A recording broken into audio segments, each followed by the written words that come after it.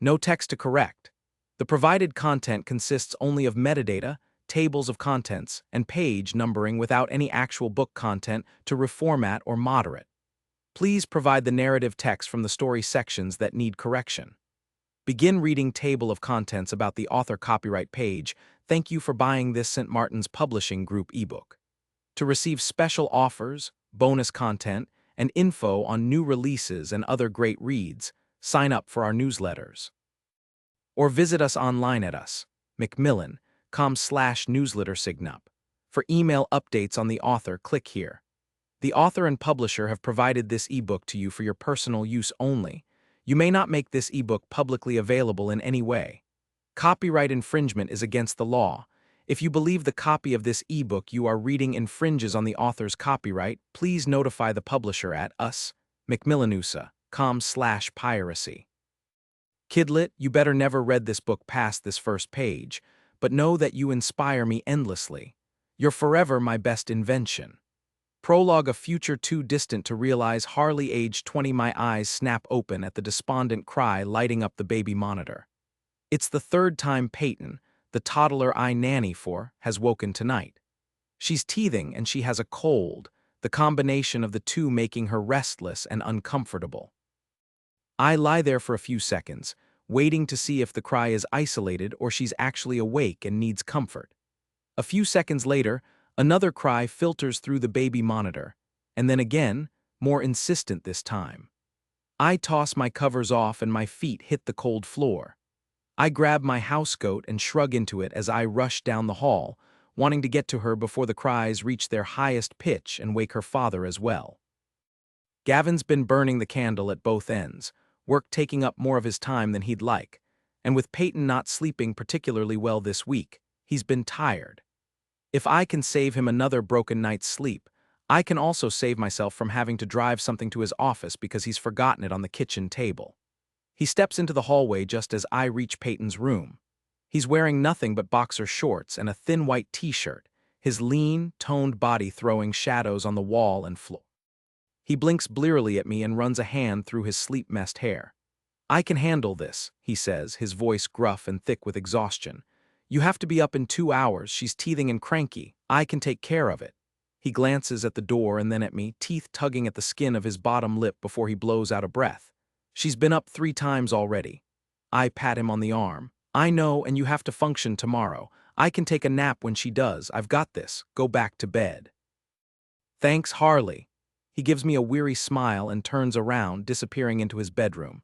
As I rush into Peyton's bedroom, she's standing in her crib with her arms outstretched, stiff and shaking. When she sees me, her wailing hits the high notes and she stomps her little feet. "I'm right here, sweetie. You must be so uncomfortable."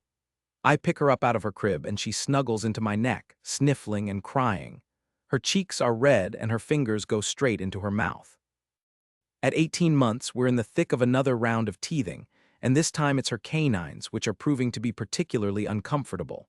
And I thought the molar stage was rough.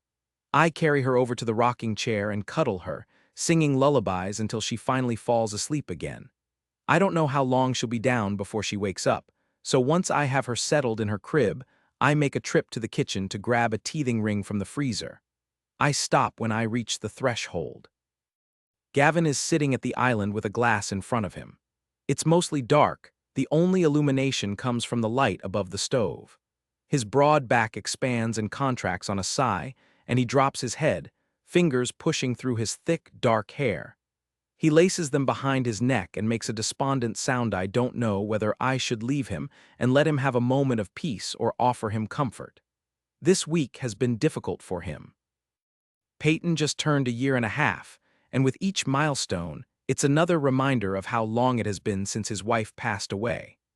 Add in the sleepless nights, the long work hours, his parents still both working full-time and unable to offer much in the way of babysitting support, and his in-laws in Boulder.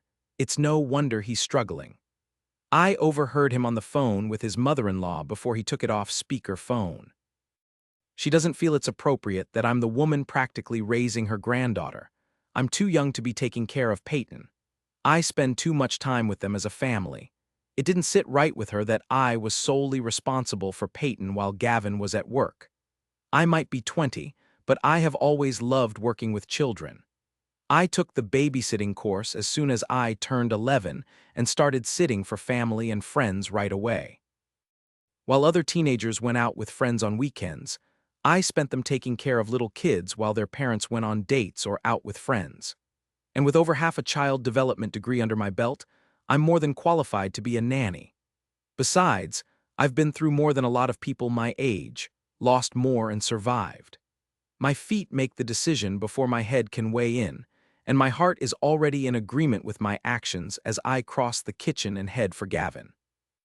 I purposely step on the board that creaks and Gavin's head shoots up. My heart clenches at his expression. Shock, dismay, and embarrassment pass through his eyes, but the pain I see reflected back at me is what stops me from changing course. I bridge the gap between us and settle a hand on his shoulder. "What can I do to help?" He scrubs a hand over his tired face. "You're already doing too much." His chocolate eyes lift to meet mine. "I'm putting too much on you." I shake my head. "You're not." "I am. You're only taking Sundays off. You should be going out on weekends with your friends, going to gatherings, doing what college kids do." I don't understand where this is coming from or why all of a sudden Gavin is worried about my social life. I'm more into Disney movies, arts and crafts, baking cupcakes, and making popcorn than I am going to gatherings. "I just mean you deserve to have a life. I need to cut back my hours. I need to be here more." His voice is low and gravelly. "I should be here for Peyton. It's not fair for me to keep piling it all on you. You're too young to be handling all of this. I would tell you if it was too much, and you are here for Peyton. You're always home for dinner and you make sure you're here for bedtime. Sure, you work extra hours once she's in bed, but that's not unusual, especially since you're helping run a family business. You're doing the best you can, and that's all anyone can ask for." "But is it enough?" He shakes his head. "I feel like I'm in limbo, Harley. I feel like I'm stuck in the past and all I want to do is move forward, but I can't. I don't know how to do this on my own." "But you don't have to do it on your own, Gavin. You have your family and you have me. I don't know how to let go of this guilt." His face crumples and he scrubs a hand over it. "The guilt over what? What do you feel guilty about?" We don't usually talk like this. Mostly he asks about Peyton, how her day was, and the milestones she's reaching. At dinner he'll sometimes ask about my courses, but he doesn't open up about Marcy. I know it's been a struggle for him to move past the loss of his wife. While she's never a topic of conversation, she's remembered everywhere in this house. He shakes his head. "I can't, I just want it to stop hurting all the time." I settle my hand on top of his and squeeze. "I'm here, you can talk to me. I understand what it means to lose someone you love. I know the hurt doesn't go away. We manage, we adapt, we develop armor, but we don't stop missing them and we don't stop loving them." "Is there no peace?" His expression breaks my heart. I don't know how to help him with anything other than the offer of comfort. So I do something I normally never would when it comes to one of my charges and their parents. I wrap my arms around his shoulders and hug him. He stiffens for a moment, and I'm about to release him and apologize for overstepping, but he folds his arms around me and pulls me tightly against him. The sound he makes holds so much torment. "It's okay, Gavin, I'm here. I know it's hard. We've always kept it professional between us. Sure, I may be living under the same roof, but my job is to care for the sweet little angel sleeping down the hall. But tonight is different. In this moment, I feel like I'm more than the nanny. Right now, it's as though I've become part of this family. I understand what he's going through. Maybe I don't know what it's like to lose your partner before you've even had a chance to really and truly start your life together. But I know what it's like to lose both of my parents. They passed when I was 12, leaving me and my older sisters, Avery and London, orphaned. Our grandmother stepped in to raise us, but those parent-shaped holes in my heart can never be filled. There will always be two empty spaces in my chest where they used to be. Slowly, he loosens his hold on me. "I need to get a grip," he mutters, voice thick with emotion. Goosebumps rise along my skin when his fingertips skim my arm as he drops his hand. "We all have difficult days. I'm always here, whenever you need me." My heart is beating so hard, it feels like it could crack my rib cage. I can't seem to find it in me to step back, to break this connection. The longing to feel needed like this clouds my judgment. The intimacy of the moment makes it difficult to separate my desire to comfort from other, new feelings I don't know what to do with. I lean in until I can feel his sharp exhale against my lips. My stomach flips and my muscles clench in anticipation, but whatever spell I'm under breaks before I connect. Gavin's hands wrap around my shoulders and he pushes me back, not forcefully but firmly. Harley, no. Peyton's shrill cry is a bucket of ice water over my head and a welcome distraction from my complete horror and embarrassment. I rush down the hall to Peyton's room and scoop her up like a shield. Panic takes over and fear and guilt swirl in my gut, making it tough to swallow.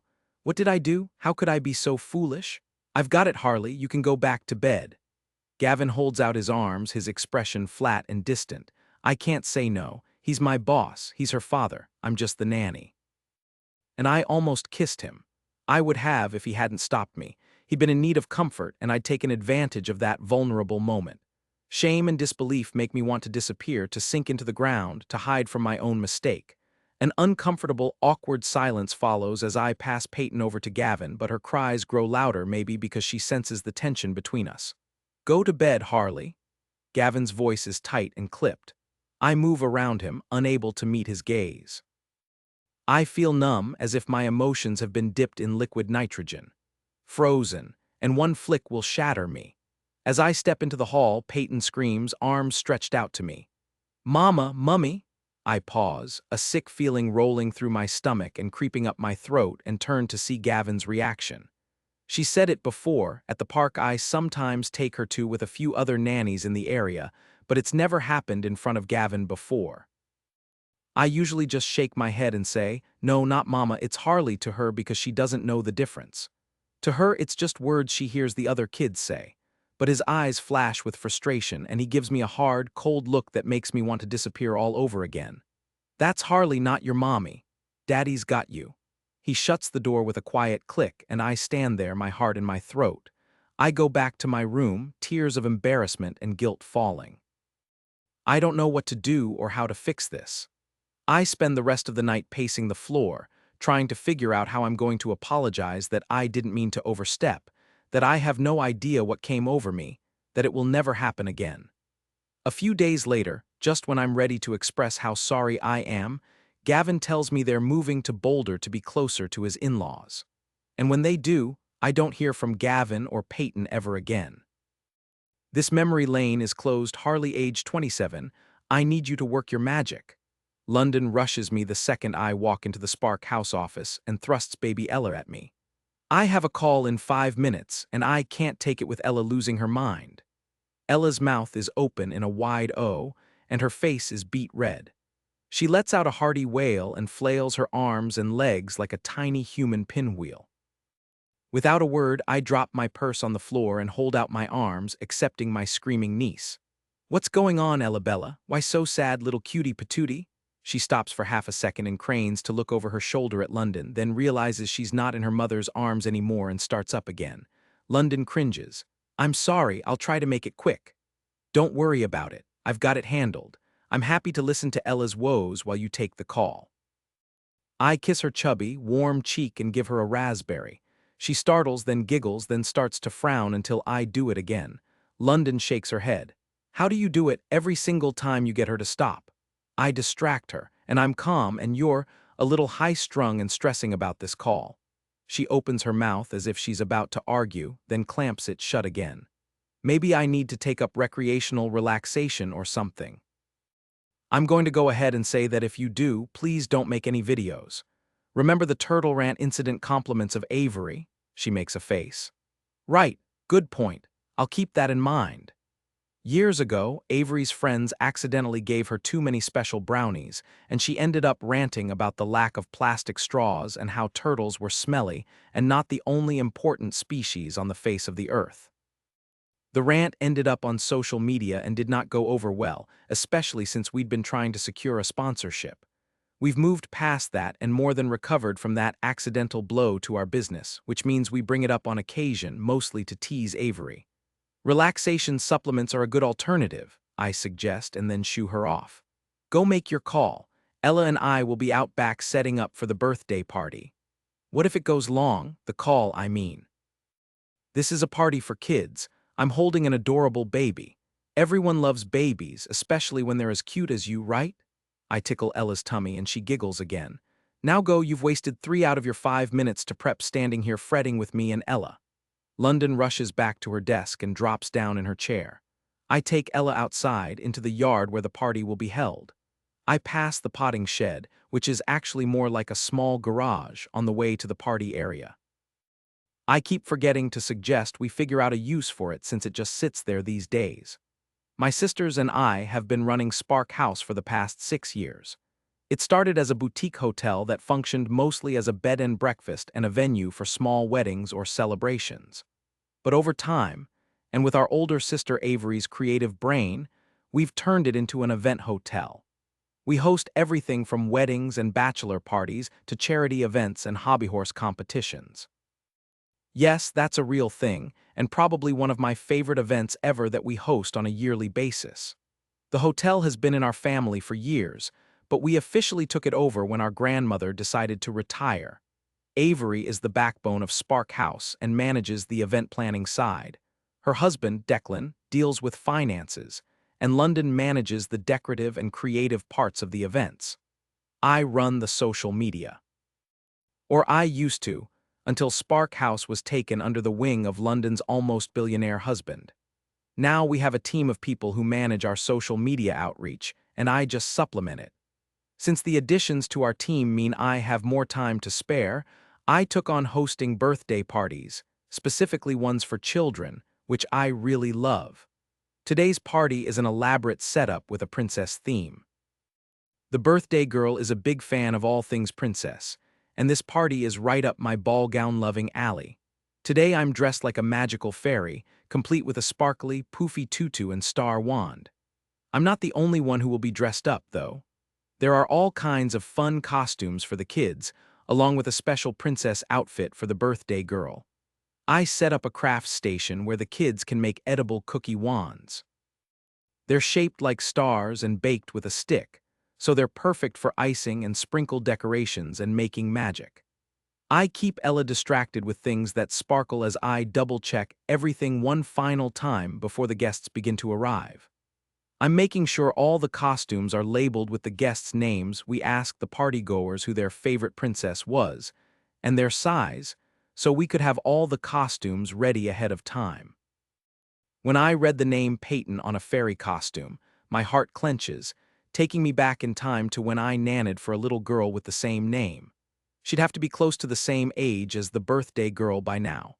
I shove those memories down because the feelings that come with them are never easy. Embarrassment and regret are forever associated with that time in my life. Embarrassment about the lines I crossed. Regret that those actions are what sent Peyton and her father to Boulder to be closer to his in-laws. Or at least that's how it seemed. This place looks like a princess convention, Avery says, appearing in the doorway to the dress-up tent. Like everything else, it's been decorated with balloons, streamers, and all things glittery and sparkly. It pretty much is, I agree. Ella coos, and when Avery tickles her under her chin, she giggles, toots, and ducks her head. "How are you doing?" Avery asks, her smile questioning and slightly chagrined. I lift a shoulder and let it fall, working to keep my smile in place and my tone light. At least my birthday parties are going out with a bang. I'm really sorry we can't keep hosting them. It's okay, I get it. They aren't a moneymaker, and we need to keep Spark House available for bigger events. I know how much you love them. Avery tried to go to bat for me, and so did London when Declan told us the birthday parties were costing us money instead of making it. A 2-hour birthday party on a Saturday afternoon isn't as financially lucrative as a wedding where every room in Spark House is booked for 2 nights. When I first suggested the birthday parties a couple of years ago, it was a way for me to feel like I was making a more significant contribution. But Declan is right. It isn't financially responsible. They have to be cut. So I'm making the last one as awesome as possible.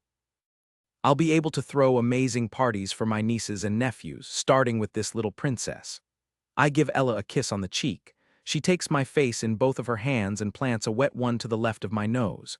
You know, Ella was crying for half an hour before London handed her off to you. London's stressed. Babies feel that. And I'm sure London thought it would be fine to bring Ella to Spark House since the birthday party isn't going to take the whole day. Where's Jackson, anyway? Jackson is London's husband and owns Holt Media, a massive company that started up an initiative called Teamology. It pairs companies with sponsors to help put small businesses on the map. Since Teamology took Spark House under its wing a couple of years ago, we've grown by leaps and bounds. He had a meeting this morning, and Declan is out with the guys. She glances around the tent. Do you need help with anything? I don't think so. Catering has set up everything in the food tent.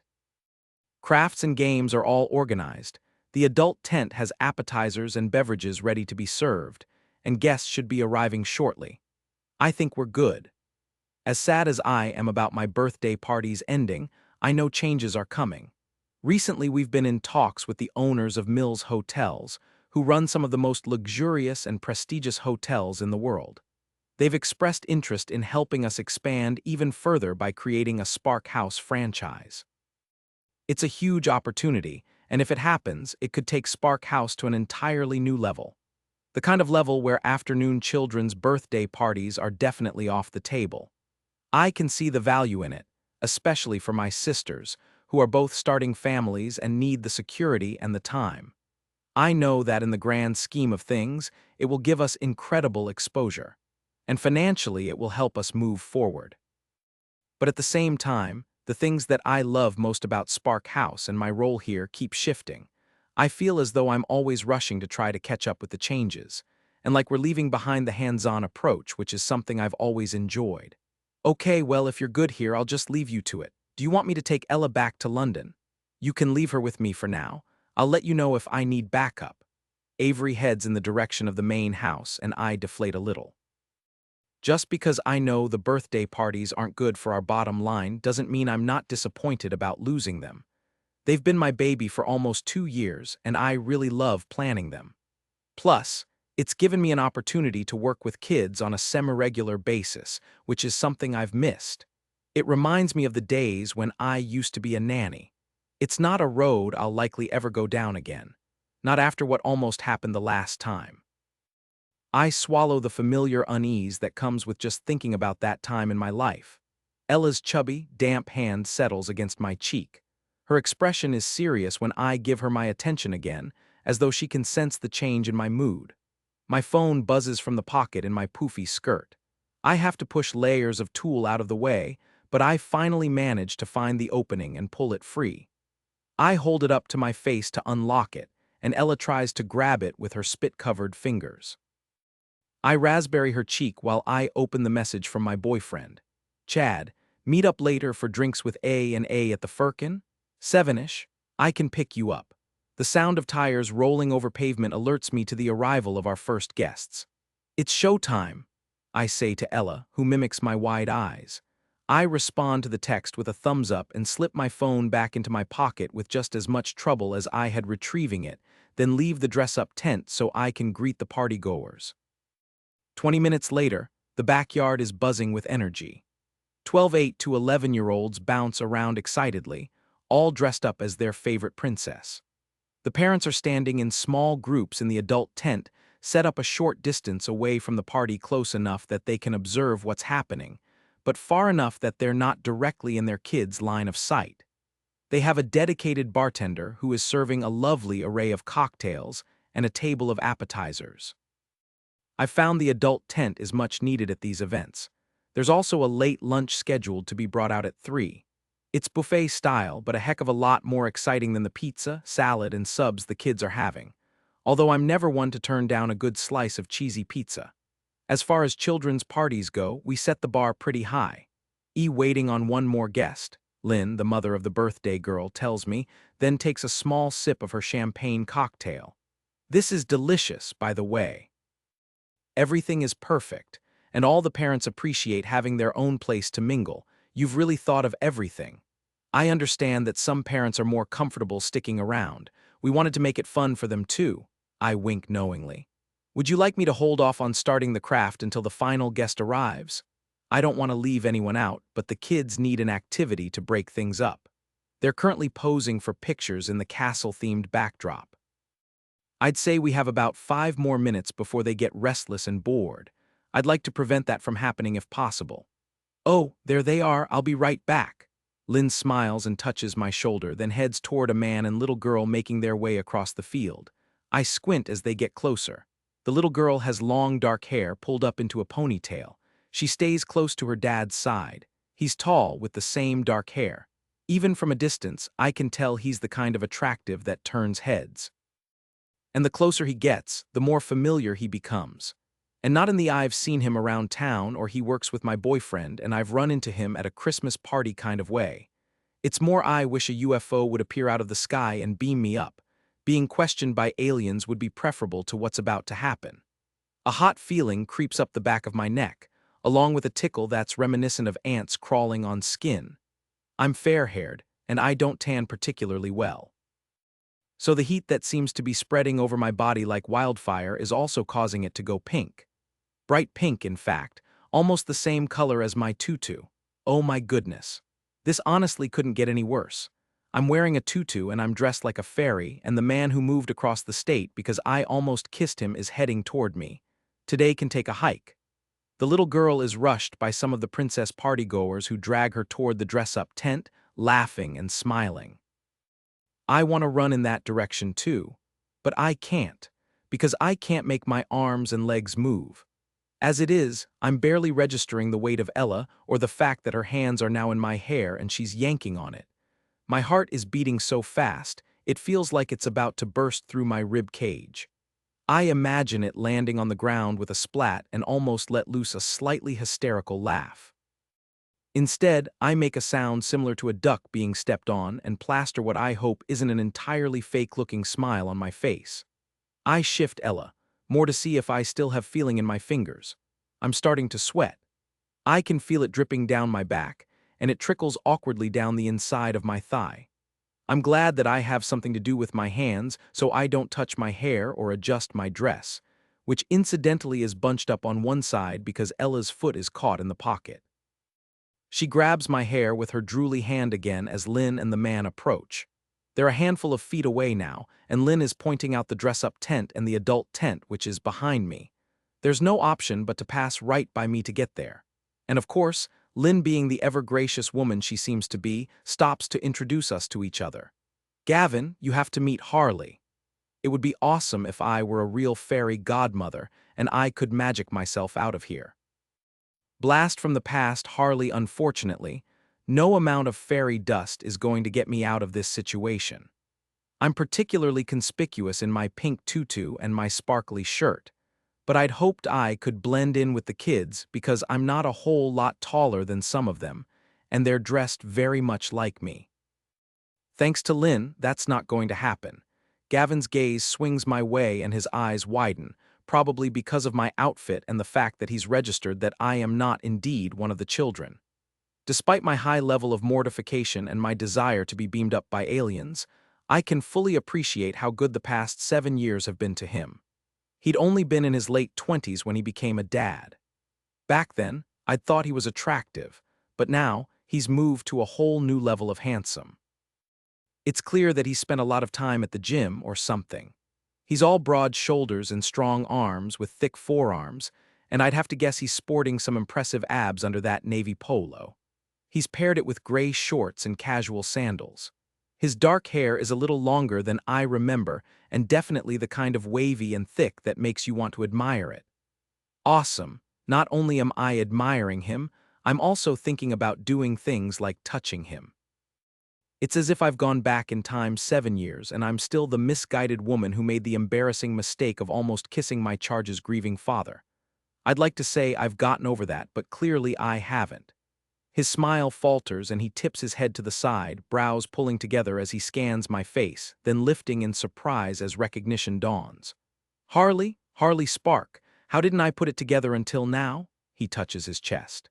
Gavin Rhodes, I don't know if you remember me. I don't know how I could ever forget him. Not when I lived in his house and took care of his daughter for nearly a year and a half. But right now would be a great time for him to develop selective amnesia and not remember me. I raise my hand in an awkward wave as my stomach flip-flops. Hey, hi. That was Peyton who just ran by. He motions to the dress tent. I state the painfully obvious, my mouth desert dry, my heart hammering around in my chest like a dancer at a concert. She's growing up fast. Yeah, she is. He runs his hand through his hair and grabs the back of his neck, eyes moving over me. You've done some growing up of your own. Lynn's eyes go wide and Gavin makes a face. I choke on a cough and feel a smidge better about my own mortification. Not enough that I stop sweating or wishing that a UFO would pass by, but I'm slightly less interested in being abducted. He rushes on, possibly trying to ease the mounting tension. I just mean it's been a long time. His gaze shifts to Ella as if he's suddenly realized she's not actually part of my body. Is this your daughter? Did you get married? Oh, no, I'm not married. This is my niece, Ella, my sister London's daughter. My other sister Avery is having a baby too. Babies all around, but not mine, and I'm closer to 30 than I am 20 these days. Why is my mouth still moving? I turn to Lynn, who's still standing off to the side, witnessing this very awkward reintroduction. I used to be Peyton's nanny before they moved to Boulder. That's where you went, isn't it? I phrase it as a question, even though I already know the answer is yes. Yeah, that's right, Gavin nods. Oh, well, isn't it a small world? Lynn looks between us, smiling, but I can see the questions in her eyes, and frankly I have questions of my own, none of which would be appropriate to ask right now. It is, apparently very small, I agree. I think we must have met before. I thought you looked familiar, Lynn says, and now that I have a frame of reference, I do remember her. I knew she'd seemed familiar when I met her in the planning stages, but we were focused on her daughter's party. And back when I was Peyton's nanny, any previous meetings had been in passing. Sometimes her husband, Ian, would pick Gavin up for dinner events and Lynn would be there, but the memories are vague at best. Oh yes, I'm sure we did, but it's been a while. It feels like a lifetime ago, really. At least it felt that way until 5 minutes ago.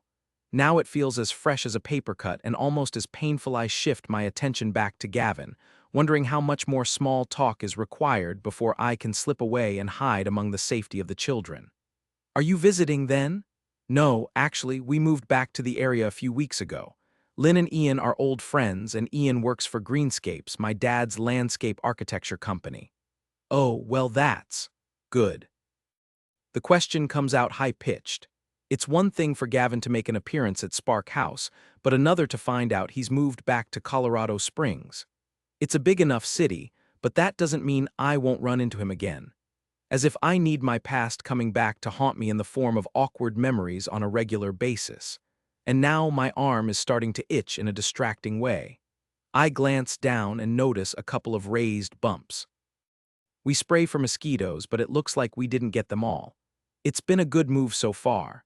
He smiles and tucks a thumb into his shorts pocket. Thankfully, I'm freed from small talk when Lynn's daughter, Claire, drags Lynn off to the photo booth and Peyton bounces our way, dressed in her fairy outfit. Dad, look, they have a costume just for me, and we get to take pictures. It's like being in a play, but I don't have any lines to remember. You look fantastic. Gavin says, his face full of genuine excitement. A happy 9-year-old who doesn't remember me is a lot easier to handle than the father I almost kissed. Peyton turns her excited smile on me. Are you our fairy godmother? I return her grin. I am. You can't have a princess party without fairies and godmothers. Peyton, this is Harley. She used to be your nanny when you were a baby, Gavin says, drawing her attention to me. Peyton blinks a few times, tilting her head as she studies me and Ella. After a moment, her eyes light up and she turns to her dad.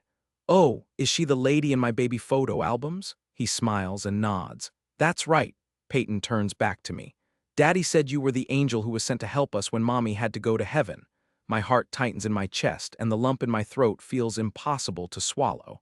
Well, that's a very nice thing for your dad to say, and not entirely accurate considering how things ended. Is this the new baby you're taking care of? Did her mom go to heaven too? I open my mouth to answer, though I'm not sure it'll come out as more than a croak, when a very telling, very rumbly sound comes from the baby in my arms. Ella's eyes widen with surprise, as if the noise that came out of her back end startled her as much as the rest of us. Peyton giggles and Gavin chuckles. Ella grins and claps her hands, then the smell hits us both. Her nose wrinkles at the same time as mine. London, the supermom that she is, comes rushing across the field. The timing couldn't be more perfect. I'm so sorry, I didn't mean for that to take so long, but you know how it is, I get chatty and the next thing I know it's been an hour. Her face twists into surprised disgust and she suppresses a gag. "Oh, Ella, what has your dad been feeding you?" She glances from me to Gavin and Peyton, who have backed up several steps, likely to escape the unpleasant cloud making it hard to breathe. My apologies. I'm just here to collect my little stinker. She blinks a few times, brow furrowed as she takes in Gavin. She met him in passing years ago, but I don't expect her to recognize him now. Her gaze darts from me to Gavin and back as she reaches for Ella, which is the exact moment I realize Ella's diaper failed its job and I'm now wearing the evidence. "If you can let Lynn know, I'll be right back to get the party started. I just need to change out of this," I say to Gavin, keeping Ella on my hip to conceal the problem. "I can take care of it." London tries to take her from me again. "It's not contained," I mutter. "Of course I can do that," Gavin replies. "There are refreshments and food in the adult tent. I'll be back in a few minutes." "Sure, okay." I rush toward the hotel, a now fussy Ella bumping on my hip. "Do you want me to stay behind and deal with the party or with Ella?" London calls after me. "You can come with me," I shout over my shoulder. She catches up to me. "Are you sure I shouldn't stay behind? They'll be fine for a couple of minutes. I might need to change. What on earth did you feed Ella this morning?" "I think Jackson gave her broccoli last night. She smells like spoiled eggs." It isn't until we're in the office that I can assess the damage to my fairy outfit. There's no salvaging it. It needs to be washed, probably several times before it's wearable again. I have to change, and my only option is one of the princess dresses from the 80s with huge poofy sleeves that are nearly as big as my head. I wrangle my way into it as London finishes changing Ella's diaper. "Who was that man you were talking to? He looked familiar." "That's because he is. That's Gavin Rhodes. I used to nanny for his daughter, Peyton." Recognition dawns, and her expression shifts from shock to unease. She moves behind me to tie the giant bow at the back of my dress. "Wait, what? Why is he here?" "For the party." I scratch my left arm, then my right. "I gotta get back out there." She grabs both of my hands and stretches them out. "Are you having a reaction? These look like hives." I glance down at my arms and notice that what I originally thought were bug bites are indeed forming into welts that now cover my forearms and are working their way up my biceps. Oh no, I need an antihistamine. For a handful of months after Gavin left, I would spontaneously break out in hives. Often when I thought about what almost happened in his kitchen. London puts Ella in her playpen and rushes to the bathroom. I give Ella a kiss and promise I'll be back soon as London returns with the bottle of antihistamines. She shakes one into my palm, and I toss it in my mouth, swallowing it without water, which is a terrible idea because it gets stuck in my dry throat. She hands me a glass of water and I chug it on the way back through the hotel foyer. "Are you going to be okay out there?" London asks, voice laced with concern. "Yeah." I nod a bunch of times and tip my head back so I can get the last few drips of water from the glass. "Are you sure? I mean, you haven't broken out in hives in years." "It's a 2-hour party. I'll make it through." "Message if you need me, okay?" I nod and rush back out to the party. I find Gavin in the middle of the kids, wearing an ill-fitting tutu around his waist, pretending to grant wishes. It shouldn't be a surprise. When I used to be Peyton's nanny, he would often wear her cute tutu skirts on his head to make her laugh. "Thanks for holding down the fort. I can take it from here if you want," I say as I make my way through the throng of excited kids toward him. "I feel like you're the more appealing fairy godmother." He passes me his wand and gives me a somewhat sheepish smile. Then he joins the other adults in the adult tent, minus the tutu. I spend the next 2 hours immersed in the excitement of 8 to 11-year-olds. Their enthusiasm helps take the edge off my anxiety. I try to split my time among the kids evenly, helping where I'm needed and focusing on Claire, the birthday girl. But it's hard not to steal glances at Peyton every so often. We decorate edible wands and paint individual photo frames, play games in the field, and finally sit down for pizza, subs, salad, cake, and presents. At the end of the party, each child gets their own gift bag, complete with their edible wand and a picture of the party tucked into their frame. They're happy, tired kids, and it's been a great afternoon, although bittersweet knowing it's the last time I get to do this. Gavin hangs back with Peyton while the rest of the parents gather their children and head out. "You sure haven't lost your knack with kids. That was amazing." Peyton holds onto her dad's arm, a wide smile on her face. That was the best birthday party ever. Can we have my next birthday here and costumes like this one? We have half a year before your birthday and you're already looking to plan your party? Gavin asks with an amused smile.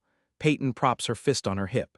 It's already July, next is Halloween, then Thanksgiving, and then Christmas, and then I'll be 10. Wow.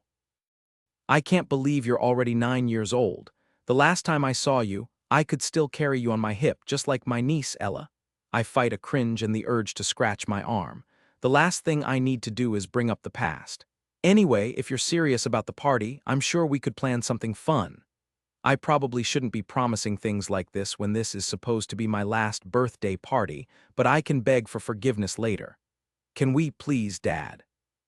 She clings to Gavin's arm and bounces up and down. I'm sure we can work something out.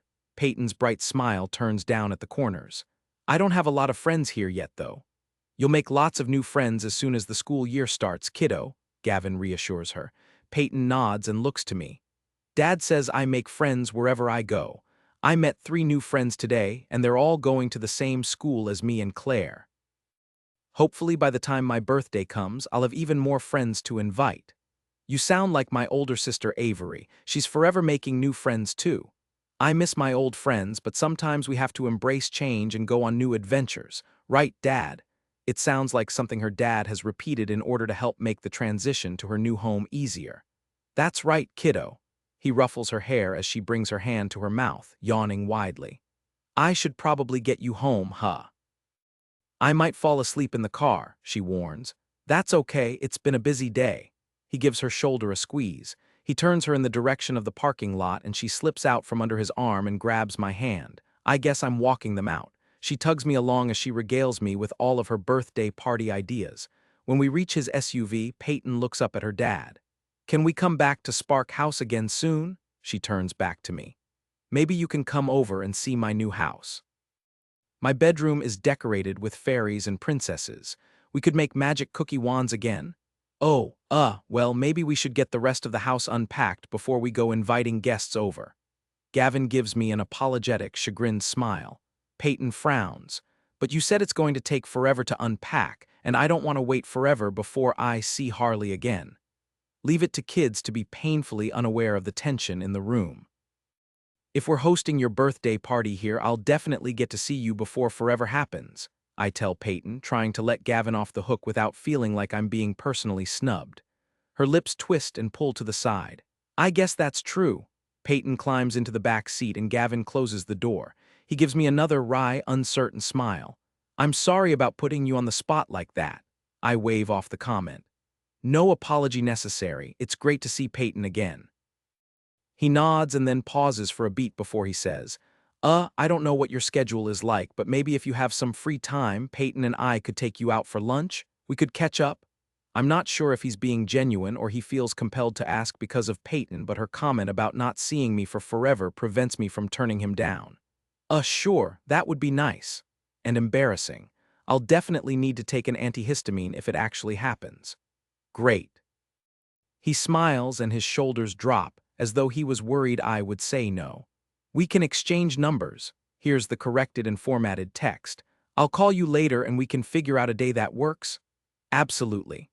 I pull out my phone and discover that I still have Gavin's contact, although there are no messages attached to it, which makes sense since I've upgraded my phone a few times since he moved to Boulder. I still remember the last message he sent more than 7 years ago, thanking me for all I'd done and letting me know that he'd direct deposited my last paycheck into my account. I'd responded with keep in touch. A week later, I'd messaged, asking how the move had gone, but I'd never gotten a reply.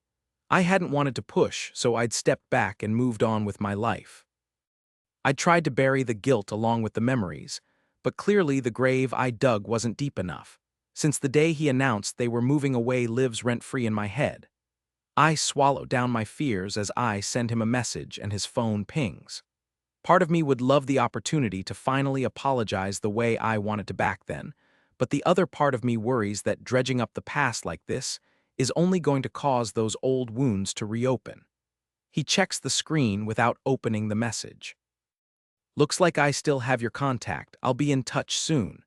Gavin opens the driver's side door but pauses before he gets inside. It's great to see you again, Harley. You too, Gavin, both of you. He smiles and drops into the driver's seat. I wait until he's pulling down the driveway toward the road before I return to Spark House. I'm barely in the door before my sisters are on me. I need to know everything. Tell me what's going on. London said a hot dad you used to nanny for was here. Sorry I didn't come out to help, but I was getting things organized for the upcoming proposal with the Mills brothers. Avery is pretty much on top of me as she follows me down the hall to the office. Do you remember Gavin and Peyton? I ask. Avery drops into her chair and pats her belly. She's pregnant and finally starting to show. She's also eating like it's her second job. There's a platter on top of her desk that's been picked over. Not really, no. He lost his wife during childbirth, London supplies. Harley nannied for Peyton for a year and a half. Oh, Avery's eyes light up. I remember them. They moved, didn't they? Isn't that why you stopped working for them? Yeah, that's right. And Peyton was the last infant I took care of. In fact, I only had one charge after that, and he was older, already school age, so it was only before and after school care, and I didn't live in the house with the family. They ended up moving because the father was in the Navy and was being stationed overseas. After that, I started working for Spark House. Is he still hot? Avery asks.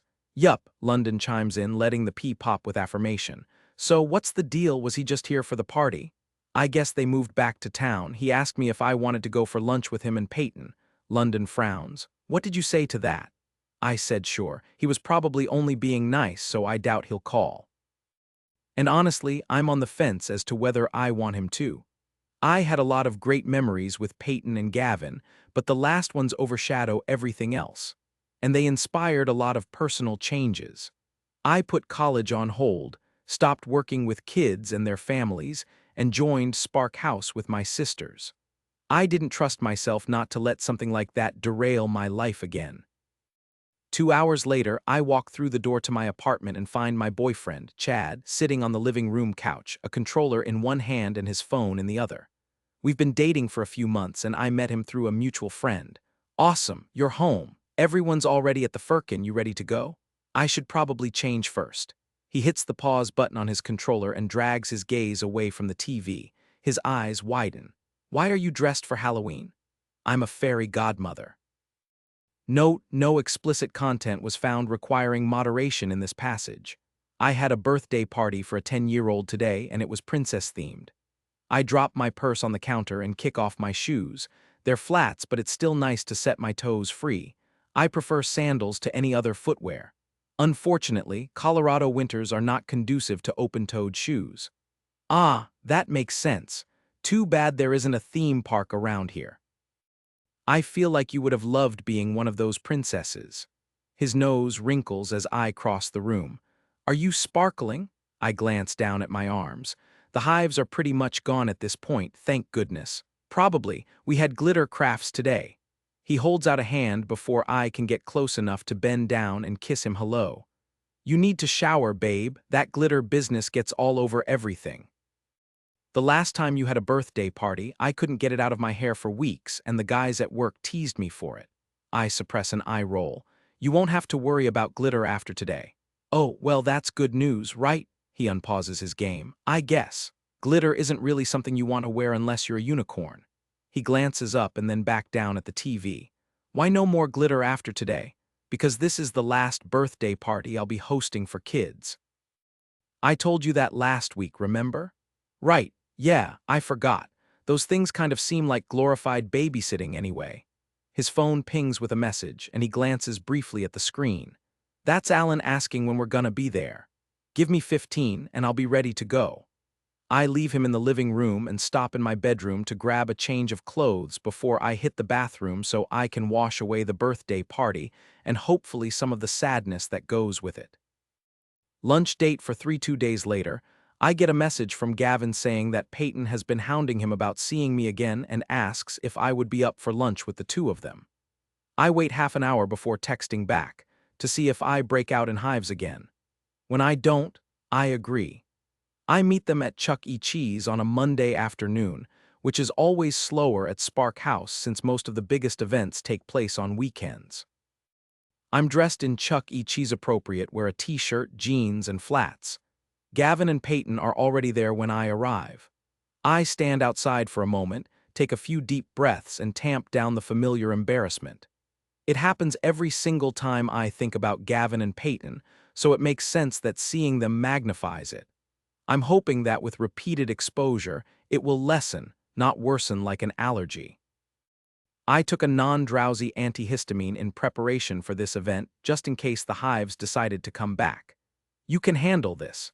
You can have lunch with a 9-year-old and your former boss, I mutter as I push through the doors. As soon as Peyton sees me, she slides out of the booth and rushes over.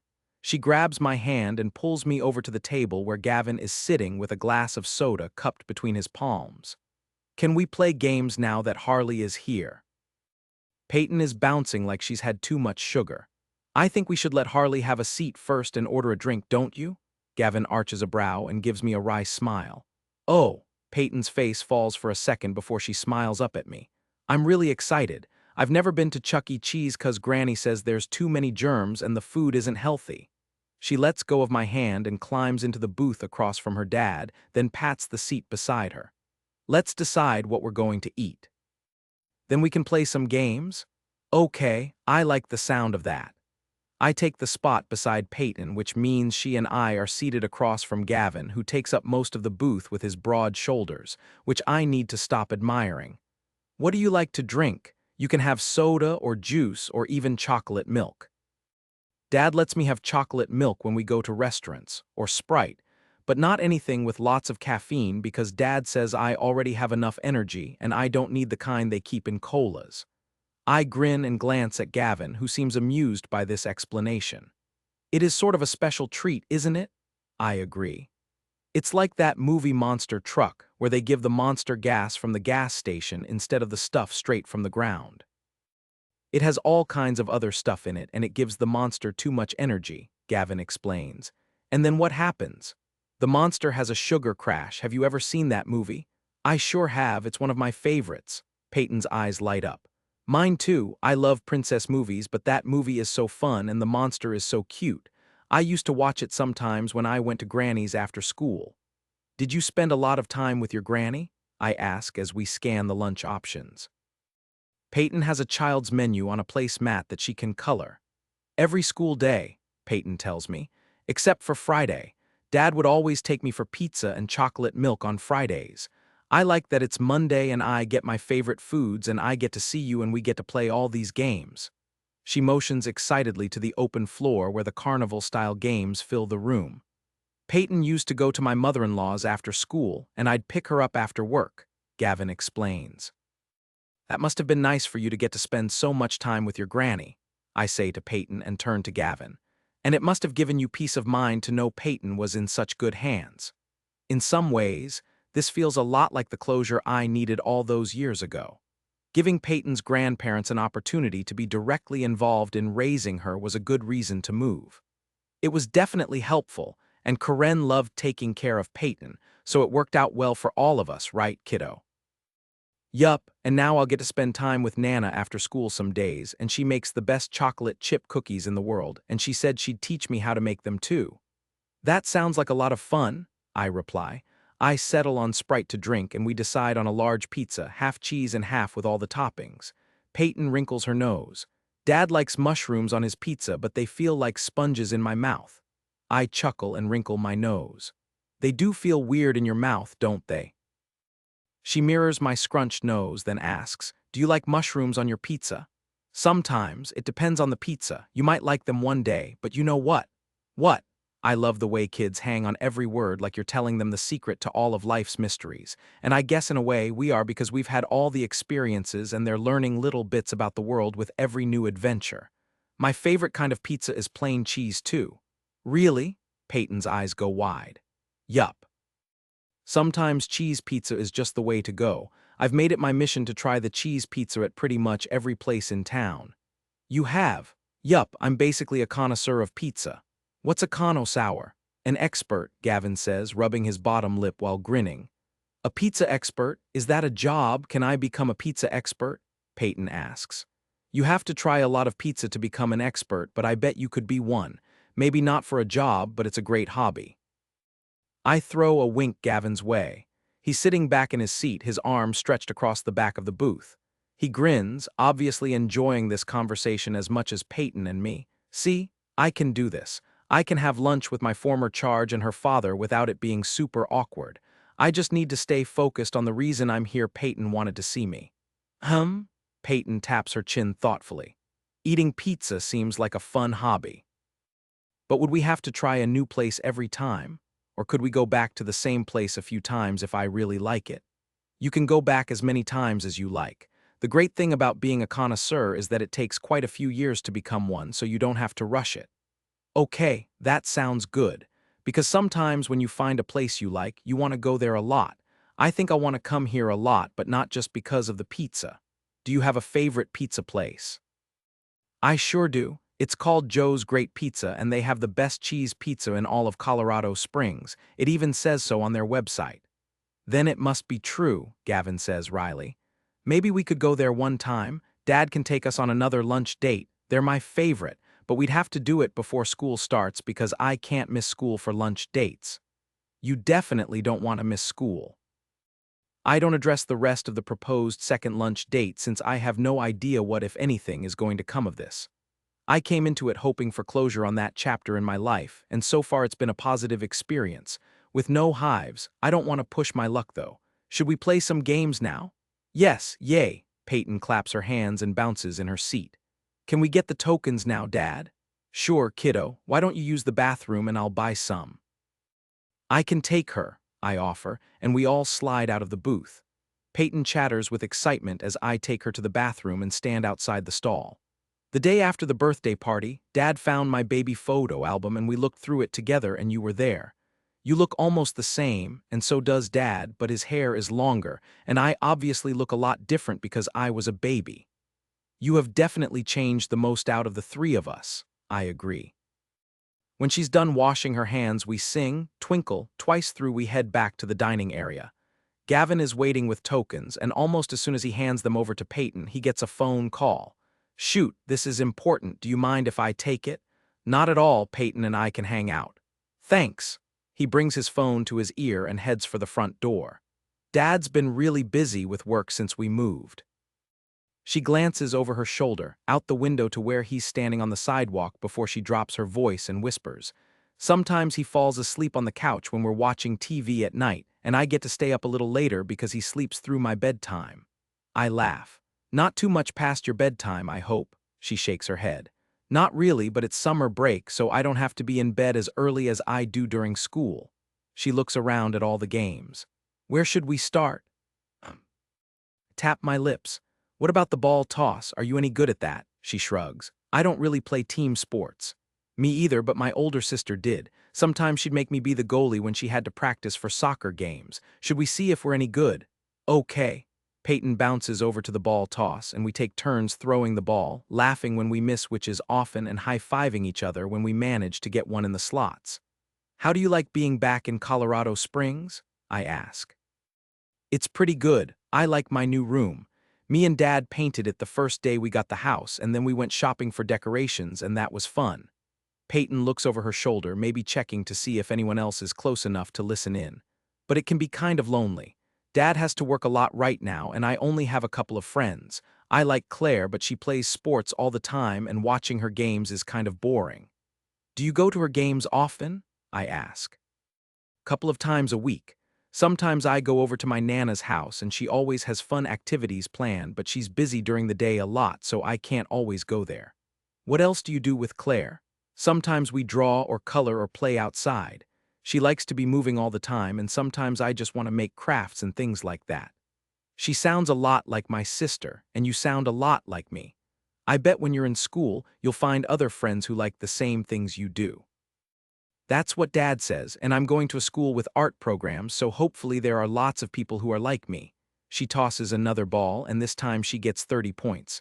Nice work, I high-five her. I'm sure you'll make lots and lots of friends. She nods and bites the corner of her lip. I miss my friends from Boulder. I bet you do. I give her a side hug. When I was just a little bit older than you, I had to move too. You did. I toss a ball and miss. Yup. And we had to move away from our friends too, but I made new ones at my new school.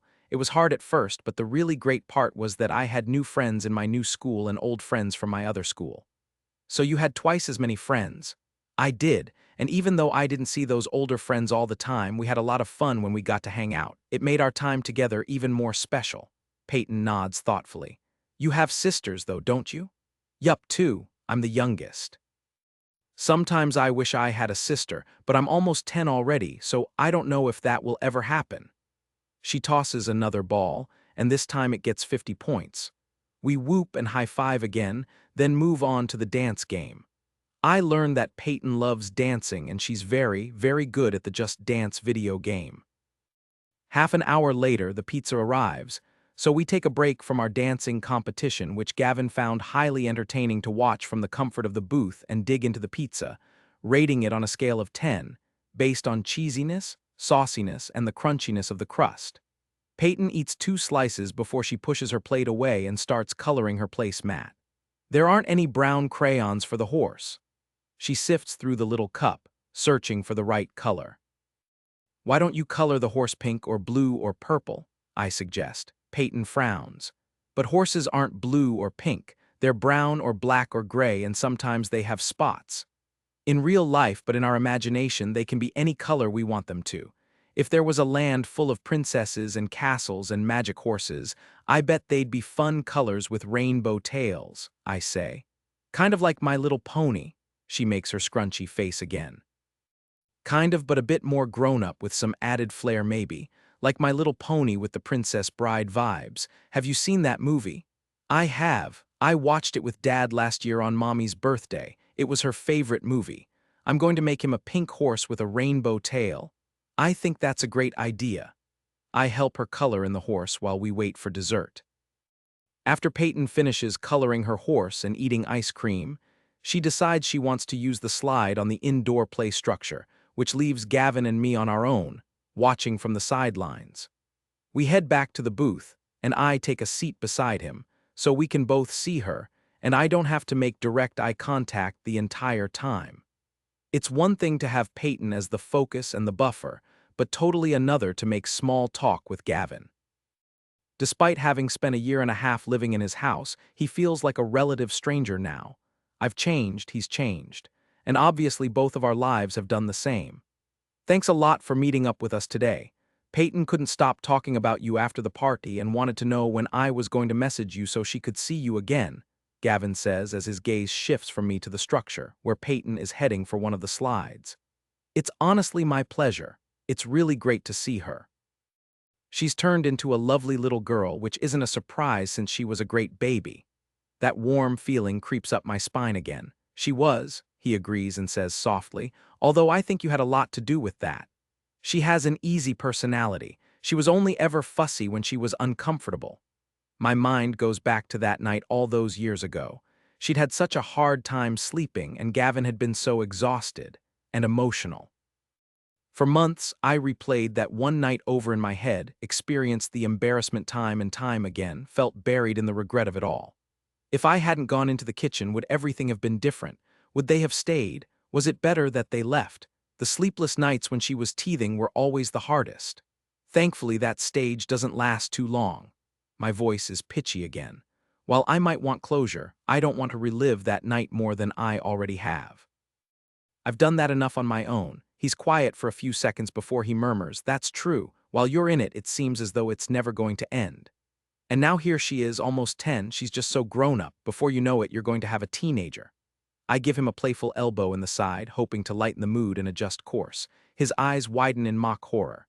Do not use the dreaded T word. She's already asking about a cell phone. She's not even 10. Why don't they come with a manual? The manual would be useless anyway, since none of them are the same model or make. So true, he nods, then gives me a sidelong glance. You look the same but different. I didn't get any taller. I still barely make the height requirements at most amusement parks. Not that it matters, since I'm forever a teacups over roller coaster girl, he chuckles. You were always so easy to be around. That hasn't changed. Thanks. I refocus on the play structure. How are you both adjusting to the move? Are you happy to be back? I think we're doing okay so far. Lynn and Ian are close by, which is good for both of us. It's nice to be in the same city with them again, and Peyton will be going to the same school as Claire, so she has a friend, which is good. They're very different kids, though. Claire is sporty and Peyton is artsy. She mentioned that about her and Claire being different. She did, he's suddenly alert. More as an observation than anything else. It's good that she's so self-aware, and school will make a big difference. He nods his agreement. It made sense to move in the summer, but it's a challenge to keep her occupied until school starts. Do you mind me asking why you moved back? He rubs the back of his neck. A bunch of reasons, but my dad wants to retire, and Ian has been running the Colorado Springs branch of Greenscapes since I moved. It's a bigger outfit now than when I relocated to help open the branch in Boulder. Dad needs me to come back and take over the architectural side of things, so Ian can manage the crews full-time. Is that good for you? Were you happy in Boulder? This is good. I can make polite conversation without things getting overly awkward. Work-wise, sure. I love the job and I could have stayed there, but I love working with my dad too. I give him a quizzical look. Am I reading into things if I say it sounds like there's a big old but in there? He smiles somewhat sheepishly. Not really a but, more that I needed a change and a bit of space. I'm grateful for everything my in-laws have done for me and Peyton, but with Peyton getting older and my dad retiring, it made sense to move back. My mom is retiring as well, so they can both help after school when it's needed, and her new school has great extracurricular programs. Peyton is excited about joining their theater group, and those often run several days a week, so I won't have to put all the after-school care on my parents. And because I'm still working with my family, I'll maintain flexible hours. That's great. Gavin was always very dedicated to his job and helping grow the family business, and clearly nothing has changed in that department. That must mean Greenscapes is doing well. It's grown a lot in the years since I moved to Boulder. He folds his hands on the table. Speaking of family businesses, tell me about Spark House. I did a little internet creeping and it looks like it's doing amazing. Are you working there full-time now? Are birthday parties your gig? When did you start doing that? He holds up a hand. Sorry, that was a lot of rapid-fire questions. I chuckle and relax in my seat. I'd forgotten how easy Gavin is to talk to, although it's been years since we spoke. Some nights after Peyton went to sleep, we'd hang out in the kitchen, make a snack, and talk about life. Spark House was always a frequent topic since both of my sisters had already started working there. It's okay. Lot of changes, right? So yes, I am working at Spark House full-time and I started about 6 months after you moved. My gran wanted to retire and I was in between jobs, so I joined my sisters and I've been there ever since. And the birthday parties are part of my gig. Well, where we had to cut them, but there's always room for exceptions. That's too bad about having to cut them. You're so great with kids and it's such a natural fit for you, or it seems to be. They're a lot of fun and it still stings a bit, but we need to focus on the bigger events now. I saw that on your social. You do a lot of weddings, charity events, and corporate team building, right? You're kind of a big deal now. I laugh and duck my head, my cheeks flushing, but this time not because I'm embarrassed. I'm not a big deal. Spark House is doing great, but I'm not the reason it is. I'm just along for the ride. Now you're being modest. You seem pretty involved for someone who's along for the ride. When his phone buzzes on the table, he flips it over and ignores the message. Did you finish your child development degree? I glance at the play structure where Peyton is jumping into the foam pit. I put it on hold when my gran decided to retire, but I started taking courses again last fall. I'm working on it slowly, so it'll be a while before I graduate, but I wanted to finish what I started. It took 6 years for me to finally make the decision to do that. I'd only been a year and a half from graduation, but what happened with Gavin all those years ago made me reassess my goals. Gavin and Peyton's abrupt move was tough in a way I didn't know how to handle. I realized that being a nanny was a way for me to heal from the loss of my parents, and that maybe I wasn't ready to fully commit to that career path, so I shifted gears. It helped that I had an excuse to put the degree on hold in the form of being needed full-time at Spark House. I'm glad you decided to finish. You're a real natural with kids, and you have the patience of a saint. I laugh at that. I don't know about the last part. But I'm not afraid to get covered in glitter, and kids speak to my creative side, which goes a long way in winning them over. Peyton comes tromping over, panting and sweaty. "Dad, I need a drink of water." She falls against him dramatically, and he wraps his arms around her slight frame. "Looks like someone's worn herself out." She nods against his arm. "My fun bucket is empty. Sounds like something a nap in the car will take care of." I wink at Peyton and throw a knowing smile at Gavin. When she was a baby, Peyton could fall asleep in seconds if she was comfortable. I try to give Gavin money for my share of the meal, but he won't accept it. Once Peyton and I have said our goodbyes and she's secure in the car, Gavin turns to me. "It was great to catch up with you. You too, the both of you." I smile and fiddle with a loose string on my shirt, not really knowing what to do with my hands, the awkwardness suddenly back. "I know you probably don't have a lot of free time, but maybe we can do this again sometime." He flips his keys between his fingers. "Peyton really loves you and you're a familiar face for her, and I think she could use some of those in her life, especially with all the change." "Of course, that'd be great. I'd love to see Peyton again." "Okay, good," he smiles. "I'll message you and we can set something up." I wave at Peyton as he gets into his car and then return to mine. It's nice to feel needed, even if it's by a 9-year-old girl who's just looking for someone familiar to hold on to.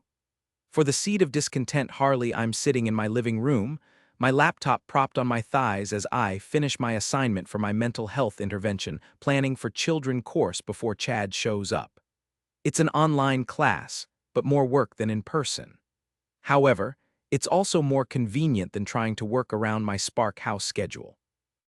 I'm fascinated by the different ways to create an inclusive environment for children coming from a variety of backgrounds and family structures. Tonight, Chad and I have dinner plans with some of his work friends. I would cook for everyone, but Alan and Andrea are vegan, and I'm not a master of vegan cooking, so we usually go to their favorite restaurant when we hang out in our area. It's a safe bet, and I don't want them to suffer through me testing out new recipes. I'm on the last question when Chad lets himself into my condo with the key I gave him a few weeks ago. "Honey, I'm home," he calls out, then adds, "What smells so amazing?" I glance around the living room, unsure what he's referencing until I realize it's the candle I lit when I sat down to work. It has a mint base and is supposed to be great for stimulating the brain, which I need right now, since I spent all day at Spark House in meetings preparing for our upcoming conference call with Mills Hotels to discuss the franchise opportunity. I've needed all the help I can get since my heart isn't fully into this, but with our majority rules motto and both Avery and London fully on board, I need to try my best to do what's asked of me. "It's a candle," I say. He appears in the living room, still wearing his shoes and a frown. "Why do candles have to smell like delicious food? I thought you'd made those mint chocolate chip brownies I love so much." "I'm sorry to disappoint you, but on the upside, this candle apparently lasts for days and the brownies are usually gone within 24 hours. But I can't eat a candle." He drops his messenger bag on the couch. "Do I have a spare suit here?" "I forgot to bring one for tomorrow, and I don't remember if we just talked about me leaving clothes here or if I've actually done it. I know you have dress pants and a couple of shirts, but I'm not sure about an entire suit. You do have boxers, though." "I know because sometimes I use them as sleep shorts after washing them." "Cool, that should work." He rummages through his bag and pulls out his Nintendo Switch, setting it on the coffee table. Chad is a huge gaming enthusiast. He works in it and is part of countless online gaming communities. He basically carries his Switch with him like it's an extension of himself. "Why are you setting that up? Aren't we going out for dinner?" "Yeah, but you always pass out early, so I figured I'd get in some gaming after you're asleep." "I go to bed at 10, it's not that early." "Babe, some preschoolers stay up later than you." "That's untrue. And it also makes me sound boring." "Okay, maybe not preschoolers, but definitely middle schoolers. I have to be up at 6 and I need solid sleep." "I'm just teasing you, babe. I think it's cute that you can't stay up past midnight to save your life." He leans down and kisses my temple. "It'll make you the perfect roommate when I move in here." I sit up straighter. "Move in?" I wish my voice had come out an octave or two lower. He grins. "Yeah, eventually. I've still got a few more months on my lease with Marv, but I think him and his girlfriend are getting pretty serious. Don't worry, I'll give you some notice before I rearrange your furniture to make room for my gaming stuff." Chad lives with one of his coworkers. They're not particularly tidy or good about washing dishes, which is the reason he comes here most of the time.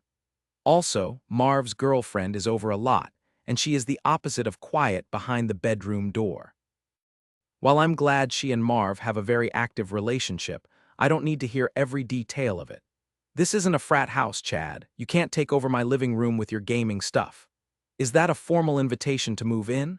I bite the inside of my cheek. We've only been dating for a few months, and moving in seems like a pretty huge step in the commitment arena. I'd need to see real, consistent proof that you can pick up after yourself. I always pick up after myself. I point across the room to the end table where he left an empty box of cookies from one of his post-dinner snack and gaming sessions from last week. I left them there on purpose to make this exact point. That's one empty box and the exception, not the rule. I raise a finger. But that's where you are wrong. There are also 3 pairs of your socks stuffed under the couch and 2 hats under the side table. Really? He crosses the room and checks under the couch. Score. I've been looking for these. Mind if I toss them in with your next load? They're covered in dust bunnies, and I haven't bothered to move the couch when I've vacuumed the past couple of weeks. You can put them in with my gym clothes, but dust them off first. I tack on, in the garbage can, not right here. I didn't realize when I gave him the spare key a few weeks ago that he would keep it. He was getting off work earlier than me, and we were going out for dinner with friends. It made sense for him to come to my place to get ready instead of back to his place and then here. And up until now, I felt we were a little too new to be considered serious, but maybe he's on a different page than me, or the kind of guy who's all in right from the start. He disappears into the kitchen, his footsteps fading as he continues down the hall. Maybe he's going to put a load in the washing machine, or at the very least, toss his socks in the hamper. Chad is fun to hang out with, but he's still in bachelor mode, and I'm firmly entrenched in adulthood and taking care of my personal space.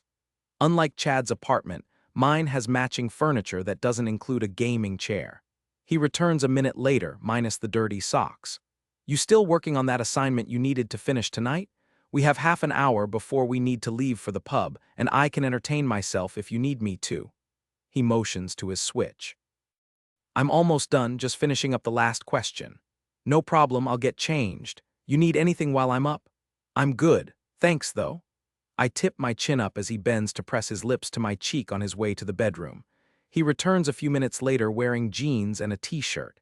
He plops down on the couch and starts setting up his gaming station while I finish my assignment. I'll need to read it over one more time before I turn it in, but at least it's done. I close my laptop and set it aside. What are the chances you can get away this weekend? Chad asks, eyes on the TV and the game he's currently playing. We have a wedding on Saturday, so it's all hands on deck. I have the weekend at the end of the month off, though. Why? Alan was talking about going camping, and I thought it would be a fun trip, but I don't want to be the 7th wheel with a bunch of couples. He glances at me for a second before returning his attention to the game. They're leaving Thursday night, though. Here's the corrected and YouTube-compliant version of your text. Maybe you could come up for one night. Who all's going? The usual suspects, Alan and Andrea, Belinda and Ted, and another couple from work. Would that other couple happen to be Marv and the Howler? That's my nickname for his girlfriend. He grins. No, they can't come this weekend. Try not to look so disappointed about that. You can't tell me it's not awkward when people start freaking out thinking we have a wild animal on our campsite.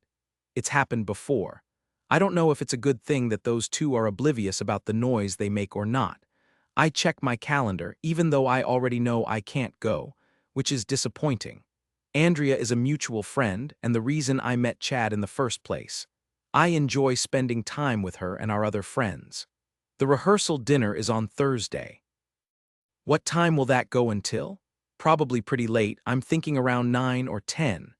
I bite the inside of my lip, not loving the furrow in his brow or the way he purses his lips. This isn't the first time I haven't been able to make a last-minute weekend getaway. I feel bad, but there isn't much I can do about the way my work schedule is laid out. Why don't we plan something for the end of the month? We can organize a camping trip, and if there aren't any sites available, I can always see if we can set up in the back of Spark House. The last weekend of this month is a sporting event, and Avery is always front and center for those. That could work. I thought you said you'd be getting more weekends off soon. I get working 1 weekend a month, but 3? His player gets defeated, and he tosses the controller on the table. Seems like you don't get to have much of a life when all you do is work on the weekend. This has become a real sore spot for Chad recently. I get it. Summers are short, and we have a limited supply of warm weather weekends here in Colorado before it turns cold again. He's big on camping and hanging out with friends and weekend getaways. But summer is our busiest season, especially on the weekends, which means I have less free time, not more. Add the course I'm taking, and it's been hard to make myself available, particularly for spur-of-the-moment stuff. We're working on freeing up more time, but it's an event hotel, Chad, I remind him. Weekends are when events happen, and that's not going to change. We have that meeting with Mills Hotels coming up too. It has the potential to change a lot. We just need to be patient. He blows out a breath, but nods. Yeah, I get it. But this is supposed to be the time in our lives where we're making memories, traveling, hanging with friends. We're not supposed to be responsible for at least another 5 years. Before you know it, you'll be 30 and you'll have missed all the good stuff. I don't know if I agree with that assessment. I've been responsible all my life. Losing my parents at 12 does that to a person.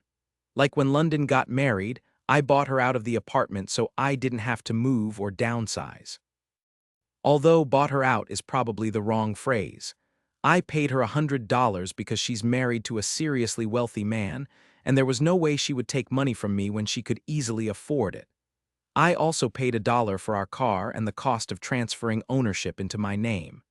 It won't be like this forever, and I'm not missing out on all of the good stuff. Just 3/4 of it with all your working weekends, Chad counters. I know he's not trying to lay a guilt trip on me, but I already feel bad about not being able to make most of the last-minute stuff, and this doesn't help. Thankfully, his phone pings with a message, distracting him from what had the potential to be an argument. Alan is on his way to the restaurant. We can meet them there in about 20. Do you want to walk over or catch an Uber? I'm good to walk if you are. I push up out of my chair. Sounds good. Note, the original text was already largely compliant, so only minor adjustments were made for clarity and flow. Here's the corrected and formatted version of your text. I'm gonna use the bathroom, then we can go. He disappears down the hall. I breathe a sigh of relief, happy to avoid dissension. This isn't the first time my work schedule has thrown a wrench into weekend plans, or the first time he's made an offhand comment about moving in with me. I thought he was joking, but now I'm not so sure. Sometimes I wonder if part of the reason moving in here appeals to him is because it's a nicer apartment in a better location. The neighborhood has access to more pubs, and all his favorite restaurants are out this way. Plus, Andrea and Alan live a few blocks away, and we spend a lot of time together. I've also never lived with anyone other than my family and my sisters. And we really haven't been dating that long, so jumping into that kind of change doesn't seem like the best idea. My phone rings. I assume it's Andrea, either telling me they're running behind or that they've arrived early. So I'm surprised when Gavin's name flashes across the screen instead. Hello. Hi, Harley, I hope I haven't caught you at a bad time.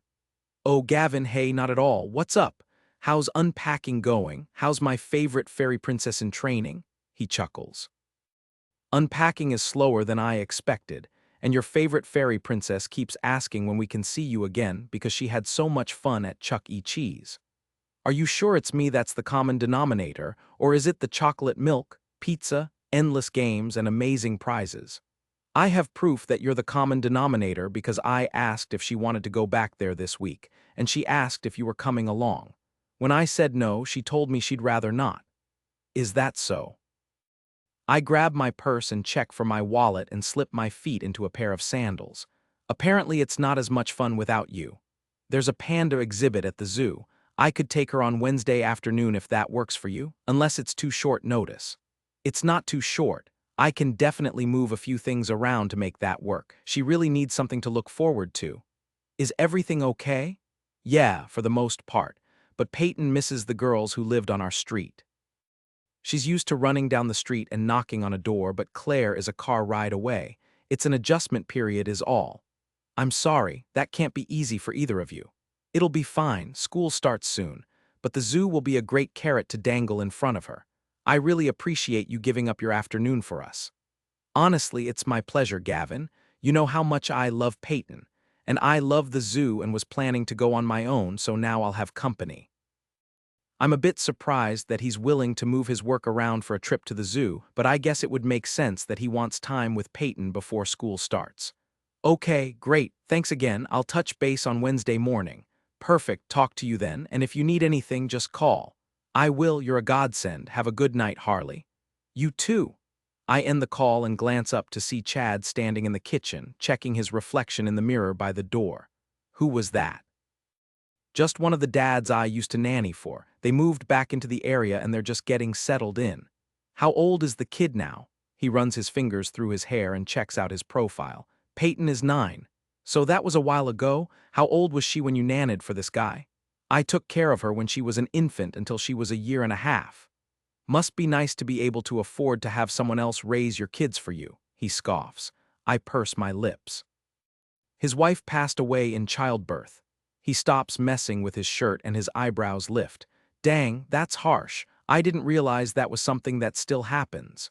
Unfortunately, it can happen. Anyway, I was close with the family and I'm a familiar face which Peyton could use a little of with such a big move. Yeah, sure, they do realize that you're not a nanny anymore, right? Yeah, good. Note, minor adjustments were made for YouTube compliance, such as replacing died with passed away and SHT with dang. Here's the corrected and YouTube-compliant version of your text. Don't want anyone edging in on my time with my girlfriend. He winks. You ready to go? I'm starving. He leans in and playfully nips close to my jaw in a way that makes me flinch. Sorry, I didn't mean to startle you. He kisses my cheek softly before lacing his fingers through mine. Come on, our friends are waiting on us. 5 calling in a favor, Harley. I have some really great news for you, my brother-in-law says as I drop into the chair across from him. It's Tuesday afternoon, and the 4 of us usually spend the morning reviewing the schedule for the week. Then we break to tackle calls and anything that needs to be handled for the event later in the week. We follow that with a working lunch to plan for the coming month. Since our events often happen over the weekend, Mondays are sometimes a work-from-home day, depending on the scope of the upcoming event. What kind of good news? I take a sip from my travel mug and set a Tupperware container of scones in the middle of the table. Last night I ended up getting sucked into a foodie show focused on scones, which inspired me to bake some of my own. We scheduled a birthday party just for you. I thought they were money suckers, not moneymakers. Normally this is accurate. However, it's a Sweet 16 party and the family is loaded, so it's going to be huge, like 150 guests and lots of out-of-towners, Declan says. And we'll need your party-throwing skills and London's creative brain to pull this one off, Avery adds as she plops down into her chair. She reaches for a scone and takes a huge bite, groaning through a mouthful about how good they are. Declan reaches over and rubs her pregnant belly as crumbs fall and makes a joke about feeding the little one. Their love is the kind that warms the room, and he calms her in a way no one else can. Having him on board the last few years has been amazing, especially since he's been a regular fixture in our lives since Avery was in college. They're best friends, work partners, and now they're going to be parents. Chad and I have fun, but I don't think we'd be the kind of partners who would work together. We're more opposites attract. He's an it and gaming nerd, and I'm a kid-loving Disney fanatic who enjoys glitter crafts, bakes when the mood suits me, and still prefers family movies to any other kind. I don't think we need to be in each other's pockets for us to date. We're going to have so much fun planning this one. London tosses one of her stars in the jar she carries with her everywhere, probably even to the bathroom. Those stars are the entire basis for Starry-Eyed Treasures, her Etsy store. She used to make them when she was nervous, and now she makes them so she can keep up with her online store. It's pretty cool. She's cut back on her hours at Spark House over the past few years, in part because she travels with Jackson and Ella. But since she also loves working with me and Avery, and putting an innovative spin on everything, she spearheads the artistic planning and design for every event, even if it is virtually. I usually fill in for her when she's away, following her plan because I enjoy the creative stuff too. And you know what the best part is? London taps her fingers together excitedly, and she and Avery exchange a look. I take the bait. Obviously, whatever it is makes them both giddy. What's that? The birthday girl is a huge fan of that movie with the guy who says inconceivable all the time. What's it called again? London is practically vibrating with her excitement. The Princess Bride? That's it. London nods vigorously. I glance between them. Seriously? Super seriously, Avery nods. I love that movie. I can totally get on board with planning a party around that theme. Obviously, there won't be an arts and crafts component, but it will definitely be fun to plan with London, who I haven't had enough time with. Understandably so, since she's a new mom and married. Note: the text has been formatted for readability and compliance with YouTube's content guidelines, with minor adjustments to ensure family-friendly language while preserving the original tone and meaning. But any opportunity to work on an event with her is a good one, so I'll take it. We chat a bit more about the party and toss some ideas around before we move on to the bigger picture items. Next week we're having a conference call with Bancroft and Griffin Mills to discuss their franchise proposal. Obviously nothing is definite, and at this point we're just hearing what they have to say, but we've all done our research and made our plans, so I think we're ready. This could be an amazing opportunity, Avery says. What exactly would that mean for us? From what I understand, other locations would carry the Spark House name, right? Does that mean we'd be split up? Would we have to move to one of the new Spark House hotels to help run it? The thought alone makes my throat tight. I've been hesitant about this whole thing right from the start, but Avery and London are all in. I know I should probably say something, but my sisters are so excited about this, and I don't feel that anything I say is going to change our trajectory. Making waves and creating conflict isn't something I wanted to do, but maybe I should have. It's hard enough as it is to find time to spend with my sisters outside of work. If we're all split up, what will that look like? And with Grandma Spark in Italy, all the people I'm closest to could be scattered across the country. London puts her hand over mine, maybe sensing my unease. We won't be split up. We'd continue to run Spark House here just like we always have, but Mills Hotels would like to invest in us. They want to use the Spark House name and our model and open boutique-style event hotels in other locations, and they'll pay us a cut to do that. So they won't own Spark House? No, Declan shakes his head. They'll be able to open new hotels in other states, but since they would be using our name, we would need to give approval before they can move forward with proposed sites. It's like a joint venture. Okay, that makes sense, just as long as we stay together. Lately it's started to feel like I barely know what my role is here. I want to be able to go with the flow, but the things I'm good at keep being taken over. I can't imagine what it would be like if I had to go somewhere else. I'd feel like a fraud. Both Avery and London have very defined roles, and me, well, I'm kind of a floater. A jack of all trades, master of none. Or at least that's how I've felt ever since the Teamology Initiative streamlined our social media accounts, leaving me to manage supplemental content. We're not going anywhere, Avery assures me. All it means is that there will be more Spark houses in the world. They'd like to start small to build on exclusivity and make sure the boutique hotels are meeting the same standard of care and attention as the original Spark house, Declan explains. They have 5 prospective sites, 2 in California, 1 in upstate New York, and 2 in Vermont. They want to start with Cali and New York, then move on to Vermont. After that, they have 3 additional proposed sites in the Pacific Northwest. That seems like a lot of expansion, going from 1 to 6 and then adding 3 more after that. What does the timeline look like on that? How quickly is all this going to happen? How are we going to run this place and manage these franchises? I can feel the panic rising, and I'm surprised London is so calm in the face of all this change. Usually she's the wired one of the 3 of us. Apparently this is one of my new Spark House roles, resident panicker. That's where the Mills brothers come in. They're setting up a core team who will train and oversee the franchise candidates. But how are they going to do that if we're here? I ask, still not understanding. I really should be asked more questions before, but it's all just hitting me now. The core team will come out and shadow us during events over the next few months, Declan explains. So we'll be teaching them how to run the hotel while we run the hotel? London asks. The lilt in her voice tells me I'm not the only one with anxiety now. Yes and no, Declan says. We're going to teach their core team, and they in turn will train the employees at each new site.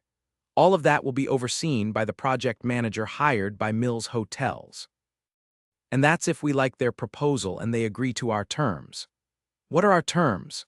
We've all been spending weeks pulling data and financials, reviewing proposals, creating systems, but I'm still unsure of the nitty-gritty details. It's like all of these big decisions are being made around me, and I'm running to catch up. My focus until now had been on wrapping up the final birthday party and keeping up with coursework, on top of adding event-specific content to our social media.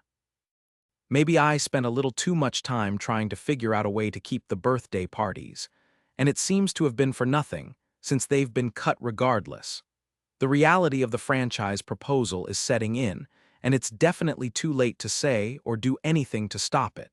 Not when we've already done the preliminary work and have all these meetings set up. Declan is working with our lawyer to draft everything. Essentially, we're asking that any hotel that bears the Spark House name follows the same eco-friendly model and has green partnerships and sources locally. Jackson has an entire team working on this, London assures me.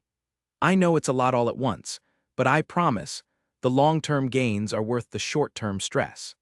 It's going to take some work and some juggling, but I'm already looking at additional hires so we have a more robust staff to work with while this is happening. Once everything is in place, we'll have less on our plate and we'll be able to delegate more. Declan glances at Avery, which we're all aware isn't your strong suit, babe. She gives him an unimpressed look. I'm getting better at it.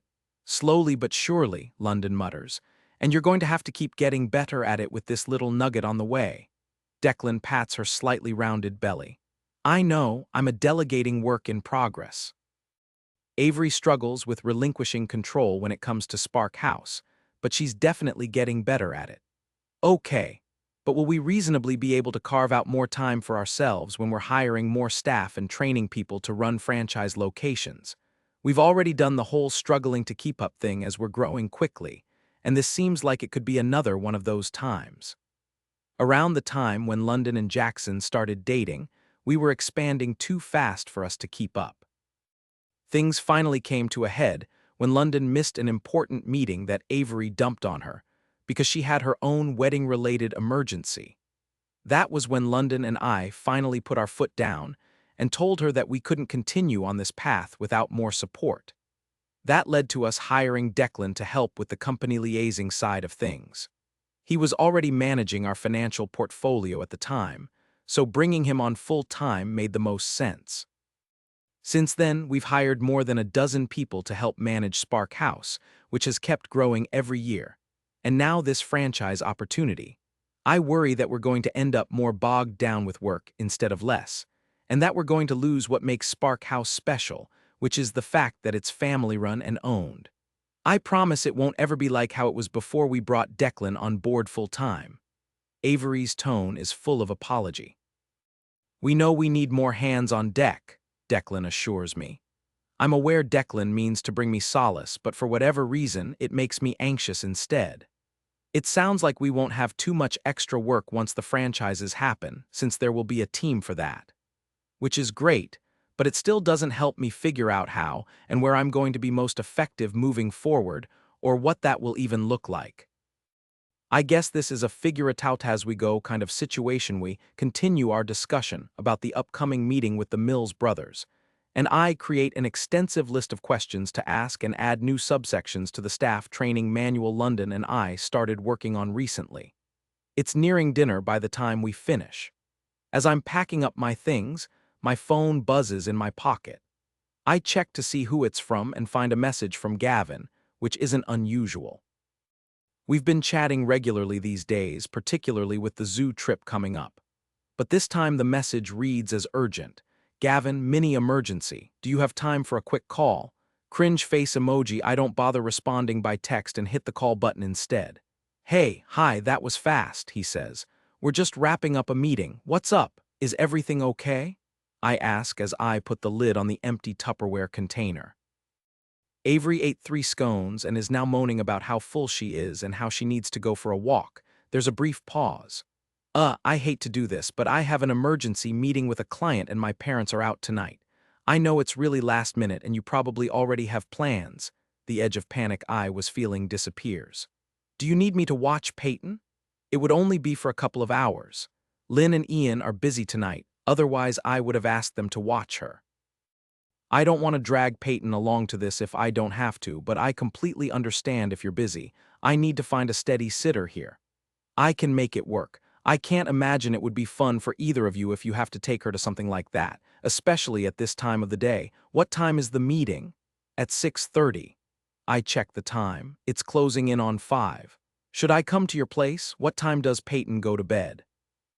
Usually 8:30, but I let her stay up until 9 in the summer.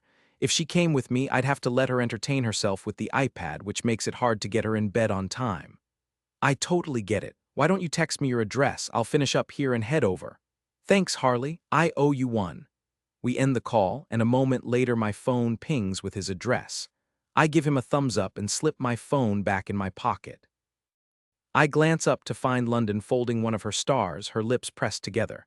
What's that face about? I arch a brow. You're babysitting for Gavin. He has an emergency meeting and no one else to go to. You've been seeing a lot of him lately. She drops her star in the jar and screws the lid on, side-eyeing me. I've seen him and Peyton once for lunch. Aren't you taking her to the zoo tomorrow? Yeah, but I was already planning to go anyway. At least this way I'll have company. I asked Chad if he wanted to go when they first opened the panda exhibit, but he's not a fan of the smell of animal waste, which he seems to think is the predominant odor associated with the zoo. Ironically, they often smell better than his dirty socks. They're settling in and I'm a familiar face, I add. It just seems awfully convenient that you're the first person he goes to when he needs a sitter. Doesn't he have a niece or some teenager he can call on to watch her? London flips the jar of stars between her fingers before she slips it into her purse. Usually he'd ask his parents, but they're out tonight. Why are you so against me helping him? I feel like I'm getting a chance to right my wrongs, to fix the thing I felt I'd broken all those years ago. But London doesn't know about the almost kiss, and telling her 7 years later doesn't seem like the best idea in the world. I don't want to relive that again. It's not that I'm against it. I just don't want you to get taken advantage of in this situation. I remember what it was like when he and Peyton moved. You were pretty broken up about it. I start to interrupt her, but she holds up a hand. And I know it's been a lot of years, but I saw the way he was looking at you at that birthday party. The way he was looking at me, here's the corrected and formatted text. What's that supposed to mean? Oh, come on, Harley, you can't tell me you didn't notice. Notice what? You're gorgeous. He's got 2 working eyeballs.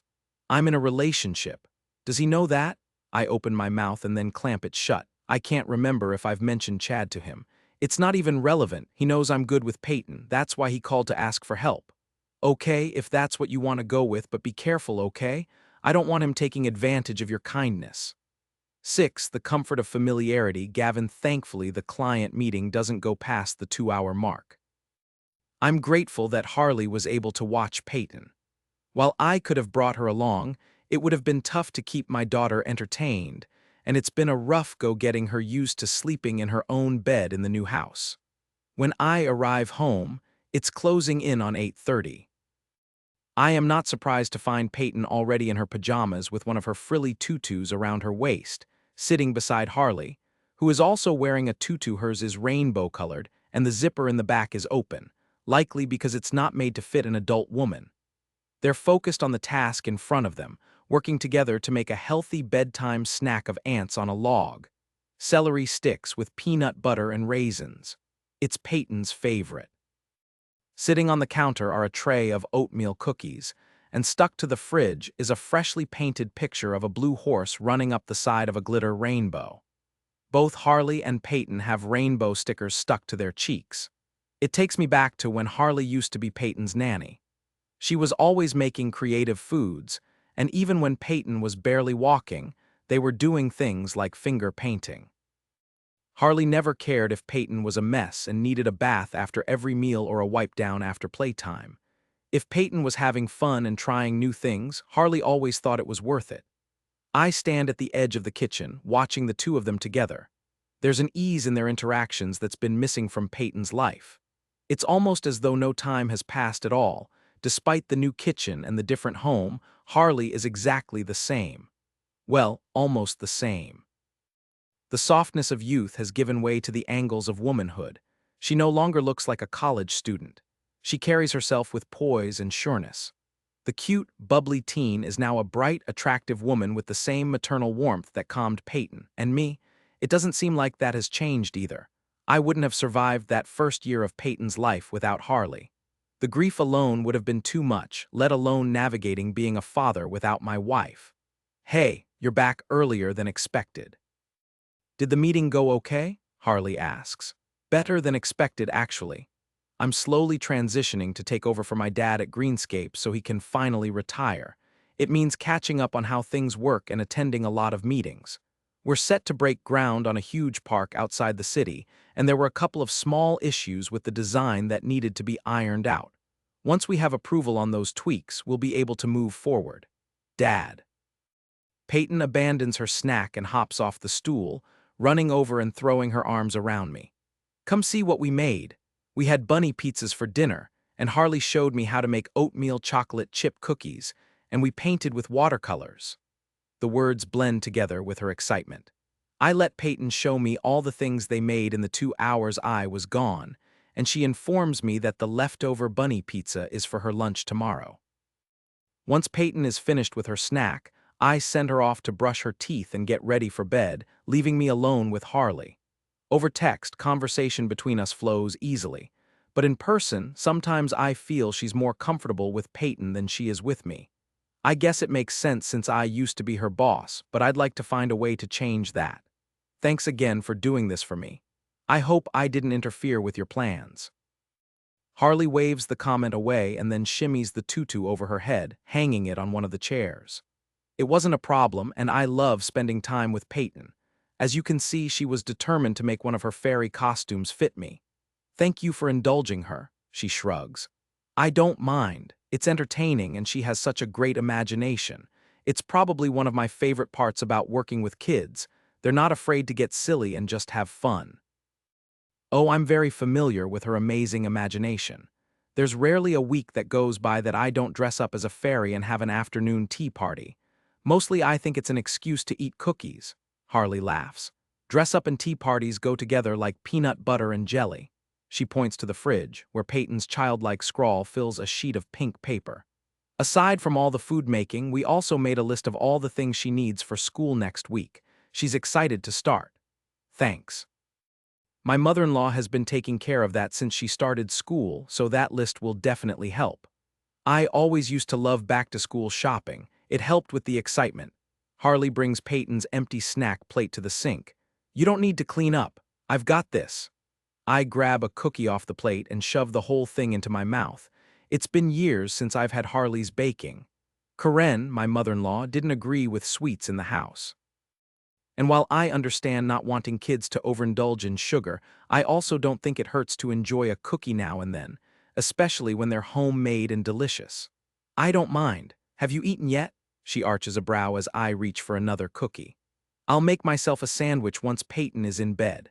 Why don't you have a seat and I'll whip you up one of my gourmet grilled cheeses like I used to back in the day. She arches a brow while walking backward toward the stove. You still living on grilled cheese and fries? From what I remember, it was your go-to meal of choice.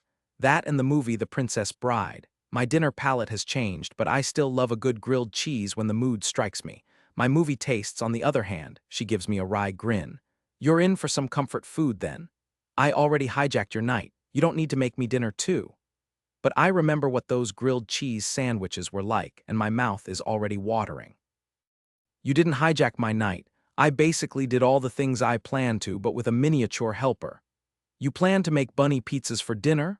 I give her a skeptical look. It's odd how easy it is to slip right back into old ways with Harley. Having her in my house and my kitchen should feel strange, but it doesn't. She fits. Maybe it's the comfort of familiarity. I planned to order takeout, so this was much better. She turns on a burner, grabs the frying pan, and waves a hand in my direction. Sit down, take a load off. I'm sure you've been going since the sun came up. And you haven't? I do what she says, though. She's right. I'm hungry and slapping some ham and mustard on bread isn't nearly as appealing as fresh grilled cheese. I just spent the past 2 hours having fun with an adorable 9-year-old. That's hardly a chore. She opens the fridge and pulls out several items, setting mayo and a variety of cheeses on the counter. Less than 10 minutes later, she sets a plate with 2 golden sandwiches in front of me, oozing cheese and smelling delicious. I take a bite and groan as the flavors hit my tongue. Why are these always so amazing? It's the mayo instead of butter. I forgot that trick. I could never make them taste as good as you did, I mutter through a mouthful. You were running on very little sleep back in the day. And all you had to do was shoot me a text, asking for my secret. Here's the corrected and formatted version of your text. I would have given it to you. Our gazes lock from across the island for a moment, but she looks away quickly. Not before I catch the hurt lurking behind her eyes, among other emotions. Her cheeks burst with color, and she busies herself with putting away the cheese and mayo. Thankfully, Peyton comes back into the kitchen, her stuffed bunny tucked under her arm, and saves me from responding. You still have Hoppy? A small smile pulls at the corner of her mouth. He's my favorite stuffy. I have to be careful with him now, though, because he's starting to wear out. Peyton holds him out for Harley to see. Some of his stuffing is starting to poke out of his bum. Harley plants one hand on her hip and leans in close, tapping her lip in contemplation. I bet we could give him a little surgery and he'll be good as new. Really? Peyton hugs him gently to her chest. Maybe next time I see you, we can work on making sure he's all sewed up. Sound good? Peyton nods and rubs his ear against her cheek. Can you read me a story tonight? Harley probably wants to head home, honey, I tell Peyton. It's okay, I don't mind. You eat your sandwiches and I'll read a story. You're sure? I ask. Positively positive. Harley winks. Peyton hugs and kisses me goodnight before she takes Harley's hand, and they disappear down the hallway. It's been a long time since anyone but me has put Peyton to bed. It feels odd but also nice. Especially since I know she's in good hands, and that means I can eat my grilled cheeses while they're still hot. 15 minutes later, Harley appears. I push my chair back, expecting Peyton will want to say good night again. Harley holds up a hand. She's already out. She's asleep. Down for the count. Can you come over and take care of bedtime every night? I blurt without thinking. Harley barks a laugh and crosses the kitchen. She was worn out. I kept her busy this evening. Her expression sobers. Is she usually harder to get down? She's pretty good, but it's a new house, new room, new sounds at night. Half the time I wake up in the morning and she's in bed with me, I admit. Ah, the old sneak into bed while daddy's sleeping trick. Are you worried about that, or do you think it'll sort itself out over time? I'm hoping for the latter, but I don't know. It's a big change moving back here. She really loves having you around, and she loves that her Nana, my mom, is a lot less of a stickler for the rules. Harley moves to stand on the other side of the island. That can be good and bad, can't it? Yeah, it can. I'm starting to see just how stifling it was with my mother-in-law. The help was great, but it came with a price, which was someone other than me setting a lot of the ground rules that I didn't always agree with. But at the same time, it was coming from a good place, and she had Peyton's best interests at heart. And Peyton is the only tie they have to their daughter. Is that something you need to address with your parents? Do you think they'll be too lenient with Peyton? Harley leans against the counter, expression pensive. Not too lenient. It's not like they feed her a pound of sugar and let her watch TV all day. It's more that they'll let her have a cookie or a glass of chocolate milk, or watch 2 episodes of her favorite show instead of one. The rules aren't as rigid. What I'm worried about is how Peyton is going to handle being back with her granny when we do go to visit. Ah, I see, because the rules were stricter? Harley asks. Exactly. Things were pretty cut and dry with her granny, but here there are a lot more gray areas. And my parents haven't had the past 7 years with her. Does that make them less likely to say no to Peyton? I consider that for a moment. Maybe a bit. But it's more that they're polar opposites to her granny, so it's getting used to a new set of rules. It's not just Peyton making an adjustment, it's all of us. Harley nods, her smile sympathetic. I get what you mean. The text has been formatted for readability, with logical paragraph breaks and smooth dialogue flow. No explicit content was present, so no moderation changes were necessary. It was tough to get used to my grandmother's rules, and how they changed when she went from being a grandparent to a stand-in mom. There were growing pains there, and you're experiencing the same thing. The good thing is that Peyton is old enough to understand there are different rules in place depending on who she's with. Most kids realize their grandparents are willing to sneak them treats that their parents won't allow. In this case, it was me always sneaking Peyton the treats when her granny wasn't looking, and getting lectured on my parenting when I didn't do things the same way Karen did. She nods knowingly. That must have been a tough line to toe, what with how involved they've been. I nod. It could be stifling at times. All I was doing in Boulder was working and being a father. I didn't have time for a social life, and most of my friends were still here. In some ways, I feel bad for taking Peyton away from everything familiar again, but Colorado Springs has always felt more like home. It's still a lot of change for both of us. Change is always supposed to be uncomfortable. It's how you know you're making the right choice, Harley says thoughtfully. You're too wise for someone your age, I say. She laughs. I'm not 20 anymore, Gavin, and I had to grow up fast, so did you. She blows out a breath. Anyway, I'm always here to help if you need it. Thanks, I appreciate that. I appreciate you. I shake my head at how awkward I'm making things. I mean, I appreciate you making yourself available for Peyton, especially with how busy you already are. I wouldn't have said yes if I didn't have the time. She props her chin on her fist. How was your emergency meeting? You said it went better than expected. Oh yeah, it was just about getting approval on a couple of tweaks on a design. Oh, what are you designing? A park, but it's a much larger scale than the ones I'm used to working on, which has been an amazing challenge. Do you have drawings? I do. They're on my computer. Do you want to see them? I can't quite tell if she's just being polite or if she's genuinely interested. The way her eyes light up gives me the answer. Absolutely, but only if you don't mind. I don't mind. They're in my office, though. I give her an out if she wants one. Lead the way. She falls into step beside me, and we stop when we pass Peyton's room so I can check on her. It's a habit I doubt I'll be able to break anytime soon. She's curled up on her side with Hoppy tucked under her chin. I pull the door closed and we continue past my bedroom to the end of the hall. I push through the door to my office, which looks out over the backyard. A trail of lights leads to a pergola where I often work on weekend mornings with coffee.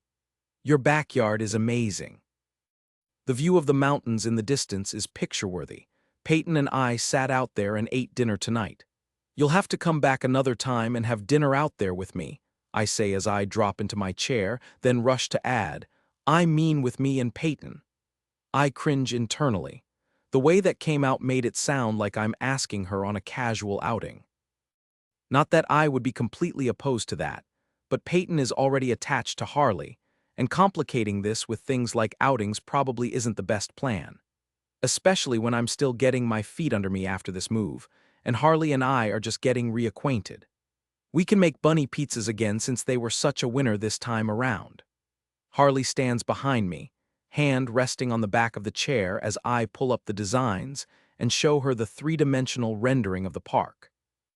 It's huge, over a square mile of land with trails, a skate park, and a children's play structure, along with several open green spaces lined with trees. This is amazing, Gavin. You've really got an incredible eye for this. You visited some of the parks you designed around here before you moved, but this is really above and beyond. Her fingers brush my shoulder as she leans in to get a better look, and she quickly drops her hand, moving around to stand beside my chair. I inhale the scent of her perfume or whatever she uses that makes her smell the way she does.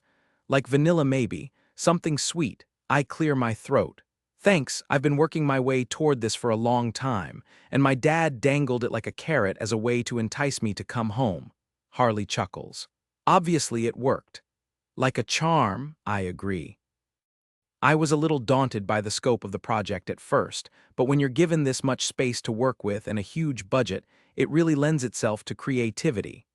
I can see that. Can you zoom in on the play structure? She points to the center of the screen. I want to take a closer look at that. Sure, of course. It's been a long time since someone other than the people I work with have shared my excitement about a project. My dad obviously loves landscape design. He spent more than 30 years in the field, built his own business from the ground up, and expanded. My in-laws couldn't understand how I managed to get lost for hours in a project and wouldn't even realize I'd miss lunch until my alarm went off signaling it was time for me to pick up Peyton. This is really cool. Harley points to the castle-like structure. What are the chances you could put a rock-climbing wall up the side? Just the first 6 feet or so to avoid it being too high and reduce the chances of someone getting injured. And here, she points to the wooden bridge connecting the two towers. You could do a rope bridge, which would be great for balance. Those are great ideas. I jot them down. Oh my gosh, I can't believe I did that, like I know anything about architecture. She tries to take the pencil from my hand, but I grip it tighter. But you know a lot of things about kids and what they like. I'm not jotting them down because I need something to do with my hands, I'm jotting them down because I can see how they could work. I stand and roll my chair closer to her. Here, sit, I'm picking your brain. The last thing you probably want to do right now is more work. Paperwork, no, but design work I would do in my sleep if I could. Sit. I nod to the chair. Let me scavenge your head for ideas. She takes a seat in my executive chair, and I grab my stool from my drafting table, rolling back over to her. Okay, climbing wall and a rope bridge. What else do you think might work well? We go back and forth for the next 30 minutes discussing potential tweaks and additions. When we're finished, Harley has given me some really great feedback to fix some of the problems I had with the design. How much work is this going to make for you? Harley asks as I start shutting down my computer. It'll take maybe a day for me to input all the changes and modifications, but we won't be moving on this structure until the spring.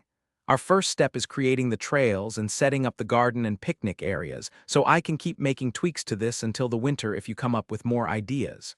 As if you need me inserting myself into your projects. She covers her mouth with her palm and stifles a yawn. Oh, wow, that was rude. She glances at the clock on the wall. It's after 10 already, no wonder I'm turning into a yawn factory. Harley rolls her chair back and stands up. I better get home before I turn into a pumpkin. I walk her to the front door and out to her car. Thanks again for watching Peyton. It was way more fun than what I had planned anyway. She unlocks her car door. Are we still on for the zoo tomorrow afternoon? We could postpone it if you have other things you need to do. Not at all. And I can totally take Peyton on my own if you're busy. I'm going no matter what, and having Peyton come along will make it way more fun. Okay, as long as it's not an inconvenience. I shove my hand in my pocket. Can I pay you for tonight? Harley blinks a few times and her expression shifts to something like irritation. No, I don't want money for spending a couple of hours with Peyton. I rush to explain. I feel bad not giving you anything. You can foot the bill for the zoo, how about that? She says. Yeah, absolutely. I'm grateful for the save. I'll even splurge on overpriced popcorn and ice cream. That puts a smile back on her face. Ice cream is a must at the zoo, and funnel cakes. She opens the driver's side door and gets in her car. I wait on the front steps until she backs out and pulls away before I go back inside. The smell of fresh baked cookies lingers in the hallway. I've missed the hominess that comes with having someone around who bakes not because they feel obligated to, or because Peyton had to beg them, but because they honestly and truly derive joy from doing it. I move through the house, shutting off lights as I go and stop in the kitchen, stealing one last cookie as I survey the room. My eyes catch on the picture Harley and Peyton painted this evening, which is stuck to the fridge with magnets. This is what Peyton has been missing. Someone in her life who loves the same thing she does, who will have fun with her, be silly with her. And maybe I've been missing that too. I feel like I robbed us both of that when we moved to Boulder and away from Lynn and Ian and their daughter Claire, and the other friends we had here. But Karen had been right in a lot of ways. I had family who was willing to help care for Peyton. It didn't make sense to keep paying someone to care for my daughter when she had other people who wanted that time with her. And I felt like I owed them that after losing my wife, Marcy. But I have to admit, being back in Colorado Springs feels right. And it's good to have Harley back in our lives. 7 A Taste of Happiness. Gavin. The following afternoon, Peyton and I meet Harley and her niece, Ella, at the entrance to the zoo. I tried to invite Ian to come along, but he has a late meeting and Claire has one of her many lessons, so it's me, Harley, and the kids. It's a warm afternoon, the sun is shining, and there's a slight breeze. Harley is dressed for the weather in a tank top, shorts, running shoes, and a baseball cap to shield her face, pushing a stroller with the adorable fair-haired toddler who made a mess at the birthday party. Harley brought Ella, Dad, this is going to be so much fun. When I don't move fast enough for Peyton, she lets go of my hand and skips the last few steps over to Harley. She gives her a big hug, then bends down to say hello to Ella. I hope you don't mind me bringing Ella along. I figured it was a good opportunity for my sister and her husband to get in some alone time or a nap, or both. Ella's teething and the broken sleep is exhausting London. I remember those days only too well. Those could be some long nights. She busies herself with adjusting the stroller to make sure the sun isn't on Ella's face. She's wearing a t-shirt that says me and my auntie got in trouble today. Can we visit the meerkats first? They're so funny, Peyton asks, breaking the sudden tension. For sure, let's get our tickets. Harley pushes the stroller while Peyton tells her all about the day camp she's been attending this week. It's arts and drama focused and right up Peyton's alley. 1 adult and 3 kids? The girl at the ticket booth asks. Her name tag reads Stasia. Harley's head is tipped down, her face covered by the brim of her were all princess's ball cap. She's trying to open her backpack, which also happens to be princess-themed and probably belongs to Ella. Harley's head snaps up and Stasia's eyes go wide. Oh, I'm so sorry, family of 4. My lips press together and I try not to react, but I give Harley a sidelong glance. Her eyes are wide and darting between me and Stasia. Harley used to be my nanny, Peyton, my ever-observant daughter, pipes up. The girl in the booth, who looks to be in her late teens, glances back and forth between me, Peyton, Harley, and baby Ella. A whole range of emotions, including scandalized, crossing her face before her mouth turns up in a very awkward, very fake smile. That's so nice, she says in a pitchy, strained voice. I have to give it to her, she's really trying to keep it together.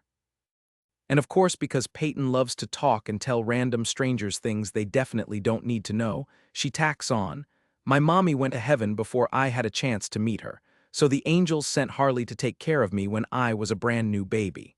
We're going to see the pandas today and the meerkats because they're fun to watch. Harley raises her palm to her mouth and covers a laugh with a cough. I'm so sorry. Allergies. She motions to the flower beds nearby and fakes a sneeze that sounds like someone stepped on a dog toy. Stasia hands over the tickets and Harley thanks her while barely maintaining her composure as we make our way through the gates. It isn't until we're out of hearing range that she bursts into laughter. Oh my gosh, she grabs my arm. Did you see the look on her face? She was trying so hard not to react. She was trying not to react? She thought I was your daughter at first. She sucks in a gasping breath and wipes tears of laughter from the corners of her eyes. I don't get why that's funny, Peyton says. She thought we were the same age or close to it. Harley motions between her and Peyton. Because your head was down and you're wearing a princess hat. I flick the brim. And you were rummaging around in a princess backpack, and in a few years Peyton is going to be taller than you. Harley plants a fist on her hip and tips her chin up, all adorable annoyance. Are you height-shaming me? No, I'm just stating facts. She meets my gaze with a narrowed one of her own. Sounds a lot like height-shaming to me. I don't need a step stool to reach the top shelf in my kitchen cupboards, but you do. A flash of memory hits me. One day, at the very beginning, when Harley had just moved in after Marcy passed away, I'd come into the kitchen and found her hoisting herself onto the counter so she could reach a bowl on one of the top shelves. I'd startled her when I asked what she was doing and she'd almost fallen off the counter. After that, I went out and got a step stool so she didn't have to climb around the kitchen. She points a finger at me. Height shamer.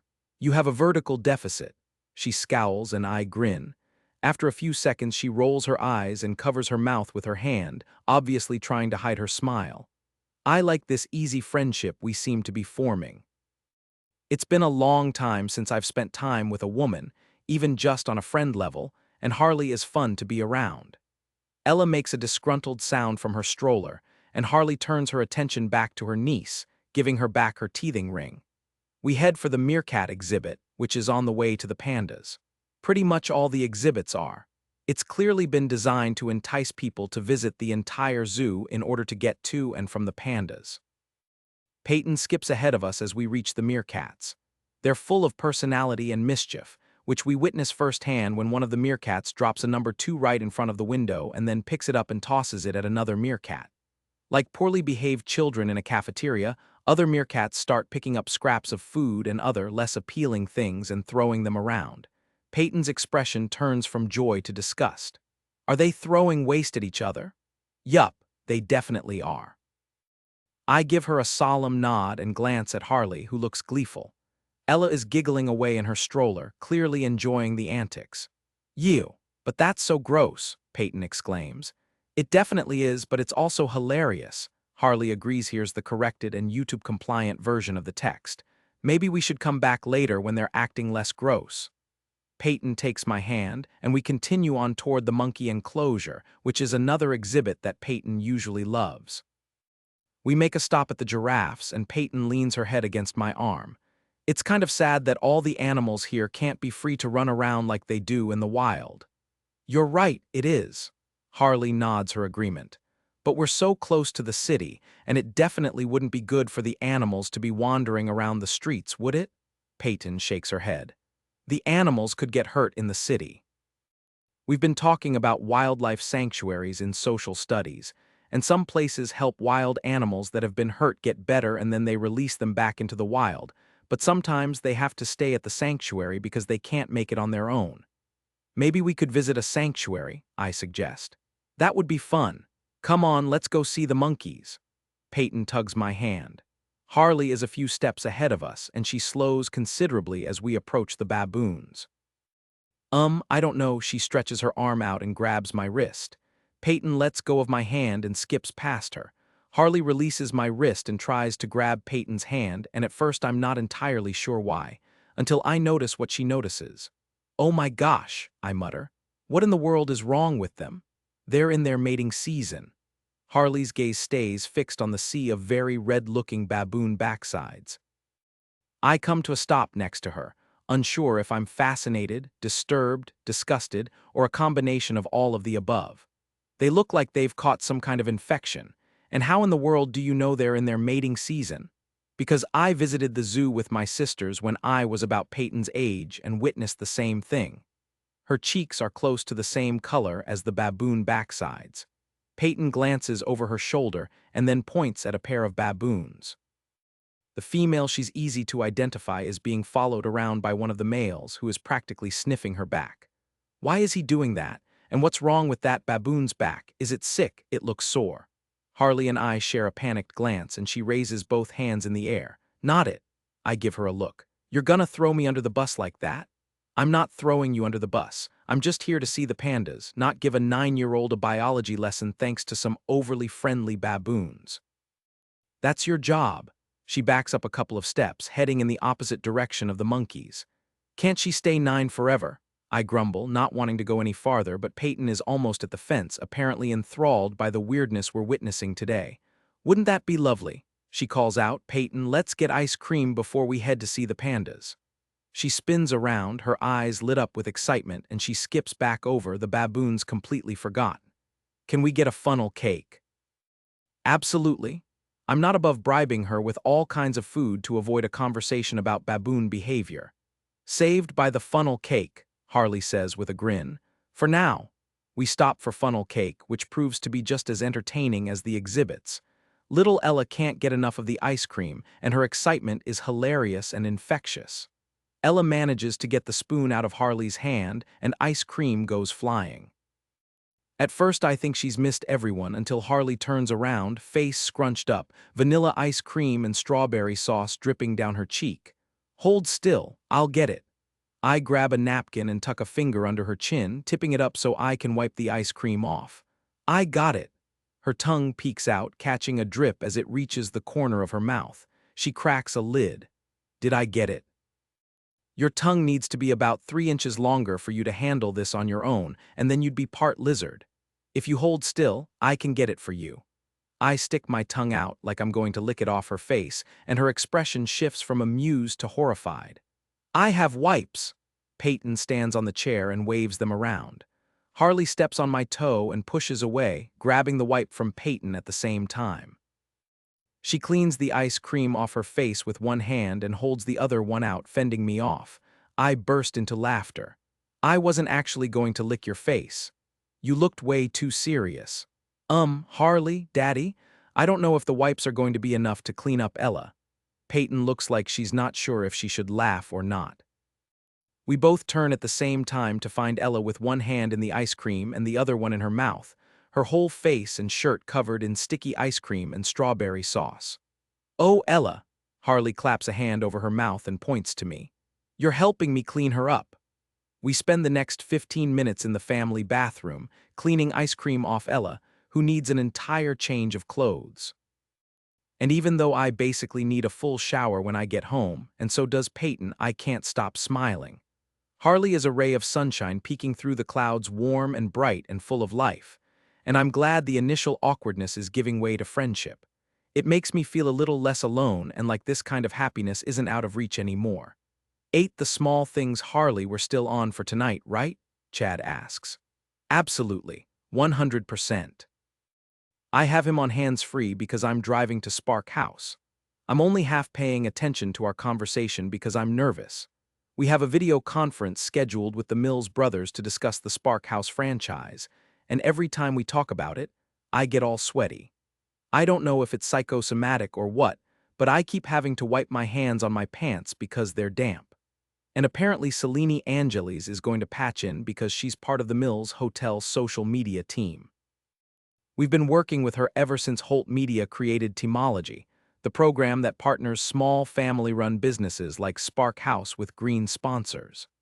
I get starstruck and tongue-tied every time I see Selene, even if it's through a screen. She's a powerhouse when it comes to social media influencing, and at times, I feel woefully inadequate next to her. She has a sixth sense for exactly what works and when to post for maximum reach. Social media has its own science, and Selene knows what makes people tick and how to inspire them. She was a big part of what made the Teamology partnership so successful and helped take Spark House to the next level. I probably won't be there until closer to 7:30, but can we go for a late dinner, maybe? And I have to be online for a bit because the fantasy hockey draft is tonight, but after that, I'm all yours. Chad's obsession with fantasy sports leagues isn't something I understand, but then my love of all things crafty and glitter can be equally consuming. That's okay. I have an assignment to finish, so I'll do that while you're handling the draft.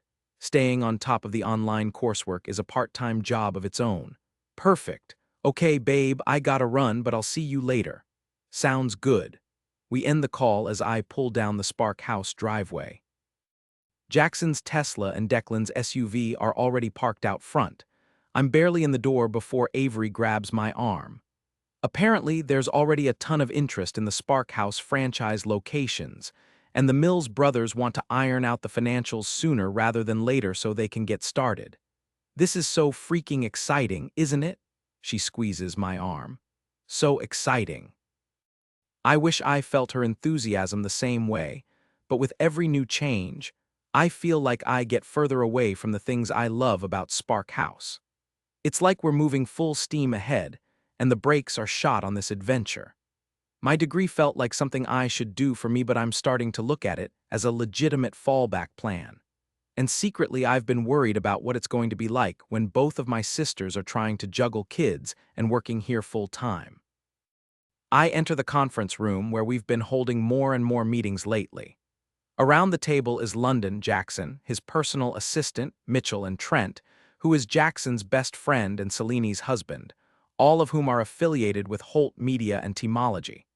And projected from one of the screens is Selene. I wave to everyone, including Selene's two-dimensional face, and take a seat at the table. We all felt the connection with Teamology was something that should be part of the franchise, which makes sense, since they're a huge part of the reason the opportunity presented itself in the first place. We'd been doing well on our own, but with the help of Holt Media, Teamology, and Selene's social media skills, we've grown our base substantially. "Excellent, everyone is here, we can get things rolling." Selene directs her warm smile my way. "Harley, it's so great to see you again. I loved last week's posts and the focus on the symbiotic relationships you have with so many local companies. You're doing amazing with the supplemental promotion." "Thanks, I'm glad I can help," I managed to squeak out, feeling both good and bad. The praise is nice, but supplemental is a glaring reminder that my role as the social media manager has shifted, and now I'm only responsible for additional content. But I love taking photos and capturing candid moments around Spark House, so it's never really felt like actual work. I used to spend a good part of my day setting up shoots and planning out photo sets, but now I'm lucky if I can devote an hour or two a day to it. You're doing a great job and making mine that much easier. She shifts her gaze to Jackson. Let's have the Mills team join us so they can fill us in. Sounds good to me. Jackson brings up the Zoom meeting and connects us. A few seconds later, Bancroft, Lexington, and Griffin Mills appear on the screen. They're all impressive-looking men, dressed in suits and sitting at a conference table side by side. Griffin is slightly shorter and leaner than Bancroft, and despite being older, his face is softer. Lexington looks like a model and is nearly as broad as Bancroft, who used to play professional rugby. He has a few facial marks and a small bump on his nose from past injuries, which somehow makes him even more striking. After some pleasantries, we get right down to business, and I find myself overwhelmed by the conversation. Despite all the time we put in to prepare, I wasn't aware of exactly how much work goes into creating a franchise or how detailed the business plan would be. We discuss everything from the styles of the rooms to the estates that are being purchased and renovated to fit the unique Spark House model, to the sponsor liaisons who will be assigned to each new hotel. I take notes and listen while Avery and London do most of the talking. Half an hour into the meeting, I glance over at London, whose hands are laced together, her chin resting on her pointer finger. She unclasps them and tucks her hair behind her ear, which is when I notice an issue that will be impossible to hide soon. I'm also aware that in a few minutes she's going to talk about the creative side of this venture, and the tutorials we've been creating to help the new teams with things like centerpieces and events. She's sitting across the table from me, so I slide down in my seat and try to nudge her under the table without alerting everyone. Unfortunately, my legs aren't long enough. I resort to texting her instead, but she ignores the message. So I switch to texting Jackson, who's seated beside her. Unlike London, he's forever multitasking. His brows pull together when he notices the message. His gaze darts to me and then back to his screen. I flare my eyes, hoping he takes the bait and I don't have to do anything else that's going to draw more attention to myself or my sister. Thankfully, he checks the message. His brows lift, then he glances quickly at London, recognizing the issue is indeed urgent, and she needs to make a swift exit before anyone else notices what I have. He extends an arm across the back of her seat and leans in, whispering in her ear. She glances down at the front of her blouse and claps a hand over her mouth. There are two very obvious wet spots on her chest. London is breastfeeding and trying to wean Ella, but it's been a slow transition, and every once in a while her body reacts unexpectedly. Like right now. I slide a folder across the table, and she uses it as a shield while she excuses herself from the meeting and rushes out the door. Jackson mouths thank you to me. Is everything okay? Avery asks. Everything's fine. London will be back in a few minutes. Should we wait? I know London wanted to talk about the creative aspect of Spark House, Selene asks. Maybe you can step in, Harley, Avery suggests. Oh, sure. My face heats with the unexpected attention, but I clear my throat. London and I have been creating a video tutorial series for her centerpieces. She's been doing it for years for the staff here, but we thought putting together something more official would be a good way to streamline it. But as I consider the scope of this venture, I'm not so sure it's all that important anymore.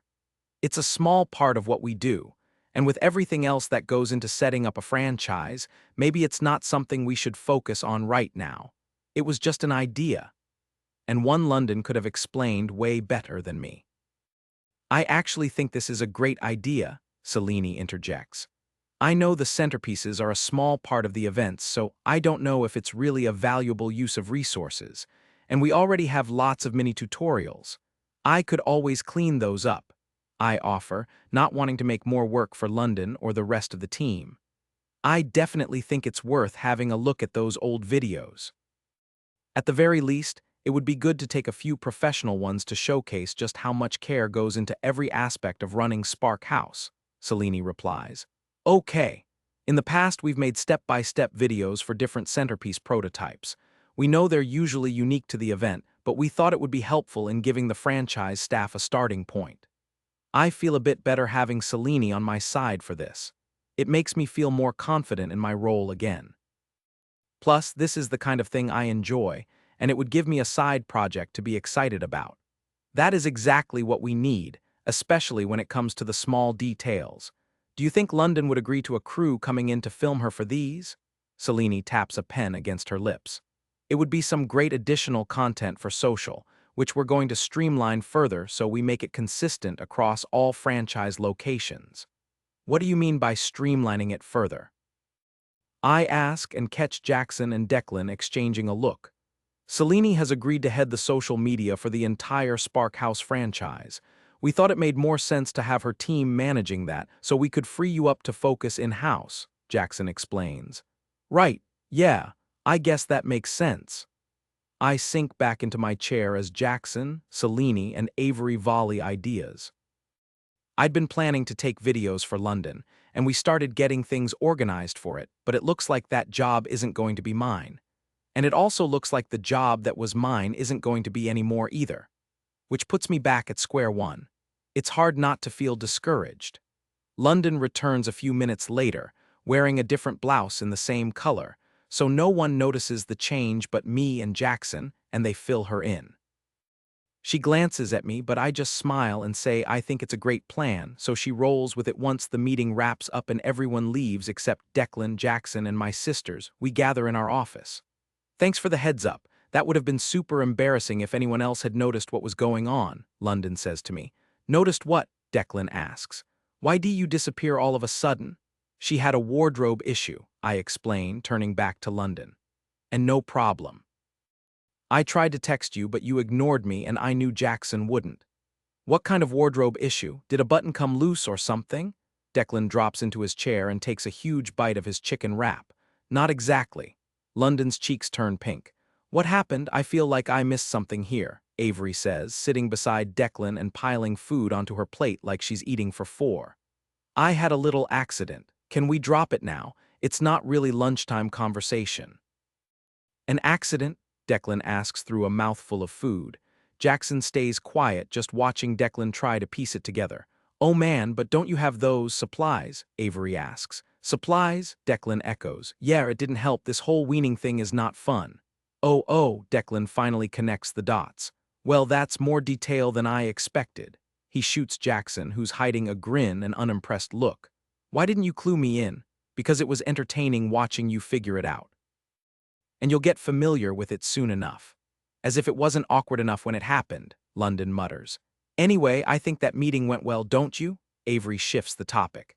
There's a murmur of agreement and London turns to me, clearly relieved to move on. Are you okay with Selene hiring a professional team to film the centerpiece tutorials? I glance from her to Jackson, who suddenly looks concerned, then back to London. I don't want to make this a big deal. Oh yeah, of course. It makes more sense to have professionals film you, especially since it's for more than just a quick social post or a short tutorial for staff. I usually spend hours editing those videos. With a pro team, I'm not sure what my role would be. She studies me for a moment. It does, but it was something we'd planned to do together. I want to make sure you don't feel like every idea you've had is being taken away. We can discuss this further with Selene if you'd prefer to handle it, Harley, Jackson adds. I set half of my veggie and cheese wrap on my plate, my appetite fading. Am I still taking photos and videos for our social media? Of course, Selene still wants you to contribute. I think they'll want individual accounts for each location to personalize the content. But for the franchise, it makes sense to keep everything consistent, and that's too much for you to handle alone. Right, Jackson? That's the plan. Yes, and we'll make sure Selene clears everything so you're not sidelined. I wouldn't even know where to start with the franchise stuff, so it's better Selene handles it, I say, only half meaning it but wanting to ease London's concern. My phone buzzes with a couple of messages, one from Gavin with a photo of Peyton, Ella, and me at the panda exhibit last week, the only animals behaving that day.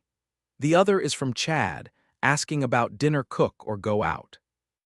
Chad's cooking skills are limited to spaghetti or boxed mac and cheese, so when we cook, I usually give him simple tasks like setting the table or tossing salad. He does the dishes, though.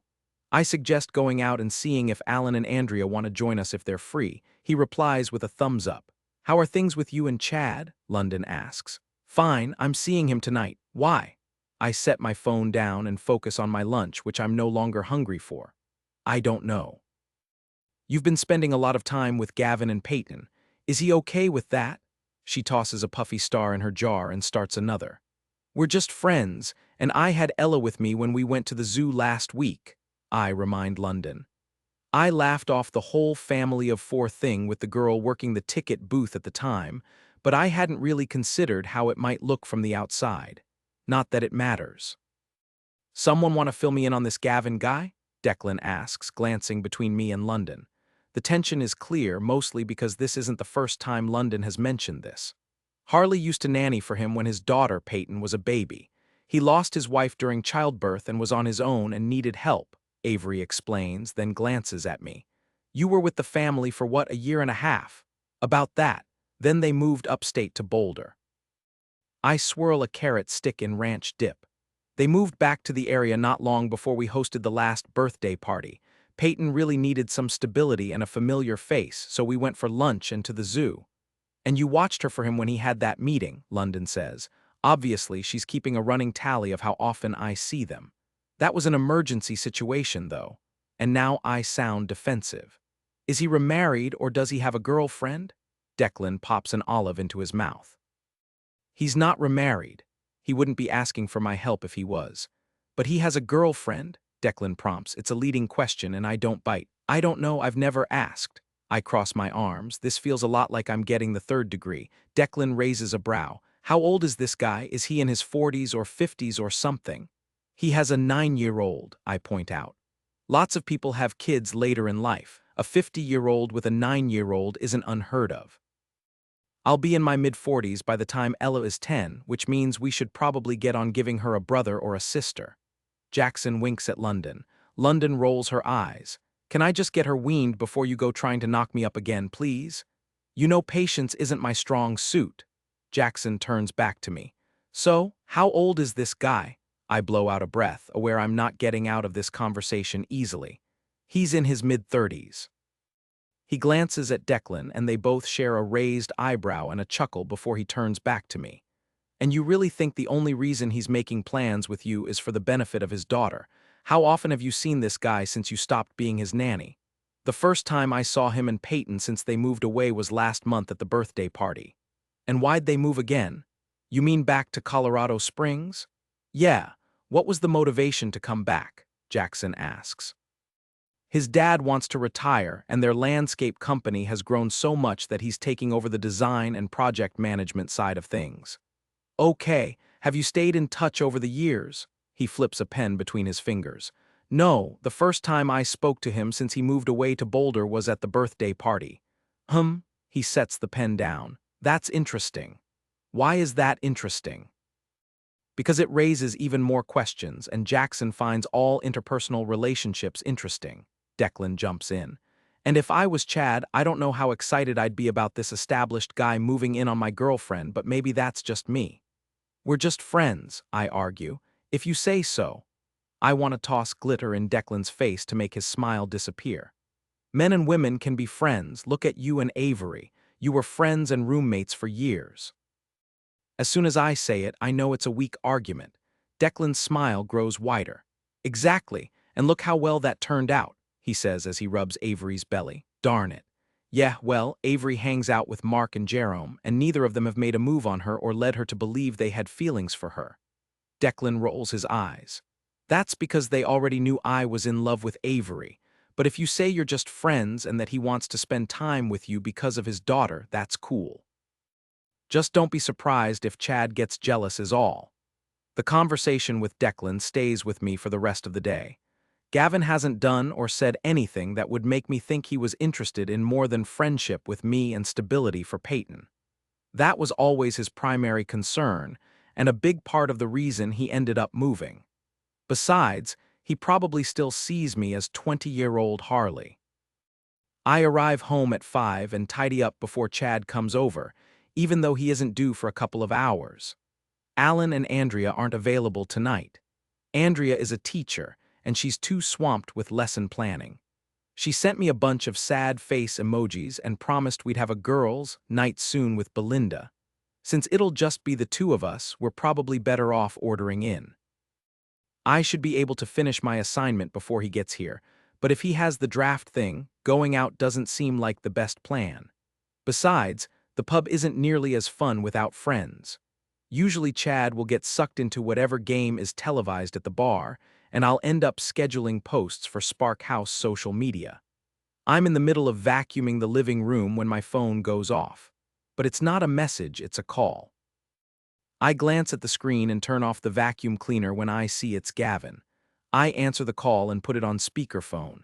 Hey, how's it going? Good, I'm good. How are you, Harley? It sounds like he's driving. Great, just doing a little cleaning. What are you up to? I just picked up Peyton from painting class and she wanted to tell you how much she loves it. I hope that's okay. Of course it's okay. I'm so glad to hear that. Today we worked with watercolors.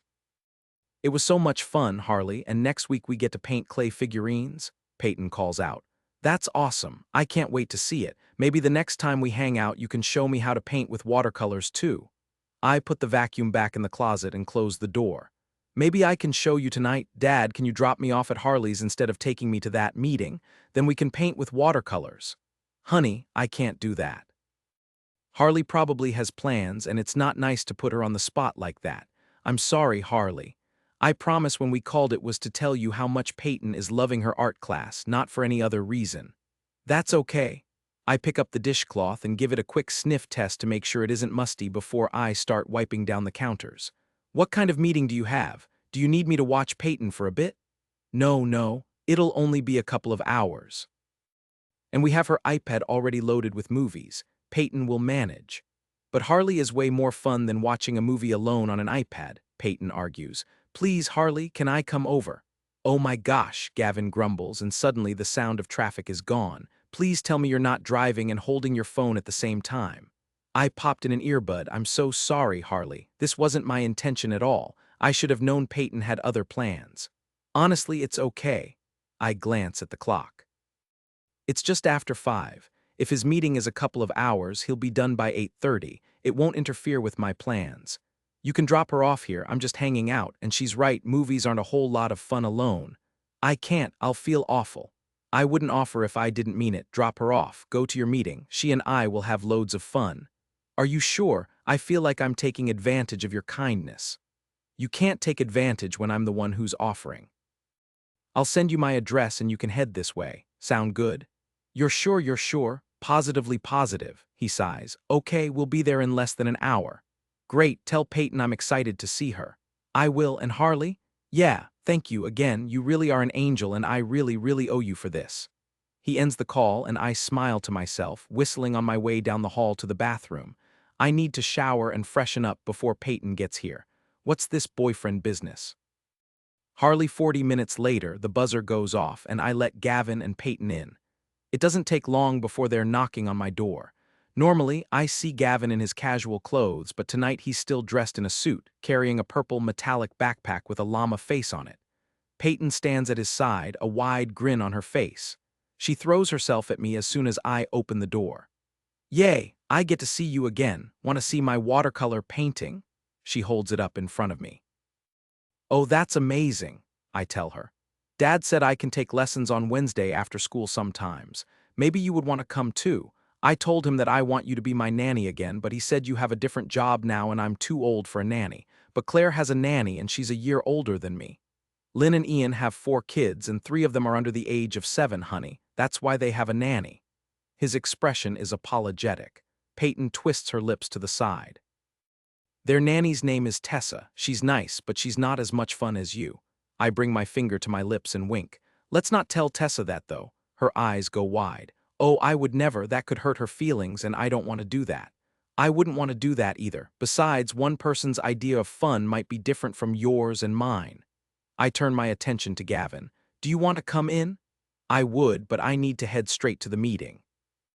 It should be done by 8:30, but Peyton has pretty much everything she needs apart from pajamas in here. Oh, and she's been fed and watered, so you don't have to worry about that. I had chicken nuggets and fries, Peyton offers. Dinner of champions, huh? I arch a brow. Better than the donuts she asked for, but probably not by much. His smile is sheepish. Thank you again. I really owe you one. He gives Peyton a hug and a kiss, and then he's off. 15 minutes later, we're sitting in the living room with a pile of rainbow construction paper, my glue gun, several pots of glitter in an assortment of colors, and watercolor paints. I have a plastic lid, and we're tracing circles and cutting them out. Then we're decorating them with glitter before we make flowers out of them. After that, we'll paste them onto white sheets of paper that have watercolor skies painted on them. Is it messy? Yes. Will we both be covered in glitter by the end of the evening? Absolutely. Will I find glitter on my clothes and everywhere else for the next month? Probably, but it's so worth the smile on Peyton's face. Granny never let me use glitter or paints. She says it makes too much of a mess. What about your Nana? Does she let you use glitter? Sometimes, but we have to put down a plastic sheet, and it takes a lot of work to set up, so we don't do it much. Peyton's tongue peeks out of the corner of her mouth as she carefully tries to follow the line she traced. You must really be loving the art camp you're at this week. Oh yes, it's been so much fun, and Claire's sister is there too, so I had a friend already when I got there. I get a tummy ache when I have to go somewhere and I don't know anyone, but I haven't had one this week. Does meeting new people make you nervous? Peyton scrunches up her nose. I don't know. My stomach gets all these butterflies, and I feel like I've just been on the teacups at the carnival. And then my hands get sweaty, and I have to wipe them a lot on my shorts, but once I'm there, I'm okay. That makes sense, and I think a lot of people feel the same way you do. Here's the corrected and formatted version of your text. I know sometimes I get nervous when I'm going to meet new people. How are you feeling about starting school next week? She lifts a shoulder and lets it fall. I wanted to be in the same class as Claire, but I'm not. And now I don't know anyone in my class, and everyone else has known each other for a long time. I bet you won't be the only new person in the school, though. And think of it this way, you still have someone to talk to at recess, and you'll get to make a whole new group of friends. What about the kids who were at the birthday party at Spark House? Don't some of them go to your new school? She bites the inside of her lip. Oh, yes, a few of them do. So maybe you will know someone in your class, even if you know them just a little. I hold two fingers half an inch apart. Maybe, her eyes light up. You could ask Claire if she knows anyone who will be in your class. Do you call each other? Peyton nods. Oh yes, we have FaceTimes almost every day on Dad's iPad. Will you talk to her tomorrow? Yup, after dinner. You could ask her then, I suggest as I shake some pink glitter onto my yellow petal. At the sound of the door opening and closing, I check the clock. It's already 20 to 8. Hey babe, I picked up pizza. I hope you're cool with that, Chad calls out. Peyton frowns. Who's that? Do you have a roommate? It's Chad. I know you had something before you came here, but he picked up pizza for us. His us didn't include Peyton, but she doesn't need to know that. I'll be right back and then I'll introduce you. I hop up and rush to the kitchen. Hey, thanks so much for picking up dinner.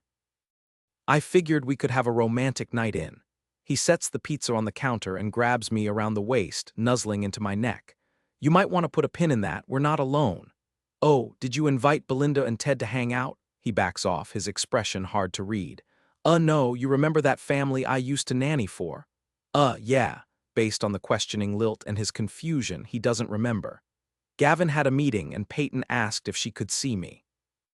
I figured we were just hanging out anyway, so it wasn't a big deal for him to drop her off here. I lower my voice. It's only for a couple of hours. Oh, okay, that's cool. How old is she again? He sounds slightly disappointed, but otherwise he seems like he's okay with it. 9. I'm really sorry if I messed up your plans for us. I do feel bad, and maybe I should have told Gavin I couldn't do it because I had legitimate plans. She shouldn't be here much past 8:30, and I figure since you had the hockey draft thing, it wouldn't be a big deal. I should have warned you, though. I bite my lip, fighting a grimace. Do 9-year-olds like hot peppers on their pizza? He flips open the lid, showing off the mouth-wateringly delicious-looking pizza, covered in hot peppers. She's had dinner, but if she wants a slice, we can pick them off.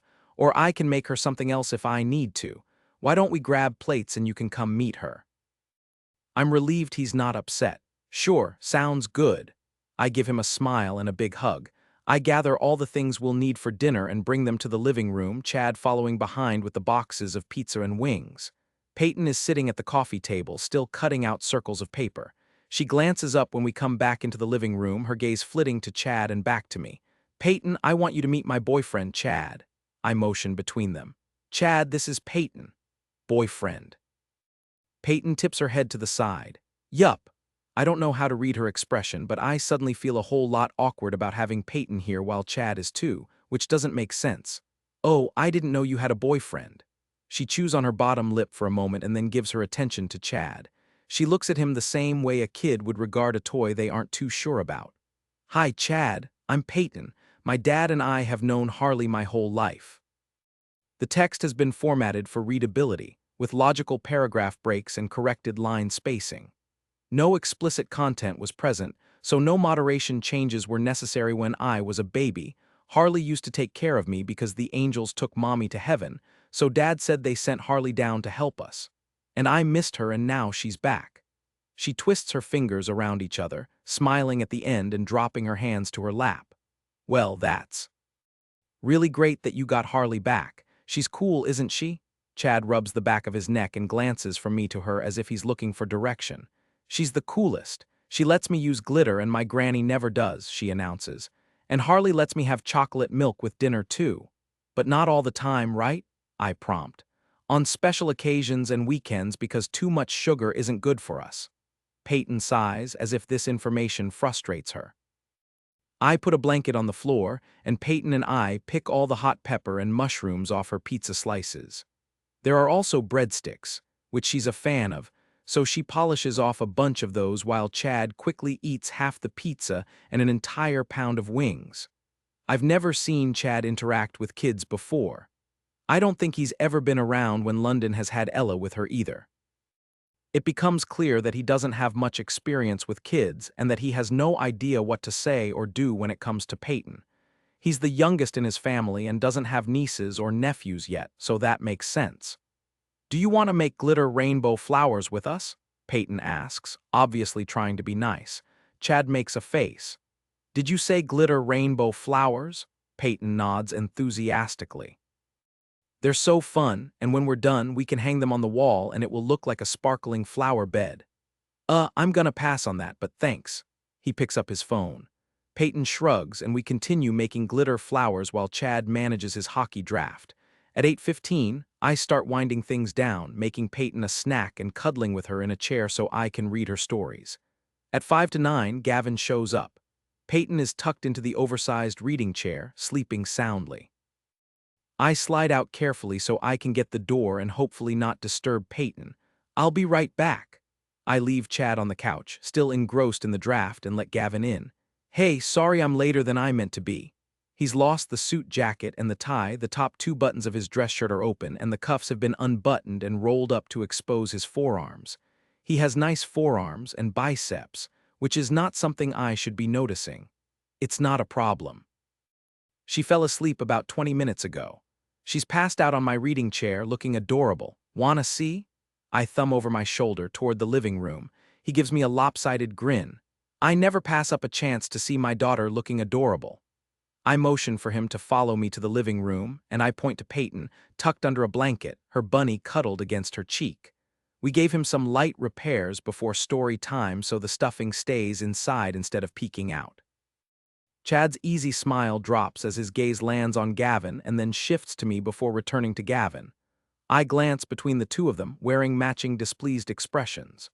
Chad's cheeks puff out and he drops his phone on the couch and pushes to a stand. He too is wearing a dress shirt and dress pants, although his are a lot more wrinkled at this point in the day, and the dress shirt has a pizza stain on the left side of his chest. He stands, his shoulders rolling back. Hey, you must be Peyton's dad. I'm Chad, Harley's boyfriend. He crosses the room and holds out his hand. Gavin looks at it, and for a moment I'm unsure what's going to happen. As it is, there's tension in the room that makes me uncomfortable. Gavin. He takes Chad's hand and gives it a firm shake. Harley and I go way back. Yeah, I heard. Harley was Peyton's nanny when she was a baby. Here's the corrected and YouTube-compliant version of the text. It's really good of her to help you out with babysitting until you find someone else. I fight a wince at how awkward that sounds coming from Chad, despite it being true. Peyton adores Harley, Gavin says. She and I have that in common then. Chad smiles stiffly. Gavin clears his throat. Yeah, of course. They shake hands for what seems like several seconds too long before Gavin drops Chad's hand and turns to me. Can I talk to you for a second? I glance from Chad, who looks highly unimpressed, to Gavin, who ironically is wearing a similar expression. Sure, it comes out sounding like a question. Probably in the kitchen so we don't wake Peyton. He looks from Chad to Peyton to me as if he's not 100% sure about leaving his daughter alone with Chad, which makes me bristle. Chad might not have experience with kids, but he'd never do anything to harm anyone, let alone a child. Be right back, I tell Chad as Gavin follows me to the kitchen. I don't have a chance to address the awkwardness before he does. He props a hand on his hip and glances over his shoulder, then turns back to me and drops his voice to a whisper. Why are you bringing unfamiliar men around my daughter? Excuse me? I feel like I'm actually the babysitter getting scolded for inviting a friend over, which is insulting and ridiculous since this is my house and I'm a grown woman. I don't know that guy. He points in the direction of the living room. I had no idea he was going to be here. I hold up a hand to stop him. Hold on, Gavin, I'm watching Peyton as a favor. Chad isn't an unfamiliar man, he's my boyfriend. Does he live here with you? No, not yet anyway. I don't get what this has to do with anything or why he's suddenly questioning me like he has a right. Yet, Gavin's brows lift. What is this about? I'm sorry I didn't tell you that my boyfriend was going to be here, but since I'm the one doing you a favor, I don't really think you have much of a right to get upset about that. Next time maybe you should ask more questions. The only time I've seen this side of Gavin was back when Peyton was a baby and I'd invited one of the nannies from the park over for lunch without clearing it with him first. I realized my mistake after the fact. It was his house. He didn't know them. But this isn't remotely the same. This time Gavin holds up his hands, both of them in submission. I'm sorry, it just took me by surprise, that's all. You're right, I should have asked more questions. I didn't expect there to be anyone else here. I cross my arms. Don't you trust my judgment? Chad's harmless. I'm sure he is. I don't typically leave my daughter with people I don't know and haven't met before. You left her with me, and unless I'm wrong, you trust me with her. Shouldn't my judgment of character count for something? I'm frustrated about this. What do they say about no good deed? He pinches the bridge of his nose. I know you're a good judge of character. You should have said something if I was interfering with your plans. I wasn't going to let Peyton down like that, and I wanted to see her. And I hadn't thought it would interfere much with our evening, but I don't say that out loud, which I appreciate. But you clearly have a life of your own, and I don't want to get in the middle of that. He exhales heavily and rubs the back of his neck. I should get Peyton home. She has an early morning. Let me help you get her down to the car. I gather up her things, and he carefully picks her up from the chair, murmuring to Chad that it was nice to meet him. I help him get her down to the car, impressed that she's still mostly asleep by the time we get her buckled in. Thanks again. I really appreciate you letting us interrupt your night, Harley. I owe you, and I'm sorry about how I reacted up there. I know you would never put Peyton in a risky position. No, I wouldn't. Tell Chad I'm sorry for crashing your evening. His name is Chad, and it wasn't a big deal.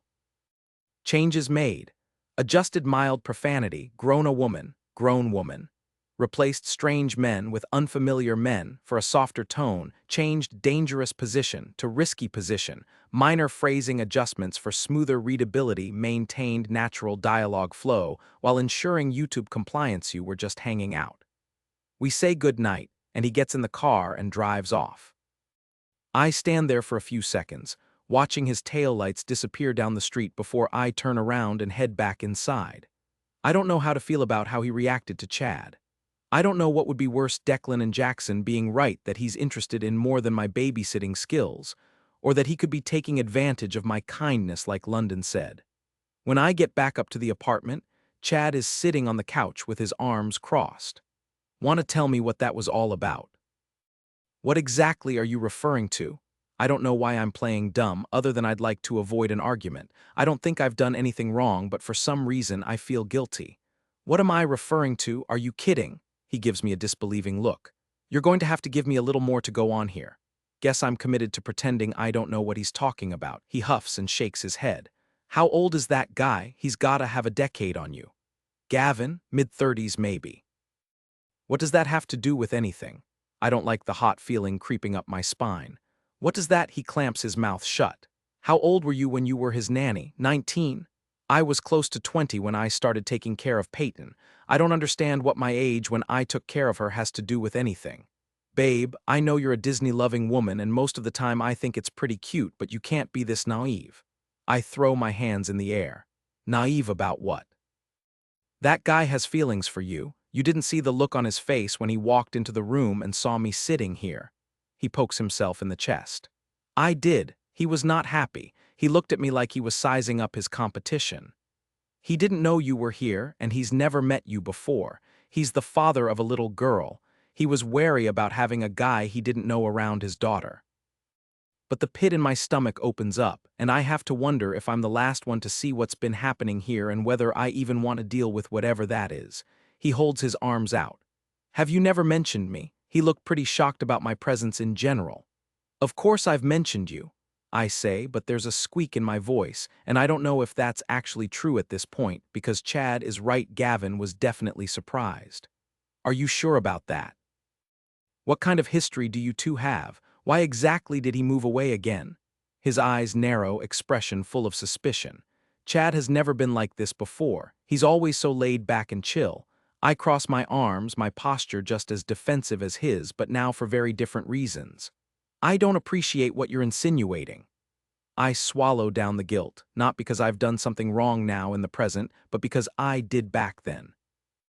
And now I'm afraid that the same thing might be happening again. Have I let myself get too close to Gavin and Peyton for a second time? Why not? Because there's validity in it. He was what, in his late 20s when he had that kid, and you were 19 years old taking care of his baby for him. Were you taking care of anything else?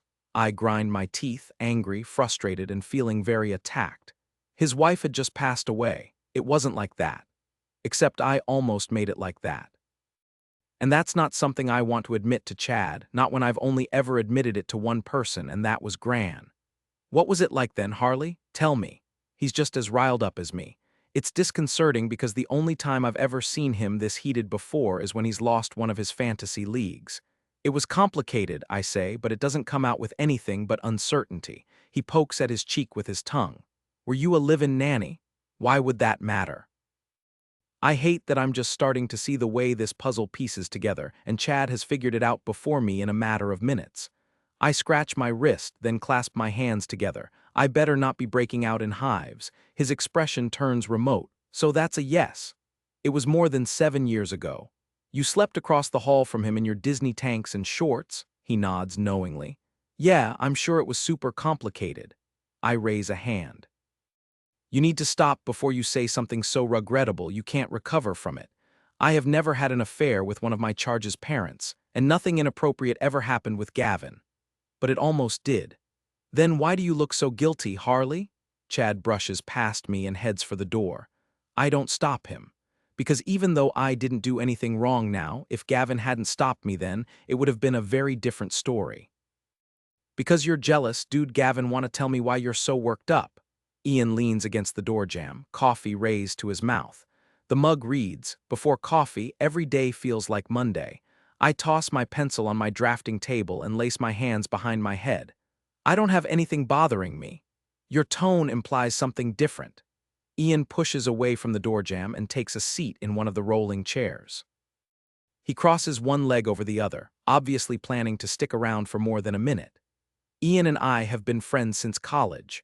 We were each other's best man in our weddings. His wife, Lynn, was in our wedding party, and my wife, Marcy, was in hers. It rocked us all when we lost Marcy. Even when I moved away, he and I have stayed close. And he's been an integral part of my family's landscaping company, and part of the reason I needed to return to Colorado Springs. The family business has grown with his forward-thinking and smart financial mind. It's great to be back in the same city again, working together. The in-laws are talking about coming for a visit sometime in the next few weeks. Ah, he takes a sip of his coffee. And you have concerns. Since I've moved back to Colorado Springs, I haven't had much of an opportunity to visit Marcy's parents. Peyton and I made the trip up to see them a couple of weekends ago, but we only stayed for one night. Karen griped about the fact that she wasn't getting enough time with her granddaughter. It didn't help that all Peyton could talk about was Harley and the fun things they did together. And that was only made worse when Karen realized that Harley was Peyton's former nanny. Back before we moved to Boulder, she'd been displeased that I had a 20-year-old basically raising my daughter. It didn't seem to matter that Harley turned out to be one of the most maternal women I'd ever met and continues to be that way. Her age was a problem for Karen. The friction it caused wasn't something I wanted to contend with while I was still grieving the loss of Marcy, trying to single-parent a toddler and balance a career. So I conceded and moved to Boulder to help get the new branch of Greenscapes off the ground and give my in-laws a chance to get to know their granddaughter. I don't think Karen's very happy that Peyton and Harley have reconnected, I tell him. Ian's brow furrows. You mean your old nanny? Yeah, my former nanny. Harley isn't old by any stretch of the imagination. Okay, so first of all, it's not just Peyton who's spending time with Harley, you are too. It's been helpful for Peyton to have someone who provides stability in her life with all of this change. I feel like I'm on repeat, I say this so often, but no one seems to believe me. Ian arches a brow. Is that so? Well, yeah, it was a big step to move back here. Having a network of people to rely on is important. In Boulder, my social circle was limited to my in-laws, and the people I worked with at transition was rough mostly for me, and I'm grateful coming back here means being close to Ian and Lynn again. But for Peyton, it's been more of a challenge because all her school friends are back in Boulder. Refresh my memory. Harley is the woman who hosted the birthday party for Claire, who was dressed like a fairy godmother, right? He sips his coffee noisily. That's her, yes. And the only reason you've been seeing her pretty much once a week since you've moved back is because you want Peyton to have stability and someone familiar in her life. He does that annoying thing where he repeats what I've said back to me. Yeah, exactly, and Karen has her back up about it. To be fair, Karen gets her back up when she's down to the last 7 rolls of toilet paper. He picks up my box of paper clips and fishes out a small handful. I chuckle. This is true. I don't want to feel like I'm walking on eggshells the entire time they're here, and I'm not going to stop letting Peyton see Harley just because Karen doesn't approve for whatever reason. Maybe she doesn't approve because you're into Harley and she's picked up on that, Ian suggests. I scoff. I'm not into Harley. Are you sure about that? He starts connecting the paper clips. I'd be annoyed, but he always pulls them apart after he's done. She's almost a decade younger than me. So, there's 12 years between your parents and they've been together for what? Nearly 40 years. Harley has a boyfriend. Oh, he sets the paper clips down and gives me his full attention. I met him when I had that late meeting and Peyton wanted to hang out with Harley instead of come with me, I explain. And what? What was he like? Young, immature, not her type, definitely not happy to meet me. Had she mentioned him before you met him? Ian asks. I shake my head. He'd been a surprise, and based on his reaction to me, he hadn't expected me to be me. That's interesting. He steeples his hands. You're reading into things. I roll my eyes at him. Am I, though? I remember Harley from when Peyton was a baby. She was a cute kid back then, but she's an adult now. And it seems a little suspect that she hasn't so much as mentioned the fact that she has a boyfriend. Maybe it's casual and they're not serious, which is why she's been so willing to spend time with you and Peyton. And while I get that maybe at the beginning it was for Peyton's benefit, I'd also like to point out that she wasn't even 2 years old when you moved, so the only memories she has of Harley are from photo albums. We go through Peyton's baby albums on a fairly regular basis, so Harley's face has become familiar to her. But I hadn't considered that maybe I didn't want just Peyton to have stability but myself as well. She made my life and Peyton's better. Ian gives me a patient, knowing smile. I get that, but I'm going to go out on a limb here and say that you're spending time with Harley not only because Peyton likes her, but because you do too. Well, of course I do. She's fun to be around. What I don't like is how defensive I sound. She's also attractive. I think about how often I cave and reach out to Harley when Peyton asks if we can see her again, even when I tell myself I'm not going to do it, and how much I look forward to the times when it's the 3 of us together. Shoot. I run a hand through my hair. Maybe you're right. I know I'm right. Your face lights up every time you talk about her. It does not. It does, and you've been grumpy as heck this week, which coincides with you meeting this boyfriend of hers. So what the heck do I do? It's not like I can pursue her when she's already dating someone. Even if she wasn't, I don't know if it's a good idea anyway. Are they exclusive? I don't know, but she referred to him as her boyfriend. And when I asked if he lived with her, she said not yet. So they're at the make it or break it phase of their relationship. Here's the corrected and formatted text. Have you talked to her since you met the boyfriend? We've messaged back and forth. But it's been awkward mostly on my side, though, if I'm honest. Because I realized that I'd acted poorly and that I had no right to question who she allows in her personal space. But now that Ian has forced me into the light, I can see that part of my reaction was because I had no idea a boyfriend even existed, and I wasn't sure what to do with that information at the time. Do you have plans to see her again? She wants to take Peyton to the park after school one day this week, but we've kept it open-ended because school just started. Maybe you need to find out exactly where she's at with this boyfriend. Maybe, I tap my lip. I don't want to mess with her relationship with Peyton, though, not right now. Despite how I may or may not feel, I have to put Peyton first. I'm not saying you need to make a move right now. In fact, it's probably better that you're getting to know each other, but it doesn't hurt to find out how serious this relationship is. I know Peyton is always going to be your number one, Gav, but remember that she's not the only one who needs stability and people she can count on. You need the same thing. You've been without a partner for a long time, and maybe this isn't the right time for a relationship, and maybe it's not the right relationship, period. But you won't know if you don't at least try to put yourself out there again. I know, you're right, and he is, but it doesn't make it any easier for me to take the leap. Not when I already know what it's like to lose the love of your life. And not when it could take someone important away from my baby girl. The risk seems too high. I do see Harley later that week when she drops Peyton off after going to the park, but I don't have the courage to talk to her about the boyfriend situation. Not that I would have had a chance anyway, since Peyton talks her ear off about school and how much she loves her teacher and that she's already made 4 new friends. On Friday, I pick Peyton up from my parents' place after work. She's all excited, and at first I think it's because my parents fed her a lot of sweets, until she pulls a letter out of the front pocket of her backpack. It's rumpled and looks like it's been sitting at the bottom of her bag. I forgot to give this to you. You have to come, though, because our class is going to perform a song in front of the whole school and all the parents. My mom gives me an apologetic look. I must have missed it earlier this week. Peyton wrinkles her nose and twists her hands together. I forgot all about it, and then Mrs. Horton reminded us. It isn't until next Friday, though.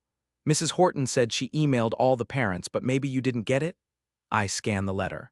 There's a parents' welcome assembly next Friday evening, and some of the older grades are going to perform in front of the school, which seems ambitious for only the second week of the school year. But this is a private school with a special focus on the arts and much different from the school Peyton attended in Boulder. That's okay, honey. Do I need to confirm your attendance? I already did that this afternoon as soon as I found the letter, my mom says. It looks like they had the wrong email address on file, so I had the secretary change it. I said all 3 of us would be there. Okay, thanks. I didn't realize there was an issue. It was probably just a clerical error. They had Marcy's parents as their top contact. I thought I changed all of that, although there was a lot of paperwork, so it's possible I missed it. I'm sure you did and it just didn't go through. It's all ironed out now. Do you think Granny and Grandpa would be able to come too? Peyton asks. I'm sure they would love to. Let me ask your teacher if we can invite them. I'm sure they'd love to see your new school and meet Mrs. Horton. Horton. And it should definitely make Corinne happy. One of her biggest fears was not being able to see Peyton enough. If there isn't room, your dad and I can always go to the next one, my mom offers. I'm sure it'll be fine. They've had plenty of opportunities to attend Peyton's school events. You guys haven't. I know that, but missing one isn't a big deal when we get to see our favorite little girl all the time. Mom kisses me on the cheek and gives Peyton a hug. It turns out that it's not a big deal to add 2 more family members, so we extend the invitation to Corinne and Kyle, who apparently already knew about the event because they've been getting the school emails. They already RSVP'd, and it looks like that plan to come for a visit is happening sooner than anticipated. They're overjoyed that they're going to be able to see Peyton's new school. Peyton is extra excited all through the weekend and into the next week, rehearsing the song her class is performing at the assembly when she's in the bathroom, getting ready for bed, and basically every waking moment. By the time the assembly rolls around, I'm going to know the song by heart too. On the day of the assembly, I head home early to make sure I can get Peyton there on time. My in-laws arrived just after lunch, so Peyton was able to take the bus directly home instead of going to my parents' place like she often does after school. As soon as I walk in the door, Peyton comes rushing down the hall. "Daddy, yay, you're home. When are we leaving? I have to be there at 5:30 so we can make sure the whole class is ready. We had a dress rehearsal today, and Tony Burton got sick in a wastebasket because he gets nervous performing in front of people. Mrs. Horton said he didn't have to participate tonight, but I think he has FOMO because he said he still wanted to even though it makes him feel queasy. I'm really glad I don't get queasy when I get up on stage. Harley says I'm a natural and that instead of getting nervous, I get excited, and that's how you know you're an extrovert and not an introvert." Karen appears at the end of the hallway. She's wearing an apron, wiping her hands on a dish towel. "Peyton, honey, you need to finish your snack before we go." "Okay, can we leave as soon as I'm finished?" "Of course, dear, just give your dad a minute to get in the door." She pats Peyton on the shoulder and turns her in the direction of the kitchen. "It's okay, I know she's excited," I say as Peyton skips down the hall. I accept the hug and kiss on the cheek from Karen. "How was the drive down?" "It wasn't bad, a little busy when we got close to the city, but otherwise fine." She picks at a loose thread on her apron. "I worry about how much of a challenge the trip will be in the winter, though. It feels like we hardly see Peyton at all now that you've moved, and with winter coming, that drive is going to be that much more of a challenge." I don't love that this is the first thing she brings up when I walk through the door. I don't want this visit to become another guilt trip. "You could always catch a flight in, and we could pick you up from the airport." "Oh, I'm not sure flying is a safer option, especially with the storms we get. We'll figure out something that works for everyone." She hums and tucks her hands in the apron pocket. I noticed that the one she's wearing was a gift from her to Marcy when we first got married. I think it was at a bridal shower. Marcy had always been a fan of cooking, and she and her mom had spent a lot of time together in the kitchen. I didn't even realize I still had that apron or where I even kept it. "Are you sure that you're going to want to stay in Colorado Springs indefinitely? Maybe all it will take is a year to get greenscapes where it needs to be. Then you could think about moving back our way."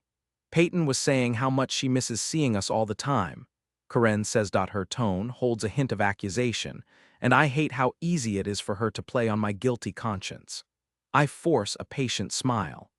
"You could always move out this way now that Kyle is retired. Then you'd be able to see us all the time and no one would have to worry about winter driving." "Oh, I don't know about that. We've lived in that house for the past 30 years. Marcy grew up there. I can't imagine leaving all of those memories behind." I bite my tongue, not wanting this to be the focus of their visit. Part of the problem for my in-laws is that they're stuck in the past, and it's made it very difficult for me to move on with my life. Even now, Marcy's room is still decorated the same way it was when she left for college. She used to joke about how by the time we had kids, that room would be retro. The sad reality is that's exactly what it's become, and Peyton is only allowed in there with supervision. It's like an exhibit in a museum. "I'm going to get changed and then we can leave." "Okay, I'll tell Kyle he'll have to watch the game highlights. We can record it for him." "Oh, that would be great. It's his team playing, and you know how much he hates to miss a game." "I'll make sure Peyton's done with her snack." She heads for the kitchen, and I go in the other direction, dropping my briefcase in my office before I go to my bedroom. I change out of my suit into a collared shirt and a pair of dark dress pants, wash my face, and comb my hair before I return to the kitchen. Karen is loading plates in the dishwasher, and my father-in-law is sitting at the kitchen island, eating a sandwich and sliced carrots. "This is quite a nice place you have here, son," he says after he swallows his bite and washes it down with milk. "Thanks, we like it. Peyton seems to be settling in okay, isn't she? Loves her new room and can't stop talking about that Harley woman who used to take care of her when she was a baby. I didn't realize the two of you had kept in touch." He smiles, but it seems tense. We hadn't actually. Lynn and Ian had a birthday party for their daughter at Spark House, the event hotel Harley and her sisters own, and we reconnected there. I already told you that, Kyle, Karen reminds him. I must have forgotten. Well, it's nice to see Peyton getting comfortable here, even if we do miss her a lot. He finishes his sandwich and wipes his hands on a napkin. You're always welcome to visit, and now that we're settled in, I'm sure we'll be able to schedule regular trips out your way too, I placate, wanting to make sure they know that just because we moved doesn't mean we won't make the effort to see them. That'd be nice. I think Karen is missing all the time with her granddaughter. I feel the guilt like a weight on my chest, getting heavier with each jab. I'm sure I'm reading into things and turning their comments into something they're not. Peyton comes skipping into the kitchen. She's changed into a new dress that Harley picked up for her and refused to take any money for, saying it was a back-to-school present, even though the three of us went back-to-school shopping and she bought Peyton stuff then too.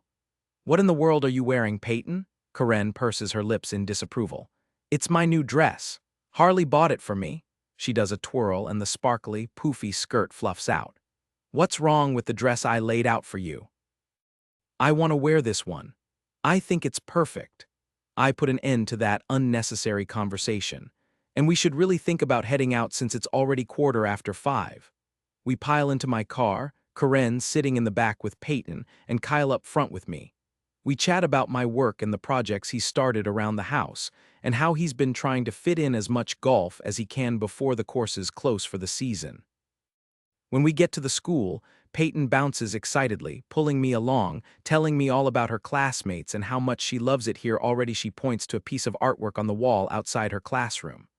Why is the horse pink, Peyton? Karen asks. Because when we use our imagination, they can be any color we want, and I wanted my horse to be the color of cotton candy, she announces. Oh, well, that's interesting, Karen mutters. We peek inside Peyton's classroom, which is bustling with students, most of whom are dressed up for tonight's performance. Peyton waves to another girl who, like Peyton, is dressed in a frilly, poofy skirted outfit, except hers is purple and Peyton's is green. I do a double take when I notice the petite blonde standing next to the classroom teacher. At first I think I'm seeing things until Peyton claps her hands and shrieks. Yay, Harley is here, come on, let's go say hi to her. She takes her granny's hand and pulls her into the classroom, calling out Harley's name. Back when Harley was Peyton's nanny, I would give her weekends off when Peyton's grandparents came to visit, in part to avoid any conflict with Karen, but also because she couldn't work 7 days a week. Harley's smile widens when her eyes land on me. We're introduced to Peyton's teacher, Mrs. Horton, but the classroom is filling up quickly, so Karen and Kyle say they'll meet us in the hallway while I hang back. I had no idea you were going to be here, I say, more than a little surprised. Emily, Peyton's teacher, got married at Spark House last year. When I picked up Peyton the other day, we got to talking, and I offered to help with the class since it's a lot to handle on her own. I hope that's okay. She picks a piece of lint off my shirt, then absently smooths out my lapels before dropping her hands. Why wouldn't it be okay? I glance toward the hallway where Karen and Kyle are waiting for me. Karen's expression is pinched, and I can only guess what she must be unhappy about this time. Probably that she's not the one talking to Peyton's teacher. Harley follows my gaze, but Karen and Kyle move out of my line of view. My intention wasn't to overstep. I honestly didn't think anything of it, but I probably should have let you know when I volunteered. I refocus my attention on Harley.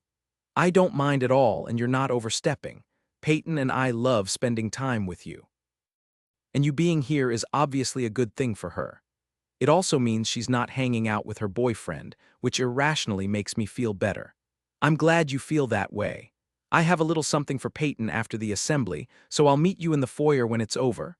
That sounds great. Mrs. Horton calls out to Harley for some help, so I head back to the hall where I find my parents and my in-laws waiting outside the auditorium. Unlike her previous school, where all the assemblies were held in the gym and we sat on plastic chairs, this school has a real theater with plush seating. This is better than movie theater seating, Kyle says as he relaxes back into his chair. There seems to be a strong focus on the arts in this school.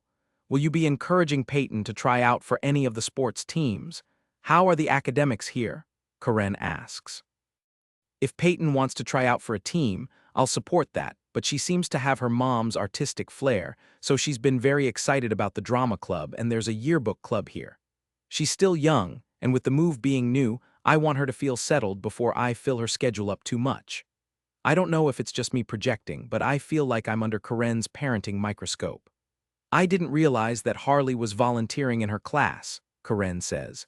I was waiting for this. She knows Peyton's teacher personally, and she's great with kids. I think it's pretty selfless that she's giving up an evening to help out a friend and be a familiar face for Peyton. The lights go down, ending that conversation. For now an hour and a half and some pretty cute performances later, I'm ridiculously impressed they were able to put all of this together in under 2 weeks. We meet up outside the school. My parents have to leave because they have a brunch with friends in the morning, but we're supposed to see them tomorrow evening for dinner. Harley appears a few minutes later, one hand tucked behind her back as she approaches us, her smile widening as her gaze moves from me to Peyton. You were amazing up there, even better than during rehearsals, Peyton grins shyly. We practiced really hard this week. I heard, and I have something special for you. She pulls out a bouquet from behind her back. But it's no regular bouquet, it's made of cookies. Peyton's eyes go wide. Oh wow, this is better than flowers. You should probably save those for tomorrow.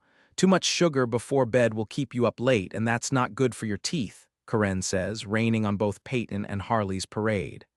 I don't think one cookie would hurt, and it's Friday night. Peyton is allowed to stay up a little later, I say with a wink at my daughter, hoping to keep Corinne from saying anything that will offend Harley or upset Peyton. I know she's particular about parenting, but I feel like I've been under attack since I walked in the door after work. She hasn't even had dinner yet, Corinne reminds me. Oh, Peyton tugs on my sleeve. Can Harley come with us? Honey, we haven't seen you in almost a month. This should really be just about family. Corinne gives me an imploring look. Peyton's face falls and Harley, bless her kind, thoughtful soul, smiles brightly. We have an event tomorrow and I need to stop by Spark House to give my sisters a hand, but we can do dinner later next week. Sound good, kiddo? Peyton's lips twist in disappointment, but she tries to cover it with a smile. Oh, okay, thank you for the cookie bouquet. You're so welcome and it's so well-deserved. Harley hugs Peyton and says goodbye to everyone, getting yet another frosty response from Corinne. I don't want to say anything in front of Peyton about how rude Corinne was to Harley, so I wait until she's asleep in bed. But by then, Corinne's already in bed too, leaving me with Kyle, who's watching the highlights from tonight's game. Obviously, it's a conversation that's going to have to wait. What the heck am I doing? Harley, well, that was a level of awkward I'd rather not experience again, I mutter to myself as I get in my car. I try not to read into the way Corinne reacted to me, but it's difficult with how frosty her reception was, even after all these years. While we do have an event tomorrow night, we've already finished setting up. So I don't need to be at Spark House until later tomorrow morning. And that's a good thing because I could use a couple of drinks right about now, not just one. I haven't seen Gavin's in-laws in years, and I can't say much has changed. Kyle seems blissfully oblivious to everything, and Corinne is about as warm as the Antarctic in the middle of a cold snap. I leave my car at the apartment and head over to the pub on foot, so I don't have to drive home at the end of the night. It's already 10 by the time I arrive, and Chad and our friends are seated at a table in the back corner. Andrea and Belinda see me first and wave me over. I slide into the free chair next to Chad, which puts me kitty corner from Belinda and across from Andrea. Chad slings his arm around my shoulder and gives me a peck on the cheek. Hey, babe, how was the work thing tonight? Did you have another birthday party? He isn't looking at me, though. His attention is on the hockey game on the screen above the bar. Seattle is playing, and it's one of the teams he favors for his fantasy league, or at least that's what I gather from the way he gets all heated when someone doesn't play as well as he needs them to. I told him I was going to help at an event tonight, but I didn't specify what kind of event. It was good. Good, good. Glad to hear it. He cheers in my ear when Seattle's goalie deflects a shot on net. I shift my chair a couple inches away so he's not yelling in my ear and let Chad chat about the game with Alan and Ted. Since Belinda is a nurse and Andrea is a kindergarten teacher, we always have great, lively conversations. How have the first couple of weeks of the school year been for you? I ask Andrea. Full of accidents, Andrea sighs. Oh no, I hope not serious ones. She waves a hand around. Oh, not like broken bones or anything. Half the class seems like they missed their bathroom training lessons. I make a face. That can't be fun for you.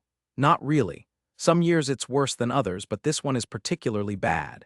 Usually it's worked out by the end of September, but one of the moms is still sending her kid in training pants and he's totally capable of using the bathroom. And they have to be able to go on their own. Sending a kid who doesn't understand how to aim has been special. Can you use the Cheerio method? Can you suggest it to the parents? I ask.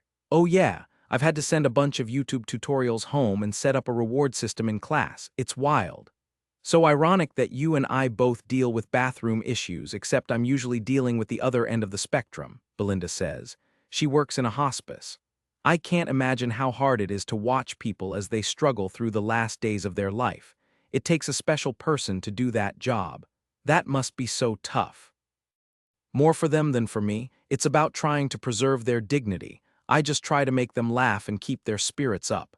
Anyway, she waves the comment away. Enough about that, what event were you at tonight? I was helping out a former client who happens to be a teacher at the Art Academy. They had a performance tonight and she needed an extra set of hands to get the kids ready, I explain.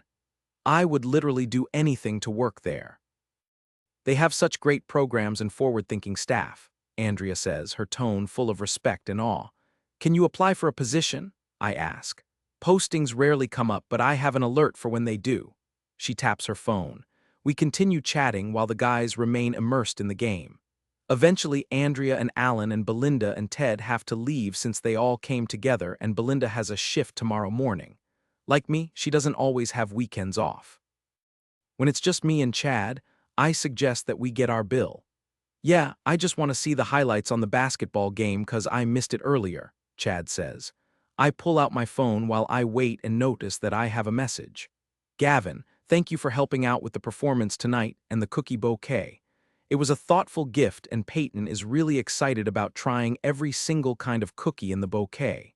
She also couldn't stop talking about how nice it was to have you there. I plan to let Peyton eat one for breakfast tomorrow, but keep that on the down low. I'm sorry about my mill, she's having a hard time with us living so far away. Looking forward to seeing you soon, G. Are you dealing with work stuff? You need to take a break, babe. Chad puts his arm around my shoulder and glances at the phone screen, brows inching toward each other. Don't worry, it's not work-related. Before I can close the message, Chad grabs my phone out of my hand. What are you doing?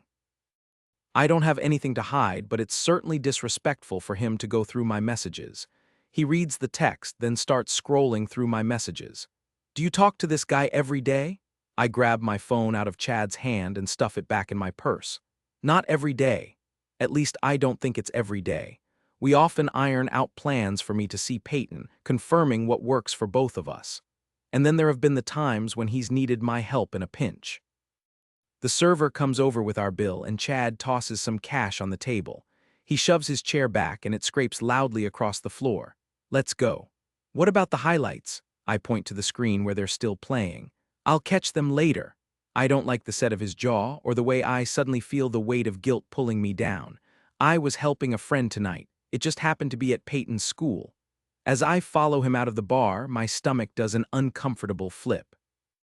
I'm worried Chad is about to go off, and for the first time since I started talking to Gavin again, I'm uncertain as to whether or not he has a right to be upset with me. Technically, I haven't done anything wrong, but I have been spending a lot of time with Peyton and Gavin, even though this time wasn't on purpose, and I realize now that I haven't been very forthcoming about it. Are you okay to drive? I ask Chad as we approach his car. I had 2 beers. His tone is frosty. Okay, but you also seem agitated, which isn't a great combination with any amount of alcohol, I point out. I seem agitated. I wonder why that is. He crosses his arms, eyes narrowed, expression fierce. Are you cheating on me with that Garrett guy? Normally, I'm grateful to see some level of emotion from him, but lately it's been only about Gavin. I don't bother to correct him. I don't know what it is with men and being incapable of remembering someone's name. I mirror his pose. Of course not. You talk to him all the time, you message him more than you message me, and that's based on the week's worth of texts I scrolled through, he snaps. How often are you helping out with his kid? I don't know, once a week maybe? I already told you I took care of Peyton when she was a baby. I'm familiar and comfortable for her. But as I say it, I realize there's a hole in the story I've been telling everyone, including myself, because Peyton doesn't remember me taking care of her. She has stories and pictures, but not actual memories. So you're babysitting her, is that it? Or are you spending time with him too? Sometimes I take her to the park. And other times, he presses, I took Ella to the zoo and Gavin and Peyton met me there. I asked you to come with me, but you weren't interested, I point out. Oh, so now you're going to put this on me? The zoo is for kids. And I took Ella. And then met up with this guy and his daughter. You can't tell me you don't see how bad this looks from the outside, Harley. I can barely get you to commit to a weekend away, and here you are spending all your free time with a guy and his 9-year-old daughter. As I stand here in the middle of the parking lot, Chad the angriest I've ever seen him, I recognize that he's right. There's a big difference in the time I spend with Chad and the time I spend with Gavin and Peyton. Chad and I are rarely ever alone together. We always go out with friends, and half the time it's me, Andrea, and Belinda who organize things so we can get in girl time. And my weekend plans with Chad are never about the two of us. They always revolve around group activities with Andrea and Alan and Belinda and Ted. And occasionally Marv and the Howler. Whenever Chad comes over, he spends a good chunk of time playing video games. And the intimacy is okay. Not bad, but not amazing. The look on your face says everything, Harley. I run a hand down my face. I didn't mean for this to happen. For what to happen, please don't tell me you were involved with that guy. I recoil at the insinuation. Of course not, I would never do something like that. And it makes me feel sick to think that he could believe I would. So what didn't you mean to happen if you're not involved with him? What's going on between you? Is this an emotional connection or something? I rub the space between my eyes, trying to figure out how to explain. No. It's not like that, I just didn't mean to start spending so much time with Peyton and Gavin. I honestly thought I would go to lunch with them that one time, but he kept messaging and texting and you kept saying yes. He cracks his jaw, I nod, but you can't find time to spend with me. As I absorb his words and his frustration, our situation becomes clearer. You're right, but do you really want to spend time with me? Of course I do. Why would you even ask that? How often do we see each other and it's just the two of us? I ask. You're always working or you have assignments or you're hanging out with that dad and his kids, so not that often, he snaps. I sigh, aware he has a right to be upset because he's not wrong, but he's also not entirely right. We're always with friends, we make group plans, and when you come to my house you're always playing video games. We don't make plans as a couple. I motion between us. We never have.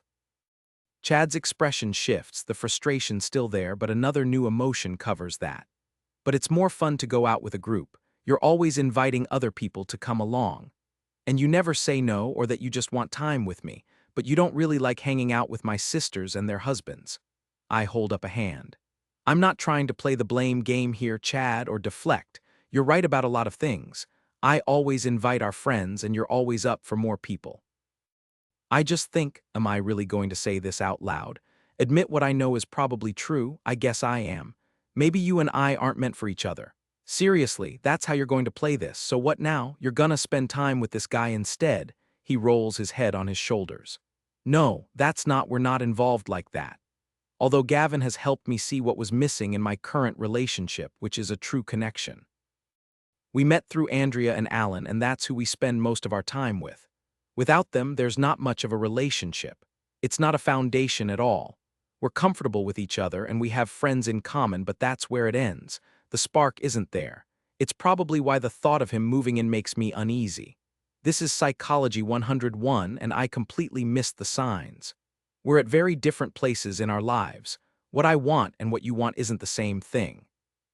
So you want to be someone's stand-in mom? You know this guy is only interested in you because you're a built-in helper, right? I don't like the way that comment stings, or that I don't even know if what Chad is saying holds merit or not. This isn't about Gavin. Like heck it isn't. I saw the way he looked at you, and you were with him tonight. Not technically. I was helping at a school event. my motivation for helping doesn't matter. It's that I didn't factor in how Chad might perceive it.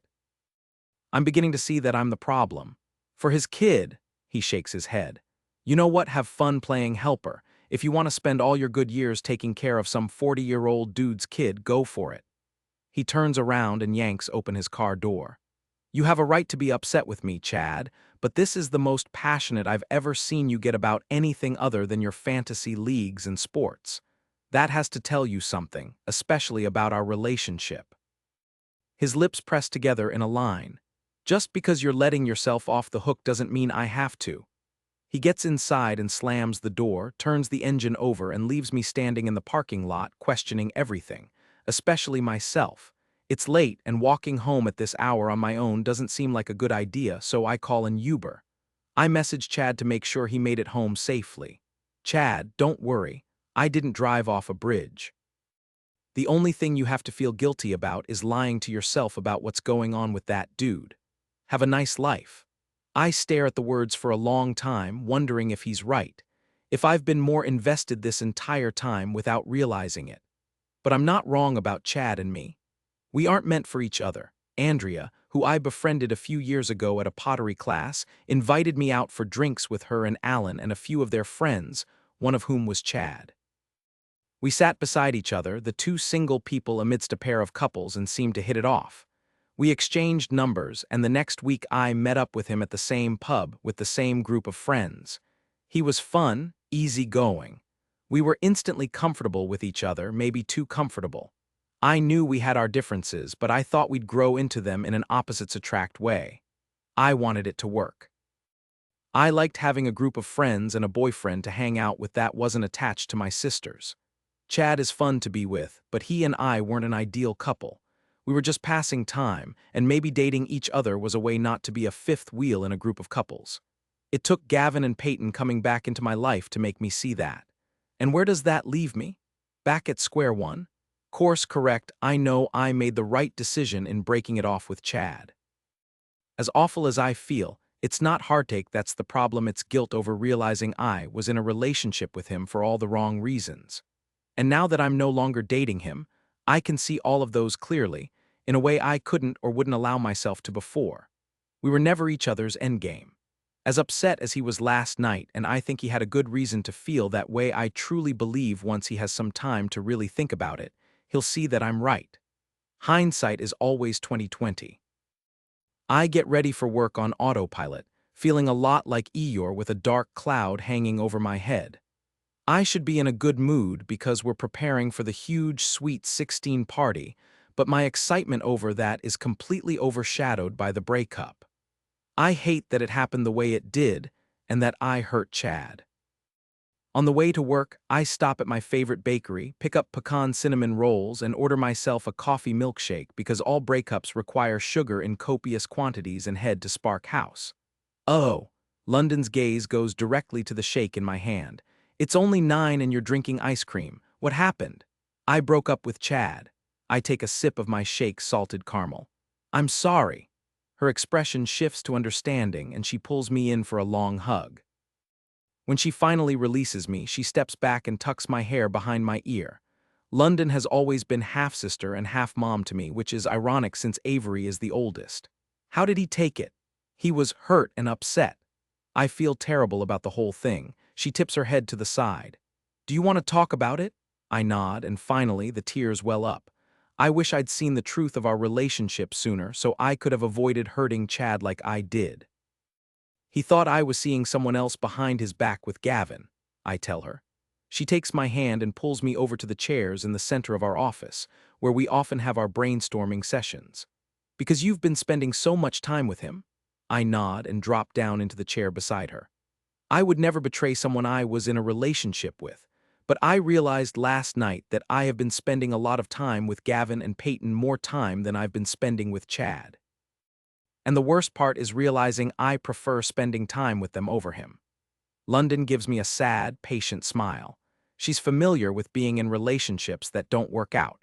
She had a few of them before she finally met Jackson. And even then, she was pretty oblivious to how into her he was until he made his feelings clear. She'd never allowed herself to love someone deeply until him, Maybe because we know what it feels like to lose the people we love the most. Love is scary because it has the power to make you feel whole and tear you apart. Sometimes an emotional connection can feel just as painful as a physical one. I bite the inside of my cheek. Do you think that's what I've been doing? No, not consciously anyway. I think Gavin and Peyton fill a gap for you, but I'm a little worried about what that looks like in the future. I remember how hard it was on you when they moved away all those years ago. You really struggled with that loss. I wasn't sure if there was more to it than just missing Peyton. I guess the question you need to answer for yourself, honestly, is if this is about spending time with Peyton, or are you as invested in Gavin as you are her? I run my hands down my face. I don't know. I think I've been trying to convince myself that Peyton is the reason we're spending so much time together, but now I feel like I've been avoiding the truth, and it's taken this breakup with Chad for me to see that. I like spending time with them. Both of them? London folds a strip of paper into a star and sets it on the arm of her chair. What if you take Peyton out of the equation? I can't do that. Would you still have feelings for Gavin if she wasn't a factor? Do you want to spend time with him without Peyton? She asks. I think so, but I just broke up with Chad. It's probably not a good idea for me to get involved with anyone at all, and this is a complicated situation. Peyton is comfortable with me. London hesitates before she finally says, "Please don't take offense, but are you sure Gavin isn't pulling you back into his and Peyton's life because of exactly that reason?" I think about all the time we've spent together. How we have fun together, but it always revolves around Peyton. Now that I look back on his introduction to Chad, and my never mentioning the fact that I had a boyfriend, I have to wonder if subconsciously I'd done that on purpose. Even then I'd known why Chad was upset, but I'd brushed it off as nothing. And then there's the unspoken tension between us, what almost happened before he decided to move. "I almost kissed him once," I blurt. London's eyes widen. "Recently?" I shake my head. "When Peyton was a baby just before he moved away." London nods slowly. "I wondered if there was more going on back then. You were so upset about it when they moved." At first I thought it was because you'd lived with the family for more than a year, which you hadn't done before, but you seemed so unsure of your path after that. I was unsure. I couldn't believe I had crossed that line. I wanted to find a way to heal from the loss of losing our parents, but instead, I was making things even harder. So I switched gears and surrounded myself with the people I loved and relied on the most, my sisters. Do you want to tell me what happened to inspire the almost kiss? London asks, so I explain what happened that night, how Peyton had been teething that Gavin was overworked and struggling and I'd found him in the kitchen and comforted him, how I leaned in to kiss him and he stopped me before I did. Have you ever talked about it since then? I shake my head.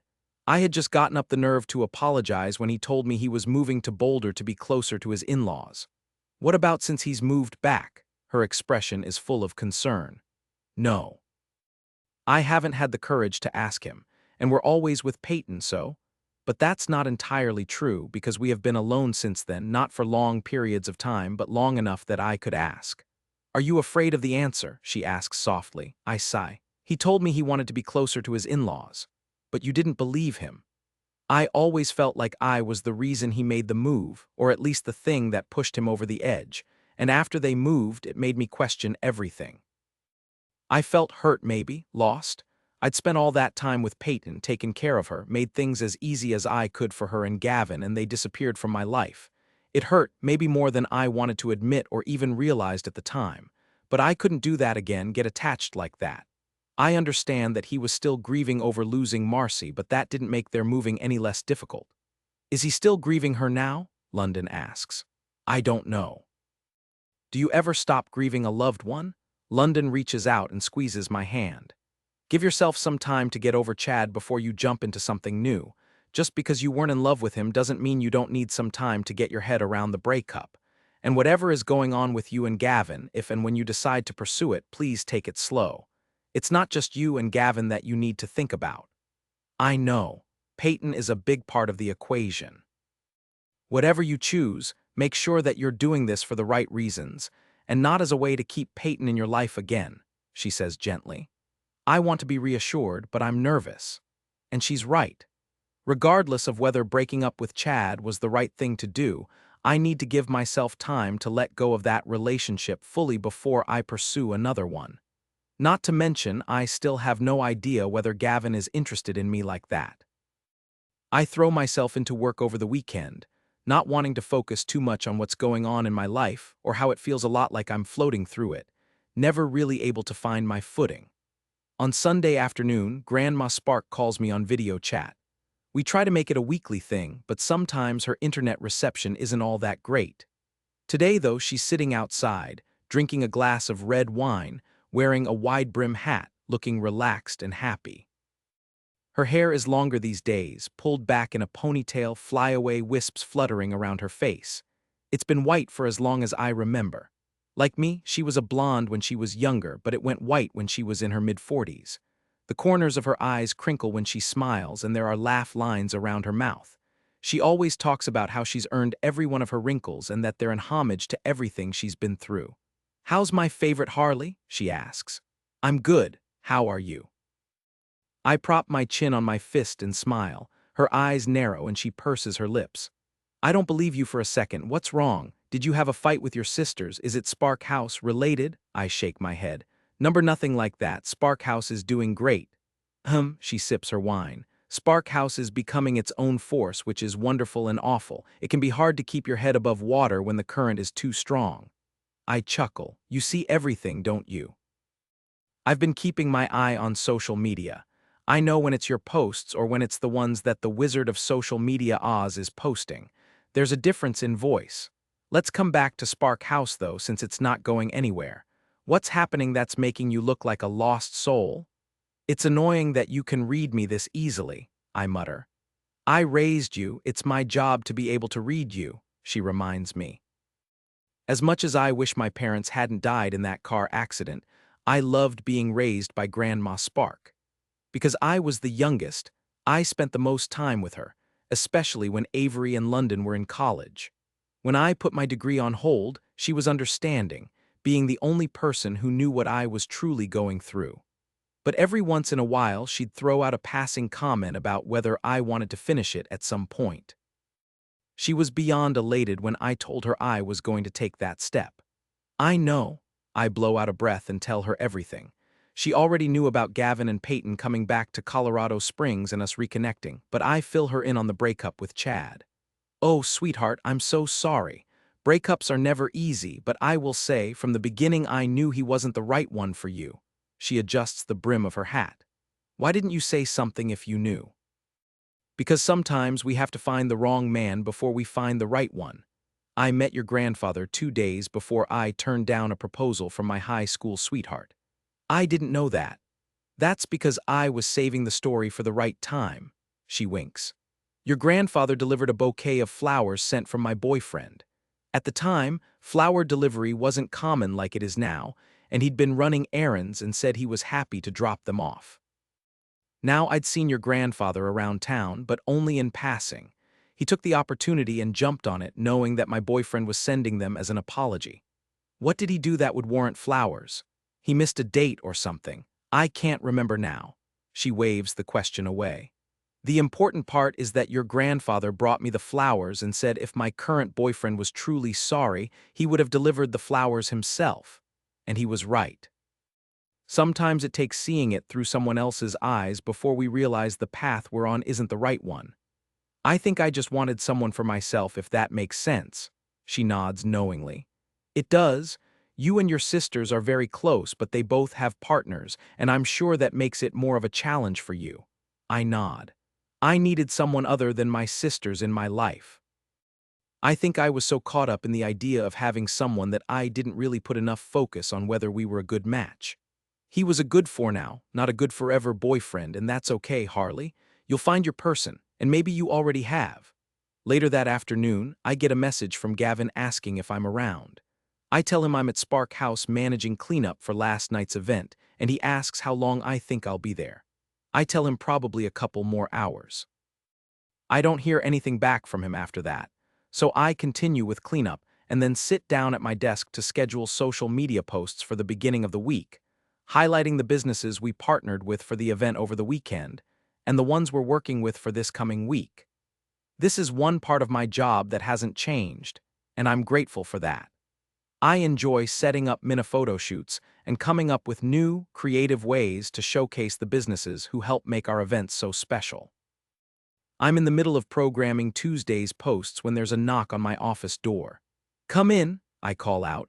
I'm not expecting anyone, but sometimes people driving by will pop in and ask for a tour, so I'm surprised when Gavin steps into the office.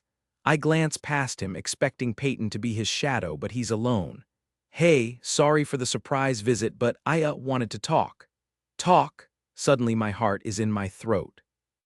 And for a moment, I wonder if this is how Chad felt on Friday night when I ended things with him.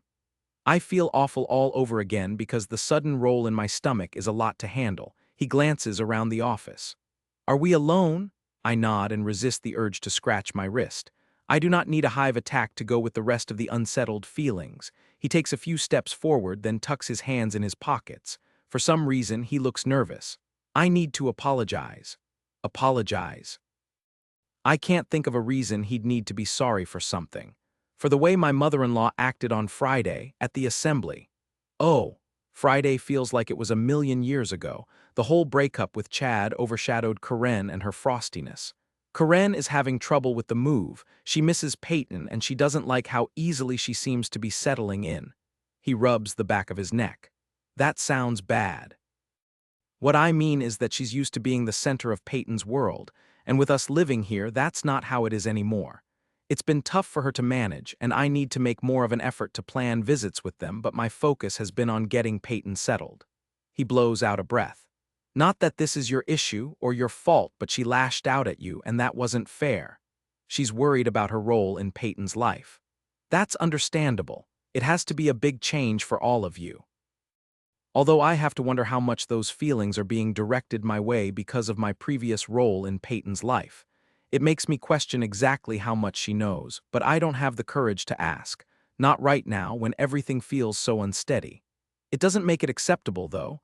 I didn't want you to think I was okay with the way she acted. I appreciate that, and I appreciate your apology even though it's unnecessary. It felt necessary to me." He tucks a thumb in his pocket and rocks back on his heels. "So, there's a theater in the park event coming up next weekend. I know you probably have plans with your boyfriend, but I'm taking Peyton and I wanted to extend the invitation, my treat, as a thank you. Oh, Chad and I aren't together anymore, so my social calendar is wide open unless I'm working a Spark House event." I wish that had come out way less awkward. Gavin's eyebrows shoot up. "What? When did that happen?" "We broke up this weekend." I amend that statement. "I broke up with him." "Oh, I'm sorry." It's phrased more like a question than a statement. I shrug, and once again the blanket of guilt weighs heavy on my shoulders for not seeing what I should have weeks ago. He and I weren't on the same page, and we weren't right for each other. I wasn't as invested in our relationship as I should have been. Gavin takes a seat on the chair across from me, his expression shifting to unease. "Is this my fault? Is it because of how I reacted when I came to pick up Peyton?" I look away, struggling to meet his concerned gaze. Now that I've officially ended the relationship with Chad, I can see there's an attraction to Gavin that I've been working to keep buried along with the memories and the guilt. I just had a reason before now not to acknowledge them. "Harley." His voice is soft and he leans forward, his elbows resting on his thighs. "Is this because of me?" "Sorry." I shake my head. "No, it's not because of you, Gavin. I don't need him feeling bad about this. I can carry that on my own. He has enough of his own burdens without taking on mine too. I realized he and I are in different places in our lives, and what I want and what he wants isn't the same thing. Are you okay? Is there anything I can do?" Gavin laces his fingers together and his foot taps restlessly on the floor. "No, I just need a bit of time to process. Let me check my schedule and see about the outdoor theater event. That would be fun if I can swing it." "Are you sure? I don't want you to feel obligated." "I'm sure it'll be a good distraction." A week after Chad and I break up, I drop off a box of the things he left at my place at his apartment. It wasn't much, just a single outfit, a couple of ties and button-downs, a pair of pajama pants, and a toothbrush. We hadn't spoken since the breakup, apart from me texting to ask if I can drop off his stuff. London asked if I wanted her to come with me, but I told her I needed to do it on my own. My stomach flips as I knock on his door. My palms are sweaty. I don't know what to expect, but I'm hoping it doesn't end with me feeling worse than I already do about this whole thing. Chad opens the door. He's dressed in jeans and a t-shirt with a game logo on it. He looks good and not like he's been sad or moping for the past week, and that's a relief. I swallow down my anxiety. Hey. His gaze roves over my face and drops to the box in my hands. Hey, thanks for bringing my stuff back. Don't thank me. I purse my lips and close my eyes, giving my head a quick shake. I'm really sorry, Chad. For what?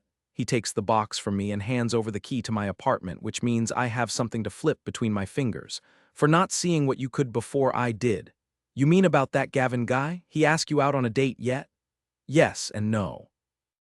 I blow out a breath and shove my thumbs in the back pocket of my jeans. I mean, he hasn't asked me out. He knows we broke up, though. He tucks the box under one arm and leans against the door jamb. Yeah, he knows. I figured. Chad nods once and gives me a wry smile. And he'll ask soon if he's smart anyway. He blows out a breath and nudges the toe of my shoe with his. Look, I know you're kind of used to holding on to blame like it's yours to own, but I've done a lot of thinking this week, and you weren't wrong about us, I mean. I really like you and you're an awesome person, but we were missing something. So don't beat yourself up over this, okay? You don't have to let me off the hook, Chad. I know I was in the wrong, I tell him. I'm not letting you off the hook. I'm telling you to let yourself off the hook. He gives me a wry smile. We both deserve to be happy, even if it's not with each other. Over the next month, I continue to see Peyton and Gavin about twice a week. Whether it's dinner or a trip to the park, they've become a regular fixture in my life.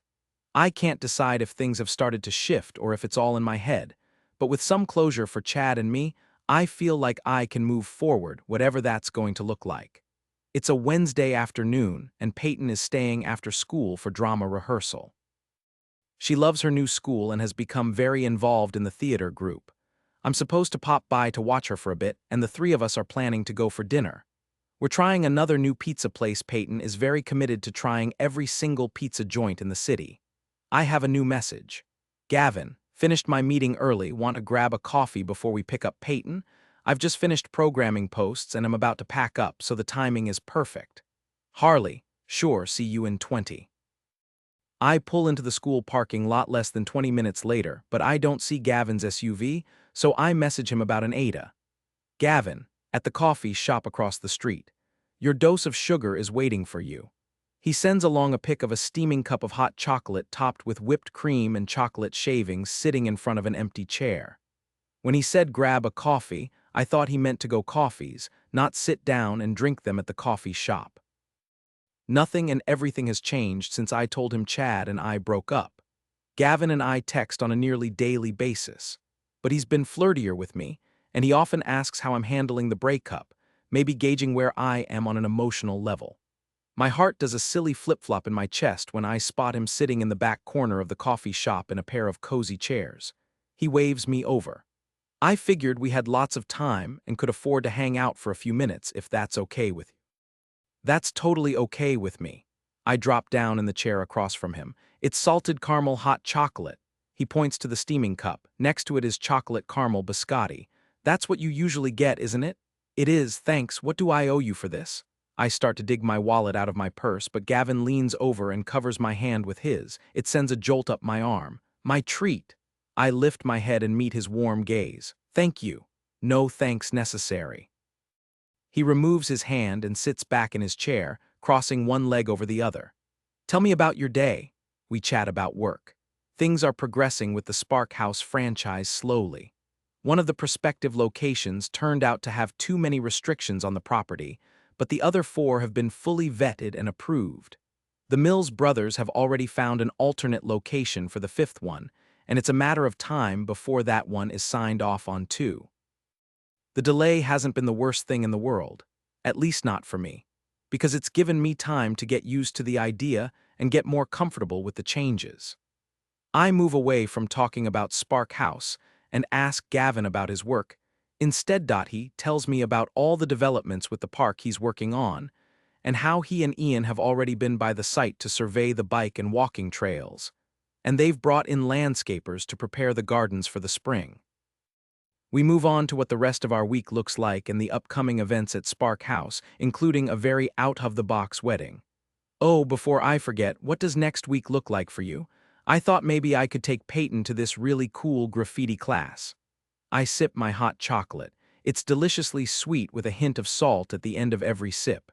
Graffiti class? Gavin's eyebrows pop. Yeah, it's so cool. We have a client who's getting married in the fall, and they have these amazing graffiti murals they're bringing in. Let me show you. I pull up the artist's Instagram page where some of his pieces are featured and lean over so I can show it to Gavin. Oh wow, is that the side of a building?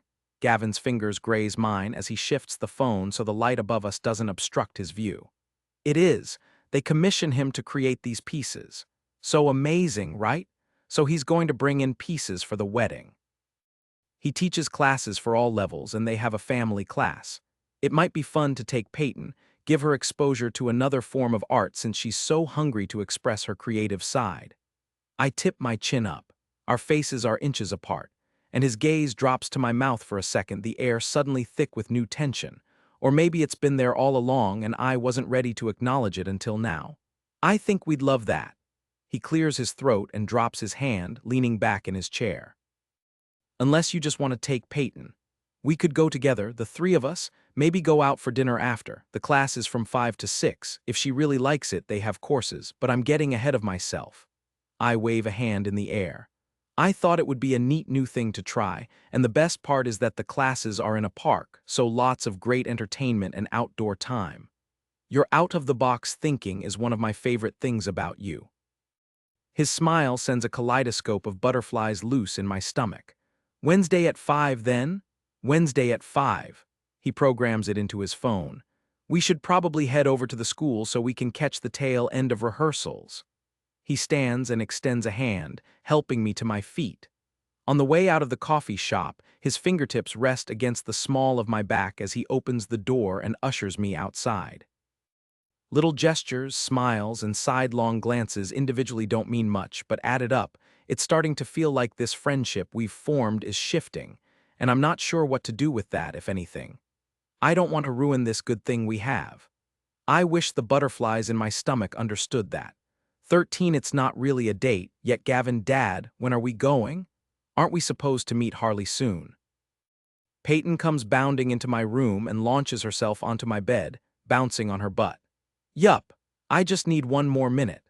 The 5 o'clock start time for this class doesn't leave me with a lot in the way of time. I basically picked Peyton up from my parents' house and forced her to eat a snack which ended up being cookies because I still need to get changed out of my suit. I'm wearing a pair of jeans and a t-shirt, with a zip-up hoodie in case it gets cool later. It's only late September, but the days are shorter, and when the sun goes down, there's a chill. I splash a little aftershave on my hands and slap at my neck. Do you want to smell good for Harley? Peyton asks. I pause and glance up at her knowing smile. I don't want to smell bad for Harley or anyone. Those are your going-out jeans, she says haughtily. How do you know they're my going-out jeans? Here's the corrected and formatted version of your text. I have more than one pair of jeans, you know. Yeah, but you have your work-on-the-house jeans, the mow-the-lawn jeans that have grass stains on them, and then you have 2 pairs of going-out jeans. She holds up 2 fingers. These are your going-out ones. Well, I'm going out, so I guess it makes sense that I'm wearing my going-out jeans, doesn't it? She chews on her bottom lip for a second before she nods. Her lips twist to the side. Is Harley's friend going to be there again? Which friend is that? She taps her chin. Chad. Oh. Number Harley and Chad aren't seeing each other anymore. I'm a little unsure how to navigate this conversation with my 9-year-old.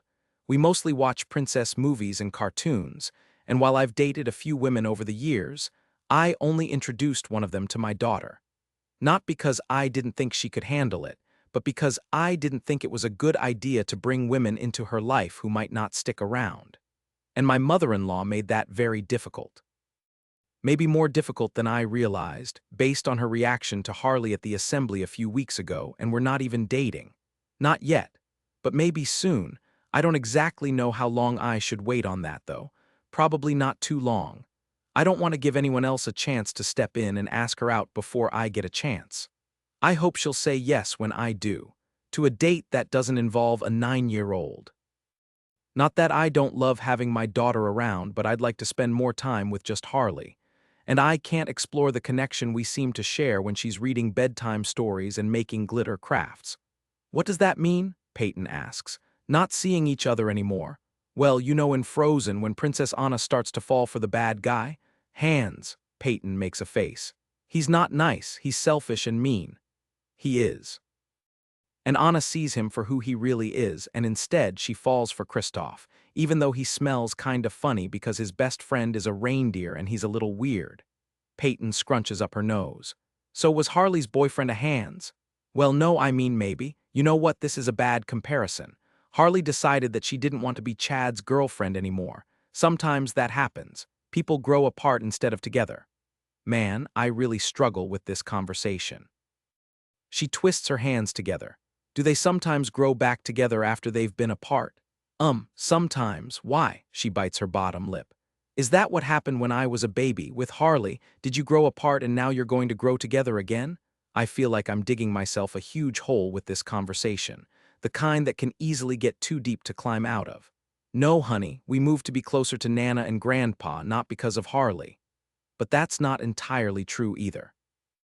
I've been on the fence about moving, not wanting to start over again. In fact, Ian had been ready to put an offer in on a house in Boulder and take on the task of getting the greenscapes out there up and running. A few days before he and Lynn were going to go out there and look at a house, I decided Peyton and I should be the ones to make the move. We went to the house showing and I put in an offer right away. But now that we live here, we see Harley again, she points out. That's true. But Harley was your nanny when you were a baby. She helped me take care of you. The angels sent her to help because they took mommy to heaven. It sounds almost rote, like a line from a story she's been told often. That's right. So did the angels send her again because we needed her? Peyton asks, head tipped to the side. Maybe, I answer honestly. Because as much as I'd like to believe we reconnected by chance, it's hard not to wonder if the universe is trying to tell me something I wasn't ready to hear all those years ago. Half an hour later, we meet Harley at the entrance to the park. She's dressed in a pair of jeans that hug her slight curves and a long-sleeved shirt that reads "I believe in fairy tales." Peyton skips over to her, and Harley crouches down, catching her around the waist. How's my favorite 9-year-old? I'm so excited. I can't wait to do graffiti, Harley smiles. I can't wait either. Every time Granny sees it on a wall, she says it's the riffraff who do it, and if they get caught, they get in trouble, Peyton announces. If we painted graffiti in places it wasn't supposed to be, that would be bad, but today we get to learn how to do it in a place where it's okay. That's good. I don't want to get in trouble for having fun. Peyton takes one of Harley's hands and mine in the other, and we walk toward the other side of the park, where I can clearly see the wall of graffiti art. Today, there are half a dozen kids, a couple as young as Peyton, and a few who look a little older. There's a boy who appears to be on the verge of becoming a teenager, wearing what I'd consider skater clothes and a ball cap with the name of the artist instructing the class on it. We spend the next hour learning about the art of graffiti and creating our own designs, which we get to photograph. The paint is water-soluble, so it will stay up for the night before getting washed away. Afterwards, we grab a bite to eat from one of the food trucks and take Peyton to the park so she can run around before we take her home. Just stay where we can see you, okay, kiddo? I ruffle her hair. Okay. She leaves her popcorn with Harley and bounds off to the play structure. Harley and I sit on a bench to keep an eye on her. Just stay off the climber, please, I call out, then mutter. I wish they wouldn't make them so tempting for kids her size. She's too small to go up that high. I'm guessing you've taken that into account with the park you're working on. I have new sketches for the play structure. I'd love for you to have a look when you have time. Absolutely. Whenever works for you works for me. Maybe sometime next week, then, you could come over for dinner. I suggest, though I know I'm taking the easy way out by inviting her to the house instead of out on a proper date. That would be great. She crosses one leg over the other and her foot bumps my shin. Oh, sorry. She leans over to brush away a smudge of dust from my jeans and tugs at the material. I like these. You like my jeans? They look good on you. She glances at me out of the corner of her eye and smiles, then pops a piece of popcorn into her mouth. Usually you're in a suit. This is true. Most of the time Harley sees me when I'm coming home from work. Even when I dress down, I still tend to wear khakis and collared shirts. You always look good no matter what you're wearing, I tell her. Her smile widens. Even when I'm dressed up as a fairy godmother? Especially when you're dressed up as a fairy godmother. She laughs and shifts so she's turned toward me, propping her elbow on the back of the bench and resting her cheek on her fist. So, aside from the big park project, how are things? Are you happy to be working with your family again? And Ian too? Honestly, it's been great. It's nice to be back in the place I consider home and working alongside Ian again. I don't think I realized how much I missed working with my dad until I was back. Is that hard then, since he's retiring? Well, I don't know if he'll ever fully retire, but he's going down to part-time and planning to take a lot more vacations than he used to. He and my mom want to plan a month-long trip to Europe. Isn't your grandmother out there? She is, yeah, Harley smiles fondly. She went to Europe for a vacation but ended up staying a lot longer. I think she's been there for nearly 3 years. She comes home every few months to visit, but she has a boyfriend out there. That must be tough for you, though. Here's the corrected and formatted version of your text. She basically raised you, didn't she? I remember vaguely that she used to take Peyton to the park and meet up with her gran fairly often. She did. I miss her, but she deserves happiness, and if that's in Italy, then that's where she should be. We talk pretty regularly, and I have my sisters around, so it all balances out in the end. How are things with your sisters? How's Spark House and the franchise? Harley tucks a piece of hair behind her ear. Spark House is good. The franchise will be good for our bottom line, but the whole thing is a little overwhelming. There are so many big picture things to account for now. Every time I think I have a handle on my new role, it changes again. I feel like I'm constantly trying to figure out where I fit in at Spark House, and it's been a challenge to get a foothold. Do your sisters know that? I ask. She lifts a hand, waving at Peyton, who has climbed to the top of the structure and is waiting her turn to go down the slide. They're trying their best, but we have a team of people working with us on developing a franchise model. It's a lot of moving parts. My sisters' roles have shifted too, but they were always more set than mine. We'll figure it out. I'm sorry it's a challenging transition. All transitions are a challenge in one way or another. I decide now is as good a time as any to segue. It can't be easy, though, especially when you throw a breakup in there. How's Chet handling it? Harley gives me a sidelong glance and suppresses a half smile. Do you purposely get his name wrong? No, I just don't think I spent much time wanting to get to know it or him, if I'm going to be quite honest. I shrug and give her my best chagrined smile.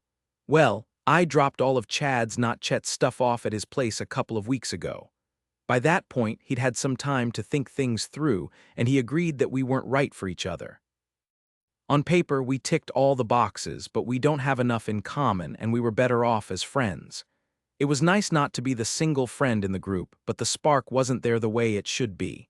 And he's still into spending all weekend in a pub, drinking beer and watching sports. I'm past that. In fact, I think I skipped over that phase entirely.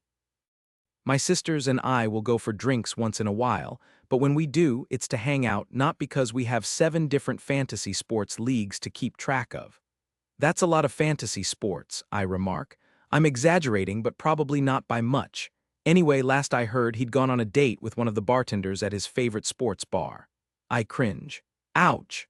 Harley lifts one shoulder and lets it fall. I'm actually happy he's putting himself out there. I think if I'd had deep feelings for him, it would hurt, but it doesn't. That makes sense. Does that mean you're ready to move on? Yeah, she nods, and her bottom lip slides between her teeth. I'm past the feeling bad stage, if that's what you mean. I weigh my options and decide to go for it. I shift and mirror her pose, my forearm resting on the back of the bench and my fingers brushing her arm. Is it too soon to ask you out for dinner, then? Dinner? You mean with you and Peyton? I'm always happy to take you both out. I motion between us. But I was thinking just you and me. 14 uncharted territory, Harley, without Peyton? I don't know why I ask. Clearly this is what he means.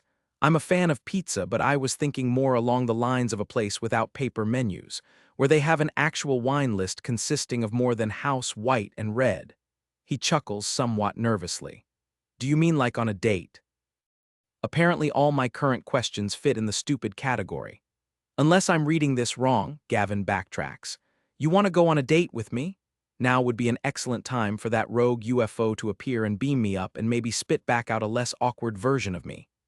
Yes. Now he sounds uncertain. The text has been formatted for readability with logical paragraph breaks and smooth transitions. No explicit content was present, so no moderation was necessary. Why? Why do I want to go on a date with you? Gavin arches a brow. I open my mouth to respond, but it's cut off by a loud shriek. Our heads whip over to the play structure and we push up off the bench at the same time, scanning the area for Peyton. We find her on the ground by the climber. We rush over to her and Gavin scoops her up in his arms. What happened, honey? Are you okay? I fell off the climber. My knees and my hands hurt. Peyton stammers through a sob. I put my hand on Gavin's arm. Let's take her to the bench so we can have a look. He carries her to the bench and sits, setting her in his lap. Gavin wipes her tears away and kisses her forehead, then gently takes her hands in his so he can have a look at the damage. Her palms are scraped with small injuries forming but nothing serious. Her knees are in worse shape, but it's all surface wounds. He kisses the back of her hand. Oh, sweetie, I bet that hurts, doesn't it? This is why I want you to stay off the climber. It just looks so fun. She sucks in a tremulous breath. I know, but that one is a little higher than normal and it's probably slippery from the rain we had earlier, he explains. I pass a tissue to Gavin. Give me a second. I have an emergency first aid kit in here somewhere. I set my purse on the ground next to me. It's huge, and can basically carry my entire life in it without much trouble and rummage around until I find the first aid kit. I pull out the antiseptic wipes to clean the dirt out of her wounds, starting on her hands and then moving to her knees. It's going to sting a little, but we want to get the dirt out of the cuts, okay, sweetie? You hug your daddy and it'll be over in a minute, I tell her. Okay. She sniffles and wraps her arms around Gavin's neck. He kisses her cheek and turns his head toward me, murmuring, "Thank you." I smile reassuringly. "No problem. I shouldn't be surprised that you have a first aid kit in your purse, should I?" He gives me an impish grin. I shrug. You can never be too prepared. It was a habit I got into when I was a nanny and I never stopped. I wipe down her right knee first, blowing on the wound to help with the sting before I cover it with a bandage, then do the same with the left one. All done, I announce. Peyton releases her tight grip from around her father's neck and looks down at her knees, decorated in Tinker Bell band-aids. She bites her lip and sniffs. Tinker Bell is my favorite. Mine too, I wink. Should we head home? Gavin asks. Peyton nods and he picks her up, carrying her across the parking lot and back to the car. He buckles her in and walks me over to my vehicle, which is a few rows over. He tucks a hand in his pocket. Sorry about the abrupt end to the evening. I chuckle. These things happen. I'm very glad you were prepared with the band-aids, so thank you for that. Kids and scrapes go hand in hand. That they do, and the little injuries get bigger the older they are. This is definitely true. I adjust my purse. No is the answer to the question you asked earlier. Gavin's expression starts to fall until I rush on. It isn't too soon to ask me on a date. A grin spreads across his full lips. Not too soon, I shake my head. So I can take you out for dinner, just you and me? His tongue peeks out to drag across his bottom lip. I'd like that. Me too. Do you have a weekend free soon? I actually have this weekend off. I don't know what to do with my hands, so I grip the strap of my purse. I'll check with my parents and see if they can take Peyton for an overnight. Would Saturday work for you? Saturday would be perfect. I bite my lip and blurt, I still want to know why. He grins and tips his head to the side. Why I want to take you on a date? I thought maybe I don't know what I thought. Great, and now I've made this super awkward. Well, Harley.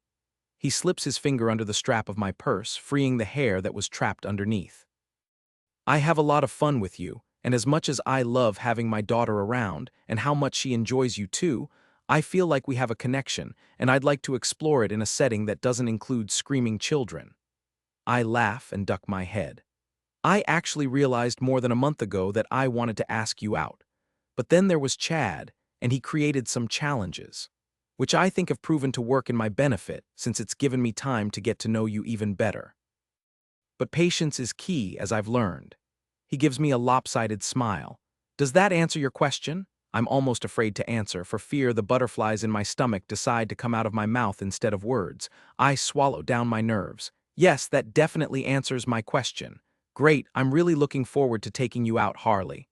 He steps forward and leans down, lips brushing my cheek and lingering there. Me too. It's mostly a whisper. Until Saturday, then. He steps back, chest rising and falling on a deep exhale. Until Saturday. He waits until I'm inside my car before he returns to his, and I wait until I'm driving down the street before I shriek with excitement. I have a date with Gavin. On Saturday afternoon, I bring half of my wardrobe to Spark House. This weekend's event is a sports dinner, so the bridal room is open, which means I can use it to prepare for my date. Could I have gotten dressed at my house on my own? Yes. But it's been a long time since I've gone out on a proper date. Chad and I never really did the date night thing, not unless you count going out with friends or nights spent on the couch with his Switch an actual date. Which I do not. Since the breakup, Andrea and I have messaged back and forth, and we've made plans to go for coffee just the two of us, but Alan is Chad's friend and coworker, and so is Ted, so I understand that our breakup makes it a challenge. I have my sisters, and most of the time they're more than enough. This is the dress, London says as I step out of the changing room. It's mint green chiffon, light, flowy, and elegant. Are you sure the black dress wouldn't be better? Isn't it more flattering? It sure does hug all my curves. The black dress is stunning, but this dress is you.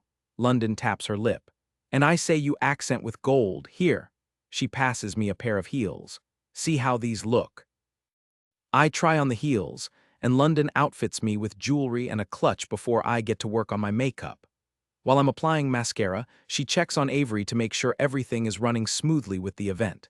She slips back into the bridal room 10 minutes later. How's everything going out there? I ask. Running like clockwork. It's so much easier now that we have the staff to support the events instead of it being the three of us running everything all the time. Here, let me help you with your liner. She takes the brown pencil from my hand and forces me into a chair. Close your eyes. I do as I'm told and tip my chin up. It's hard to believe we tried to run every single event with just us and a small staff for years, isn't it? London hums.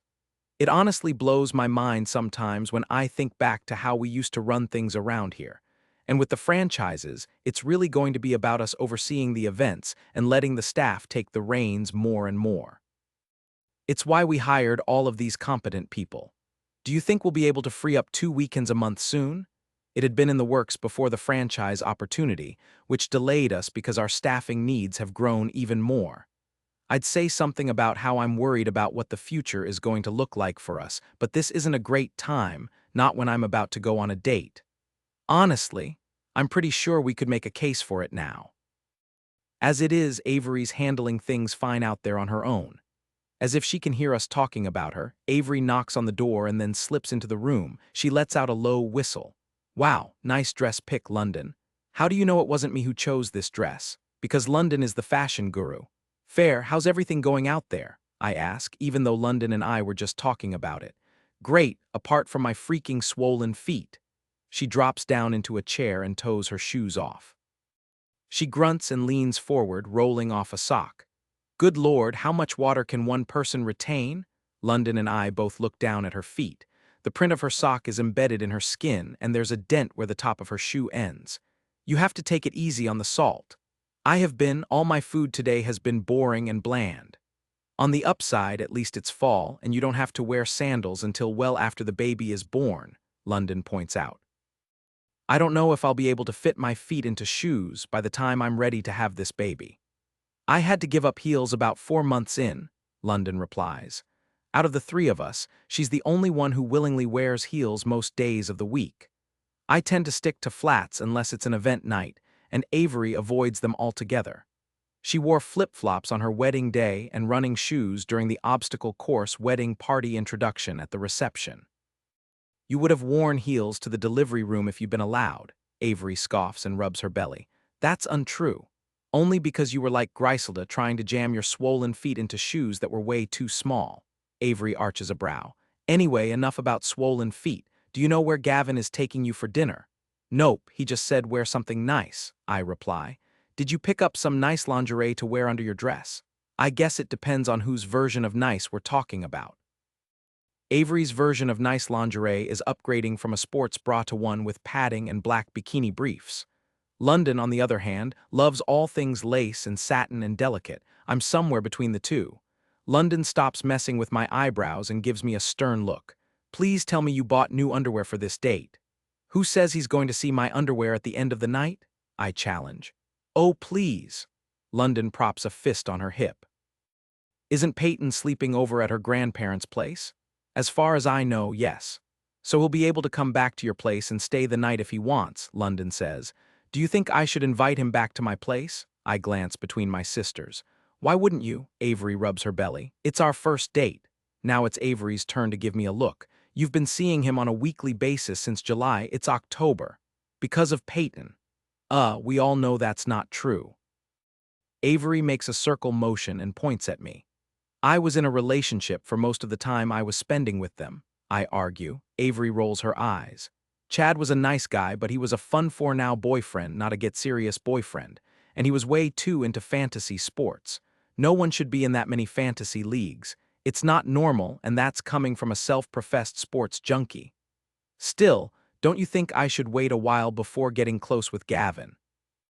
I bring my fingers to my lips, then drop them to my lap so I don't ruin my gloss or my nails. Do whatever feels right. London seems to be changing her mind about this. And you want to make sure that you're actually into Gavin on his own, rather than the Gavin and Peyton package. How is she going to figure that out unless she spends time with him? Avery argues. Getting close complicates things. You know that better than anyone, London says pointedly. She's referencing the way Avery and Declan nearly fell apart back when they crossed the line from best friends to something more. My situation with Declan is not even remotely the same as what's going on with Harley and Gavin. Declan had major commitment issues, and I made a stupid mistake. Now we're super happy and totally in love and having a baby. Avery turns back to me. I think you need to do whatever is right for you. It's up to you whether you let him see your undergarments. London sighs and shakes her head, then her eyes go wide and she takes me by the shoulders. Please tell me your undergarments are not cotton. There's nothing wrong with cotton undergarments. They're breathable, Avery says defensively. There's nothing wrong with them in general, but for a date and potentially the first time they're seen, cotton is a no-no, London counters. They're not cotton, I assure her. She arches a brow and I sigh. They're satin with a lace waistband and a floral print. Okay. As long as they don't have a cartoon pattern on them, we're good, London says with relief. My phone buzzes on the vanity and Gavin's name flashes across the screen. I grab the device and check the message. He's just pulled into Spark House. He's here, I'm so nervous. Why am I so nervous? Because you really like him, Avery says. Because you're changing the dynamic of your relationship, London adds. Avery grins and gives me a fist bump. Just remember, you don't need to wait 5 dates before things get serious with this one. But don't feel like you need to rush into anything either, London says. She turns me around once to make sure my dress isn't wrinkled in the back, and then they're ushering me into the hall. I reach the front entrance as Gavin walks through the door, and I nearly melt into a puddle on the floor. He's dressed in a navy suit, hair styled, dark eyes sweeping over me with warmth. You look stunning. He crosses the room and takes my hand in his, bringing it to his lips. And you smell amazing. What is that perfume? I think it's called Boardwalk Taffy Body Lotion. He chuckles. Well, you certainly smell and look absolutely lovely. I bite my lip and fight the blush working its way into my cheeks. Thank you, so do you. Are you ready to go? I nod, and my sisters wave me off, Avery looking ridiculously excited and London smiling softly, though I can see a hint of worry in her eyes. Gavin opens the passenger door for me and helps me in before rounding the hood and taking his place behind the wheel. He starts the engine, grips the wheel for a moment, then turns to look at me, shaking his head slightly. What? I ask, suddenly feeling nervous. This feels a little surreal, that's all. The date part? That you're back in my life, that I asked you on a date and you said yes. You're sure about this? You didn't say yes just to be nice? I grin. I didn't say yes to be nice. Did you ask just to be nice? He gives me a wry smile. I wasn't trying to be even a little nice. He shifts the car into gear. If I'm going to be completely honest, when I picked up Peyton from your place and Chad was there, I wanted to give him a piece of my mind. This time I laugh. I think it was the same on both sides. He was not pleased, to say the least. Really? Why? I think he was under the impression that you were older. He arches a brow. I am older. I have nearly a decade on you. Less than a decade, but yeah, I think in his mind you were closer to 50 with a bald spot, not this. I motion to his general attractiveness. He expected me to have a dad bod. I think so, yes. What else did he say? That you had feelings for me. He nods once. Well, he wasn't wrong about that. But it wasn't until after that night that I realized there was more to me wanting to spend time with you beyond how well you and Peyton get along. We were two peas in a pod then. I had my head buried in the sand too.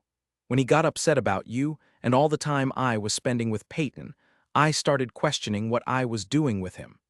I don't tell him what Chad said about Gavin just looking for a mom for his daughter, or about London worrying that I was interested in dating him in part because of Peyton.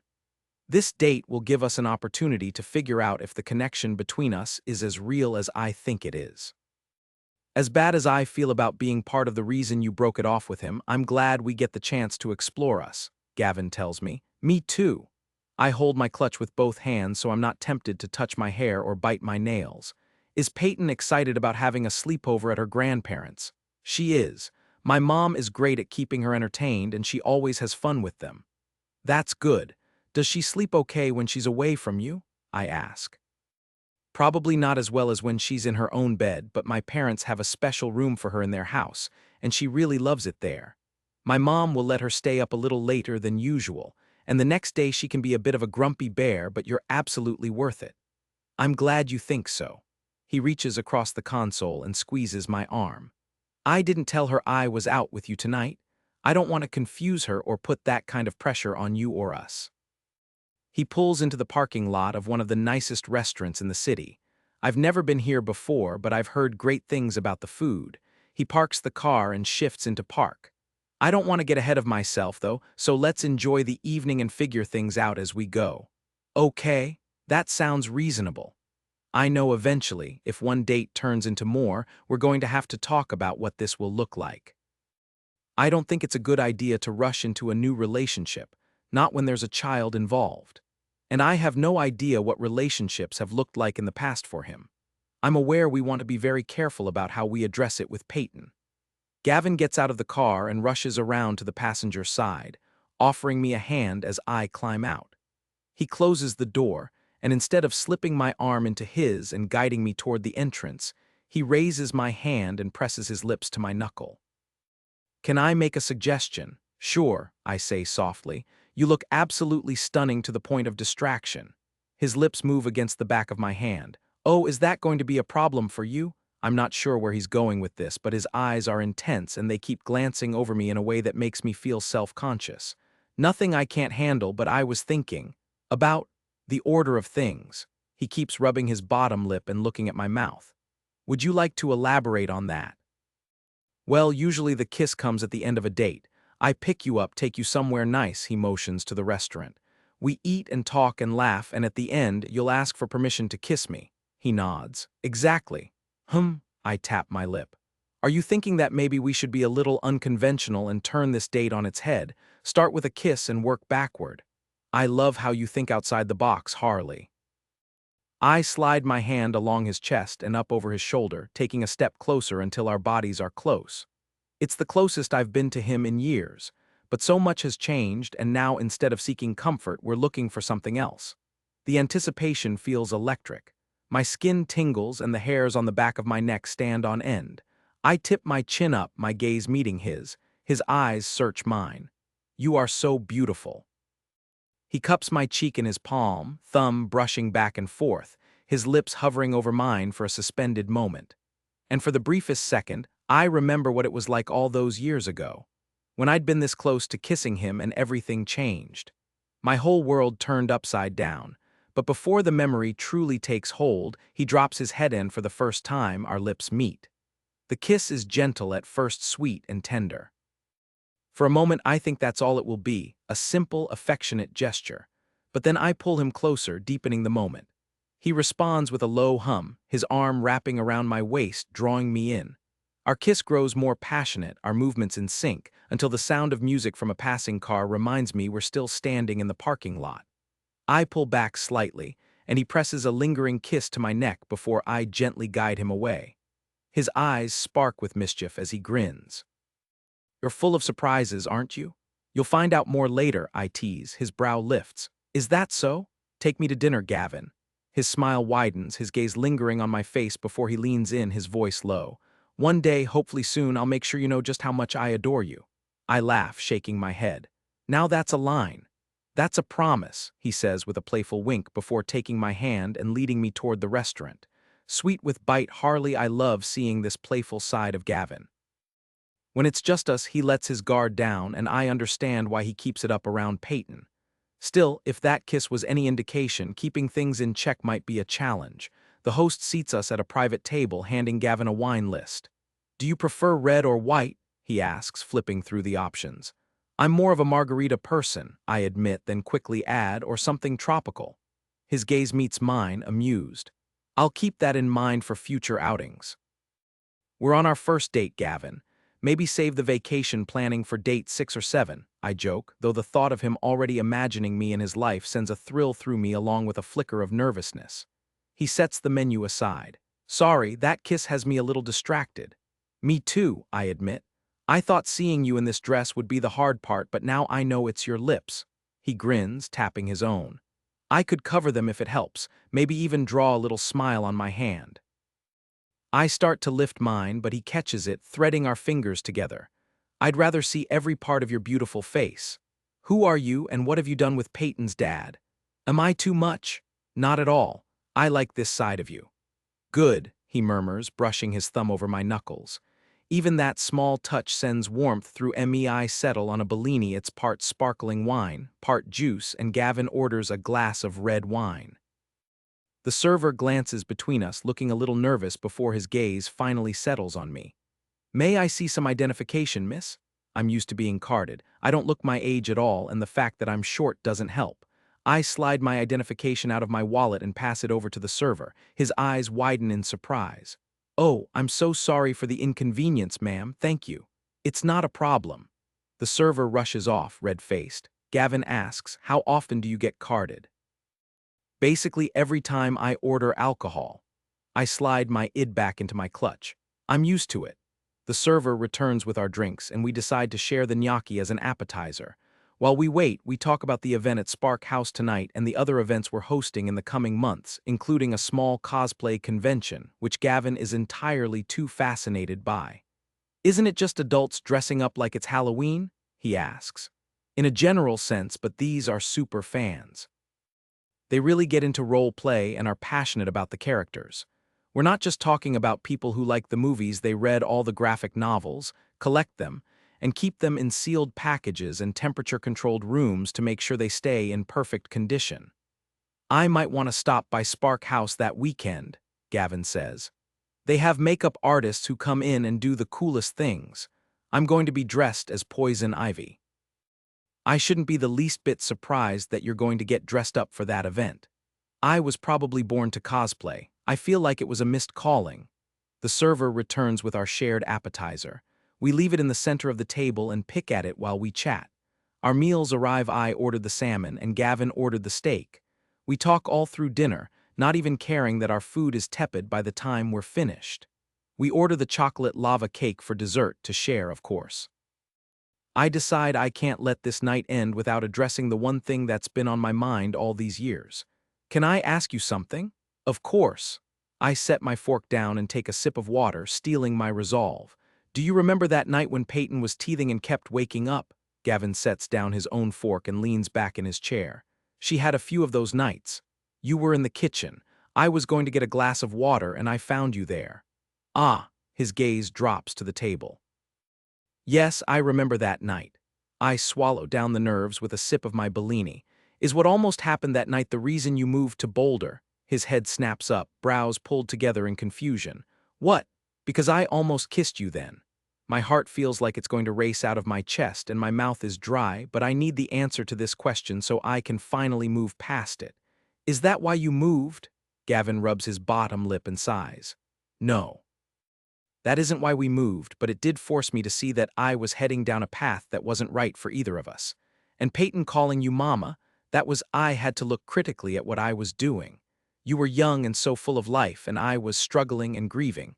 It would have been a mistake to do anything back then. I wasn't in the right frame of mind. I nod and cover my mouth with my hand, the emotional weight of it all still pulling me down. So it wasn't my fault that you moved to Boulder. What? No, Harley. He takes my free hand in his. Hey, listen to me, it wasn't about you. You didn't do anything wrong. People get caught up in the moment, but everything about the timing was off. You were so young, figuring yourself out. I was in a bad place, and you were a lifeline. You kept me from sinking, and I relied on you a lot, which I'm sure made things confusing. I realized that after that night, and I knew I needed a reset. And I needed more help with Peyton than I was willing to admit.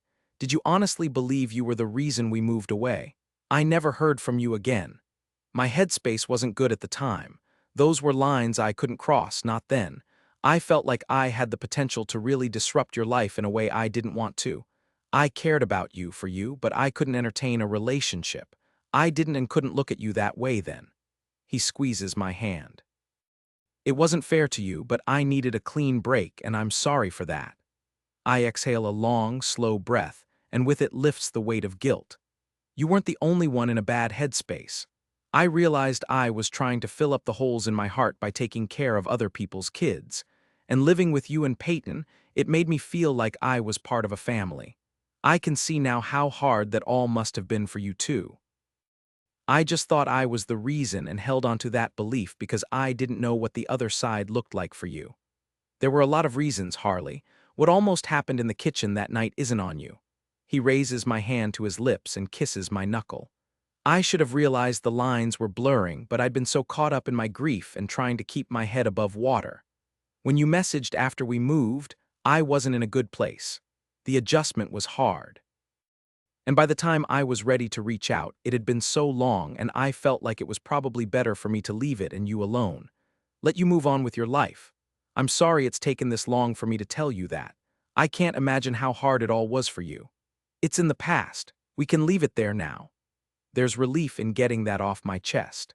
I spent so much time feeling like I had been to blame, unable to see his side of things, and now the weight of that shame has finally lifted. We can start from here instead. Sound good? I smile. It does. Good, do you want to get out of here? He raises his free hand and asks the server for the bill. Gavin laces our fingers together as we cross the parking lot to his car. We chat about his weekend plans with Peyton as we drive toward my place. We could go to the park by my house tomorrow if you want, I offer. You haven't had enough of me yet? Gavin asks. Not nearly. I grin. Peyton would love that, and so would I. It's a date, then. As we approach my building, I clutch my purse in my lap and point to the underground parking sign. Do you want to come up for a drink? I was hoping you would ask. He pulls into the underground lot and parks in the visitor's spot. We take the elevator to my apartment, and I unlock the door, ushering him inside before replacing the safety latch. The last time he was here, I was still dating Chad. That relationship feels like a lifetime ago, and this one, well, it feels like it's already been a lifetime of waiting to get here. Gavin stands in the front foyer, one hand shoved in his pocket, gaze flitting from me to the hallway. What are you thinking? I ask in a whisper. About how irrationally annoyed I was when I realized that Chad Guy was your boyfriend. He's 29, he's not a kid. He lives on a steady diet of video games. In my head, he's a kid. I arch a brow. I'm 28. And you successfully run an event hotel, and you can get a 9-year-old to follow rules and go to bed on time, which makes you very much a woman. I also love glitter crafts and dressing up like a fairy godmother, which makes you a special breed of woman and a bit of a legend. Glitter can be a nightmare. Yes, it can. I take a step closer and pick up his tie, winding it around my hand. You know what I've been thinking about all night? He makes a low sound in the back of his throat. What's that? Our conversation in the parking lot pre-dinner. And what were you thinking about that conversation? That I'd like to pick up where we left off. What about that drink you invited me up for? We can have one later, say 8 or so hours from now, in the form of coffee. I tip my chin up and tug on his tie, pulling his mouth down. His lips touch mine, soft and gentle, just like last time. But unlike our first kiss, this one isn't tentative. We tip our heads and part our lips. His velvet tongue meets mine, and I sink into him and the kiss, looping my arms around the back of his neck, melding my curves to his strong frame. One of his arms wraps around my waist, keeping me close, and the other one cups my cheek. This kiss holds the promise of more, of patience and warmth. 7 years ago, I was young and inexperienced. He was grieving and full of guilt. but now we're in much different places in our lives. Older, wiser, and hopefully better prepared to deal with the feelings that existed before and have been dormant all this time. Unearthing them ignites deep longing. I press my hips into his, taking his bottom lip between my teeth and tugging gently before releasing it. He makes a low, husky sound, and his hand on my hip travels up my side, along my arm, causing goosebumps to rise in its wake.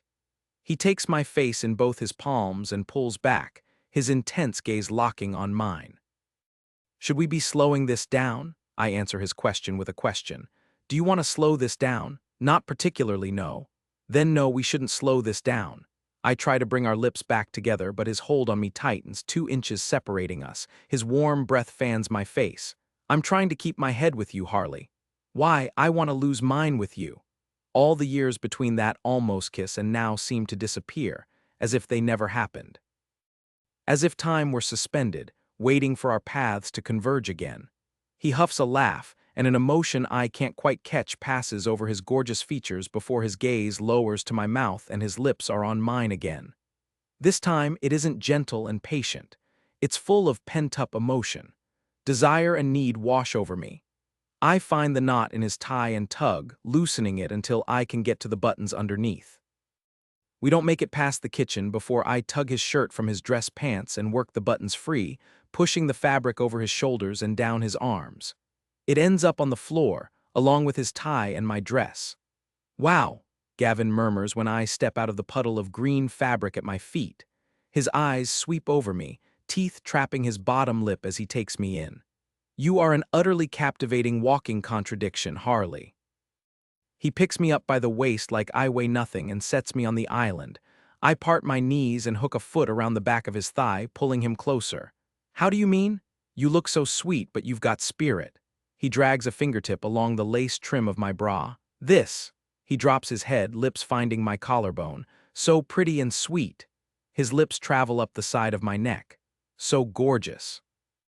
I wrap my leg around his waist and pull him closer, one hand finding his belt buckle, the other sifting through his thick, wavy hair. So assertive, he grins against my cheek.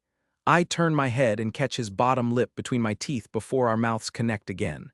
There's the spirit I was talking about. He chuckles and then groans as I slip my hand down the front of his pants. We kiss and embrace, fingers exploring, touching, coaxing soft sounds and whispered words out of each other until we're both breathless. His wallet sits beside me on the countertop. He flips it open, fumbling for a few seconds distracted by my closeness until he finds the condom. Shoot, let me check the expiration date, he mutters. I have condoms in my bedroom, and I've been on the pill since I was 18. But safety is important and we haven't talked about previous partners. He squints at the date stamped into the foil wrapper. Good for another 6 months. Perfect. I take it and prepare it for him. Then he's close to me, holding me, connecting us in the most intimate way. He grips my hip, pulling me nearer, and I wrap one leg around his waist, letting the other dangle. Instead of wrapping my arms around his shoulders, I lean back on my palms, taking in the sight of him. He's such a wonderful presence. I move gently, encouraging him to match my rhythm. His movements are slow at first, steady and deliberate. Sensation builds until I'm at the edge of bliss.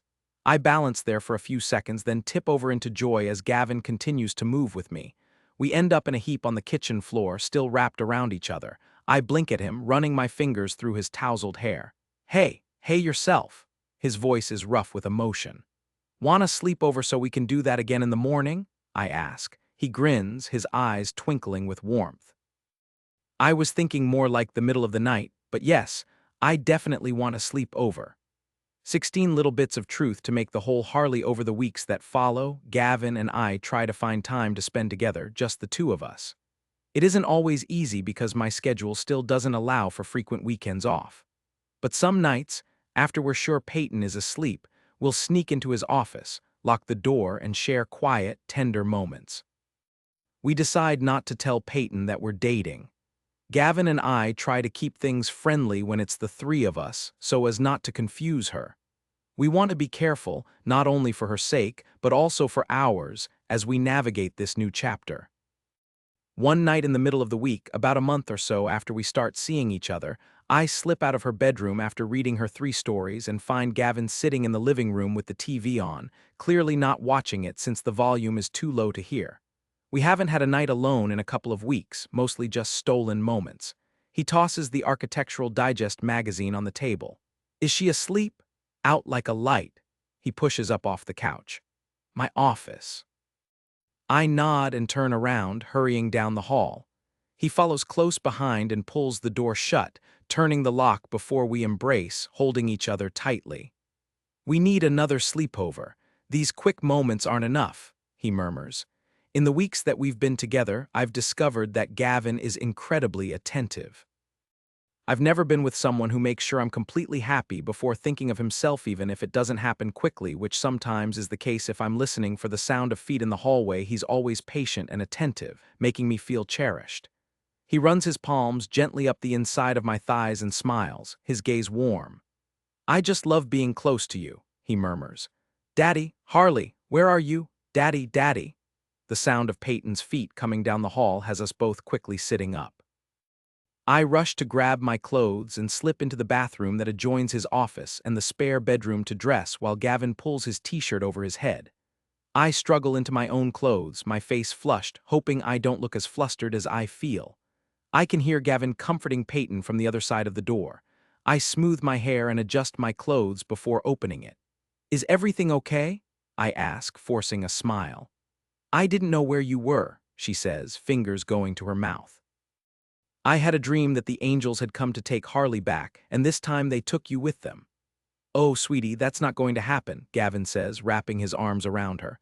Why are you in your office? It's late for working, she mumbles into his stomach. I was showing Harley some drawings for one of my projects, he explains. Is it a secret project? Is that why the door was locked? Gavin's gaze darts to me. I cross my arms over my chest, scanning the floor discreetly. Do you want your dad to take you back to bed? I ask. Can you both come? Can you sing me a song, Harley? I glance at Gavin, taking my cues from him. That sounds like a good idea. Gavin picks her up and carries her back to her room, me following close behind. He climbs into her princess bed with her, and I sit in the beanbag chair, singing her favorite lullabies until she falls asleep. Once she's settled, we quietly leave her room and return to the living room. That was close, I say, sitting next to him. Very close, he agrees, rubbing his lips thoughtfully. Tell me what you're thinking. That I'm glad I locked my office door, he mutters. I nod. It would have been hard to explain if she'd walked in on us like that. He runs a hand through his hair. I think we need my parents to take her for an overnight again. I've been patient while we've been navigating this new relationship, but at some point, only being able to spend the night together occasionally has to change. We've been seeing each other for a while now, and although his parents know we're dating, I'm not sure what he's told his mother-in-law. At this point, only my sisters know I'm spending time with him as more than a friend. We can definitely do that.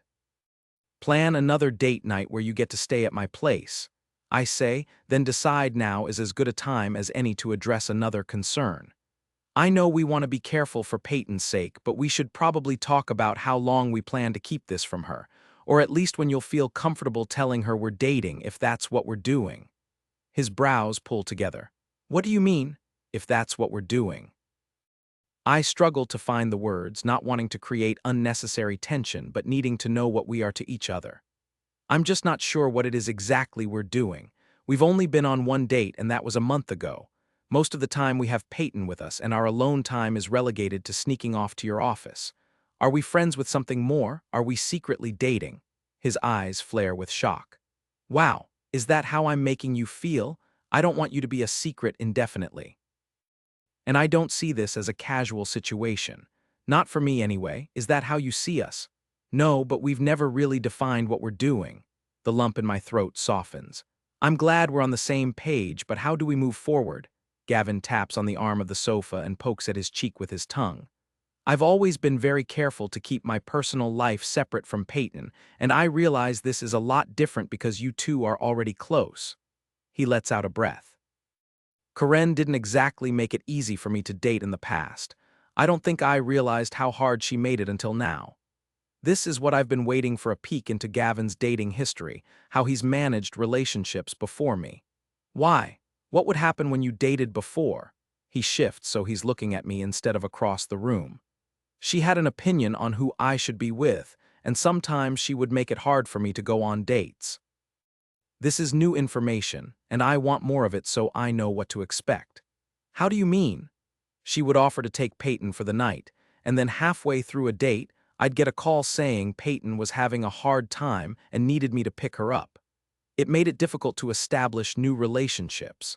And if I hired a babysitter she didn't know about, she'd give me a hard time about having someone who wasn't family watching Peyton. I nod slowly, wanting to be careful about how I approach this with him. I know there's tension between him and his mother-in-law, and based on what he's told me, it might explain why she's been so distant with me in the past. Did you ever introduce anyone to your in-laws, or Peyton? Only once, he says. Once. I can't hide my surprise.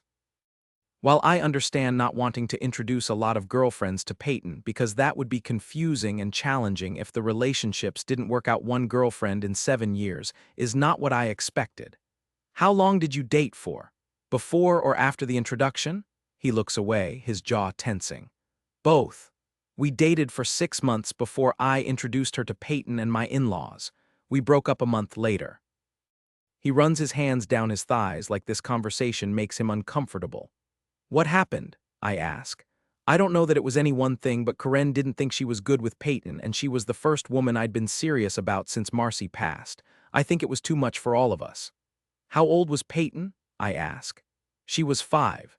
She only met her a few times, so she didn't have time to get attached, but she had a daughter too, and she and Peyton got along, so it was still tough.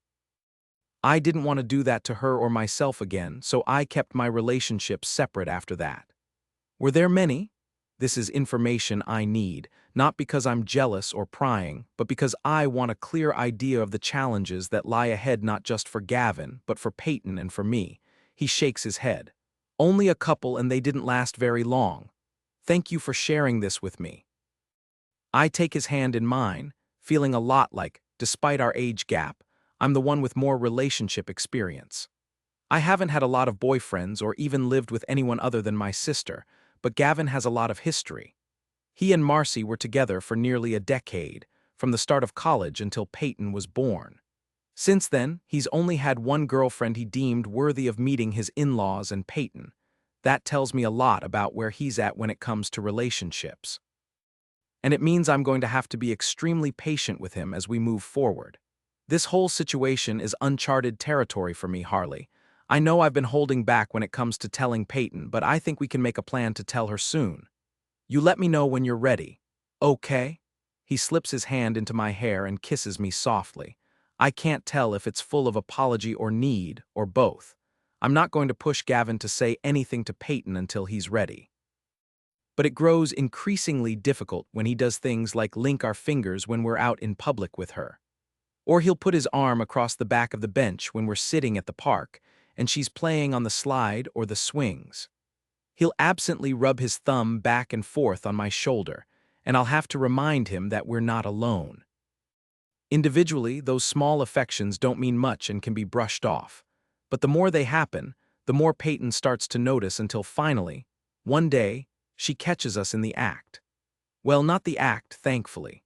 Most Mondays, I pick Peyton up from school and take her to the park. It's our off day at Spark House, or as off as we can reasonably have with everything that's going on, and it means that Gavin's parents aren't on the hook every day of the week. It's not that they don't want the time with Peyton, but 5 days a week of after-school care is a lot to ask of a couple on the verge of retirement, and it gives me and Peyton some bonding time.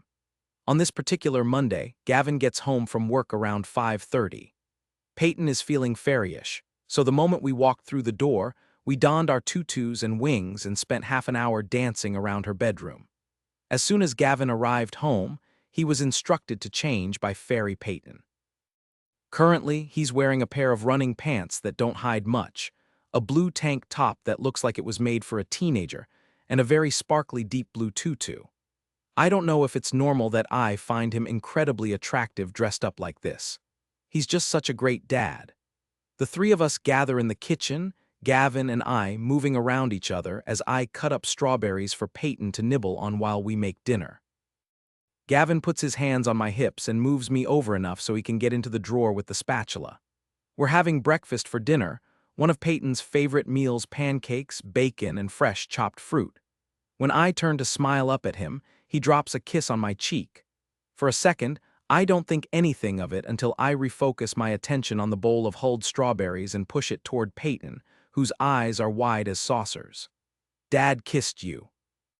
I can only imagine what my expression must be.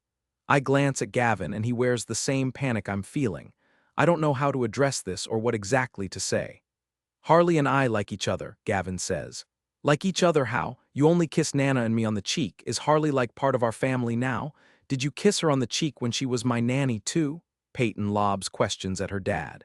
"I didn't kiss her on the cheek when you were a baby," Gavin taps on the counter. "But that was a long time ago and things are different now." "Different how?" Her eyes light up. "Is Harley your girlfriend? My friend Josie has an older sister and she's in high school and she has a boyfriend named Davis who's always over. She says she saw them kissing, but it wasn't like a kiss on the cheek. She said it looked like he was trying to eat her face. Bobby Cooper wants me to be his girlfriend, and he wants to hold my hand sometimes, but one of the other boys said he doesn't wash his hands after he goes to the bathroom, which is gross. And I don't think I want him to kiss me." She wrinkles her nose, then turns her attention to me. "Do you want my dad to kiss you?" I chuckle because her 9-year-old brain is hilarious, and I glance at Gavin to see how he wants to handle this. I'm relieved when he doesn't lie to her. "How would you feel if Harley was my girlfriend?" She tilts her head. "Would it change anything?" "What do you mean?" Gavin asks, her lips twist as she thinks. "Will Harley still come over and spend time with us?" "Of course," I say, "so you won't just want to spend time with Dad, you'll still spend time with me too." "I'll always want to spend time with you," I assure her. "It doesn't change anything, honey, it just means that sometimes we might hold hands and you might see Harley more, not less." She considers that before nodding. "Okay. Then I think I'd feel good about Harley being your girlfriend if she wants to. Do you want to be Dad's girlfriend?" she asks me seriously. "I would like that," I tell her honestly. A wide grin spreads across her face and she claps once. "Yay, and Dad always washes his hands after he uses the bathroom so you don't have to worry about holding his hand." "That's very good news." I smile at Gavin and he squeezes my hand in return. But I worry this was too easy, the hard part might still be coming. A couple of weeks after we tell Peyton we're officially dating, I pick her up from school. I've been added as an emergency contact since I'm often Gavin's backup if a meeting runs late or his parents can't get her. "Harley, I hoped you'd be picking up Peyton today. Do you have a minute?" Her teacher, Mrs. Horton, beams when she sees me. "Of course." I hug Peyton and kiss the top of her head. Mrs. Horton asks Peyton if she'd mind putting away the art supplies, and Peyton, ever helpful, rushes off. Once she's out of earshot, Mrs. Horton turns to me. "I've already sent an email, but I wanted to tell you Peyton's getting an award at the assembly next week for being such a great helper with her peers. It's on Friday afternoon at 1. Do you think her dad can attend?" "I'm sure we can make it work. He wouldn't want to miss this." I check my calendar. "I'll block it off for him." "Do you need my help organizing?" "Really? Are you sure you have time?" "Absolutely. Just let me know what you need. We usually set up Thursday after school, but if you can come around noon Friday to help with the kids, that would be great." "I can do both. Just send me details if you need anything picked up." She promises to email me the assembly info, and I take Peyton to the park before meeting Gavin at home. Almost the second we walk in, his in-laws call. Peyton excitedly tells her grandma about the assembly and her surprise award. Suddenly, they're coming for a weekend visit. Gavin's expression suggests he's not thrilled. It makes me wonder what he's told them about me and how they'll react to my being there. On Friday, I arrive at school an hour early to help set up. Yesterday, I brought balloons and the kids decorated the walls and podium. Today, it's about organizing the students by their awards. Not only are Gavin's in-laws here, his parents are too, as much as I'm not super excited to see Karen again. Considering the frosty reception I received last time, I can appreciate the lengths they'll go to be present for Peyton and to support Gavin. The assembly is an amazing celebration of community and good deeds, and Peyton receives an award for being empathetic and helpful. I love that this school celebrates not only academic achievement, but also kindness and compassion. Once the assembly is over, I meet up with Gavin in the foyer, where they have refreshments and baked goods donated by one of the local businesses that Spark House also works with. I might have pulled a few strings to make that happen. I find Gavin in the crowd, standing with his parents, his in-laws, and Lynn and Ian. Claire received an award for being an excellent team player. My stomach flips as I head in their direction. Gavin said he's told Karen we're dating and that Peyton knows, but I'm unsure what her reaction to that information was. Lynn is the first person to notice me. She waves and steps away from the group to pull me in for a hug. "It's so great to see you again. We really need to get together for dinner one of these nights." I would love that. I keep mentioning it to Ian, but organizing dinner dates isn't his strong suit. Let's exchange numbers and see if we can't make something work. Claire just started hockey, and the early morning weekend practice schedule is exhausting, but she loves it, so it's worth the 5:30 a.m. ice time. Ouch, that's early. I don't even get up that early on weekdays. We promised to arrange something soon, and when Lynn gets a call, she excuses herself and steps outside for a moment. I move to join the rest of the group. Judith, Gavin's mother, gives me a warm smile and lifts her hand in greeting. I steel myself as Karen turns to see who she's waving at, and her smile falters. "Harley, how nice of you to offer your time to help out with the assembly. One of these times I should do that too." Judith pulls me in for a warm hug, just like Lynn did. "That would be great. I usually come in to help with assembly prep when I don't have a Spark House event. You're always welcome to join me." I turn to Karen, wanting to make sure she feels included. "And if you're ever visiting, you're obviously more than welcome to join any time." "That's kind of you, but I think my time is better spent with my granddaughter since I get so little of it these days." Talk about passive-aggressive guilt tripping. I try to make small talk with Gavin's parents and his in-laws, but Karen seems determined to ignore me as much as possible. Thankfully, Peyton's teacher stops by to say hi, of course. Karen hijacks that conversation, asking about the academics and what level of math they're teaching. Judith and Gareth, Gavin's father, excuse themselves to use the bathroom while I stand off to the side, feeling awkward since Kyle is talking Gavin's and Ian's ears off about golf, and I'm left on the sidelines. Peyton and one of her classmates, Chrissy, along with Claire, come bouncing over, their awards in their hands. Gavin has enough time to congratulate them and hug Peyton before a woman who looks to be in her mid-30s and is clearly a huge fan of athletic wear pushes her way into the group. She's wearing fuchsia lycra pants, hot pink running shoes, and a matching zip-up jacket. Her hair is pulled up in a ponytail with a matching hot pink scrunchie, and her skin is glowing not because she's radiant, but because she's wearing foundation with a sheen to it. Her eyelashes are longer than my fingers, and her eyebrows are so perfect, I can't tell if they're stenciled on or maybe tattooed. Regardless, she's a lot of visual input. She makes a beeline for Gavin and thrusts her hand out. "You must be Peyton's dad. I'm Larissa, Chrissy's mom. It's so great to finally meet you." "Gavin, it's a pleasure." He glances down at Larissa and then at his arm, which Larissa is holding onto with her very perfect, very manicured nails. She throws her head back and laughs, despite Gavin not making a joke. "Really, the pleasure is all mine. Chrissy tells me you're a single dad. That must be so tough. You know, I'd love to have Peyton over for a playdate. Anytime. I'm divorced and I work from home, so really, she's always welcome. Why don't we exchange numbers and we can set something up?" I'm rendered speechless as this woman flirts with my boyfriend right in front of me and his in-laws. I take a step forward to make my presence known. Larissa's gaze drops from Gavin's stunned face to me. She gives me a once-over that turns from assessing to dismissive. "Oh, it's so great that you include your nanny in these kinds of events and super smart for mingling with the other parents." She simpers and drags her gaze back to me. "Why don't you be a doll and take the girls outside to play on the swings?" Gavin's expression is somewhere between disbelief and horror, while mine, I'm sure, reflects my desire to teach this woman a lesson in manners. Gavin puts an arm awkwardly around my shoulder. "Harley is my girlfriend, not the nanny." "Oh." Larissa's extremely perfect eyebrows arch even more, and her cheeks hollow out as she looks me over again. "Wow, you barely look like you're out of college. You need to tell me your secrets." I give her a saccharine smile. "I go to bed early and I don't let stress get to me." I sincerely hope Peyton won't be going over to her house for a playdate. Karen coughs and leans in close to Gavin so she can whisper, but not quietly enough for me not to overhear. I'm not the only one who sees the issue with this. If this were a cartoon, steam would be shooting out of my ears and the top of my head would lift off. Peyton, who followed Chrissy to the snack table, comes skipping back over. Harley, can I show you the art project I'm working on? Mrs. Horton says I have a few minutes before she locks up the classroom. Absolutely. I turn to the group and plaster on what I hope is a successful smile, even though my face feels a lot like it's made of stiff plastic. We'll be right back. It was nice to meet you, Lisa. I purposely get her name wrong. Now I understand why Chad and Gavin did that.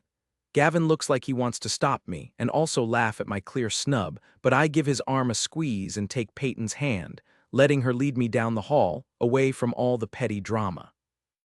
17 walking the tightrope, Gavin Larissa collects her daughter and excuses herself, flitting to another family like a distracted bee. I turn to my mother-in-law and give her a stern look. That was not okay, she rolls her shoulders back. I didn't say anything others weren't already thinking. Harley is my girlfriend. She volunteers at the school, she spends time with Peyton because she cares about her, and I care about both of them. Belittling Harley in public is not a good way to win points with me, and you're certainly not going to win points with Harley either. She purses her lips and laces her fingers together, dropping her head slightly. It makes her look repentant, but I'm not sure I buy it. I'm concerned about the influence she's having on Peyton. What happens if this relationship doesn't work out? What kind of damage will that do to Peyton? The influence she's having, I say, my voice laced with incredulity. She's fostering Peyton's creative side, and she's always giving her opportunities to play and have fun and be a kid. What's wrong with that? What about structure and rules and consistency? What will happen to all of that if you and Harley don't work out? She's young. She's 28. Last I checked, that's considered a full-blown adult. She's almost a decade younger than you. I cross my arms. My parents are a decade apart and they worked out just fine. You know, boys mature slower than the girls. I'm still trying to catch up to you, KK, Kyle says with a smile. You're not helping, she snaps at her husband, then turns back to me. Those were different times, and she is at a very different place in her life than you are. How do you know? You haven't even talked to her to be able to make that assessment. Before Karen can respond, my parents return from the bathroom. My mother looks between me and Karen, probably picking up on the tension. Is everything okay? Everything's fine. Karen smiles, but it's just as stiff as my posture. We should get Peyton and all go out for lunch. I'm starved. My dad pops a brownie into his mouth. The man has an endless sweet tooth that's rarely satisfied. You'll ruin your appetite if you eat any more of those, my mother says, her tone disapproving, but she smiles and rolls her eyes. They're one-bite brownies. They're not going to ruin anything, dear. He gives her a playful smile before turning back to me. You can fill me in on how things are going with the park project over lunch. For sure. There are a few things I'd like to pick your brain on. I peeked at the most recent blueprints and it looks great, but I'm always happy to give you feedback.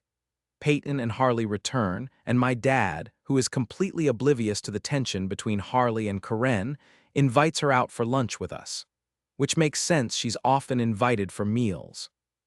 Sometimes when I'm working late on a project, she'll pick up Peyton and my parents will invite her to stay for dinner. They adore her, which makes Karen's dislike toward her that much more obvious. Of course, I want Harley to join us, but I'm also aware of how uncomfortable this has to be for her, and dealing with Karen isn't easy. You have to come with us. Peyton holds onto Harley's arm while she jumps up and down. Daddy, can we go to Chuck E. Cheese again? Chuck E. Cheese. Is that the place with all the games inside the restaurant?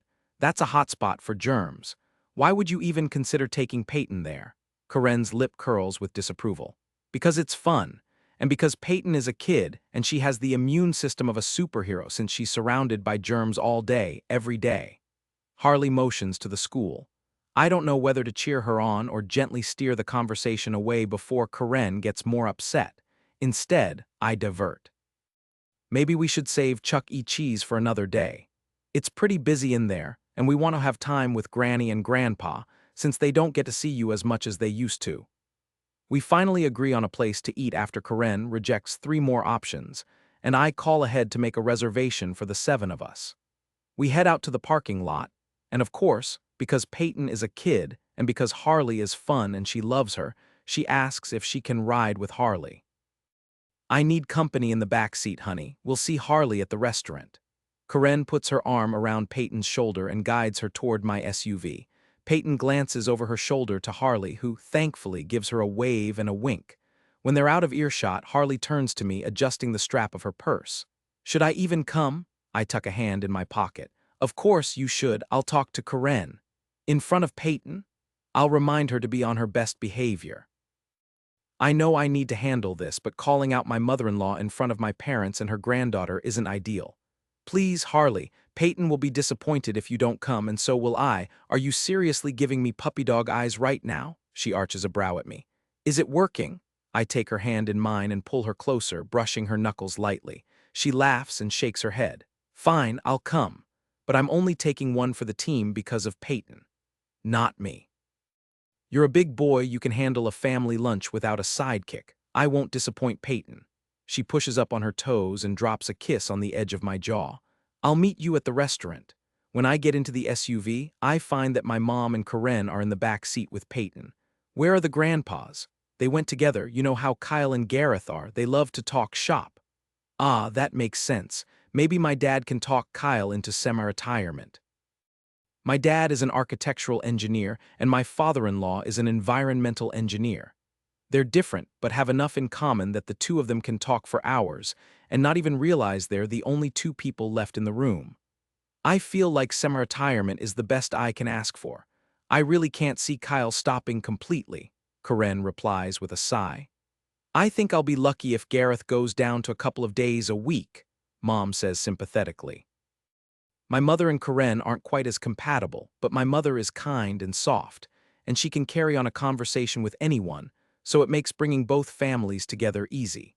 The added dynamic of Harley, not as my nanny but as my girlfriend, is turning out to be a lot harder to navigate, especially with how much my mom loves her and how much shade Karen has been throwing her way. I don't have an opportunity to pull Karen aside before we reach the restaurant. But I do get told no less than 6 times to slow down and to watch my speed. I was driving 2 miles over the speed limit. By the time we get there, everyone else is waiting inside for us. The hostess ushers us to the table. Can I sit between you and Harley? Peyton asks as chairs scrape across the floor. Karen holds onto her hand and pats the chair next to her. Why don't you sit next to me? You can tell me all about school and your new friends. I haven't had nearly enough time with you yet, and Harley and your dad see you all the time. Peyton's lips pull to the side, and she glances from me to Harley. Oh, okay. It's clear she's disappointed, but she takes the seat anyway. Karen fusses over her for a few minutes, peppering her with questions about school and friends while we wait for our drinks to arrive. I stretch my arm across the back of Harley's chair. I didn't realize you were going in early to help out with the assembly. Oh, it's no big deal. Emily and I were talking last week, and I didn't have anything this morning, and it's my weekend off. How often do you help with Peyton's class? Karen asks, a forced smile stretched across her lips. Harley drags her gaze away from mine. Maybe once a week. It really depends on what's going on in the school. More hands make light work. That's very true and convenient that you have that kind of availability. Even that simple statement seems like it's steeped in suspicion and judgment. It is. And it's been nice to work with kids again, even if it's indirectly and just on an occasional basis. I can tell Harley is trying to keep things light and remain polite and cordial. It's something she's good at, likely because of her job at Spark House and all the people they deal with on a regular basis. Does that mean you're not taking care of children anymore? Karen absently strokes Peyton's hair. Harley's smile falters and she shifts around in her chair, as if the direction of this conversation makes her uneasy. Peyton was actually my last infant charge. After Gavin and Peyton moved to Boulder, I worked with a family who had a 3- and 5-year-old for about 6 months. What happened that you stopped working for them? Karen folds her hands under her chin. Their dad was in the Navy, and when he was stationed overseas, the rest of the family moved with them. At the time, my grandmother wanted to retire, and my sisters needed my help running Spark House, so I changed course. And you enjoy that? Working with your sisters? They're my only family, aside from my grandmother. I like that I get to be close to them. Harley takes a sip of her water, making the ice cubes clink together. I notice that she doesn't quite answer the question, and I'm also aware that the changes recently at Spark House have been challenging for her. Sometimes I wonder if being there is more about being close to her sisters than it is the actual job. Harley's been taking classes part-time to complete her degree. Oh, Karen props her chin on her index finger. Well, education is always good to have, even if it's later in life. What kind of degree? Childhood development. I was 2 years in when I put it on pause to work with my sisters, Harley explains. It seems like a lot of things have been put on hold for her and that she spent a lot of time putting other people ahead of herself. Something I'm not unfamiliar with. The server returns with our drinks and takes our orders. When she gets to Peyton, Karen speaks up. She'll have the grilled chicken and steamed vegetables. But I want the chicken fingers and fries, Peyton says, her gaze darting from her grandmother to me and back again. Those are deep-fried, honey. Karen gives her a gentle smile. But Daddy said I could have whatever I wanted for lunch. Karen looks to me, with slight disapproval on her face. Well, I suppose if your dad said, but you should get the carrots and celery instead of the fries. You need to have a vegetable with every meal. Peyton concedes to the carrots and celery. I want to argue, but she's already ordered her meal, and going back to change it seems unnecessary. And I don't want to embarrass Karen in front of my parents and Harley, which seems likely given how sensitive she can be. If Peyton really wants some fries, she can pick off someone else's plate. When the server reaches Harley, she orders the adult chicken fingers and fries and adds a side salad. I pinch her thigh under the table, and she blinks up innocently at me. I order a burger, which incidentally comes with fries, not in a bid to annoy my mother-in-law, but because it's one of the best things on the menu here. The server sets a cup of crayons in front of Peyton, who immediately flips her menu over and plucks the pink one from the cup, and begins coloring the rabbit in the center of the menu. Bunnies aren't pink, honey. Karen pulls the gray and brown crayons from the cup and sets them beside her. Not in real life, but they can be in my imagination, Peyton tells her. Karen huffs and purses her lips, turning her attention to my mother, who is seated on her other side. They start chatting, leaving Peyton to color her bunny whatever color she likes. I'm uncomfortable with the way this lunch is going, and I don't feel like I can say anything without creating more rather than less conflict. With one look at my mother, I can tell she too is holding back. Karen is very used to being in charge, and it's only now that I'm no longer living in Boulder, depending on her for support, that I can see exactly how much control she had over the way I parented Peyton.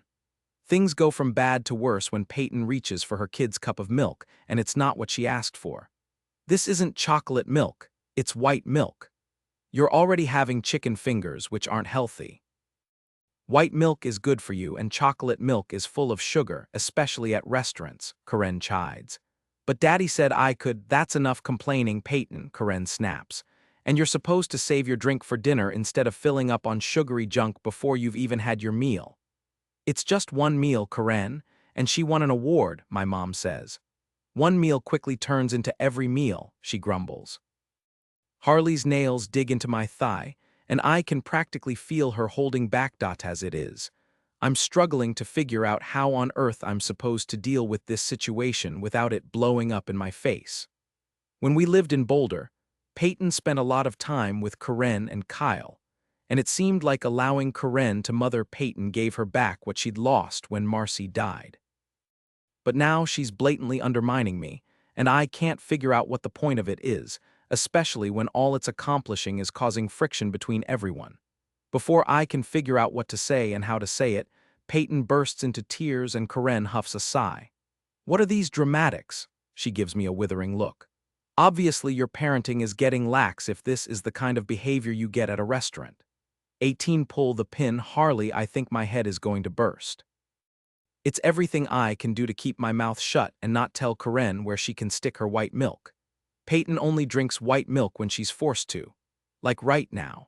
What is the point of her getting an award and being celebrated when someone is policing her entire meal? And why on earth is Gavin allowing it and not putting her in her place? I don't know how to deal with this kind of passive parenting. Not when he's usually so great about balance with Peyton. I push my chair back, needing to take a breather and collect myself before I lose my temper on Gavin's mother-in-law. Peyton, why don't you come to the bathroom with me and wash your hands before lunch comes out? Her chair scrapes against the floor, and she practically flings herself out of the chair, tripping over her feet to get to me. She buries her face against my stomach, leaving wet marks on the fabric, probably a combination of tears and sniffles. I take her hand and guide her away from the table. My neck is hot and I'm practically shaking. I'm so frustrated. This whole meal feels like a lot of posturing, unnecessary posturing. The kind that makes me want to shake my head in disbelief. I'm not the enemy. I'm just a woman trying to navigate a relationship with a man who has a very complicated past and a controlling, overbearing mother-in-law. We cross the restaurant, Peyton sniffling and using the back of her hand to wipe her nose. As soon as we're inside the restroom, I dig around in my purse and find a tissue and crouch down in front of her. Here, sweetie, blow your nose. I wanted to sit next to you. I push her hair back from her face and tamp down my frustration. This isn't Peyton's fault, and I want to make sure she understands that. Your granny doesn't get to see you often, and I get to see you all the time, though. But she won't even let me get what I want, and Dad already said I could have whatever I wanted. Half of me wants to tell her we'll have a do-over, but I don't want to do the same thing Karen is by undermining Gavin, and I'm not Peyton's parent. I'm the girlfriend and Peyton's former nanny, which puts me in a difficult position. My instinct is to protect and try to gently guide. If I were still the nanny, I would sit Karen and Gavin down and have a discussion about reasonable expectations, consistency, and supporting each other. But I can't because I'm now directly involved in so many ways. And despite the friction between me and Karen, I want her to like me. Because no matter what, she's always going to be connected to Peyton, and whether I like it or not, she's been a huge part of her life. And I feel like she sees me as a threat. I know that, but maybe Granny didn't. She just wants to make sure you eat good things to go with the not-so-nutritious stuff. Remember when you wanted the extra scoop of ice cream because you couldn't decide, and your dad said you had to pick one and then you couldn't even finish that? But this is different. It's just chocolate milk and French fries. Her mouth screws up in a scowl. Agreeing with her isn't going to help the situation. Here's the corrected and YouTube-compliant version of the text. I know, honey, but this is Granny's way of telling you she loves you. I wish she would tell me with words and hugs. I wrap my arms around her and she melts right into me. I have her use the bathroom and wash her hands before we return to the table. The server brings out our meals, setting Peyton's chicken fingers, carrots, and celery in front of her. She reaches across the table for the ketchup and squirts a generous amount on her plate. You need to start with the vegetables, Peyton, Karen tells her. I move my plate of chicken fingers aside in hindsight. I shouldn't have ordered the fries and dig into my salad. Peyton follows my lead and dunks her carrots into the ranch dip. When she's finally able to move on to her chicken fingers, Karen stops her from putting more ketchup on her plate when she runs out after the first one. Ketchup is all sugar. You don't need any more. But I need something to dip my chicken fingers in, Peyton says, eyes darting to her dad and me and then back to her plate. Because I've been stewing this entire time, I don't even give Gavin the chance to jump in before I give my own 2 cents. She's 9. Ketchup might as well be its own food group. I know it was one for me when I was her age, and Gavin still uses half a bottle every time we have grilled cheese sandwiches. It doesn't mean he's a bad parent, and if my parents were still alive, I'm pretty sure one of their regrets in life would not be letting me use ketchup liberally when I was Peyton's age. Loving ketchup is not a crime. I realize I'm on a rant, and that my behavior is only going to cause more tension, not less, but I'm annoyed. The table falls into an uncomfortable silence for a few long seconds, at least until Gavin clears his throat. I'm pretty sure Peyton got her love of ketchup from me, and I got mine from my dad.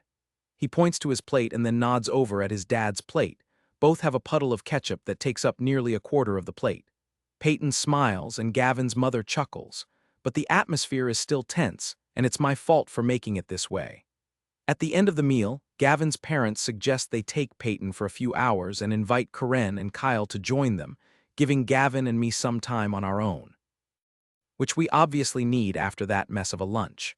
Judith hugs me and tells me everything will be fine.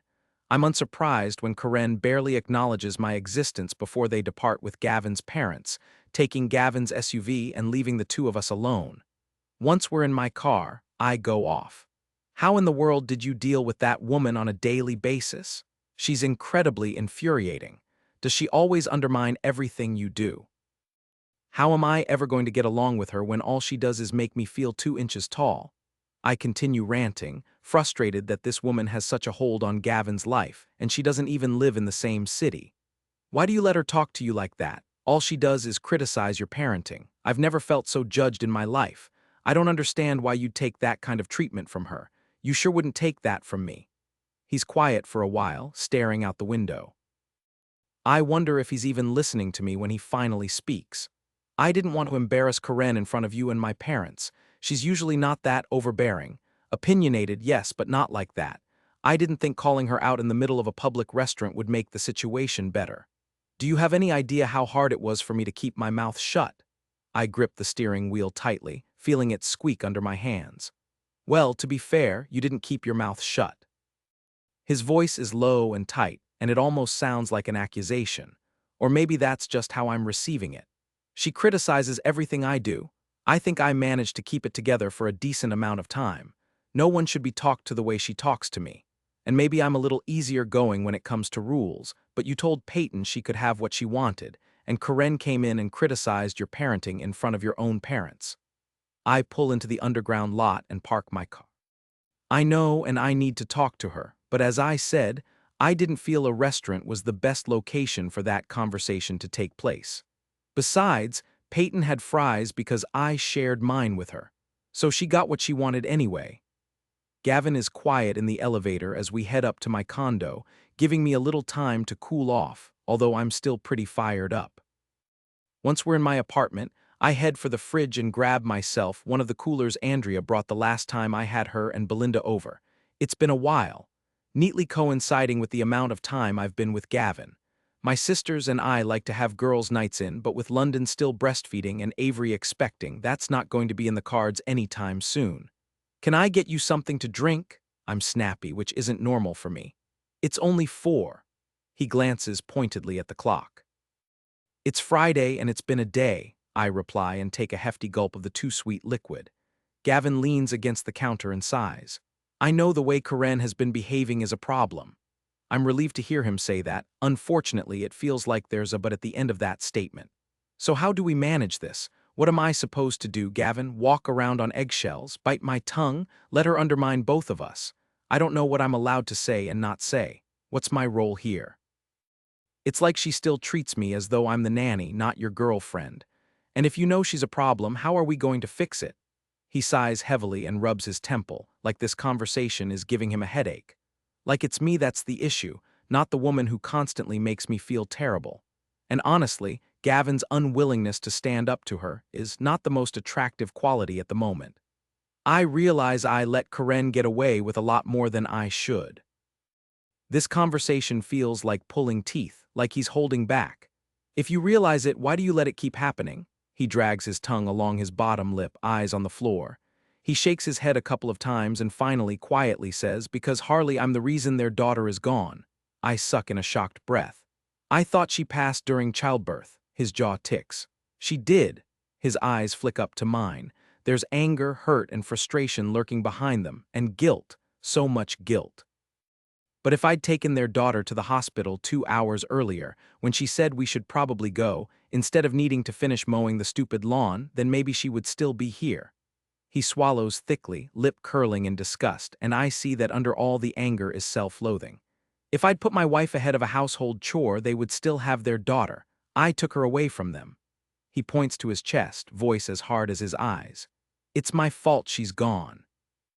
Because I didn't take care of her when I should have. Peyton is the only link they have left to their daughter, and letting Karen mother Peyton was the only way I could see to give her back some of what I took from them when Marcy passed. I get that I need boundaries, but calling her out in a public place is cruel. I'm so sorry. I didn't realize until now that Gavin has been holding on to the blame for that for all these years. Not like this. And it reframes so much of what's happening. When he moved to Boulder, Karen stepped in as the mother Peyton didn't have, and when he moved back here, he took that away from her. It explains so much about the way they deal with each other and how Karen deals with me. I take a step forward, wanting to find a way to console him. To tell him I understand what it's like holding on to guilt, because I did it with him for years, but he puts his hand up to stop me. Don't, please, I can't handle this. I don't deserve pity or understanding or any of the things that you want to give me right now, Harley. I know that Karen is making this difficult, he motions between us, but my moving back here has been hard on her. She's struggling too. To her it's another loss. I can't take more away from her than I already have. I'm not asking you to take things away from her. I'm asking you to stand up for us and for Peyton. There has to be some kind of balance, Gavin, I say gently. I took their daughter from them. I robbed Peyton of a mother. There isn't any balance. There's just me trying to make up for the biggest mistake of my life, he grinds out. I realize in that moment, as much as Gavin might want us to work, he still has a lot of work to do. His guilt is a heavy chain that's keeping him shackled to the past. I don't know how to help you with this, I say honestly. You can't. This is mine to deal with. He runs a hand through his hair and blows out a breath. I'm going to grab an Uber. I want to be here, but I think we both need some time after today. I'm not telling you that you don't have the right to be upset right now, Harley, with me, with Karen, but I don't think any conversation we have today is going to be productive. Karen will be this way with any woman I bring into my life, but it's worse because we already have a history, I finish for him. It makes it harder. There are memories attached to you. He looks away. Not just for Karen, but for me too. He closes his eyes and shakes his head. I need some time to think, okay? Are you asking for permission or are you telling me? I don't know, both. I set my cooler on the counter and cross my arms. If you need time, take it. I don't want to push you into things you're not ready to handle. He sighs again and crosses the room. He kisses my cheek, lips lingering there for a second, and when I feel him move toward my mouth, I turn my head away. I can't give affection when he won't give emotion. And that's what this feels like, excuses drenched in his guilt. A reason for him to keep me safely inside a box. His heart tucked away, out of reach and maybe too broken to be mended. 19 The path to hear Harley despite it being my weekend off. I dumped the rest of the cooler, I drank a quarter of it and head to Spark House. If I'm not spending the evening with Gavin, I might as well help my sisters and give one of them the night off if they want it. I show up at Spark House just before dinner and expect to find my sisters in the kitchen, or at least London, since she's always been a bit of a micromanager, but they're both sitting in the office, snacking on appetizers. Hey, what are you doing here? Avery cocks a brow and pops a tiny puff pastry into her mouth. My night opened up. Even though I came from a late lunch only a couple of hours ago, I grab a fig and cream cheese tart and bite into it. I know exactly where this came from, and they have the best appetizer platter known to man. I will avoid dinner altogether and fill a plate with these if I have the opportunity. And tonight I feel like stress eating. Peyton not feeling good or something? Or something, I say through a mouthful of tart. Why aren't you two in the dining room doing dining room things? Because we hired people to do the dining room things 3 months ago and figured we should probably let them do the dining room things without us constantly interfering and hovering, London replies. And I threatened to tie Avery to her chair if she went to check on them before 7. Now, back to why you're here and not with Gavin. I thought you two were supposed to have some alone time tonight. My sisters always have been and always will be my sounding boards, so I fill them in on what happened at the restaurant, the conversation I had with Gavin at my place, and the fact that he took an Uber home because he needs time to think. Am I in too deep here? I ask, dragging a hand down my face. Probably, London says. Avery shoots her a look. You hit a bump in the road, and when you think about it, it makes sense that he's struggling, you know. Am I being unreasonable, wanting him to stick up for me? In the moment, my reaction felt justified, but now I'm not so sure. Avery flips a tiny soccer stress ball between her fingers. Of course, it's justifiable that you'd want him to stick up for you, especially when his former mother-in-law is being difficult. But I can see where he's coming from, because if he truly believes he's the reason his wife passed during childbirth, then of course he's always going to feel like he owes them something. And in this case, that something is his passive acceptance of their criticism. She sets the ball on the table and reaches for another appetizer. It really does make a lot of sense on all sides. She feels threatened by your presence in Peyton's life. They've moved back here and he immediately reconnects with you. It's not like I sought him out, I say defensively. No, but it doesn't change the fact that you have history with both Gavin and Peyton. He cares about you and always has. And let's be really honest about this. He probably had feelings for you back when you were taking care of Peyton. Maybe not developed ones, because of the age difference and how obvious it would have been since you started taking care of Peyton when you were 19, but they existed all the same. And they would have been completely understandable for both of you. You were literally a stand-in mother for Peyton. There are so many layers to that, and a lot of confusing emotions on all sides. You were probably a threat to Corinne back then, and this is bringing up all those old feelings, likely not just for her but also for Gavin. You sound like a therapist, I tell her. She shrugs. Declan's had a lot of therapy, and we've had a lot of couples counseling. I didn't realize that. You two seem so solid. Avery and Declan's love is the kind that I want for myself. They're best friends and partners. They always have each other's back, at least that's how it looks from the outside. Avery raises a hand. Take it easy, sis. Everything is fine with me and Deck, and I want to keep it that way. He's got a lot of baggage when it comes to trust and family issues. He's super nervous about becoming a father, so we've been seeing his therapist together. And honestly, I've got baggage too. Between trust issues because of my relationship with Sam and us losing our parents, Deck and I could use someone to bounce things off of. It helps us keep the lines of communication open. Well, that's smart, Avery offers. Declan is my best friend and my partner for life. I don't want anything to mess that up. Anyway, back to you and Gavin and his difficult mother-in-law, something I can totally relate to, by the way. Give him some time to sort through things, especially if they're in town. He might need some space to work through this on his own. How do you keep your mouth shut with Declan's mom? She's so much drama. She's what tabloid gossip columns were made for. And I've learned that getting upset about the way his mother manages things isn't helpful for either of us. Her behavior is a result of her own issues, and I can't control those or take on her problems. I've made it very clear that if she wants to have a relationship with her grandchild, she's going to have to learn how to keep Declan and me out of her family drama. She pats her belly. This kid isn't going to be used as a pawn in any of their ridiculous games. I know there are some similarities in your situations, but there are some key differences too, London says softly. What do you mean? I ask. You and Gavin started off as friends and it shifted into a relationship. Don't they usually suggest waiting until after the 6-month mark to introduce a significant other when there are kids involved? And you were already part of Peyton's life. You've taken over a lot of the roles his mother-in-law was playing when he lived in Boulder. I hate how defensive I feel, and how the past seems to be following me as I try to navigate this new path with Gavin. What are you saying? Just that it's not quite the same. I know you have feelings for Gavin and that he has feelings for you, but I want you to be careful. Sometimes I worry that you're just as in love with Peyton as you are with him. And I'm not saying that's a bad thing, but you could be looking at a lot of heartache, especially if his mother-in-law doesn't back down and he won't stand up to her. This isn't what I want to hear, but it's something I have to face because she's right about all of it. I already feel like I'm in too deep and it scares me. I think we need to give him a chance to stand up to her before we go condemning their relationship. Avery jumps in. I'm not trying to condemn their relationship. I just worry, that's all. This is very complicated for a lot of reasons. And now you're telling us that Gavin's clearly still carrying guilt over losing Marcy the way he did. That's a lot to deal with. And I know it's still early in your relationship, Harley, but you're going to want kids of your own at some point, aren't you? Well, yeah, of course, but I have lots of time for that. I'm only 28. It's not your age I'm worried about, or his. It's how he's going to cope with a pregnancy when he lost his first wife during childbirth.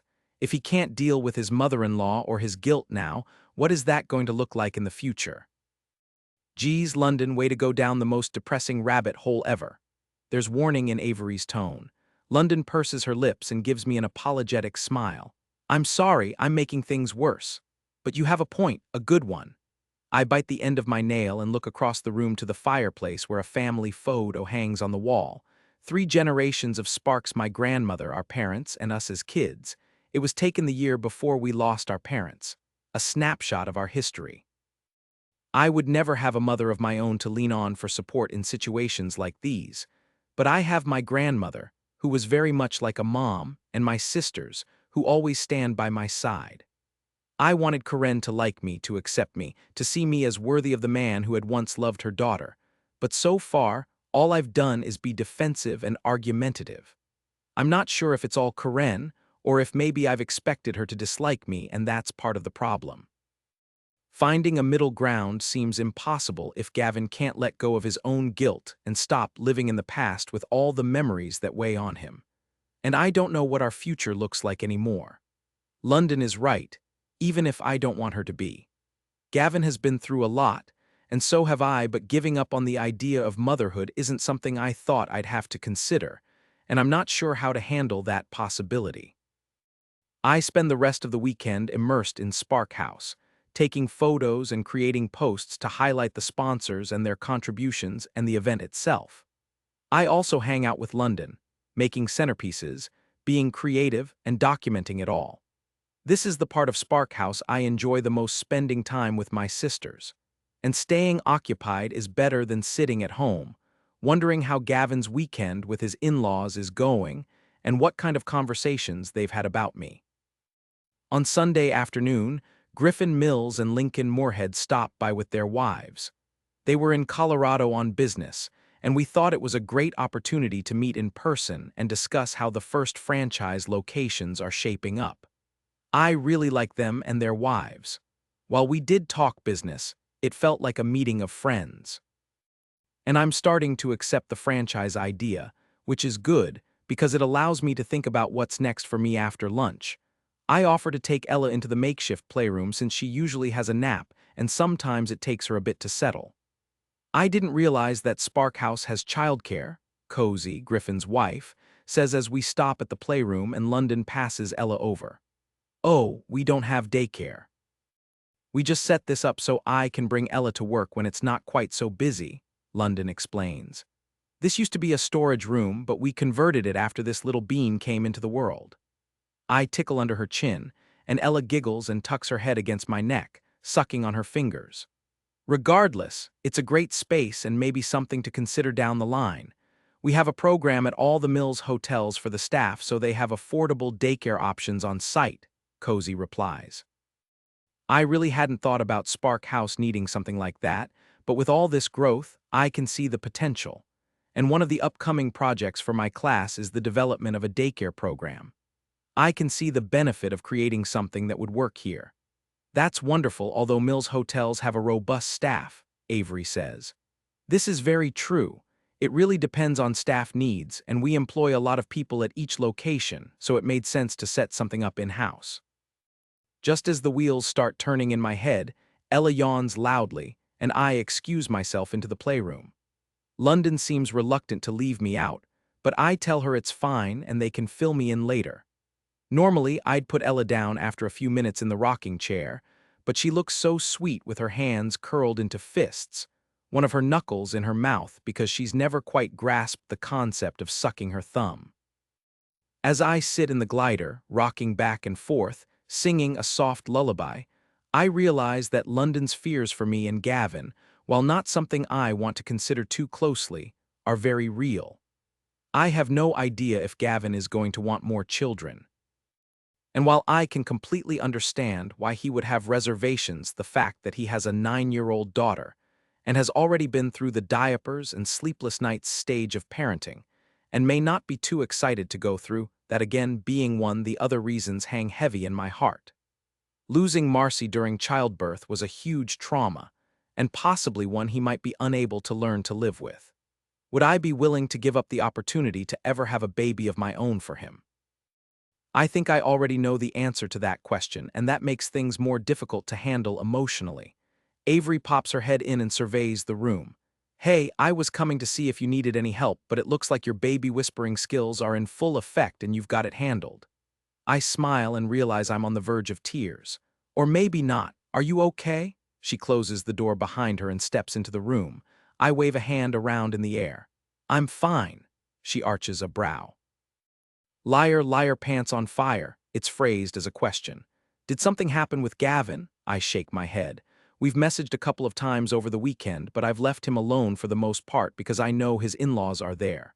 No, nothing happened. The lack of conversation post-difficult dinner isn't exactly reassuring.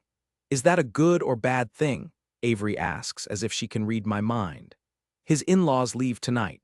I figured he needed some time to process, like you and London said. Okay, she sits down in the other glider and settles a hand on her rounded belly. So what's going on then? I've been thinking about what London said. She's protective of both of us and she doesn't want you to get hurt. She was the same way when Declan and I got involved. That was different. Avery had been in a serious car accident and Declan stepped into the role of caregiver. London struggled with it because it echoed the loss of our parents, something that will continue to affect us for our entire lives. It is, but her worrying is the same. Try not to read too much into it or let it mess with your head. I bite the inside of my lip. The thing is, she's not wrong. She stops rocking and tips her head to the side. About what? About me wanting to have kids in the future. The blended family isn't an issue for me, but I can't imagine not having a family of my own. I want to experience pregnancy. I want the swollen ankles and getting up 20 times in the night to pee. Which sounds ludicrous, I know, but it's a part of the process I'd been hoping to have. I have no idea if that's something Gavin would or could entertain in the future after what he's already been through.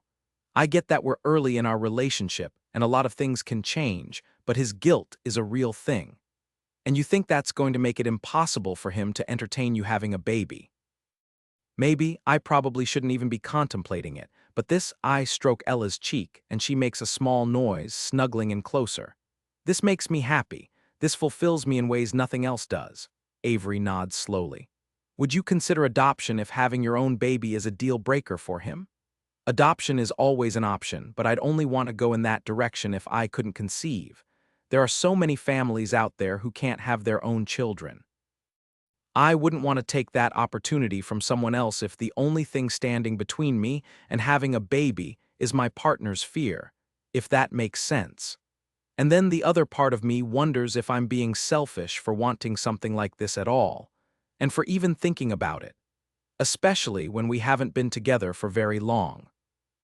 You're not off base for thinking about it, not with me being pregnant and Ella being adorable, and you trying to figure out how to navigate your relationship with a single dad, she says. I spent all that time raising a baby that wasn't mine and taking care of other people's children. I want that experience for myself too. I really want to be a mother, and I don't think I realized how much until now. And you should be one, however that's going to look, and whoever is lucky enough to have your love. Whether it's Gavin or someone else. I sigh. I love being an aunt, and I feel like I could be a good stepmom to Peyton if Gavin and I are meant for each other, but I don't know if I would be satisfied if that was where it ended for me. It's a lot to think about, Avery says softly. It is. And I know he and I just started dating, but with our history and my relationship with Peyton, it's hard not to think about what the future is going to look like. It's days like these that I wish Mom were still here. Not that she would be able to tell me what to do, or that I can't pick up the phone and call Grandma Spark in Italy, but it would just be nice to have a mom to go to with things like this. I get exactly what you mean. She reaches out and takes my hand. At least we have each other, right? At least we have each other. I squeeze her hand back. I love my sisters more than anything, but as much as I'd like them to be a replacement for the mother we lost, they can't be. And maybe that's the hardest part about all of this, knowing what it's like to grow up without a mom and how different life is when you have two loving parents instead of none. More than that, it's seeing the possibility of a family with Gavin and Peyton, but being unsure whether it's enough. Especially when his mother-in-law keeps putting up roadblocks, and Gavin doesn't seem capable of knocking them down. This winding road Gavin for the first time since Harley came back into our lives, I feel unsteady. I know there are a lot of things I need to deal with, namely my mother-in-law, but there's a minefield surrounding her, full of guilt and a lot of other emotions I'm not sure I'm capable of managing. What worries me most, though, is my uncertainty over whether I'll be able to get a handle on them eventually, if at all, and what that means for my future on Sunday morning. I stop in at the office to pick up some things I forgot on Friday. They could probably wait until Monday morning, but I need a few minutes to myself, and having my in-laws in my personal space all weekend is a lot. I'm surprised when I find Ian in the office too. What are you doing here on a Sunday morning? I could ask you the same thing. He closes his laptop and unplugs it. I have a meeting off-site tomorrow morning, and I needed some files. It's on the other side of town, closer to my place, so I figured I'd grab my stuff now so I can go directly to the meeting from there. And I can pick up cinnamon buns from Lynn's favorite place on the way home, so it's a win all around. You using the excuse that you forgot something at work to escape the in-laws. I drop down in the chair opposite him. Yeah, basically. Everything okay? I blow out a breath. I don't know. That doesn't sound good. Did something happen? I fill him in on the restaurant fiasco and the way Harley went off and also the way I left her place on Friday night instead of staying and dealing with the situation. Have you talked to her at all since then? Just a few text messages back and forth. It was supposed to be her weekend off, and I guess she went into work because her sisters needed help. So she went to work because you bilated on her and it was better than being alone and upset at you, Ian supplies. Probably. I rub my bottom lip. I need to deal with Karen. Yeah, you do, Ian agrees. What's stopping you? I run my hands over my face. I don't know. When I moved here, I thought I'd be able to have an actual life, and it seems like she still has as much control over my social life as she did when I was living in the same city as they were. Do you want me to be honest with you, or do you want me to pat you on the shoulder and say things like, it'll all work out in the end? I'd rather you be honest than feed me lines of nonsense. Okay. He nods once and grips the armrests of his chair, crossing one leg over the other. The reason she still has control is because you let her have it. She lives 2 hours away, I point out.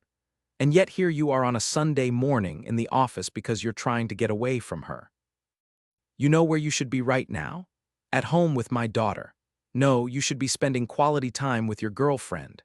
I give him an unimpressed look. Shouldn't you be doing the same with your wife, then, instead of here? I was before I came here. You're welcome for that information.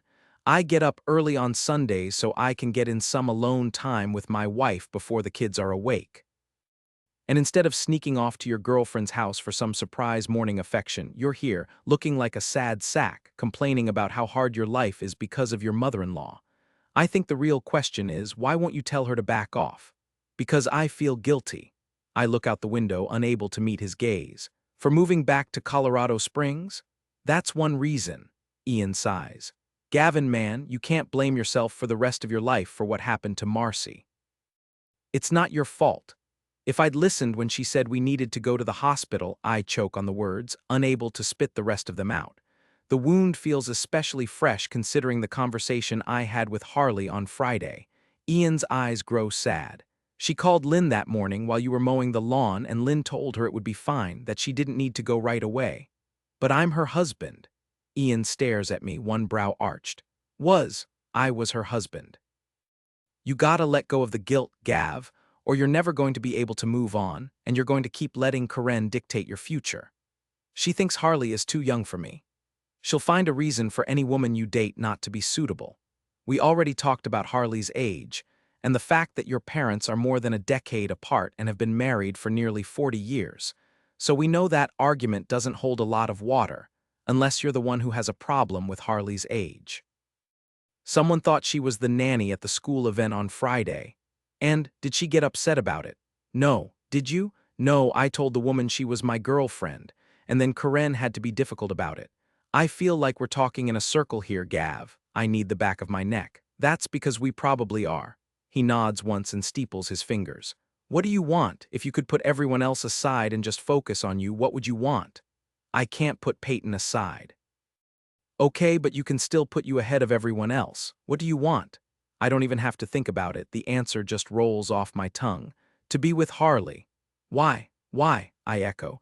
Yeah, why do you want to be with Harley, and don't list any reasons that have to do with Peyton? That makes me pause, but he has a point. I like spending time with her. She's fun to be around. She makes me laugh. She's full of adventure. We have a lot in common, and the connection is amazing. He smirks. You can still keep up then, huh? I'm in my 30s, not filing for my pension checks, pal. I know, I'm kidding. I just wanted to get a reaction out of you. Do you have any concerns about how she is with Peyton? No, none. She's great with her and Peyton loves her. I tap on my armrest. Which is a problem on its own. His brows pull together. That seems like it should be a good thing, not a problem. It is and it isn't. Peyton's already attached to her, and that makes me really want this to work out and not just for myself. Ian nods. When you say work out, what exactly do you mean? I frown. I want us to be a couple that lasts. You've only been seeing each other officially for a few months, though, so you can't know that for sure. I can hear the concern in his voice. It's good that you're into her the way you are and that it seems mutual, but there's a lot more that you both need to deal with. I just don't want Peyton to end up getting hurt if Harley and I don't work out. She's already lost enough. Ian blows out a breath. That's a lot of pressure to put on yourself in this relationship. You need to take it one step at a time. Don't start building the picket fence before you've even had a chance to look at house plans. You're right. I know you're right. But now that I have this, I don't want to lose it, and I'm terrified of messing it up if I haven't done that already. You haven't had a lot of opportunities to date over the last decade, and most of the women you've been involved with have been short-term and haven't even met Peyton, let alone your mother-in-law, who isn't easy on a good day. I think you need to give credit where credit is due. Harley's got a backbone and Peyton's best interests in mind. It's not like this is easy for her either. She doesn't want to step on toes, I agree. That's not what I'm talking about. Didn't she lose both of her parents in a car accident when she was 12? Unless I've got it wrong. You're not wrong. It's what sold me on hiring her in the first place all those years ago. She knew what that loss felt like. She could relate, and because of that, she seemed like a smart, safe choice for me and Peyton, despite how young she was. You both understand what it's like to lose someone important, and she knows what it's like to grow up without a mom, just like Peyton. And now she's dealing with a mother-in-law who's making it clear she doesn't like her. That's gotta be tough. I've been so focused on how to keep the peace that I didn't even take that into consideration. My parents love her, because she's awesome, but to Karen, I have a feeling she's a threat. I tap my lip, trying to see it through Karen's eyes, but I can't. Why would she see Harley as a threat? It's not like she's going to replace them as grandparents, and she doesn't even have parents who are going to come into the picture either. But if Harley doesn't like your mother-in-law, she could make it difficult for them to see Peyton in the future. Harley wouldn't do that, though. That's not her style at all. And shouldn't Karen be nice to her instead of cutting her down? Probably yes, but all Karen sees is the fact that you moved back to Colorado Springs, and within a couple of weeks, you rekindled your relationship with the nanny you left behind. She didn't love that a 20-year-old was having a hand in raising your kid then, and clearly that hasn't changed. If you want this thing to work between you and Harley, and it's clear that you do, you need to put Karen in her place. If you don't, she's going to keep doing this because she can get away with it. How long do you think Harley will put up with this? He's right, and I've known this all along. Harley might be patient, but there's only so much she can be expected to take. I can't ask her to tolerate the way Karen is treating her or the way I'm letting her treat Harley. It's not fair to anyone. Probably not long. Talk to Karen, tell Harley you're working things out, and ask her if she's interested in coming to our place for dinner. Lynn's mentioned that she sees Harley at the school all the time. If you're serious about her, stop keeping her all to yourself and start folding her into your life. When I return home, it's close to noon and I bring cinnamon buns with me. I consider leaving them in the car until after my in-laws go home this evening, but decide that's me pandering to Karen and what she thinks is an acceptable brunch. There's nothing wrong with an occasional cinnamon roll at noon on a Sunday. I pass the living room, where Kyle is napping in my lounger with the football game droning in the background. His Sunday routine has been the same for as long as I can remember, armchair quarterback. He sleeps through 50% of the game, but the second anyone changes the channel, his eyes pop open. I leave him where he is for now and continue to the kitchen, where Karen is sitting at the table with Peyton, her math workbook in front of her. Peyton looks about as excited as a dead fish. "Hey, how's it going?" "Dad." Peyton jumps up from the table and rushes across the room, throwing her arms around me like I'm a life preserver. "Yay, you're home. Does that mean we can go to the park now? Can we call Harley and ask her to meet us there? Can we go to that bakery with the sugar cookies?" Every word out of her mouth makes me cringe and makes Karen's scowl deepen. We have 3 more questions to finish before we can do anything, especially go to the park. And I'm only here for a few more hours, honey. I'd love to spend my afternoon with you. We could go to the museum instead of the park. Wouldn't that be fun? But we always go to the park with Harley on Sundays, Peyton explains. You only get so much granny time, and Harley's picking you up tomorrow after school to take you to the park. At least I'm hopeful that's still happening. I should have dealt with this sooner, like when it happened, instead of dancing around it all weekend. But we always see Harley on Sunday afternoons, she says adamantly. Can we call her and see? Can't she come with us today? She makes everything more fun. That's because she doesn't enforce any rules, Karen mutters under her breath, but not quietly enough that I don't catch it. Sweetie, can you take your math books to your room for me and wash your hands? I brought home a treat. It's time I had that talk with Karen, and I'd prefer Peyton not be in the room when it happens. We're not finished with her homework yet, Karen informs me. Peyton and I will finish it later. Wash your hands and wake up your grandpa so we can all eat together. I pat Peyton on the head and usher her down the hall. The math will only take 15 minutes to finish. I don't think giving Peyton a treat for half-finished work is setting a good example, Karen says primly. The muttered comments need to stop, Karen.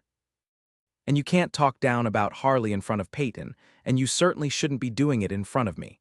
This isn't about Peyton's math homework, which she and I will finish later after you and Kyle head home. Her fingers go to her throat, and she fidgets with the heart-shaped locket she always wears. Inside is a picture of Marcy.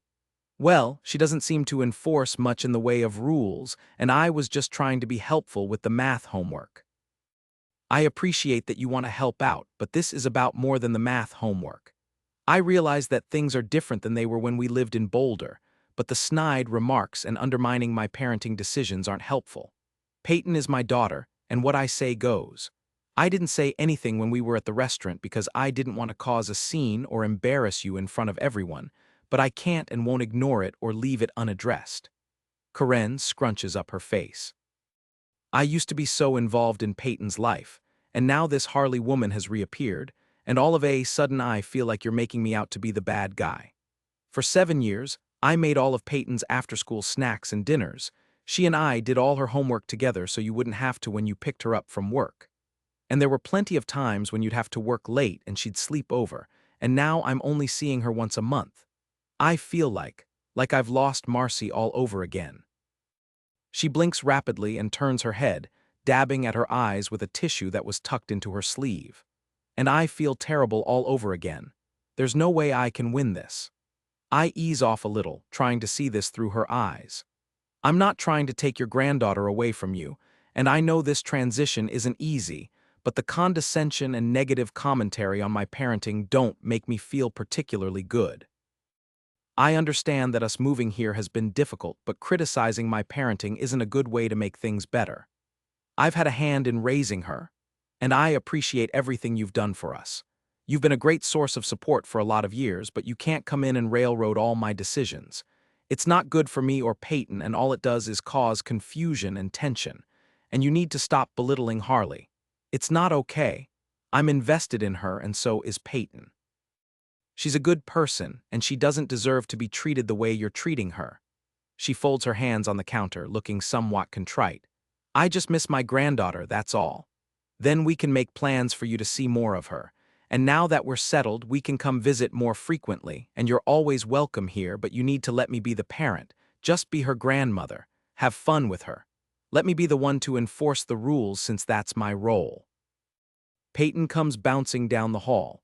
Can I have my treat now, Dad? She clasps her hands behind her back and rolls up on her toes. Please. You sure can. I lift the brown paper bag from behind the island and she shrieks her excitement. I hope I've made an impact with Karen and that this is the last time I have to have a conversation like this with her. And that the next time she sees Harley, she's warmer with her. Harley doesn't deserve that kind of coldness. Not from anyone. Later in the evening, after Karen and Kyle have gone home, Peyton and I sit at the kitchen table. She's dressed in her fairy costume, and I'm wearing a pink tutu that used to fit Peyton as a hat. We do this sometimes, play dress-up and have tea parties. Tonight she asked if we could have grilled cheese sandwiches in lieu of the leftover casserole Karen made for dinner last night. It's not that it's bad. It isn't. Karen is a great cook. However, 9-year-olds aren't always a fan of all the parts of their meal in a mashup, and we both felt like grilled cheese.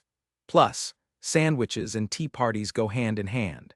We're drinking chocolate milk out of plastic teacups to complete the meal.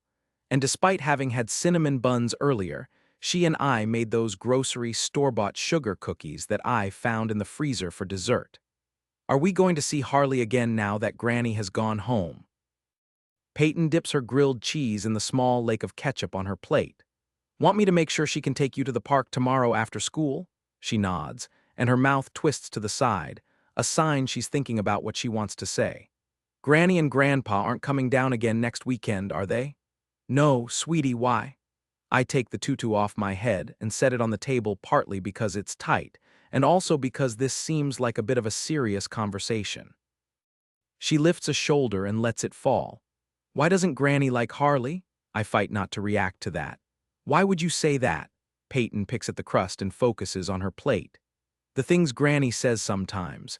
It seemed like she was upset that Harley was at lunch with us.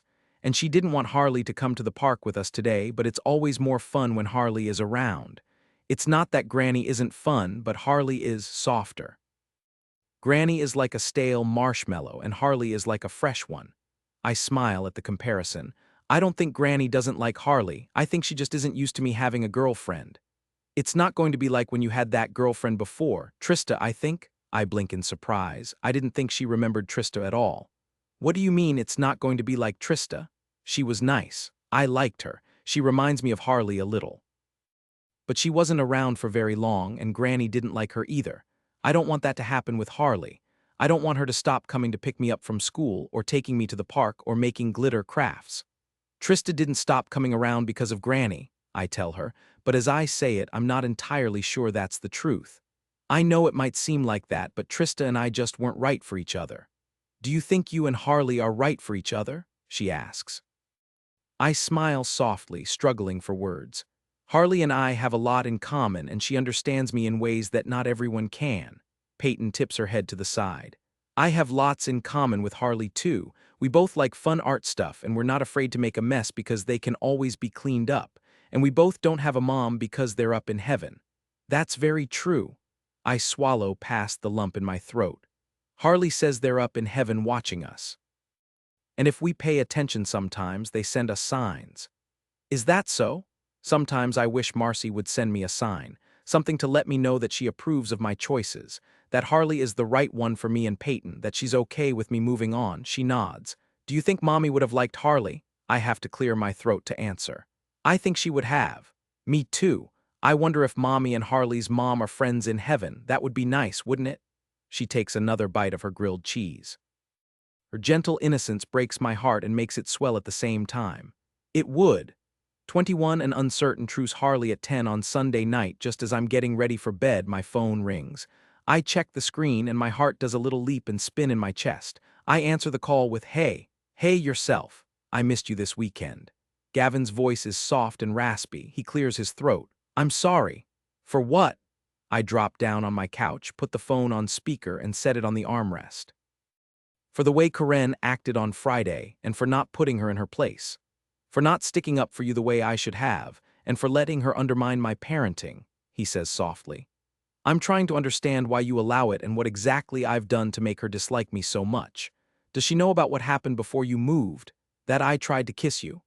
Even now, after our discussion and his assurances, I still feel the familiar heat of embarrassment creeping up my spine. Especially at the idea that he might have confided something like that to his mother-in-law. Goodness, no, I never told anyone about that. Not even Ian? No, not even Ian, he sighs. It's not about you, Harley. Karen is struggling with the fact that she was basically a mother figure for Peyton, and now she feels as though that's been taken away from her because of the move. And now we have you. It takes a few seconds for it to sink in. Oh. I consider how hard that would be, going from seeing Peyton almost daily to only once a month. It would be similar to a divorced parent losing most of their custodial rights. And she sees me as a replacement? I guess in a way. I knew it was going to be hard for her. I don't think I realized exactly how hard. And it's made that much harder for her because Peyton has settled in here so quickly. And she talks about you a lot. Gavin's voice is full of apology. Some of my frustration with Karen disappears. This is a delicate balance for you, isn't it? It is, and I can't control Karen's behavior, but we sat down and talked it through, and I think we're in a better place. I assured her that her role in Peyton's life hasn't changed, and that she needs to let me do the parenting since it's my job, and that she needs to cut out the snide comments because they're not going unnoticed and it's unfair to you. How did she take that? She was defensive at first, but I think she understands where the lines are now, and I'm hoping she's going to toe them. That seems like progress, baby steps, baby steps. He pauses for a moment. That's all we can ask for, isn't it? I think it's reasonable. I'm going to cross my fingers that the next time I see Karen, there's less hostility from her and I don't have to guard my feelings so tightly. And this is uncharted territory, isn't it? We can't expect it to be seamless. No, I guess we can't. How are you so wise? I glance at the gallery of photos on my wall, my gaze catching on the last family photo we had taken before my parents passed. We were standing in front of Spark House, Grandma Spark standing to the right of my dad, her hand on my shoulder. Even then, she felt more like an additional parent than a grandparent. I imagine it's much the same for Karen. Loss at a young age does that, I think. He makes a noise but doesn't comment otherwise. Are you still able to pick up Peyton after school tomorrow? Absolutely. Great, he sounds relieved. She really wanted to see you today, we both did, I missed you. My heart squeezes at the admission. Me too. I'm looking forward to tomorrow and seeing your beautiful face. I chuckle, and I'm looking forward to seeing your handsome one and Peyton's cute one. He laughs along with me, then clears his throat, his voice suddenly shy. Maybe you want to pack an overnight bag. You want me to stay the night. Do you think we should talk to Peyton about that first? Maybe. It sounds like a question. Am I rushing things? I think it's probably a conversation we need to have first in person before we go making sleepover plans. He sighs. You're right. I just want some time with you, especially after this weekend. And I don't want to have to wait until Peyton can have a sleepover at her grandparents' place before I can spend a night with you beside me. My heart stutters. Then maybe we need to broach the subject with Peyton and see how she feels about me staying overnight at your place. And we can go from there. Baby steps, Gavin. He chuckles again. I would come over there right now if I had access to a sitter. I don't doubt that for a second, but it's late, and you have work tomorrow, and so do I, and staying up until midnight so we can sneak in some quality time seems irresponsible. Sometimes being responsible is overrated. It's after 10. My carriage has already turned back into a pumpkin. He huffs. This feels like a punishment. I bite back a grin, aware that I could go to his place right now, but that dropping everything for him sets a bad precedent. You'll see me in less than 24 hours. He makes a discontented sound, then asks, Where are you? What do you mean, where am I? I'm in my apartment. I mean, what room are you in? I hear rustling in the background. My living room, why? What are you wearing? Are you ready for bed? Nothing you can say is going to persuade me to leave my house right now. I know, you've told me that. I'm improvising. I'm going to end this call and video chat you. My screen goes blank and lights up again a few seconds later. I answer the call, and Gavin's handsome face appears. He shifts the phone around, setting it on one of the stands he has sitting around his house so he can have hands-free video chats. That's when I realize he's in his bedroom and he's shirtless. His gaze moves over me in a warm sweep. Wanna have a little fun with me? I bite my lip. What kind of fun are you talking about? The cozy kind. He arches a brow. Unless that's outside of your comfort zone. Have I ever had a late-night chat like this before? No, but that doesn't mean I'm not interested in trying new things. I can get on board with some fun. I push up off the couch, grab my own phone stand, and walk down the hall to my bedroom. My stomach flutters with excitement as I set the phone on my nightstand and adjust it, making sure it's set up to give Gavin a nice view of my room. Gavin smiles softly. Have I told you lately how much I appreciate your willingness to try new things with me? Does that mean you're ready to relax together? I climb up onto the bed and arrange myself so I'm facing the screen. He chuckles. What I wouldn't give to be able to sit beside you right now. What would you do first if you were here? I tuck a strand of hair behind my ear. I'd start by talking with you just like this. His voice is warm. Then maybe we'd share a laugh or two. I smile. Sounds perfect. The moment lingers, comfortable and sweet, as we enjoy each other's company from afar. Here's the corrected and moderated version of your text. You'd tease me some more, kiss the inside of my thigh, leave tender kisses where I need you most. I think you should lose the shorts, Harley, so I can see what you're doing. I hook my thumbs in the waistband and slide them down, tossing them aside.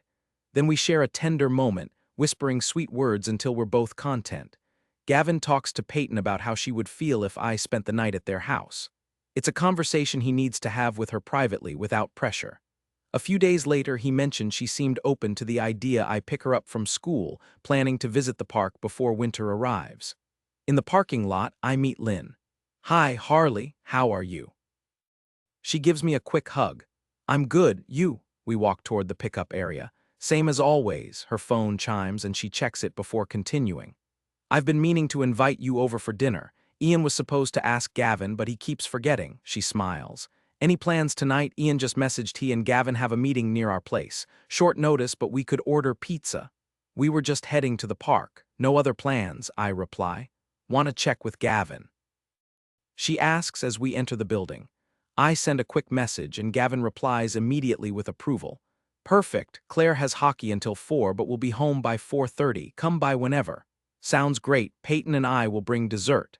"Fantastic, it's been too long since Gavin visited." The bell rings and kids rush out. Peyton and Claire join us, excited about dinner plans. We say temporary goodbyes and head to our cars. "Your birthday's coming up, any ideas?" I ask Peyton as we drive to the park. "If pink ponies were real, I'd want one, but since they're not, maybe a dog. Stuffed or real?" I park and open her door. "A real one, Granny was allergic, but now we could have one." At the swings, she continues, "Dad says we'll see." She mimics his voice, making me laugh. "What do you think that means?" "I have to prove I'll be responsible." "That's fair, dogs need care like a forever little kid." "I'd love that," she says, swinging higher. "There's one thing I want more, but I can't ask Dad." "Why not?" "Last time I asked, it upset him." She frowns slightly. "He seemed hurt or maybe frustrated, maybe both." "What did you ask for?" She chews on her bottom lip for a few seconds before she finally says, "I wanted a baby brother or a baby sister. That was back when his girlfriend was Trista. I was 5, she had a daughter too. Her name was Hillary and she was 4. She was fun and I wanted her to be my sister, but then they stopped seeing each other and I stopped seeing Hillary." My heart clenches. "That must have been really hard." She purses her lips. "I was sad and I cried, and so did Dad, but he doesn't know that I saw him cry. I wanted to give him a hug, but I've tried to hug him when he's been sad before and he gets more upset and tries to hide how sad he is. So I leave him alone instead." I reach out and squeeze her hand. "Is it hard to see your dad upset?" She tips her head to the side. "It depends. Every time I watch the movie Onward with my friend Abby and her mom watches with us, she cries. But that's a different kind of sad. Granny always cries when she takes me to visit Mom at the cemetery, and then she hugs me a lot and tells me I look just like my mom when she was my age." She kicks at the stone in the dirt, her eyes on the ground. "I don't like going to the cemetery, but Granny says it's important to visit Mom. Sometimes I feel bad because I don't ever cry about her. I know I grew inside her, but that was before I had memories, and she passed away before I could meet her. I like it better when we look at the photo albums at Granny's house." "Do you do that a lot? Look at photo albums?" I ask. This is the first time Peyton has ever opened up about her mom, and I can't pass up the opportunity to learn a little more and maybe understand Karen better, and how Gavin has dealt with this loss as well. All I have are my memories of Peyton as a baby, and Gavin sometimes struggling with being a new father and losing his partner. Seeing it through a different set of eyes helps give me perspective. Oh yeah, every time I stay at Granny's overnight. Before my bedtime snack and stories, we always pick one album and Granny will tell me stories about my mom when she was little just like me. "I think you would have liked my mom," she tells me. "I think I would have liked her too." I give her a soft smile. "Do you and your dad ever talk about your mom or look at photo albums together?" Peyton shakes her head. "It always makes him too sad, so sometimes I'll look at the albums we have on my own. My favorite is the wedding album. She looked so pretty in her dress and Dad was all dressed up. In pictures, he looked at my mom the same way he looks at you." I feel like I can't breathe for a few seconds, as if the air has been stolen and my lungs are frozen. "Oh, and how is that? Like you're one of his favorite things." She pumps her legs again. We still have Mom's wedding dress, but I'm not supposed to touch it. He keeps it in the closet in the spare bedroom. Once I tried it on and he got really upset with me. I got grounded and couldn't play with my friends all weekend. Oh no, that must have really upset him.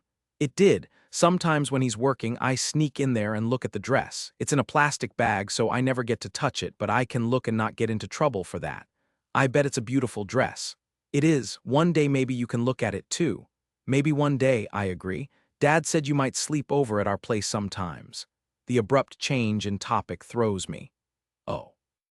And how would you feel about that? She pumps her legs harder, swinging higher. I think a sleepover would be fun. You used to live with us before when you were my nanny. That's right, I did. I swallow down my nerves, uncertain where she's going with this and what I should or shouldn't say. I probably should have asked more questions about what all Gavin said to her. You had your own bedroom, but Dad said it would be different because now you're his girlfriend and not my nanny. Do you understand what makes it different? I want to get a good sense of how she feels about all of this, if she's confused, or if she feels okay about it, and especially if she doesn't. When you were my nanny, you took care of me when Dad was at work. That's right, it was my job to take care of you, and even though I got paid to do it, I loved taking care of you very much. Do you get paid to do that now? I shake my head. No, I spend time with you because I care about you and it's fun. And because you like my dad. Yes, I do, I like him very much. He likes you too. He told me that if you sleep over, it wouldn't be in the spare room or my room, but in his room with him. She glances up at the sky, following a bird making circles above our heads. How would you feel about that? She lifts a shoulder and lets it fall. Sometimes I get scared in the middle of the night and I want to sleep in his room with him. If you're in his room, would that mean I can't sleep in there too? No, it wouldn't mean that you couldn't come in and get a snuggle with your dad, but he might take you back to your room and cuddle with you in your bed. Would you cuddle with me? Of course, if you wanted me to. Okay, then I think it would be fun for you to sleep over. Sometimes Claire and I have sleepovers, but now that she has hockey practice, it makes it harder. She drags her toes along the ground, slowing herself down. Hockey practice can be early in the morning, I agree. Speaking of Claire, should we stop at the bakery and pick up something yummy for dessert? Oh yes, we should go to Whimsy's, they have all the best desserts. She hops off the swing and waits for me to hop off mine, then she slips her hand in mine. I really like that we all get to go to Claire's tonight. It makes it feel almost like a weekend instead of a weekday. It does, doesn't it? I agree. Her mom is really nice. I like her a lot, Peyton says. I like her a lot too. I squeeze her hand. Peyton looks up at me. You know what would be really great? What's that? If one day you became my mom. My heart stutters in my chest, then swells. I'm scared to let that hope take root, but the seed is already planted. Half an hour later, Peyton and I pull into Lynn and Ian's driveway. I'm surprised to find Gavin and Ian already there with takeout pizza.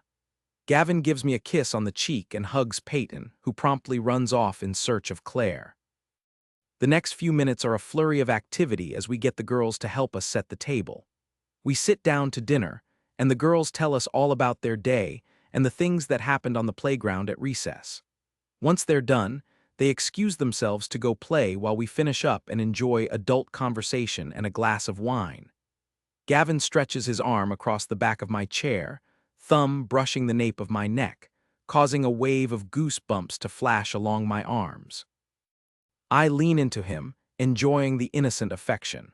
The conversation is light and easy, and despite the fact that Ian, Lynn, and Gavin have a long history of friendship, I feel like I'm part of things. Like this relationship exists outside of just him and me and Peyton. And that little seed of hope that Peyton planted at the park starts to sprout. I hope it's not too soon to let it grow in my heart. 22 test run Harley the weekend following the conversation about me sleeping over. We give it a test run. I'm a little uncertain as to how it's going to go. Peyton is excited, and so is Gavin, but I'm not entirely convinced it's going to be one of those situations where everything runs smoothly.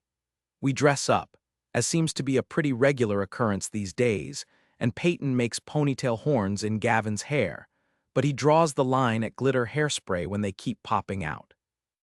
We order pizza for dinner, and at 7 we all put on our pajamas, modest ones, obviously make popcorn, and cue up a movie with Peyton seated between the two of us on the couch. At bedtime, we read her stories together and say good night, and I promise chocolate chip pancakes for breakfast. And then it's just Gavin and Ida time, not naive enough to believe that Peyton is going to go to bed without a challenge tonight. We're changing the routine, doing something different. The holidays will be upon us soon enough, and there will be family events and probably more sleepovers. So we want to see how this is going to work in familiar surroundings. These pajamas are bothering me, he mutters as we walk quietly down the hall, back to the living room. I glance down at my outfit. I'm wearing leggings and a long, oversized nightshirt. I even have a sports bra on. This is the opposite of stylish, I reply as I start to turn into the living room. Whoa, where are you going? He grabs my wrist and nods in the direction of his bedroom. I laugh and pat him on the chest. I appreciate your enthusiasm and your desire to get me out of these comfy jammies, but this is not the last we've seen of Peyton. Bedtime is done. She'll be asleep in 10 minutes. I still think we should wait it out for a bit. I pull him toward the couch. He follows reluctantly. And as predicted, it doesn't take long for Peyton to come down the hall, stuffed bunny tucked under her arm, telling us she's afraid of the shadows in the closet. Gavin takes her back to her room. While I wait for him to return, I check my phone and find a message from Avery. Avery, how's the sleepover going? Harley, exactly as I predicted. Avery, so you're sitting by yourself while Gavin puts Peyton to bed. Harley, for the second time. Avery, lol, you totally called it. Harley, it's cute that he thought we'd actually get some alone time. Avery, dating a guy with a kid is eye-opening. And she likes you. Harley, lucky for me. Now I just need to work on his mom. Avery, I roll gif, you do realize you're basically my only babysitting option when I have this baby, right? Declan's mom is too busy online shopping to remember to feed a toddler. We message back and forth until I hear the soft click of Peyton's door closing and let her know that date night sleepover is resuming. Avery, crossed fingers emoji, good luck having slightly rushed, awkward and quiet time while simultaneously being worried it's going to get interrupted by a curious 9-year-old. Gavin appears in the living room as I drop my phone back on the coffee table. Everything okay? Suddenly she's afraid of the shadows in the closet. She's never been afraid of them, not even after we watched the Harry Potter movie with the Voldemort guy. I grin. Funny how kids can develop new fears just like that. I snap my fingers. He drops down on the couch beside me. You're so amused by this. She's a kid and this is new. Didn't you ever try a sleepover with any of your past relationships? He frowns and shakes his head. No, not when Peyton was home anyway. We never got to a point where I felt comfortable enough to try it, or maybe I was too nervous, I don't know. So this is new for all of us. She's excited, but she's also nervous. She likes me, but this is very different, so she's going to push some boundaries. I run my fingers through his hair. It's still kind of messy from the mini ponytails. Relationships with kids involved take time and patience. She needs to know that you're still here for her and that I'm not going to take you away from her. Did you really think tonight would be about more than sleeping? He shrugs and gives me a sheepish smile. I wasn't counting on it, but a guy can hope. We'll get there eventually, but it might not be tonight. Karen offered to take Peyton next weekend, sort of as a peace offering.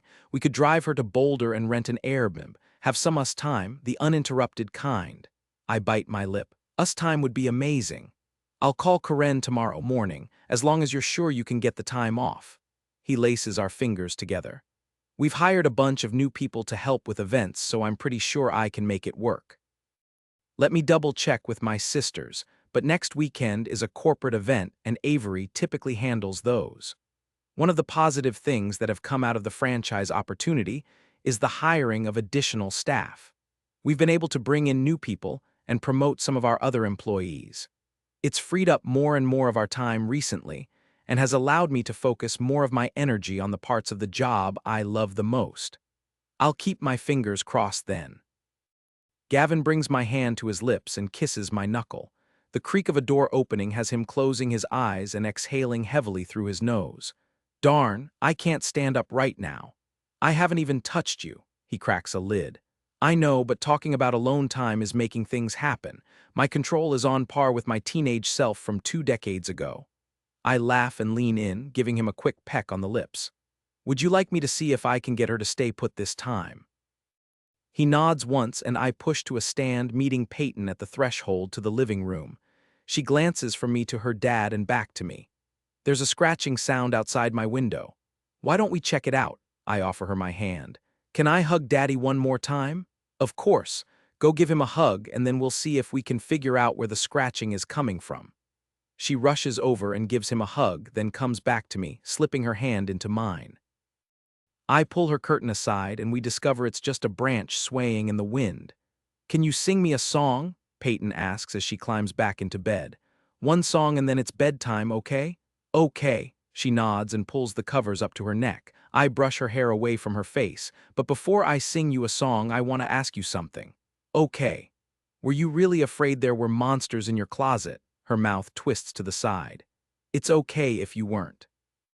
And it's okay if you said you were because you wanted your dad to tuck you in again, honey. I know this is different and that maybe you were excited at first, but now you're nervous about me sleeping over here.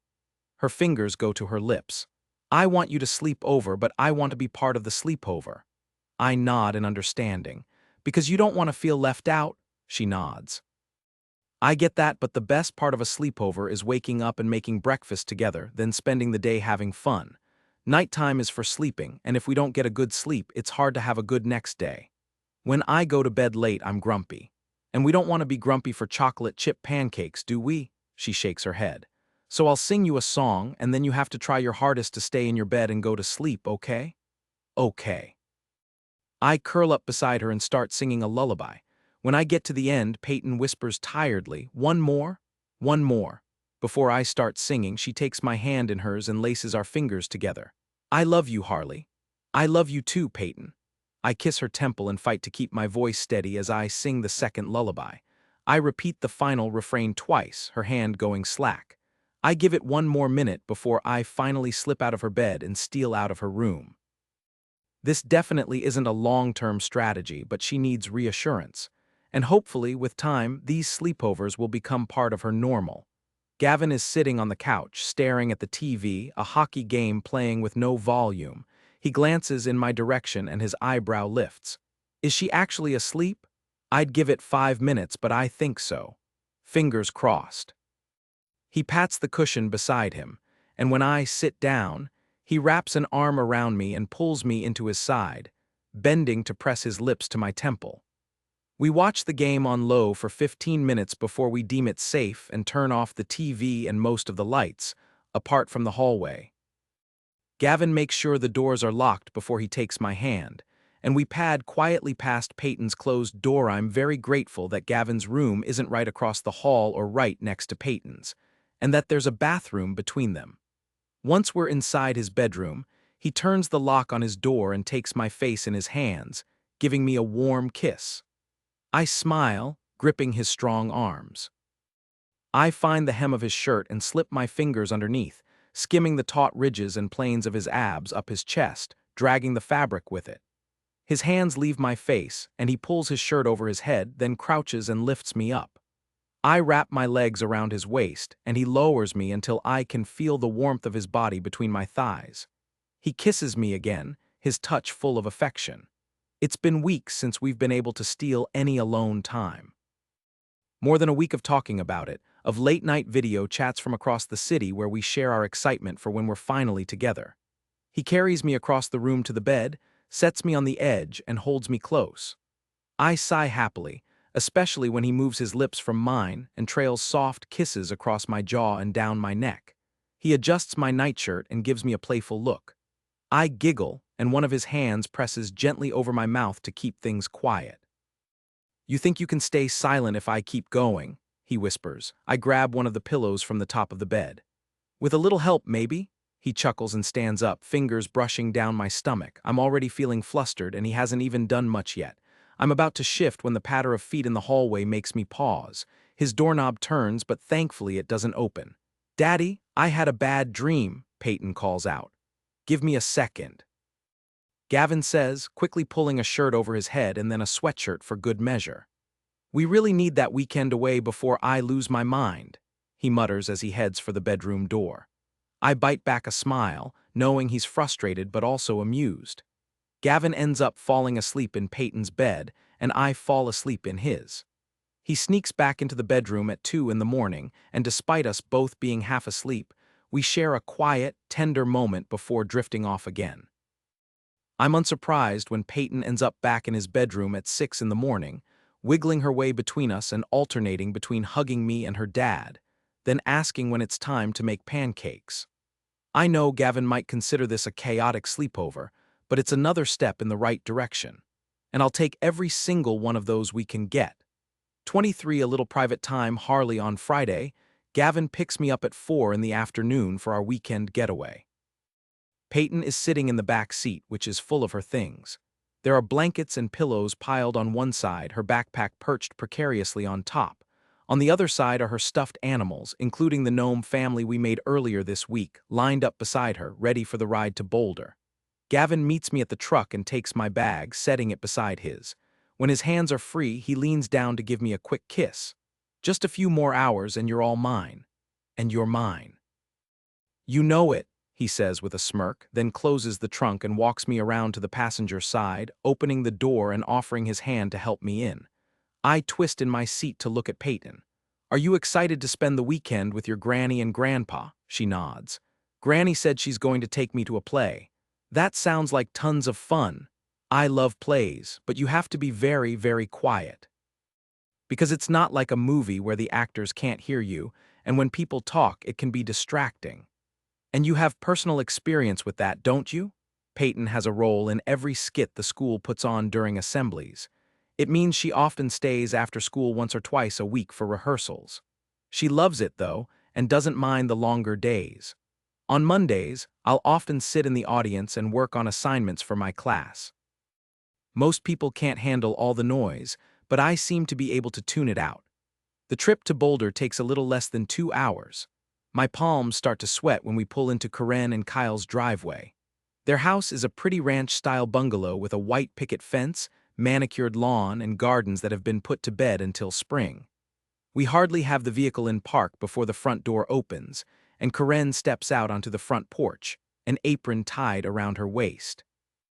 Peyton clambers out of the car and bounces up the steps, throwing her arms around Karen. Gavin waits for me and places a hand on the small of my back, patting it once, possibly to reassure me that everything is fine. Gavin hugs Karen and I stand back, uncertain what the protocol is. Eventually, Karen turns to me and gives me what I'm guessing is her version of a warm smile. Harley, it's so nice to see you again. At least it seems like she's trying. You as well, your house is beautiful. We've lived here since we got married, almost 40 years this year. Oh wow, that's amazing. My parents would have been married for nearly 40 years too if they were still here. I cringe internally. Nothing stops a conversation quite like bringing up your late parents. It's definitely something to celebrate. It is, she nods her agreement. Why don't we bring in all of Peyton's things? Dinner is almost ready. Gavin glances at me and then Karen. Oh, you don't have to feed Harley and me? Nonsense. There's plenty for everyone and the table is set for 6. I made a dinner reservation for Harley and me for 8 tonight, he explains. Oh, I didn't realize, that's unfortunate. I wouldn't have gone to all the trouble if I'd known. She drops her gaze and smooths her hands over her apron. We can stay for dinner, I assure her. I wouldn't want to interfere with your weekend plans. Karen smiles, but it's stiff. Not at all. We can cancel the dinner reservations. We have tomorrow night anyway. I don't want to start this weekend on the wrong foot, and it's obvious that Karen has gone to a lot of trouble to make dinner for us. There must have been a communication failure if Gavin didn't explain that we had dinner reservations tonight. Are you sure you don't mind canceling? Karen looks between me and Gavin. Stay for dinner, please, Harley. Peyton grabs hold of my arm and bounces twice excitedly. Of course I'm sure. We'll get you settled in and have dinner before we leave, I tell Peyton. Gavin mutters an apology that I wave off as we carry several loads of stuff into Karen's house.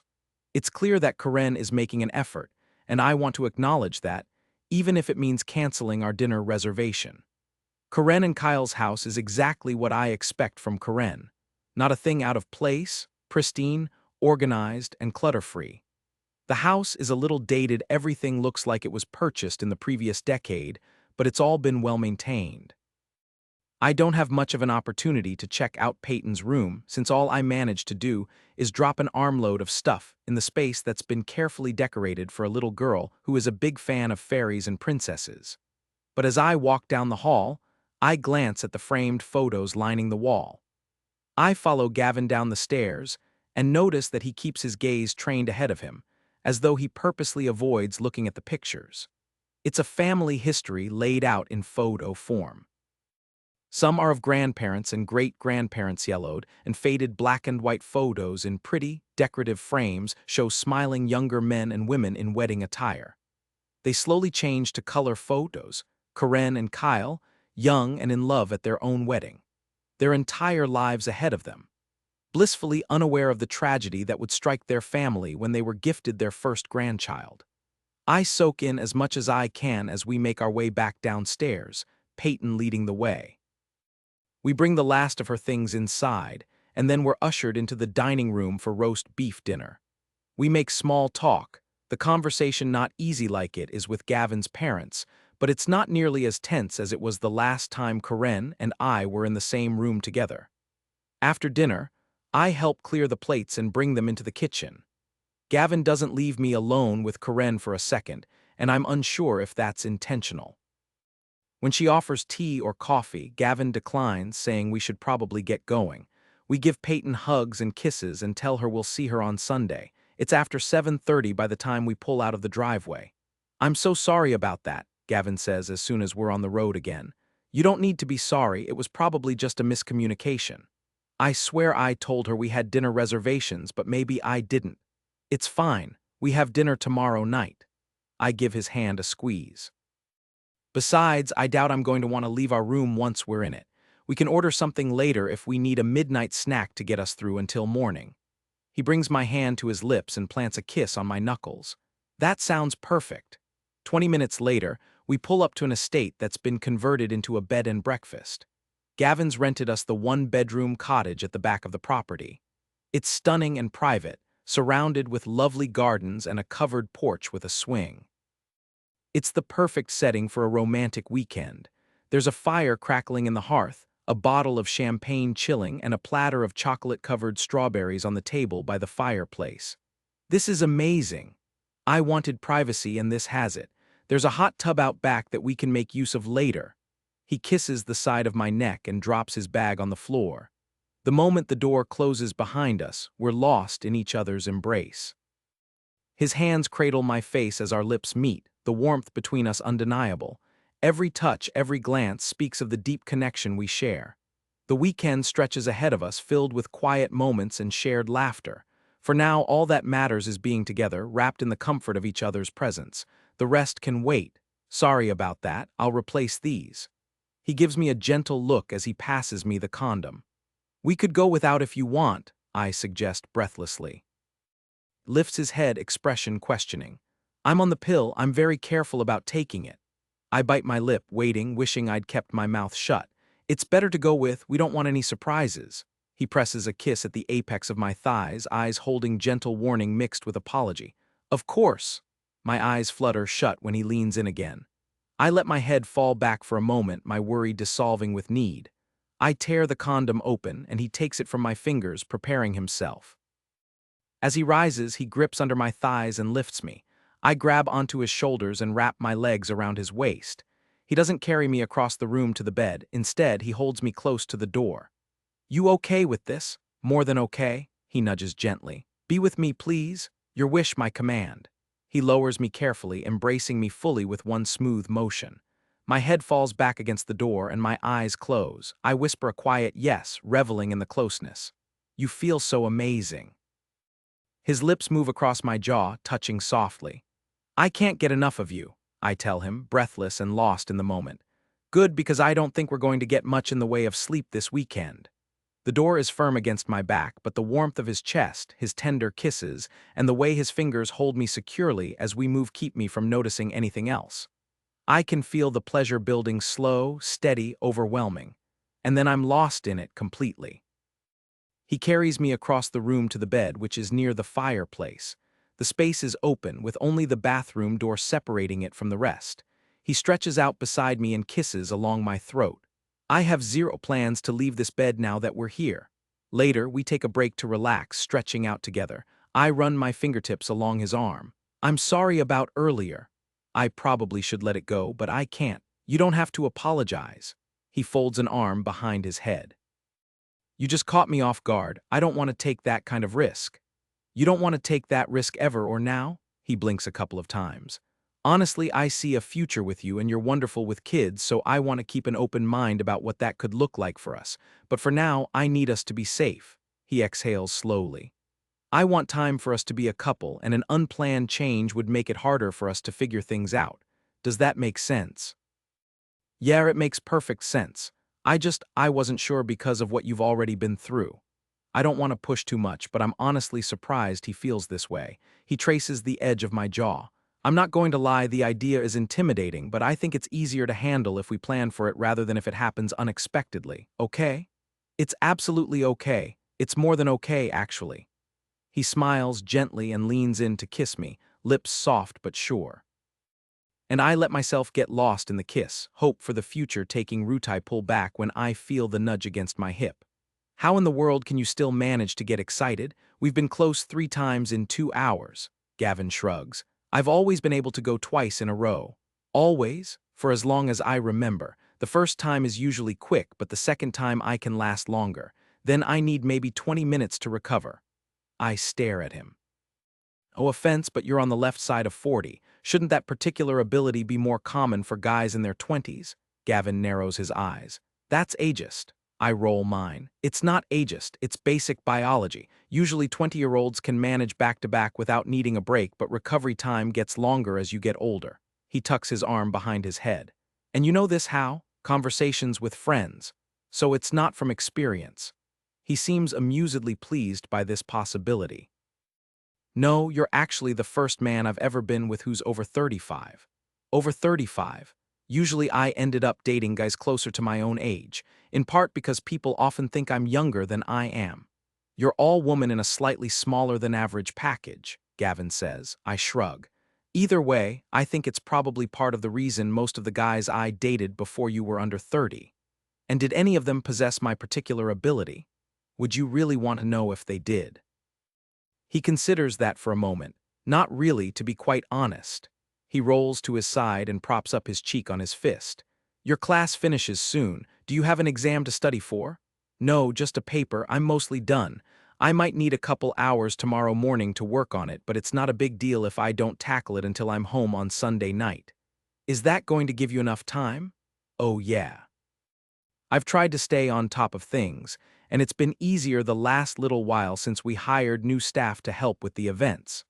He tucks my hair behind my ear, fingertips following the contour of my jawline. What would it take to finish your degree if you didn't have to juggle courses and your job? 1 semester plus 1 additional course. Is that something you would consider? I think before now, probably not, but with the way things are going at Spark House and my job always shifting and changing, maybe? I trace a vein in his arm with my fingertip. What's holding you back then? I put a lot of things on hold after Gavin and Peyton left, and it was easy to use Spark House as an excuse. Now things are different. I'm different. It would take me away from my sisters, and I love working with them. Gavin nods. But you don't love the actual job. I don't dislike it. In an ideal world, if you could still work with your sisters and do what you love, what would that look like?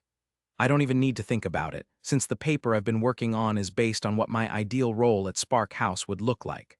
First, I'd bring back the kids' birthday parties because they bring me joy and they don't feel like work.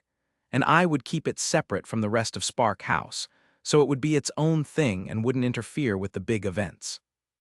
It would be its own side venture, and I would be in charge of overseeing it. And I tap my lips. I'd love to set up a daycare program, not necessarily just for big events, but possibly for our staff. Cozy, the wife of one of the Mills brothers, mentioned it, and I've been thinking about how that might be a great way to support the people who work for Spark House. Having an on-site daycare program could be amazing. London and Avery could bring their kids there, and if it made sense, we could make daycare available for some of our bigger events.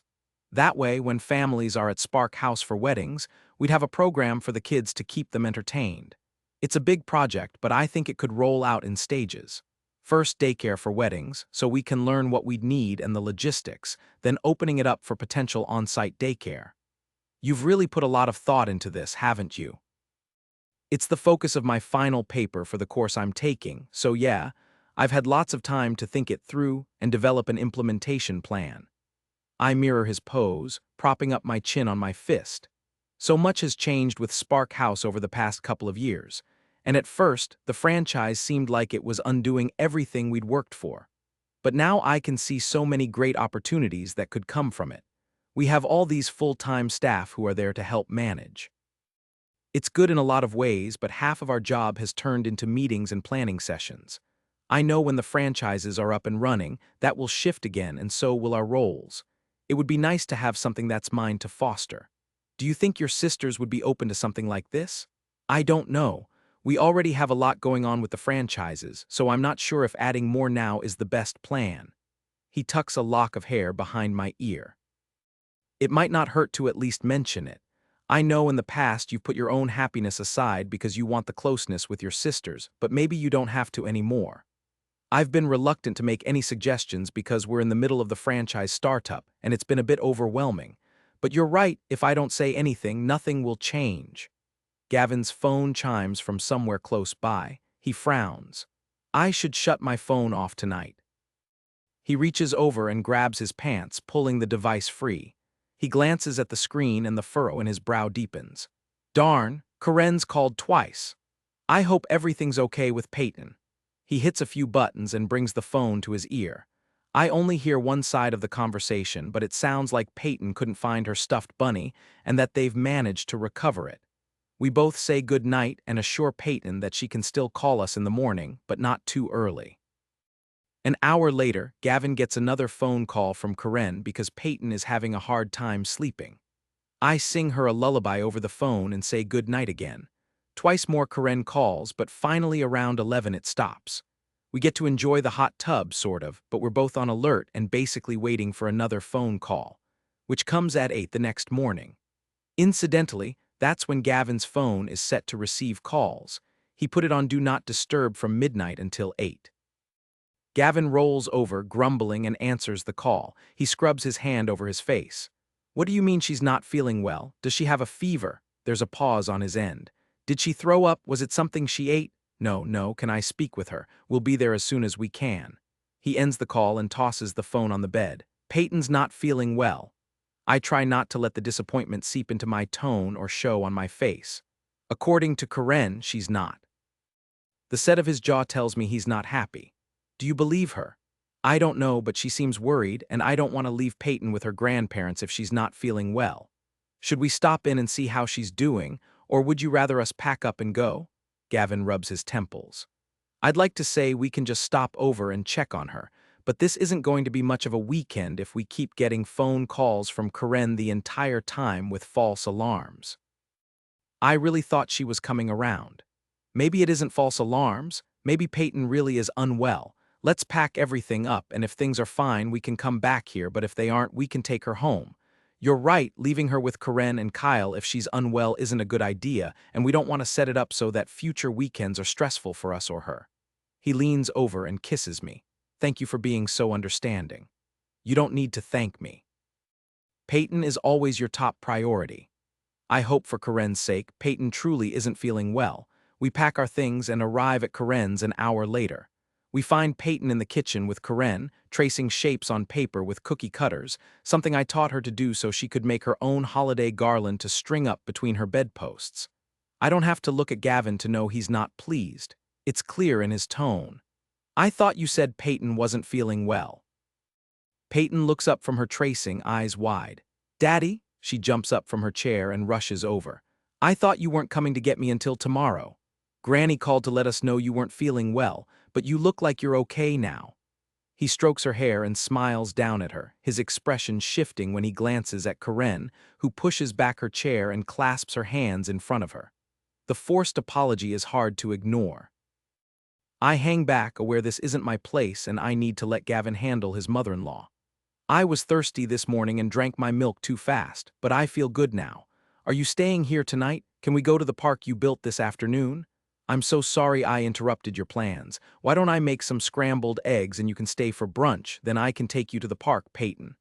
We packed up all of our stuff thinking Peyton was sick, Gavin says. I just had a sore tummy. It's okay now, Peyton replies. I glance between Gavin and Karen, sensing his frustration not just with the situation but with Karen's repeated calls last night and how our morning started. It all feels too deliberate. I turn to Peyton. I didn't really get to see your bedroom yesterday. Do you want to show it to me now? Okay. She nods and takes my hand, leading me down the hallway and up the stairs. I want to pause and look at the pictures on the wall, but I can hear Gavin's tense voice carrying down the hall, growing sharper. Is Dad upset with Granny? Peyton asks once we're in her room. I think there was just a misunderstanding. It's a small lie, but she's 9, and involving her in family tension isn't necessary. Did you sleep okay last night? It was okay. Granny kept checking on me, and it made it hard to fall asleep because the door creaked every time she opened it. She pushes her door open, revealing her mint green room decorated in a fairy theme. Just from the room, it's obvious Peyton's grandparents adore her. I feel bad about the tension between her and Gavin and that I seem to be part of the reason for it. After you sang me the lullaby, she stayed in my room for a little while and rubbed my back until I fell asleep. That's good. I give her a reassuring smile. Tell me about these pictures. I gesture to the wall of photos. That's my mom when she was pregnant with me. Granny says I look like her when she was my age, except my hair is darker like Dad's. I stand beside Peyton, studying the photo. I can see traces of both her parents in her father's smile, her mother's delicate features, dark eyes, and wavy hair. You do look a lot alike, but I can see your dad in you too. Granny says we're alike, me and my mom. She liked arts and crafts like me. And she loved books and dressing up like a princess. She points to a picture of her mom and Gavin on their wedding day. Granny says she looked like a real princess that day and that she wanted to start a family right away. She wanted a big family to give me at least one brother and a sister, but she didn't get the chance. That would have been nice, wouldn't it, if you'd had a brother or a sister? Peyton nods. Sometimes it's lonely being an only child, but Granny tells me I'm good at keeping myself entertained. You are definitely good at that. I point to a picture of Marcy with a group of women. I recognize one of them as Lynn. Were these your mom's friends? Yup, they were her best friends. She goes on to name the rest of them. When I come to visit sometimes, Granny sets up playdates with their kids. Does your dad still keep in touch with them? Peyton shakes her head. Only Ian and Lynn. He doesn't really ever talk about Mom, and when he does, he gets real sad for a couple of days, so I try not to bring her up, but Granny loves to talk about her, so we do that a lot. That's good. I'm glad you and your Granny can have those talks. It's important that you learn about your mom, especially since you never got to meet her yourself. Peyton nods. I wish I could have met her, just one time, and Granny says one day when I go to heaven I'll get to meet her. But I don't want to go to heaven anytime soon because I'd have to leave Dad and I don't want him to be alone. And I have a lot of things I still want to do, like become an architect like my dad and get the lead role in a play and ride a horse and go to Disney World. I swallow down the lump in my throat. Those are all good reasons to be here. I think so. She twists her hands. Sometimes I think Granny gets worried about Dad finding someone new to love because she thinks she won't get to see me as much. And I guess maybe it's true because I used to see her almost every day when I lived here, and now I only see them sometimes because the drive is a lot longer. My heart clenches, and as I stand here, in a guest room that's been converted into their granddaughter's special bedroom, I can see how difficult this must be for Karen. Especially since it seems a lot like Gavin has put Marcy in a box that he doesn't like to open. Of course it makes sense that she's worried about me coming in and taking away Gavin and her granddaughter, replacing a woman who has only been a photograph for the daughter she never got to meet. It's a tricky situation, and Gavin is clearly struggling with keeping Karen appeased and moving on with his life. I hear raised voices coming from downstairs, mostly Gavin's. And a minute later, Peyton's door swings open. His gaze moves around the room in a quick sweep, not stopping at the pictures on the walls. Is everything okay? We're going to head back to Colorado Springs. I'm not staying another night with Granny? Peyton wrings her hands. No, honey, we're going to head back now. But we were supposed to go to the park. Granny said we might meet up with Patty and her mom there. Peyton looks like she's about to burst into tears. I'm sorry, kiddo. We'll have to do this another time. It looks like there's a storm rolling in and we don't want to get stuck here. I have meetings on Monday and I can't afford to miss them. Let's pack your stuff so we can head home.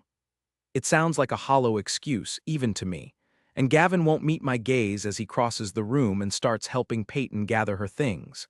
The goodbye is stiff and awkward, and the ride back to Colorado Springs is quiet and tense. Something clearly happened with Karen, I just don't know what. And poor Peyton sits in the back seat, sniffling occasionally because she's disappointed they had to leave and she couldn't see any of her friends. We stop and pick up pizza and snacks, and watch a movie with Peyton when we get home. Peyton is so exhausted from her broken sleep the previous night that she passes out on the couch before 9. We transfer her to her bed and make sure she's settled before he opens a bottle of wine and pours us both a glass. "I'm sorry our weekend got cut short," he says once we're back in the living room. "What happened with Karen?" he sighs. "What she always does. She did this before when I was dating Trista." "Did what exactly?" "She meddles is the best way I can explain it. I honestly thought I dealt with it last time. I thought this weekend was her way of apologizing, but really her whole plan must have been to make it as difficult as possible. If it isn't one thing, it's another. I'm sorry I rushed us out of there like that, but I needed to leave before I said something I couldn't take back. I don't understand why she would offer to take Peyton for the weekend and then sabotage it. I can tell you exactly why, darn it. I can't believe I didn't see this coming. She did the exact same thing the last time I was in a relationship." He huffs and shakes his head. "And it ended because Trista couldn't deal with how much Karen meddled. Half the time our dates ended early because there was always some kind of emergency." "Do you think she even realizes what she's doing?" I ask. "She has to know." He runs a hand through his hair. "I owe you a do-over, but next time I'll ask my parents to take Peyton. At least then I can be sure we'll get an entire weekend together." He sets his wineglass on the table and takes my hands in his. "I'll make this up to you. We can have a quiet weekend. No interruptions." He kisses my knuckles. This will be the last time Karen interferes. I want to believe he's right, but I worry that we're just scratching the surface, and that there's more to deal with than just Karen. 24 at the Edge, Harley. On Monday morning my sisters and I gather in the office to go over the plans for the week, and I fill them in on my botched weekend with Gavin. Karen sounds almost as bad as Declan's mom, minus all the divorces. Karen and Kyle probably sleep in twin beds with a nightstand between them. I can see her in old-fashioned sleepwear. "She's that uptight." London seems disturbed by the prospect. "Why can't we find guys with normal parents? Why do they always have to cause problems?" Avery rubs her stomach. She's getting to the point where she's always uncomfortable. Her hips are achy and she's constantly rubbing her low back. "Gavin's parents are great. It's just the in-laws who are a problem. I really hope we can find some kind of balance. At least we have some time before the holidays." I feel like I need to mentally prepare myself for what that's going to look like. I would prefer to have home field advantage with Karen the next time we see her. Enough about that. I change the topic because I need to focus on something positive. I need to ask you two for a favor. "What do you need?" Avery asks. This seems like a good opportunity to broach my idea and see what my sisters have to say. The majority rules stipulation might be the one thing standing in my way on this, but I won't know if I don't at least put it out there. I know that we said birthday parties for kids were a no-go, but I was hoping we could host one for Peyton. We could do it on a Sunday afternoon, that way we're not interfering with our own events. Avery and London exchange a glance. "Do you have time to organize something like that?" Avery asks. "Yeah, I already know what Peyton wants, so it would be easy. And I wouldn't expect you guys to help. I would organize it on my own, so it won't interfere with anything else we have going on. I think it should work, but it would be good to check the calendar and make sure it's not going to conflict with the events we're already hosting," London says. "I can run it by Gavin and see what weekends would work, since I know we're basically booked out for the next 18 months. 2 years, actually," Avery says. "Right. Yeah, I'll ask if something during the week would work, just in case. Hopefully we're planning out far enough in advance that it should be okay." I flip a pen between my fingers. "There's something else I wanted to talk to you about." "Okay, what's going on?" London flips a puffy star between her fingers, probably trying to read my expression.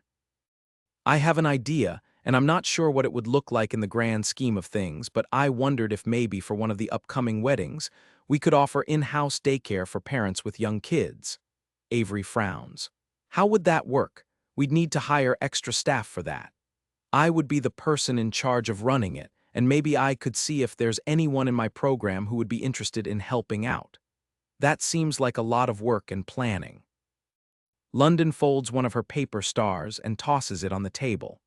I just figured that sometimes parents with younger kids have to leave the reception early, so it might be cool to offer a play space for a couple of hours. Nothing extensive or permanent, just something we could try out for the events where the little kids wear out early. London and Avery give each other another sidelong glance. This all sounds great in theory, Harley, but if you're running a daycare during the event, who's going to take the photos? Avery asks. I think this is a much bigger undertaking than you realize. We'd have to have a room safetied, and we'd need licensed professionals. You still have at least a year or two before you've finished your degree. This might be something we could consider in the long term, but we're in the middle of setting up a franchise, and that needs to take precedence, London says gently. Right. Yeah. Okay. It was just an idea. I don't think it's a bad one, Avery says, but I think there's a lot more planning that we'd need to do, and we have other things happening that take top priority. Just forget I said anything. I'm frustrated, and I don't want to lash out or say something I'm going to regret. While majority rules works for the most part, it's times like these I wish it were more than the three of us making decisions. I get what they're saying, that maybe the timing isn't the best, but every time I try to create a place for myself that might make me happier here, it's either shot down or taken away. We're not saying no forever, Harley, Avery says. Only that we need to put a pin in it for now. I think it's a great idea, but we've all got enough on our plates without adding another thing to it. Plus, now you're going to plan a party for Peyton, so that should be good, right? Obviously, she's trying to smooth things over. Yeah, it'll be fun, I agree. I'm still sorry that we had to take the birthday parties away, Avery says.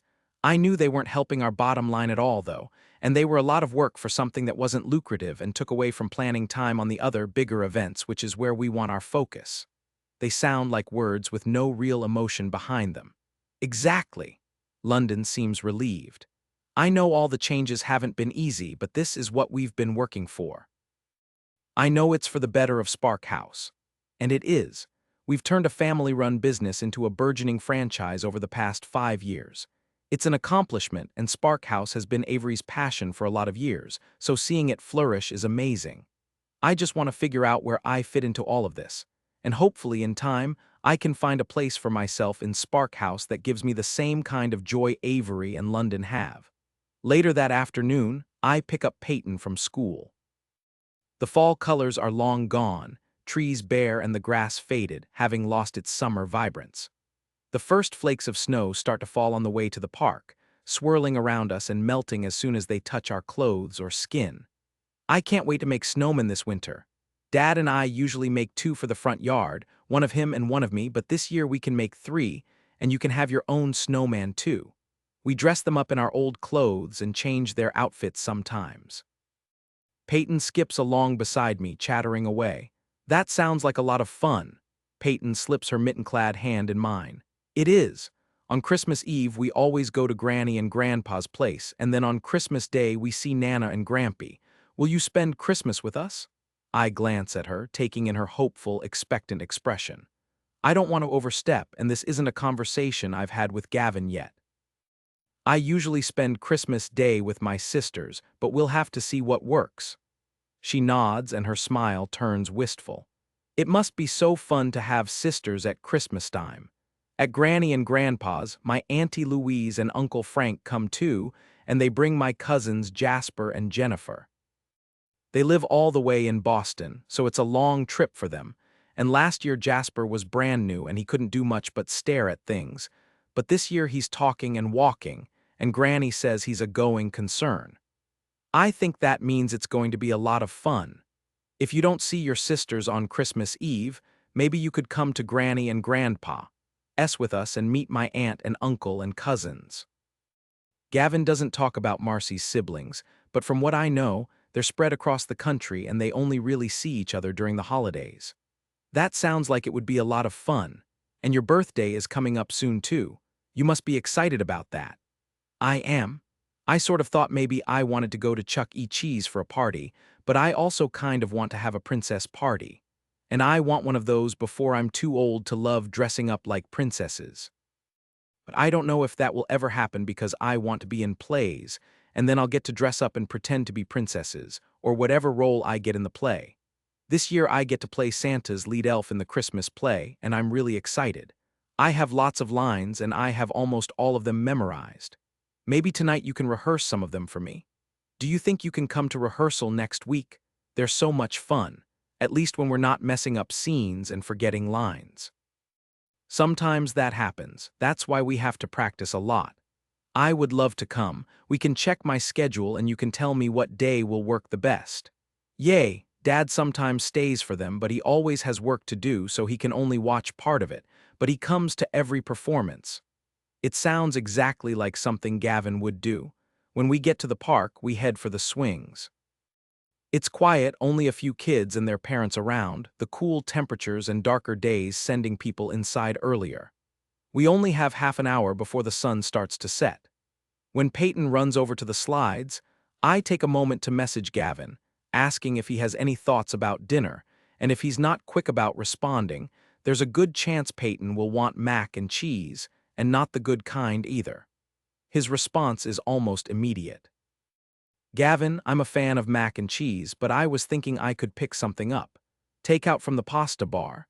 Their lobster mac and cheese is second only to your homemade. I message back with a thumbs up. As nice as homemade mac and cheese is, takeout sounds so much more appealing tonight. I glance up, searching the slide for Peyton's bright yellow puffy coat. It's easy to pick her out in a crowd of pink or blue coats, which seems to be fairly common in her age group. For a second my heart jumps into my throat because I don't see her on the slide at all. And then it settles back in my chest when I spot her on the climbers. I'm about to warn her to be careful and to remind her that her dad doesn't love it when she climbs up there, but I don't have a chance because her foot slips and she falls. The scream that rips out of her makes my skin break out in a wave of goosebumps. I rush over, climbing through the bars to get to her.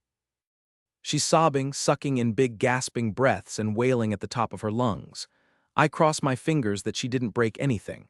I drop to my knees in the gravel beside her and pull a tissue from my pocket, dabbing at her eyes. She's clutching her ankle and tears are streaming down her face. Hey, I'm here. I smooth her hair back from her face, trying to get her to focus on me. What hurts, honey? My ankle, I want daddy, she cries out. I know, sweetie, let me take a look, okay? I roll up her pant leg. I can already see a bruise forming at her ankle, but I can't tell if it's broken or just a sprain. I finally get her to calm down, but when she tries to put pressure on her ankle to stand, she breaks into tears all over again. It's getting dark fast, so when I finally get her out of the climber, I carry her across the park. She's not particularly heavy, but she's almost 10 and I'm on the short side, so it's not easy. But I finally get her back to my car and buckled into the back seat. I make sure she's as comfortable as she can be considering the pain she's in. The tears have slowed to a trickle instead of a full-on cry. Peyton isn't one for dramatics outside of when she's in a play, so I know she's really hurt herself. As soon as I'm in the car, I call Gavin to let him know that Peyton had a fall and that we're on our way to the closest urgent care. I feel sick to my stomach that Peyton got hurt on my watch. Especially how she got hurt. Gavin is forever warning her to be careful on that climber, and he never lets her go on it when it's been raining. I should have been paying closer attention. All I can do is hope that she didn't break anything and that whatever the injury is, it will heal quickly. More than just a fall, Gavin, the panic in Harley's voice makes the hairs on the back of my neck stand on end. What happened? What's going on? Peyton fell at the park and hurt her ankle. I'm on my way to urgent care right now. How badly? Is it broken? I grab my keys and jacket and head for the door, leaving my laptop open and my design plans on my drafting table. I don't know. It's bruised and swelling and she can't put weight on it. We're at the one a few blocks from your place. Can you meet us there? I'm on my way right now. I end the call without saying goodbye and pause in Ian's office door to let him know I'm leaving. Peyton had a fall at the park and Harley's taking her to urgent care. He pushes out of his chair. Is she okay? She hurt her ankle, that's all I know. Hopefully it's just a sprain. Give me a call later and let me know how it goes and if there's anything Lynn and I can do to help. I nod and then I'm off, down the hall and into the elevator. A strange numb feeling settles over me. I don't particularly love the doctor or anything that resembles medical treatment or care. The last time I set foot in a hospital was when Peyton was born, and while I love my daughter, that day is also one of the saddest of my life. I gained a daughter and lost my partner. So while I'm aware that Peyton isn't in grave danger, I also thought my wife was going to be fine after the birth of our daughter. No one expected her heart to fail during labor, or for the doctors to be unable to safely deliver Peyton and keep Marcy alive. I shake my head and blow out a steadying breath, trying to keep my focus on the road and not on the past. Peyton is going to be fine. Kids have accidents all the time. But the memories I've shoved to the back of my mind are pushing to the surface, none of them easy to handle. The drive to urgent care seems to take forever, even though I get there in less than 20 minutes. By the time I arrive, I'm sweaty and clammy. It's hard to focus on the receptionist, but eventually I manage to explain. My daughter, Peyton Rhodes, was brought here by my girlfriend. She's 9. She hurt her ankle. I say the last part as a question because I don't have a lot of information about her injury. Oh yes, they're in room number 3. Let me take you there. The receptionist guides me down the hall, the sharp scent of bleach and the bite of latex gloves bringing back more memories before we moved. Karen would often take Peyton to doctor's appointments. Those I could handle better, the office a slightly less sterile place. But this feels different, likely because it's an emergency clinic. The receptionist knocks on the door and peeks her head in before ushering me inside. Peyton bursts into tears as soon as she sees me and throws her arms around my neck when I get close enough, telling me she's sorry. I don't understand why she would apologize for getting hurt, but I console her as best I can and pat her back, kissing the top of her head and grounding myself in the knowledge that she's safe and okay and nothing truly bad has happened to her. This is all fixable. The doctor comes in and checks her ankle, then sends us to the X-ray clinic to make sure there isn't a hairline fracture. It turns out to be a bad sprain, which unfortunately means she's going to need crutches for at least a week, if not longer, depending on how she heals. It's not ideal considering she has a major role in the holiday performance. Hopefully they can adjust as needed and make it work. Harley is beside herself, chewing nervously on her bottom lip as I carry Peyton out to my SUV. I get Peyton into the back seat, and Harley puts the crutches in the trunk. Should I stop and pick up a treat for Peyton? Maybe something from Sweet Sensations, she asks softly, wide, concerned eyes lifting to meet mine. I look to the side, unable to handle her remorse. I feel like I'm on the edge and I don't know how I got here. Yeah, sure, that would be great. Okay, she nods once. I'll meet you back at your place? Yeah, that works. I turn away, but she grabs my wrist. I'm sorry, Gavin, I didn't mean for this to happen. I know, I'll see you back at my place. I just want to get her home and comfortable. Okay. She releases my wrist and I round the hood of the car, slipping into the driver's seat. Peyton sniffles from the back seat. I'm sorry, Daddy, I didn't mean to get hurt. You don't have to apologize, sweetie. You didn't do anything wrong, accidents happen. I offer her a smile in the rearview mirror, then keep my hands at 10 and 2 while I drive us home. Harley arrives 20 minutes later with takeout from the pasta bar and a treat for Peyton from Sweet Sensations. The stress of the afternoon has got to Peyton, and the pain medication has set in, making her groggy and her tummy feel off. She has 2 bites of dinner and then asks to go to bed. I leave Harley in the kitchen and help Peyton get ready for bed. I don't even make her brush her teeth, and I only get about halfway through her bedtime story before she's out cold. Even still, I lie there for several minutes watching her chest rise and fall, thinking about what could have happened. If she'd fallen and hit her head, if she'd broken something, because of someone else's carelessness, because Harley wasn't watching her closely enough, if it had been worse, then what would I have done? I push down the memories of what happened with Marcy, struggling to keep them locked down. I know it's not the same thing, but it feels a lot like it is, and I don't know how to process it all. Eventually, I slip out of Peyton's bed, kiss her on the forehead, and leave her bedroom, closing the door behind me. Harley is sitting in the living room on the couch, her hands in her lap, her gaze fixed on the blank TV screen. Her head lifts when I cross the threshold. How is Peyton? Can I go in and give her a kiss good night? She's already asleep. Oh, did she go down okay? You were in there for a long time. She was fine. I crossed the room and grabbed the back of the chair. What on earth happened? Why weren't you watching her? Harley's eyes flare. I was watching her.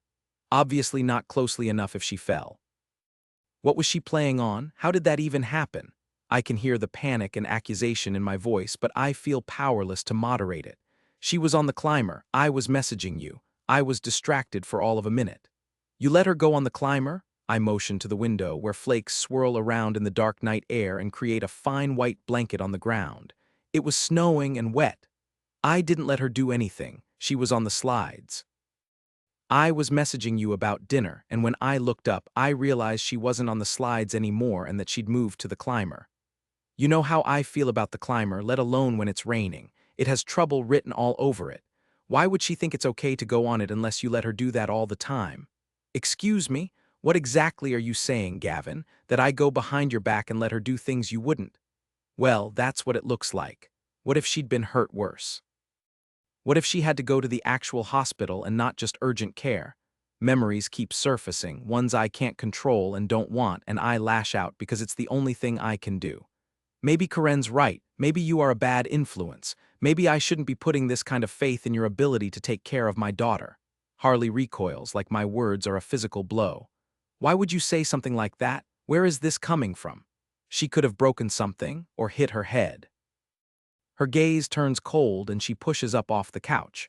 Keep your voice down, she whispers angrily.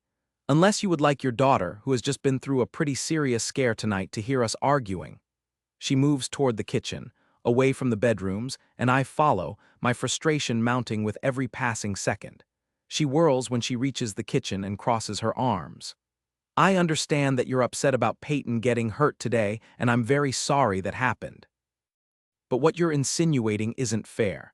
I'm always careful with Peyton, and I pay attention when I take her out.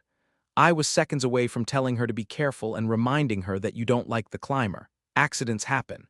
Kids fall and get hurt. It's part of growing up, and blaming it on me and saying I'm a bad influence is hurtful and frankly untrue. You obviously weren't paying attention this time. She exhales heavily through her nose. What is this really about, Gavin? It's about making sure my daughter doesn't end up in a cast or worse, she purses her lips. Sometimes that happens, and not because anyone did anything wrong. I think you're allowing this accident to drive a wedge between us. I just don't understand why you're doing this. The only thing I'm doing is trying to protect my daughter and myself. She's all I have left. I can't and won't let anything happen to her. I watch Harley deflate, the anger fading out of her, and in its place is sadness. I understand wanting to protect Peyton, Gavin, but the way you're reacting doesn't match the injury. You talk about Karen sabotaging your relationships, but how much of that is on you for allowing it? You're not treating me like your girlfriend right now, Gavin. You're treating me like I'm still the nanny. We're supposed to be partners here, and while I care deeply about Peyton, and you, it feels a lot like you're conveniently adjusting my role so you can use me as a scapegoat.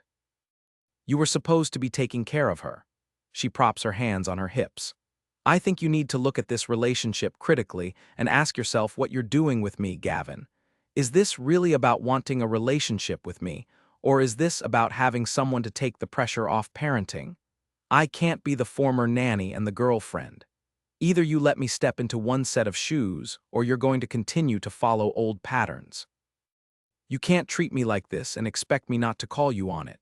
I am not 20 years old anymore.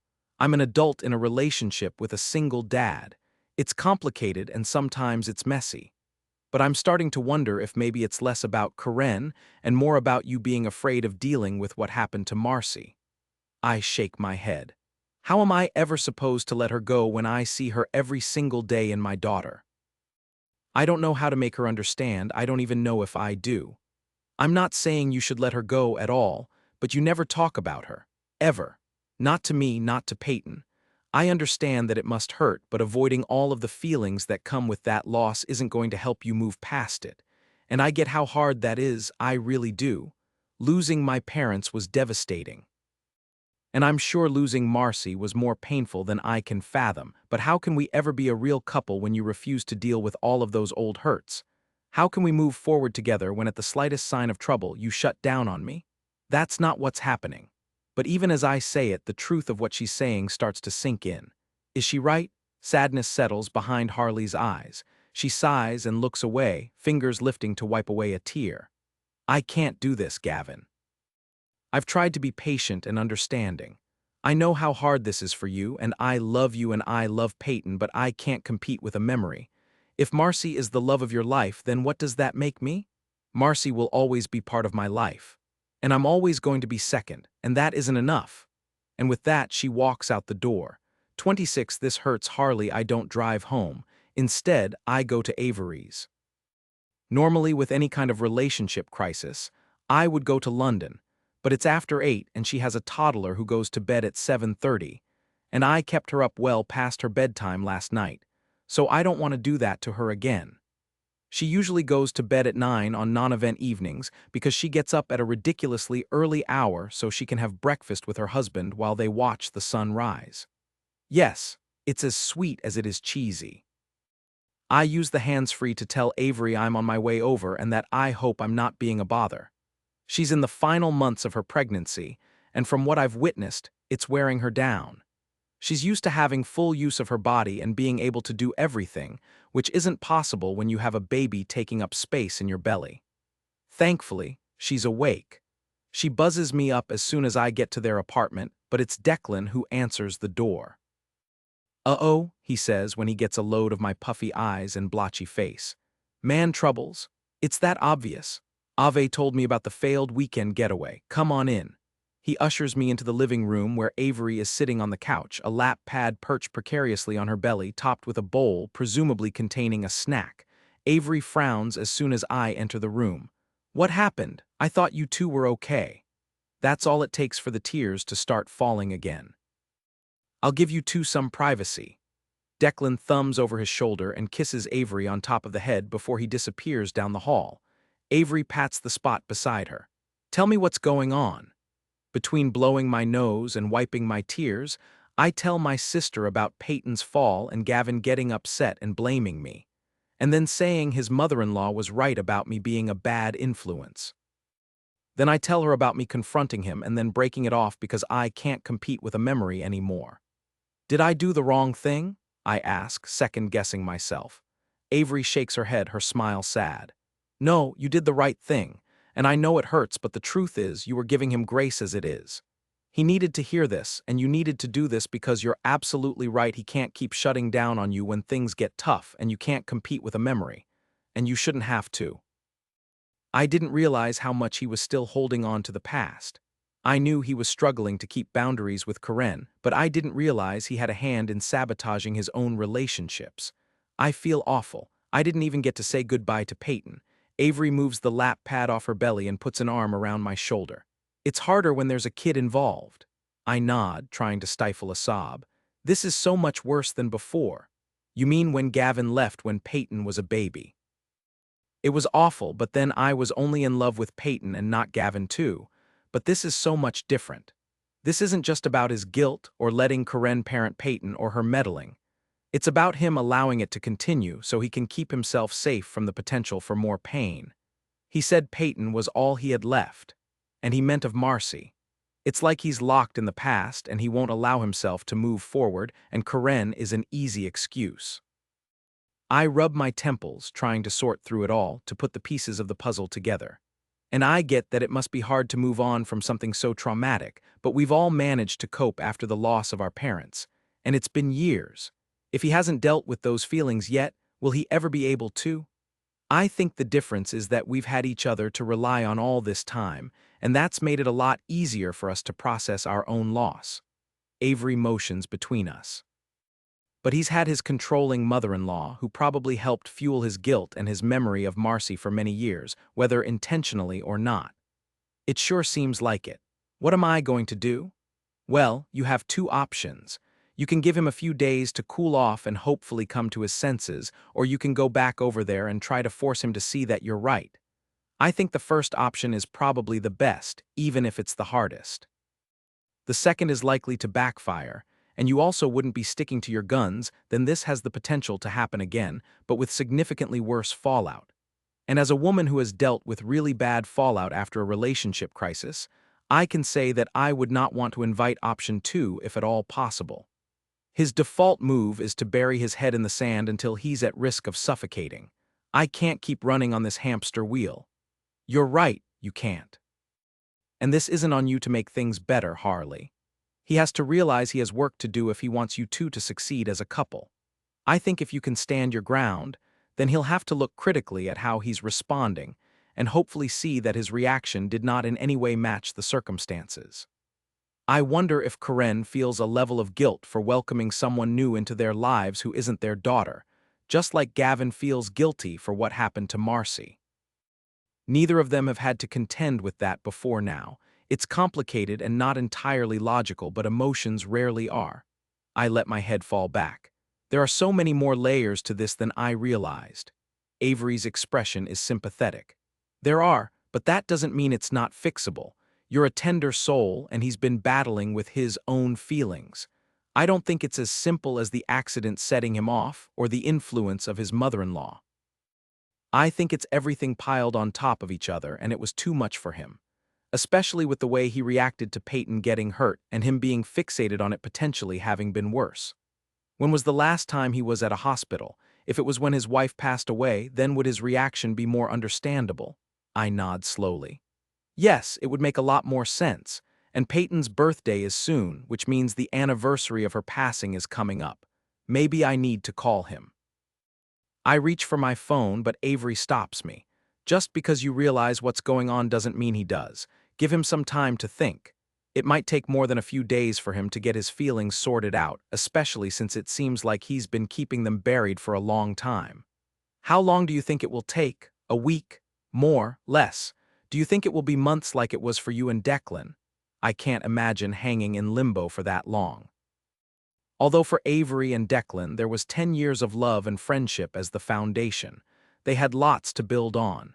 Gavin and I have a challenging history fraught with loss and guilt, and maybe that's part of the reason why I've been so accommodating. Maybe it isn't just Gavin who needs to do the work, maybe it's me too. Avery gives my hand a sympathetic squeeze. It's hard to say. You're the first person he's really let in since Marcy passed, and the last time the two of you got close, he ended up moving away. That's a pattern he needs to see on his own. Give him some breathing room. Message in a few days to see how he's doing. If he's receptive, ask if he wants to talk. Then leave the ball in his court. Okay, what about Peyton? She's got lots of love in her life. She'll be okay. I know she's right, but the question is, will I? The next few days are tough, really tough. But while my personal life seems to be falling apart, the Spark House franchise is taking off. So I don't have a whole lot of time to dwell on self-pity during my 9 to 5. I save that for when I climb into my bed, struggling to sleep, and wondering if we'll be able to get past this or not. I'm sorry I can't be at the grand opening this weekend, Gran says on our bi-weekly call. Gran's lips are pulled down in a frown, which contradicts her sunny yellow dress and her equally sunny hat covered in a pink flower print. It's okay, Gran. We know it's a long trip and you'll be back soon enough. Besides, these kinds of things are so busy, we wouldn't have time to really visit. It's better for you to wait until the baby is born. Gran is planning a trip around when Avery has the baby, and we decided that was more important. I know, but I still would have liked to have been there for this. You girls have worked so hard to get Spark House where it is. Now tell me how things are going with you and Gavin. I know you were worried about his mother-in-law the last time we talked. Has that gotten any better? I purse my lips and tip my chin up, trying to keep my emotions in check. Uh-oh, what happened, honey? I broke it off, but not because I wanted to. I fill her in on all the details, from the weekend getaway that started out okay but quickly went downhill, to Peyton's fall and Gavin's strong reaction, and me not being able to handle feeling like I came second to a memory. Did I do the right thing? She nods slowly, her smile sad. I think you already know the answer to that, but if it helps, I can confirm what you already know. It really hurts, Gran. I don't know what to do or how to make this better. That's the hardest part, isn't it? Knowing that you can't make it better no matter how much you want to. I felt that way after we lost your mom and dad, and then again after I lost your granddad. My heart was so broken. When I met Luciano, I tried so hard not to like him, and falling in love with him was bittersweet. I'd spent years loving your granddad. It was hard to give myself permission to love again. I wonder if it's the same for Gavin. What do I do? What can I do? This is what I need: direction, guidance, a hand to hold, and Gran's wisdom. Be strong, be patient, be empathetic, but don't allow him to keep stepping on your feelings in a bid to protect his. All you can do is hope that he's going to be able to let go of the past so he can live in the present. He needs time to sort that out, and you need time to get over the hurt of it all. It's not just Gavin I miss, it's Peyton too, I admit. She adjusts the brim of her hat, her smile soft and knowing. She's a special little girl and you have so much in common. Here's the corrected and formatted version of your text. I have a feeling she'll be a great ally for you in the coming days. I hope you're right about that. Neither of you were in a place to be each other's person back when you were Peyton's nanny. Things certainly are different now. I think he's too smart to waste this second chance. Gran was the only one who knew why I struggled after they moved and how responsible I felt. I asked the question I'm afraid of. What if they're not different? What if our history won't let us create a future together? You are wise beyond your years, Harley, and the two of you have shared a bond for a long time. I'm a firm believer in fate and destiny. If your grandfather hadn't delivered those flowers all those years ago, I would have ended up with the wrong man. And if I hadn't gone on a trip to Europe with my girlfriends, I wouldn't have met Luciano. Gavin came back into your life exactly when he was supposed to. He needs to come to that realization on his own, and he will. Have faith in the power of true love, my dear. It conquers all. It's ironic that I'm thankful for the distraction of the first Spark House franchise opening. We were smart enough not to have any events scheduled around the grand opening weekend, so we weren't managing an event at the same time. 2 days after the disagreement with Gavin, we're scheduled to fly out to California. Before I get on the plane, I message to see how he and Peyton are doing. Gavin, we're managing. That's the response I get. I realize I'm the one who ended things, so in a way, it's up to me to try to keep the lines of communication open, especially with what I know of Gavin's challenging past. Harley, I'm in California for the next few days for the Spark House franchise grand opening, but if you want to talk when I get back, I'm here. He replies with, Gavin, that sounds like a hopeful gesture. Good luck. I'm sure it will be amazing. Peyton misses you and so do I, Harley. I miss you both too. I don't know if this means we'll be able to get past all of this or not, but at least it seems as if he's willing to talk things through. We fly out to California that afternoon so we can be part of the grand opening ceremony. It's an incredible event, and despite my struggle with all the change, I can appreciate what this is going to do for Spark House. On the flip side, I find myself missing Gavin more than I thought possible. I don't know how we're going to get past this unless he's willing to open up to me about Marcy and his loss. But all I can do is hope that when I get home, we'll be able to figure things out. It's especially difficult when I'm surrounded by my sisters and their partners. It's not that I don't want either of them to be happy and in love. It's knowing that for a while, it felt like I had that, and I'm not sure if I'll be able to get it back. So while the grand opening is an amazing distraction from my messy life, it also shines a bright, unwelcome light on what I stand to lose. And that hurts deeply. On Sunday morning, we fly back to Colorado Springs. One of the perks of London being married to a very wealthy man is that he has his own private jet, which means no waiting at the airport or standing in lines. We just board the plane and head home. It's a small plane, and the nicest one I've ever been on, with tables set up between the seats that face each other and recline fully into lie-flat beds. Once we're in the air, the flight attendant brings out drinks. Since London has recently stopped breastfeeding, she joins me in a glass of champagne. We clink our glasses.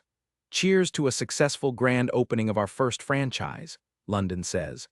I think Mom and Dad would be really proud of how far we've come with Spark House. It's amazing that the whole reason behind it was to keep our family close together, and that's exactly what it's done for us, I agree. I don't think they ever would have dreamed this would be possible. Let me know if you'd like any further refinements. I know I didn't think we'd be here. Avery motions to the plane and then clinks her orange juice and soda water against our glasses. She waves her hand around in the air as her eyes turn glassy. Oh my gosh, what is wrong with me? You're pregnant and your emotions are leaking out of your eyes, babe. Declan passes her a tissue. I never cry. She dabs at her eyes and gives the damp tissue an annoyed look. You rarely cry, but this is a big deal. You're allowed to be emotional about it, Declan reassures her. It really is amazing how far you've come in the past few years, Jackson says and winks at London. It wouldn't have been possible without you. London kisses his cheek. He takes her chin between his finger and thumb and brushes his lips over hers before she leans back in her chair. I turn away, blinking back my own tears, but it's not because of the event. It's seeing both of my sisters with their partners and not knowing what's going to happen with Gavin. I've reached out and left the ball in his court. Avery reaches over and squeezes my hand, whispering, "It's going to be okay. I want you to be right, but I don't know." I squeeze back and slip my hand out from under hers. "I guess we'll see when we're back home." London gives me a concerned look. "Have you heard from Gavin at all?" I shake my head. "I messaged him before we left, but I haven't heard from him since then. I'm trying to give him space. I just don't know how much is enough or too much. And honestly, I meant it when I said I can't be in a relationship where I'm second to a ghost. It's not fair to me, or him, or Peyton. I've got enough on my plate, especially with my final paper due next week. I can't handle all of these ups and downs." "Do you want to take some time off so you can focus on that?" Avery asks. "Honestly, it's not time off that I need. The social media stuff only takes up a fraction of the time it used to. Mostly I'm signing off on things and adding extra content to personalize our feeds, and that's the part I really enjoy. Bringing on a social media liaison and a whole team of people who create content for us has changed the scope of my job." I tap on my armrest and look around at my sisters and their husbands. If ever there was a time to lay it out on the table, it's now. "Can I be totally honest with all of you?" "Yeah, of course." My sisters nod in tandem. "I understand why we're growing Spark House. Both of you have families and kids, and this all makes sense. You're both doing an amazing job." "So are you," Avery says quickly. I give her a soft smile. "I've tried to find ways to adapt with all the changes, but I can't pretend it's been easy. And I know it's been a lot of change for all of us, but you in London are good at finding ways to keep doing the things you love, and it hasn't been the same for me. Do you want more control over the social media stuff? London and I didn't want to overwhelm you since you've been taking classes on top of everything else." "I appreciate that, but that's not what I mean." I bite the inside of my lip. "When I came on and took over the social media stuff, it was because I wanted to work with both of you, and I needed a break from the nanny gig. Gavin and Peyton moving away was hard on me emotionally. I'd gotten a lot more attached than I'd meant to, and my heart needed time to recover. And I didn't trust myself not to get attached like that again. It rocked my confidence and made me question my judgment. How ironic that I'm in the same position I was back then with the same man. So I sort of stepped into that role. Don't get me wrong, I love the creative side of things, and taking photos and highlighting our sponsors is definitely something I enjoy. But my role hasn't been defined the same way yours have. When we started hosting those birthday parties, I felt like I was finally finding my groove at Spark House. And then we took them away from you," Avery says softly. "Which I understood. They weren't good for our bottom line. But you loved hosting them," London adds. "It made me happy. For the first time since I started working for Spark House, I felt like I'd found my purpose. I didn't even think about the fact that we were canning your baby." Declan rubs the back of his neck, "and not giving you anything in its place. It didn't make financial sense, and that's what you were looking at, which again I understood, and then there was the franchise. I could see from your perspective why it would be a good thing for Spark House and for your families, but it reinforced the fact that I don't have a set role.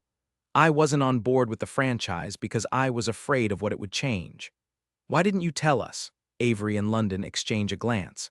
"Because it's majority rules and you and London were excited about it. Why create tension when I wasn't going to win the argument?" "But you could have told us how you felt," London says softly. "I know, and maybe I should have. But I didn't want to be the reason that we didn't move forward, and it didn't seem like the hill I wanted to stand my ground on. And now that we're here, I think I was right not to put up a fight. In the long run, this is going to be great for us." "A lot has changed over the past 6 months," Declan offers. "Now that we've jumped through all the franchise hurdles, we can revisit the birthday parties." I appreciate that, Declan. I give him a small smile and turn to my sisters. When I brought up the idea of in-house daycare before, you two shut me down before we could even discuss it. And I get that maybe the timing hadn't been exactly right, but I felt like I didn't have a voice. You're both going to be parents. We have more staff than ever before. Wouldn't it make sense to have something on site, even if it's a trial basis for weddings, or if we think that's not the best place to start, then we could look at options just for staff? I recognize that it's going to be a lot of work, but I've already come up with a plan and a program, and I'm willing to take that on. Avery opens her mouth to speak, but I hold up my hand, feeling like I need to sell them on this. Think about the logistics of it. If we started with a part-time program, you could bring your kids to work, even if it's only for a few hours to start. I want to find a way to fit into Spark House, but I also want to do something I love, and that's working with kids again. I want to finish this degree and put it to use, and if I can't find a way to do that at Spark House, then I need to find a place where I can because it's where my heart is. We don't want you to leave, Harley. London drops the star she's been folding. I don't want to either, but you and Avery have your thing at Spark House. I need something that's mine, something that I can nurture and grow, and I think we're in a good position to make that happen now. I bite the inside of my cheek, waiting for someone to throw up another roadblock. I think what you're saying makes complete sense. I'd have to take a look at the numbers, but on-site daycare would open things up for a lot of our employees, and us, especially with a new baby on the way. Declan's eyes are wide, and he glances at Avery and then focuses on me. We can bring back the birthday parties too. If that's what it takes to keep the three of you together as a team, we can be creative and find ways to make it work. I'm guessing we can probably slot in a couple a month. Sunday afternoons would be the best day since events are usually wrapped up, as long as it's not right after a wedding because the cleanup on those is a lot. Just throwing out ideas, but what if we renovated one of the outbuildings? Jackson suggests. We've got that potting shed behind the atrium. The potting shed is hardly a shed, it's a large building where we store a lot of random gardening stuff that rarely gets used because we've hired a grounds crew who come in once a week during the summer months to keep everything in order. It looks more like a small cottage. Oh, what if we made it into a party palace for kids? It could be called Sparkle House. It could be the place where we host parties for kids, and when we aren't, we can use it as a daycare, I say, thrilled that both Declan and Jackson seem to see this as viable. That's a great idea, London claps her hands. Do you think the shed would be big enough? I think so. We'd need to clean it out to be sure, but I believe it could work. A reno like that won't be cheap, though, Declan says. Think of it like a long-term investment. We're creating new opportunities and ways for Spark House to keep growing, Jackson offers. I don't think any of us truly realized how hard this all was for you. We want you to be happy, Harley, and we want you to stay with us. Avery wraps her arm around my shoulder and gives me a side hug. I think this is a solid plan. I'll do a cost analysis as soon as we're home and price out the renovation, Declan says. I think it would make sense to see what it would cost to set up a full-time daycare center there. I like the idea of Ella being close to you when I have to be away on business and you can't join me, Jackson says to London. Especially since we'd like to give her a brother or a sister sometime in the near future. Maybe we should poll everyone on staff and see how much interest we get, Avery says. We have lots of people on staff with kids. Offering on-site daycare could be an amazing perk. My worries over my place at Spark House start to fade as we make this new plan. And I realize that I've been passively sitting back, filling roles as they're handed to me instead of speaking up and asking for what I want. It's up to me to make my own happiness, and this is one huge step in the right direction. 27 Break your own heart, Gavin. Daddy. Poke. Daddy. Sniffle. Daddy. I crack a lid and find Peyton standing beside my bed, her stuffed bunny cradled against her chest. I glance at the clock. It's 4 in the morning. It's too early to be up, sweetie. I had another accident. Peyton's fingers are in her mouth, eyes wide with worry. This is the third time in as many days that she's had an accident at night. The only time she ever has accidents now is when she's about to spike a fever. It's how I know she's coming down with something, and I don't think it's happened in more than a year. I throw the covers off, the fog of sleep too heavy to lift, and scrub my face with my hand. Did you change your pajamas? She nods. And I used a washcloth to clean myself up. I'm sorry. It's okay, sweetie, it's not your fault. Why don't you get in bed with me and I'll toss your sheets in the washing machine? Okay. She clambers up into bed and takes the side Harley would normally sleep on, if she and I were still a couple. I lean over and kiss Peyton on the forehead, surreptitiously checking for a temperature before determining she's fine. I leave her in my room and trudge down the hall. Her bedside lamp is already on, highlighting the wet spot in the middle of the bed. I put the mattress pad back on her bed after the first time it happened, which incidentally coincided with her ankle sprain and Harley breaking up with me. All I have to do is strip the bed and drop the sheets in the washing machine. As I pull them off, a picture frame goes tumbling to the floor. I stoop to pick it up and my heart clenches. It's a photo of me, Peyton, and Harley when we went for a weekend trip to Aspen when Peyton was just a toddler. It was probably taken a couple of months before I decided to move us to Boulder. Karen hadn't loved the fact that I'd taken my 20-year-old nanny with me on a mini vacation instead of inviting them to join me. But Harley had been full of life, and energy. She'd been great with Peyton, and loved every minute of taking Peyton tubing on the bunny hill. Even back then, I wasn't sure what exactly it was that I felt for her. I was grateful to have her as support because I wouldn't have been able to manage the demands of an infant on my own. The lines had started to blur, and I couldn't get a handle on my emotions.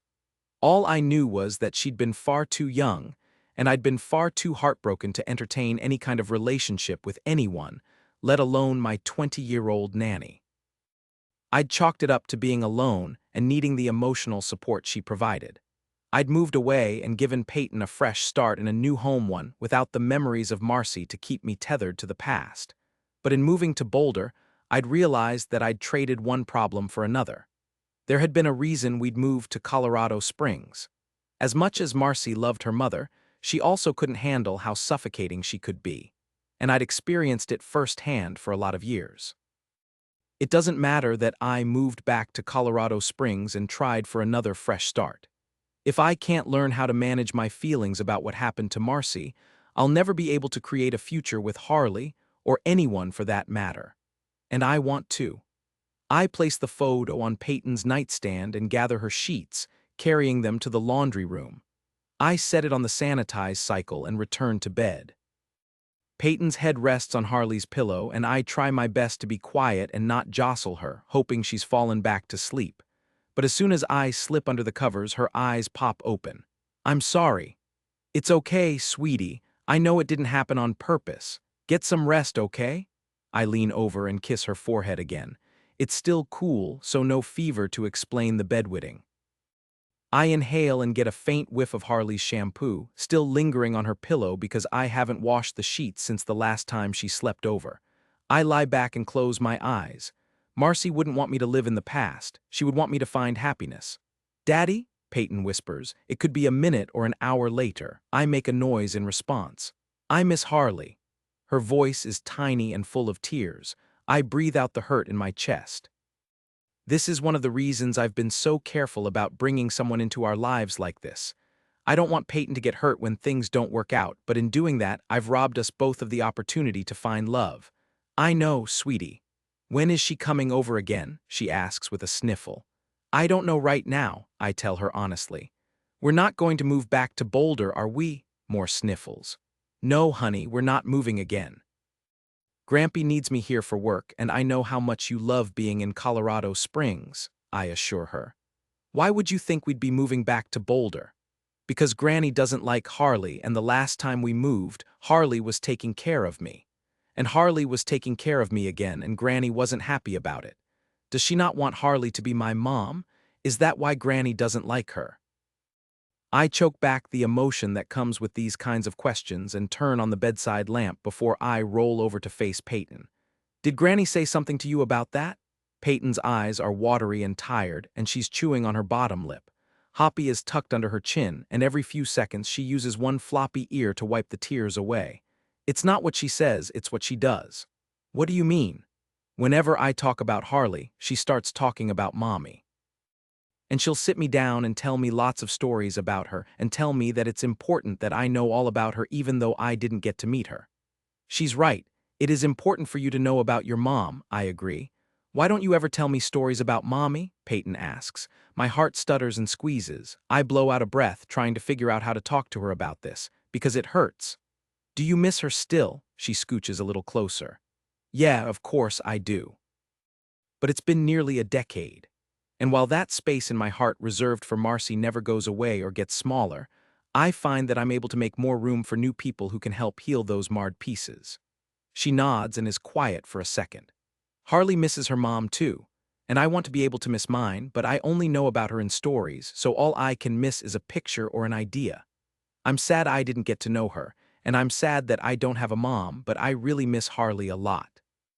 She's not just an idea or a picture, and I thought that maybe she was going to be my mom again, like when I was little. Harley wasn't your mom when you were little. Her lips twist to the side. But she did all the things a mom does. She told me all about the things we did together, just like a family would. And we've been like a real family for a while, and now I don't get to see her, and I don't like it. Real tears start to flow, and my heart feels as though it's breaking all over again. I don't know how to make this better, so I hug her and tell her it's going to be all right, even though I'm not sure if that's a lie. I don't get much sleep after that, but Peyton passes out. I call my mom first thing in the morning and ask if she can come watch her so Peyton can get some sleep and I can go to work. She shows up at 8 with muffins and coffee, her expression reflecting her concern. You look exhausted. Is Peyton okay? Mom kisses me on the cheek and folds my hands around one of the takeout coffees. She's fine, just had a rough night. She's been wetting the bed the past few days, and that hasn't happened in years unless she's sick. She purses her lips and sets the Tupperware containers on the console table. Would this be at all related to what happened over the weekend with Karen and Kyle? Or is it because she fell? Maybe you need to take her to the doctor and make sure it's just her ankle that's the problem. Lying seems pointless. I don't think it's medical, I think it's stress-related. Harley and I broke up and Peyton's not taking it well. What? When did that happen? Why did that happen, and why didn't you tell me until now? On Monday, after Peyton fell, I said some things I shouldn't have, and I think I pushed her away. I can tell my mom is about to say something, but I interrupt before she can impart her wisdom. It's a long story, one I don't have time to tell right now. Can we talk later? Maybe tonight? Of course. She gives me another hug and shoves the smaller muffin container into my hand. You know your dad and I are always here for you. I do, thank you. I leave for work, feeling more exhausted and miserable than I have in years. I have a morning meeting which goes well despite my exhaustion, in part because I co-host it with Ian, who takes one look at me, nabs the file from my hand, and tells me that he's going to run this one. When it's over, he follows me back to my office and shuts the door behind him. You look terrible. What's going on? Peyton's been wetting the bed, I tell him. His eyebrows rise with his surprise. Since when? Have you taken her to the doctor? Not yet. I thought maybe she was coming down with something, but this morning she asked about Harley, and I honestly didn't know what to tell her, so I said everything would be okay. Does that mean you've talked to Harley? Ian knows about the argument after our botched weekend getaway and Peyton's fall. I filled him in as much as I was willing anyway. I shake my head. Are you planning to call her? She was out of town this weekend. But she left the ball in my court and she should be home by now. And still, I haven't reached out even though I should. He crosses his arms and gives me a look. And now it's Monday, so what's stopping you from fixing things? I don't know. I run a hand through my hair, annoyed with myself and my inability to break this cycle. Do you really not know, or are you afraid to face the truth? I drop into my chair and sigh. Which is what, according to you? You're sabotaging this relationship because you're afraid to lose someone else. You're letting Karen run your life not because you're still carrying guilt, but because it's convenient and suits your purpose. He takes the seat across from me. Look, I know how hard losing Marcy was. It was hard on all of us, but you have to move on. Marcy wouldn't want you to live like this or be alone forever. She'd want you and Peyton to be happy, unless maybe that's not where you see this going with Harley. For the first time, I really hear what he's saying and how I've been making my own life difficult by letting Karen interfere. No, I say, shaking my head. It's not that I don't want this with Harley. She's exactly who I need, and I'm completely in love with her. That's the part I'm struggling to accept. Until now, I thought Marcy was the love of my life. but then I lost her and Harley came into my life. I rubbed my temple, trying to sort through my thoughts and feelings, which is harder than I expected. Before Harley left, she said she wouldn't come second to a memory. Ian raises an eyebrow. Wow, I didn't even think about that. He crosses his arms, thoughtful. Do you think you're struggling to accept your feelings for Harley because they're stronger than what you felt for Marcy? I shake my head. It's not that I love her more, it's just different. I'm different. And I feel like I'm putting away all those feelings I had for Marcy and letting Harley take her place with me and with Peyton. You have to let it go so you can have a future. Harley's right. She can't compete with a memory, and she shouldn't have to. She's someone you love and want to build a future with. Peyton deserves to have a woman in her life who will love her like a mother would. He rubs the back of his neck. Maybe you need to talk to someone again, a professional. I did that after Marcy passed, and I hated every minute of it. I went for about 6 weeks and then decided it wasn't for me. You should consider giving it another try, not just for you, but for Peyton and Harley. If you want this relationship to work, and I think you do, despite how scared you are, then you need to work through this. I lace my hands behind my head, absorbing his words. I think I tried therapy too soon after Marcy passed. I wasn't ready, and then I buried it instead of dealing with it. I don't want to lose Harley because I can't move past my grief. Losing Marcy was painful.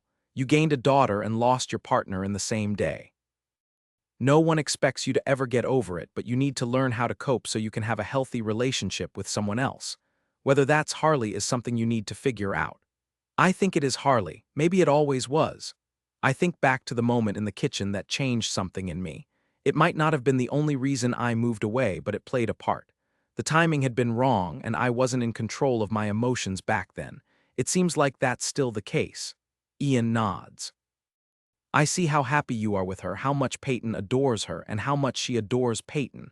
I'd hate for you to lose that because you're scared and don't know how to handle it. I scrub a hand over my face. You're right. I know you're right. Here's the corrected and moderated version of the text. I really wanted to believe I dealt with all this mess. Aside from Trista a few years ago, you haven't had a serious relationship in a decade. There are going to be some hiccups. Harley broke it off not because she doesn't want to be with you, but because she doesn't always want to come second to someone who isn't here anymore. It's not a battle she can win. Maybe that's something the two of you should do together if she's open. I nod. That's probably a good idea and one I wouldn't have considered until now. Thanks for always being here to keep me on the right path.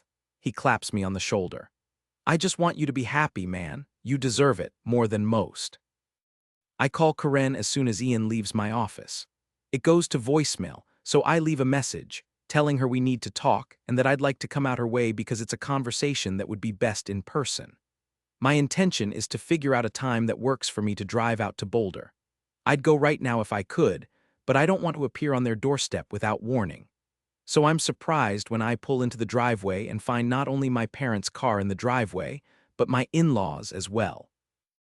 Hello, I call out as I kick off my shoes.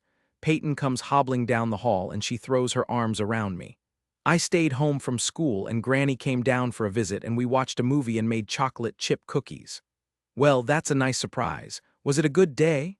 I push down the sudden spike of nerves. I need to get my act together and it looks like the universe is giving me a chance to do that. It was, but I still feel bad about last night. She twists her hands together and looks up at me with regret in her eyes. I crouch down in front of her and take her hands in mine. Don't feel bad, honey. I know there's been a lot going on lately. I want you to know that what's happening with Harley isn't because of you, okay? She still loves you very much, and I still love her, even if we had a disagreement. Does that mean you're going to talk to her and apologize? I'm going to try. And I'm going to see about getting someone for you and me to talk to. To talk about what? She tips her head. About our feelings, about the things that scare us and make us happy, whatever we need to talk about. Okay, I can talk about my feelings. I have a lot of them, Peyton says seriously. I know you do, and so do I, but I'm not always the best at expressing them. It just takes some practice. It does. I hold my arms open. I love you. I love you too, Daddy. I follow her to the kitchen, where I find my mom and Karen sitting at the table with cups of tea. I tuck a hand in my pocket. Hey, I guess you got my message. Karen folds her hands on the table, her smile a little uncertain. I called the house, and Judith and I had a chat. I thought it might be a good idea for me to come out this way. My mom gives her hand a reassuring squeeze and pushes her chair away from the table. Peyton, you and I are going to go pick up some stuff for dinner, okay? Why don't you put your coat on and I'll meet you at the front door? Okay. Peyton hobbles down the hall, blissfully unaware of the tension. My mother gives my forearm a squeeze on her way past me. We'll give you two some time to talk. I slide into the empty seat across from Karen, who repeatedly dips her tea bag into her mug. It looks like I'm not the only nervous one here. She waits until the front door closes with a quiet click before she speaks. Judith told me about you and Harley. I'm very sorry. Are you? I lean back in my chair, trying to read her expression. She sighs and focuses on the table for a moment before she finally raises her head again and meets my gaze. Judith told me what's been going on with Peyton and how hard this has been for you, and I realized that I haven't been fair to Harley or you and Peyton. No, you haven't, I agree. And I'm trying to understand why. She swallows thickly. It was hard for me when you decided to move back to Colorado Springs, and I worried about how that was going to affect my relationship with Peyton. In a way, I felt a lot like I'd been able to take on the role of mother for Peyton, and then suddenly you were gone. It was like losing Marcy all over again, and then you started seeing Harley soon after you moved back. It was a lot of change that I wasn't prepared for, and I didn't know how to deal with it. You saw Harley as a threat to your role. She folds her tissue into a square. Peyton loves her so much. I felt like I'd been replaced, and I realize that's not her fault, but it's how I felt. Karen has spent more than half a decade in the role of pseudo-parent, and I took it all away from her. I reach across the table and give her hand a squeeze. Karen, I can understand better why this has been so difficult for you, but you're Peyton's grandmother. I don't know that it was fair to any of us, and especially not you, to let you take on a parent role in her life. Karen nods, her smile sad. At the time it seemed like what I needed and you needed support, but now I realize I haven't properly dealt with Marcy's passing, so instead of handling it, I tried to mask the loss by taking care of Peyton. I get that it's been hard, Karen, but I deserve a partner. I don't want to go through life alone. I know, and I agree. And I'm aware I've made this harder on all of us with the way I've managed things, especially where Harley is concerned, she admits. Harley is an amazing woman, and I think if you'd give her half a chance, you might find you really like her. She's kind and caring and compassionate. I know she's all those things. It felt like I was betraying Marcy's memory if I let someone else who isn't my daughter into my life. I keep going over that day in my head. She'd called the night before and asked me to come down, and I said I couldn't be there until the weekend. She shakes her head. If I'd canceled my lunch plans, I might have been there. She covers her mouth with her hand and turns her head to the side. This isn't something I've heard before, and I see with fresh eyes and perspective how all of us have our baggage to contend with when it comes to that loss. It wasn't your fault. I know that. I tell myself that all the time. It was no one's fault. Nothing we could have done would have saved her, but sometimes I wish I'd had those hours with her, just one more day with my daughter. She puts her head in her hands and her shoulders shake. I push my chair back and walk around the table so I can take the seat next to her. I put an arm around her. I've spent a lot of years wondering what I could have done differently and wishing I could change the past. But we can't, Karen. We can only move forward. She wouldn't want you to blame yourself about this. Not after 10 years. And she wouldn't want me to be alone, and she would want Peyton to be loved and to have someone who can be the mother Marcy didn't get to be. Karen brushes away her tears. You're right, you're so right. Marcy would want you to be happy, and she wouldn't want you to be alone, or for Peyton to never know what it's like to have a mom. I love Harley, and I want to see if she and I can build a future together. I would love for you to be part of that, but I need you to be on my side here, not fighting against us. Do you think she can forgive me for how difficult I've been? If there was ever a person capable of forgiveness, it's definitely Harley. She has a huge heart. All you need to do is give her a reason to let you into hers. And I realize if I want this to truly work out, I need to take my own advice. So I get to work on a project that will show Harley how much I care about her. 28 Another chance, Harley. I'm standing in my kitchen, takeout cup of coffee in hand, ready to leave for Spark House. Contractors are coming in to discuss converting the garden shed into Sparkle House. Today we're hoping to use the existing structure because it will mean fewer hoops to jump through. Every time I think about it, I get excited, and then a pang of sadness hits, because I want to share this elation with Gavin, and I don't know if that will ever happen. I have all these ideas that I want to run by him, including a plan for a play structure, and his input would be invaluable. Before I can gather my purse, there's a knock on my door. Usually this means that my elderly neighbor has run out of cream for her coffee. It happens once a month or so, and she always makes oatmeal raisin cookies as a thank you. I leave my coffee on the counter and cross the kitchen, heading down the hall to the front foyer. But when I open the door, I'm surprised to find not Ms. Wheatley, but Gavin. He's dressed for work in a button-down, black pants, and a tie with a cartoon cinnamon roll pattern on it. Peyton and I were out shopping a while back, and I decided we had to get it for him. I never actually expected him to wear it to anything outside of formal family functions, or maybe to a school production, but it probably makes it into his wardrobe rotation once a week. He's also holding a roll of paper in his hand that looks like it could be a blueprint. Hey, I don't know what to do with my hands, so I grip the doorknob like I'm hanging off the edge of a cliff and it's my lifeline. Gavin gives me a sheepish grin. Hi, sorry I'm showing up with no warning, but I wanted to catch you before you left for work. I hoped we could talk, and I didn't want to do it over the phone. I guess it depends on what we're talking about. I might have time for a conversation, but I don't know if I have time to redo my makeup if the content is going to make it run off my face. I shouldn't have lost it on you about Peyton's ankle. It was unfair and my anger was misplaced. How is she? Just her name makes my throat tight and my eyes prick with tears. Her ankle is healing fast and she's already off the crutches. We see the doctor again in a couple of days to have it checked out, but she's on the mend. That's good. I'm glad to hear that. He nods and tucks his hands into his pockets, giving me a small, uncertain smile. I swear there's something sparkling on his face, but I refocus on him when he says, I owe you an apology. More than one, really, and not just for getting upset about Peyton falling off the climber.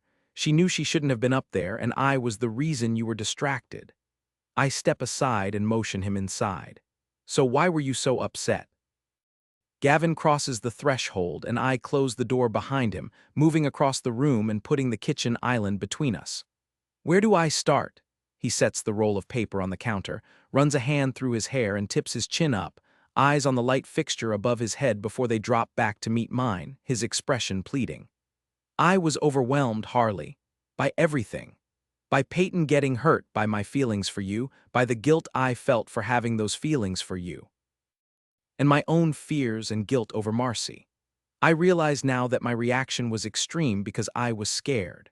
I am scared. I avoid hospitals because the last time I was in one, I lost my wife. I don't know if I can truly ever get over that, but I know that you were right when you said my reaction to Peyton's fall didn't match the injury.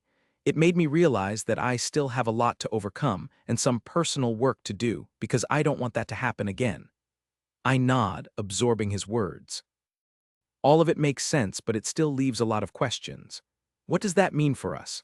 I can't walk on eggshells like this, Gavin, or have you shut down on me every time something bad happens? I know. I realize that I've allowed Karen to have the control she does, not just because of my guilt, but also because I've been afraid. Afraid of what? Of letting myself truly love someone again, letting someone take the place Marcy has held for so long. But I see that in not dealing with Karen or my fears that I'm pushing you away. I've spent a lot of years avoiding falling in love, and I don't want to miss out on all the good parts of it because I'm afraid of the bad parts. I swallow down my own fears. But what about Karen? How are you going to manage that? We talked yesterday, and I told her that I needed to be able to move on and move forward with my life. That I deserve a partner, and that Peyton deserves to have someone in her life who loves her like I do. And how did she take that? She agreed. She knows she hasn't been fair, and she feels awful, but she also felt like she'd lost Marcy all over again when we moved back here because she'd been so integral in raising Peyton, and she felt guilty for accepting someone who wasn't her daughter into her life. I nod and press a hand to my heart, aware of how difficult this all must be for Karen, and Gavin, now that he's able to see past the way it affects him and Peyton. It couldn't have been easy for any of you, and I can see the struggle for Karen, but I don't want to replace her daughter. I just want a chance to be accepted and to not feel like I'm trying to meet expectations that are forever out of reach. I know, and she sees that now too. We've all been holding on to the past, not dealing with losing Marcy the way we needed to in order to move forward with our lives. I realize one conversation isn't going to solve that problem, but we know where we stand. She wasn't sure you'd be able to forgive her for making it so difficult. There's always room in my heart for forgiveness, especially since I understand what that kind of loss feels like. I'm really glad to hear that. He gives me a small smile and then swallows nervously. I made you something to show you how important you are. Well, we did. He rubs the back of his neck again and gives me a sheepish smile. I had help from Peyton and my mom and Karen. It's not a skywritten apology, but well, I'll just show you. He unrolls the piece of paper and I bite my bottom lip. I wasn't wrong about the sparkle on his face, it seems. This is. I press 2 fingers to my lips, unsure if I want to laugh or cry. Very glittery, he supplies. I chuckle and it turns into a choked squeak. It seems like tears are imminent. Exceptionally glittery, I agree. In the middle of the banner that spans the entire length of my counter are the words, "Sorry my dad was a jerk." There's a happy doodle in brown glitter, something I didn't even know existed. And all over the banner are drawings, some clearly Gavin's handiwork with the neat lines and careful pencil, others Peyton's drawings.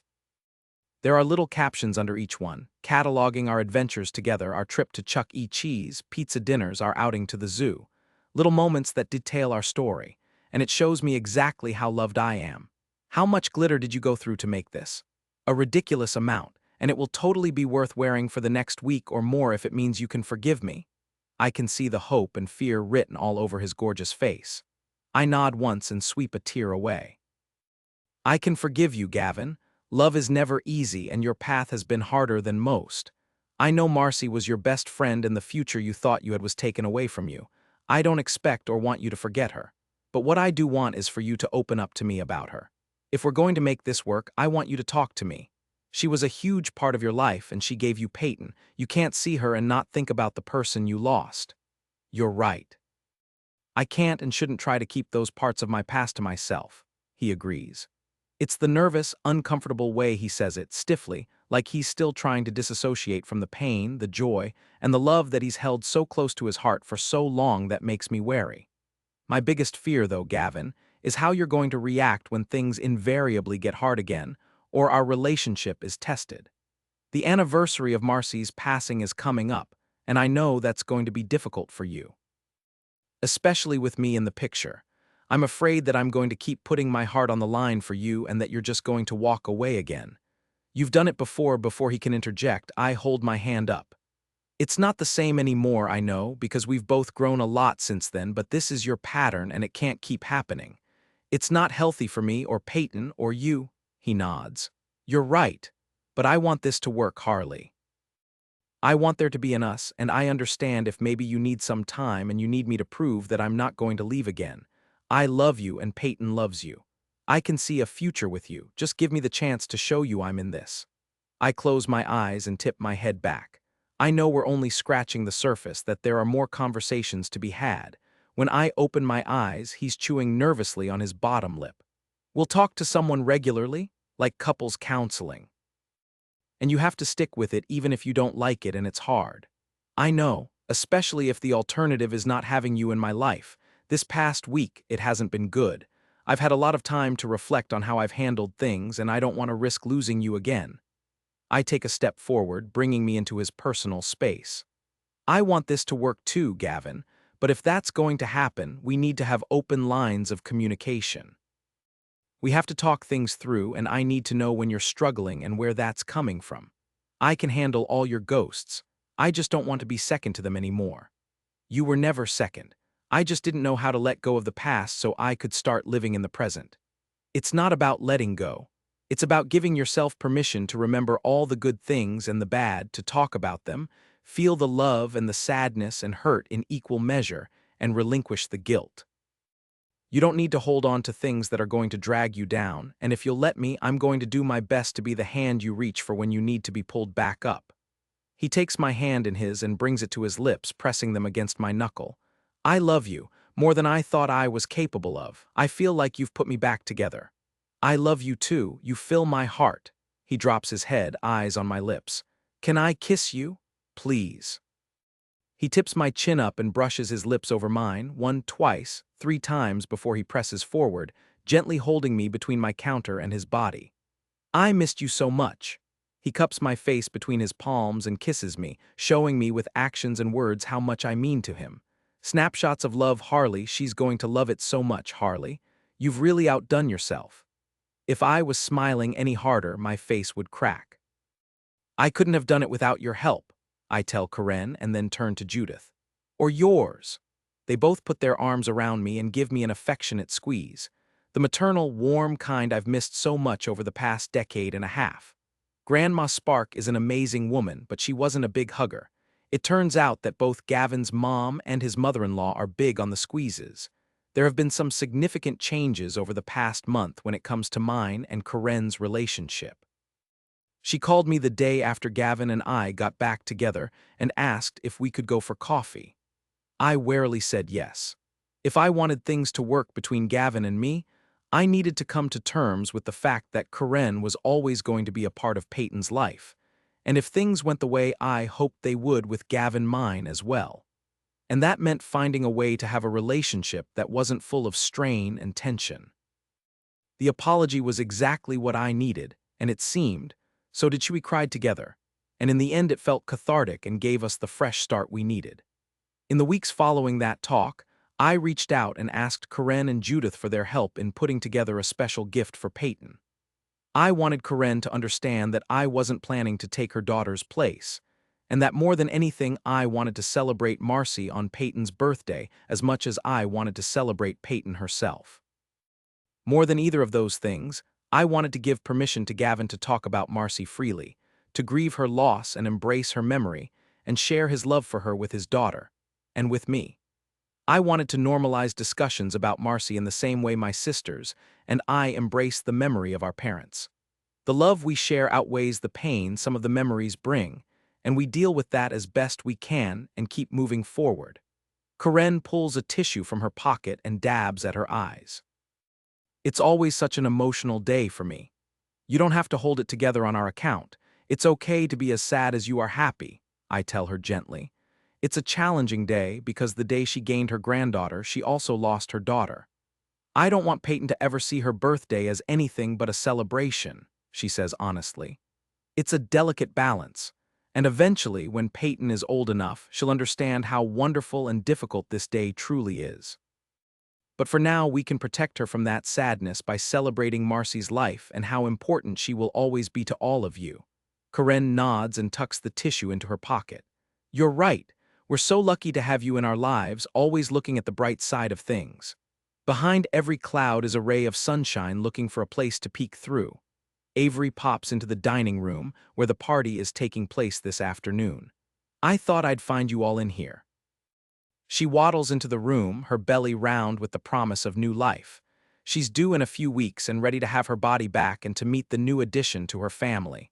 This looks amazing. It feels like we're in a magical wonderland. I think Peyton is going to love it, I agree. The room is decorated in a Tinker Bell theme with green and gold balloons forming an archway. I went a little overboard with the color scheme. It's perfect. The cake was just delivered to the kitchen and we're all set up for guests to arrive, which should be in just a few minutes. I check my phone as it pings with a message from Gavin. They're half an hour away, and Peyton keeps trying to convince him to stop for ice cream every 5 minutes. Apparently there's a lot of pouting. A picture of a pouting Peyton follows. I laugh and fire back a message to let him know that all the pouting will be worth it, and we don't want to spoil her appetite before the party, but there's a treat for her in the center console. A few minutes later, I get another message in the form of a photo with a smiling Peyton eating a cake pop. Less filling than ice cream and one of her favorite treats. Guests start arriving a few minutes later, and we usher everyone into the dining hall. Construction has already begun on the daycare, and normally they'd be working on it right now, but I asked that they take a few hours off this afternoon so we could host the party without the sound of machines driving around in the background. Peyton's friends from school and some of the parents we've grown friendly with are here, as well as her aunt, uncle, and younger cousins. We all gather in the party room and wait for Gavin to arrive with Peyton. She comes bounding down the hall, shouting my name, asking where I'm hiding. Are you sure she's here? I didn't see her car out front. Let's try in here. Why would she be in a dark room? That doesn't make sense. I flick on the lights and we shout a collective surprise. She startles and then her face lights up with absolute joy. Her hands flutter in the air, and she spins around to look at her dad before she's swarmed by her friends. Gavin winks at me from his place in the doorway. When the commotion dies down, he crosses the room. This looks like you're throwing a prom, not a birthday for a 10-year-old. He dips down and kisses me softly. I went a little wild with the decorations. It's amazing. She's ecstatic. I can't believe we managed to keep this a secret until now. It sure wasn't easy, but it was totally worth it. I wrap my arm around his waist and lean into his side, watching the kids as they head over to the dress-up station and pick out their favorite costume, much like at the party Peyton attended all those months ago. This one is a little different in that they're all fairy costumes with wings that need to be decorated. Gavin is quickly reclaimed by Peyton and dressed in a yellow tutu. I'm already in fairy garb, so we go together quite well. We spend the next hour decorating wings with glitter and jewels, and whatever the kids think will look good. Gavin tries to make his look like flames, but really it's just a mess of orange and red glitter. We play games and eat food, sing happy birthday, and bring out an outlandishly large cake that's been decorated in the same green and gold fairy theme. There's a lot of green icing which Gavin jokes is going to surprise a lot of people later. He's not wrong, even if it's silly. It isn't until the party is over and we've said goodbye to all of the guests that I give Peyton her birthday present. His parents and in-laws join us in the sitting room, along with my sisters and their husbands, with Gavin and me on either side of Peyton. Even he hasn't seen the finished product, or known exactly what it is I've put together. Over the past month, he and I have gone through all of his old photo albums. It wasn't easy for him, and a lot of the pictures made him emotional, but it was something I think he needed to do, not only for himself, but for us as a couple. I had the chance to see what his life looked like before I came into it all those years ago, and the jealousy I first felt at how much space a memory could take up in his heart disappeared, because what I saw was a man with fond memories of someone he loved very much. But I also get to help him make peace with that loss. Peyton tears through the paper, and her eyes go wide when she sees the box inside with the inscription "The Story of Peyton Rhodes" in beautiful gold script. Gavin glances over at me, questions in his eyes. I smile and reach across the back of the couch, squeezing his shoulder in reassurance. Peyton carefully lifts the lid from the box to reveal the thick 4-inch, 12-by-12 book inside. The same inscription adorns the cover, which is decorated in flowers and glitter and all of Peyton's favorite things. Peyton looks up at me. You made me a storybook. Not just me, but your dad and your grandparents helped, and some of your friends and their parents too. Everyone helped make this? She flips the cover open and reveals the first page, which is her baby photo. Her little fists curled tight, a pink hat on her head, eyes still puffy and closed, lips parted in sleep. The next page takes us back in time to Gavin and Marcy's first date. His eyes widen and his gaze darts to mine. There's a short, handwritten story about that day from Karen. How he picked her up and stood on the front steps, looking nervous, and how he didn't just bring Marcy flowers, but he brought Karen flowers too.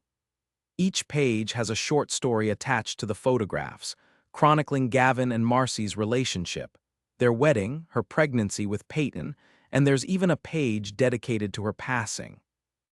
It's decorated with angels and clouds because I wanted Peyton to see all the pieces of her life, but also to see that her mom is always looking out for her, even if from afar. That's when I begin to appear in the pages, and many of the photos are taken by MEWEC: first smiles, first words, rolling over, sitting up, solid foods and messy faces, and her first step. That picture was taken by Gavin's parents in their backyard. It was Peyton's first birthday, and it was before guests started to arrive. Gavin had been on the other side of the yard. He'd been struggling that day and had asked if I could attend the birthday party even though it was supposed to be my day off. Peyton had kept crying for him, but he was in the middle of trying to set something up and hold himself together.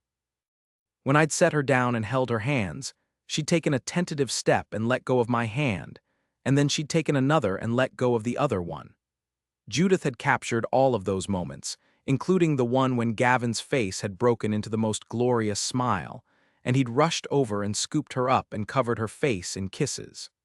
In another family celebration, there's a picture of me holding Peyton's hand. She and Gavin are looking at each other with complete adoration, and I'm smiling as I watch that love being realized. It's a special moment that I'd been part of. We keep flipping pages, chronicling milestones in Peyton's life until we reach the move back to Colorado Springs and the month since I've been back in their lives.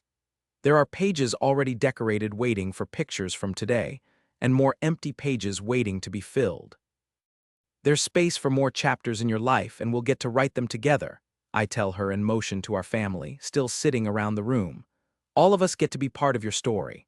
I'm so glad the angels sent you and brought you back.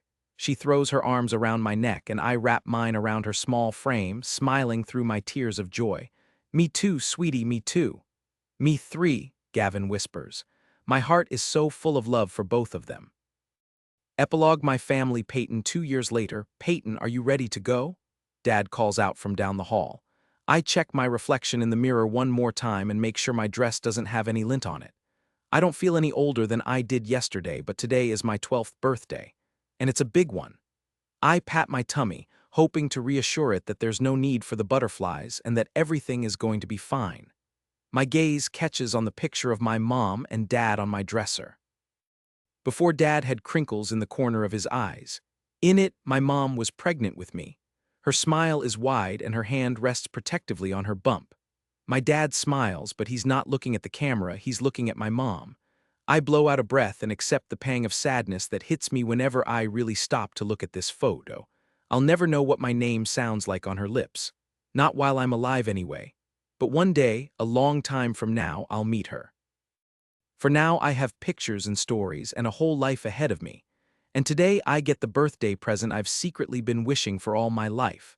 The other wish will come true in a few months, when I finally get the baby sister I always wanted.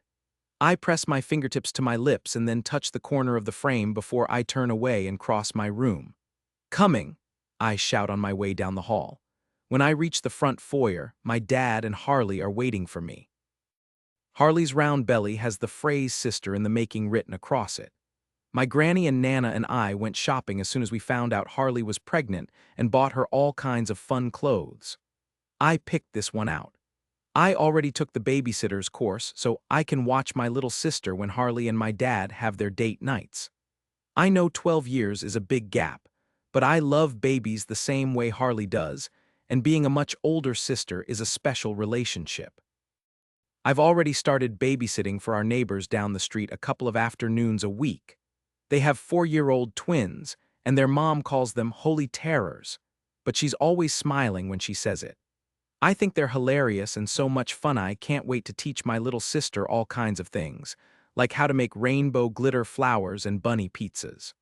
Harley smiles softly at me, and I feel her love like an invisible hug. Last year, Dad asked me how I would feel if he asked Harley to move in with us. I asked him if that meant they were going to get married, and if I would have a brother or a sister one day. He laughed and said one thing at a time. But he didn't get sad or upset or say no, and I took that as a good sign, a great sign, actually. A few months after Harley moved in with us, Dad took me out on a special trip to a jewelry store, and I got to help him pick out an engagement ring for Harley. We took it with us on our family vacation, and I got to be there when he proposed and she said yes. 6 months ago, they got married. I was a junior bridesmaid and Ella was a flower girl. Even though Aunt Avery's baby, William, was too small to be the official ring bearer, we made him part of the ceremony. 5 minutes after it was all over, he had a diaper mishap and needed a full change of clothes. Uncle Declan had fun with that one. A month after the wedding, Harley announced I was getting a baby brother or sister. Dad is what Harley calls a nervous mother bird when it comes to her and the baby, but she doesn't mind. He goes to all the doctor appointments and is constantly making sure she's okay. But he's happy and excited, and so am I, and so is Harley.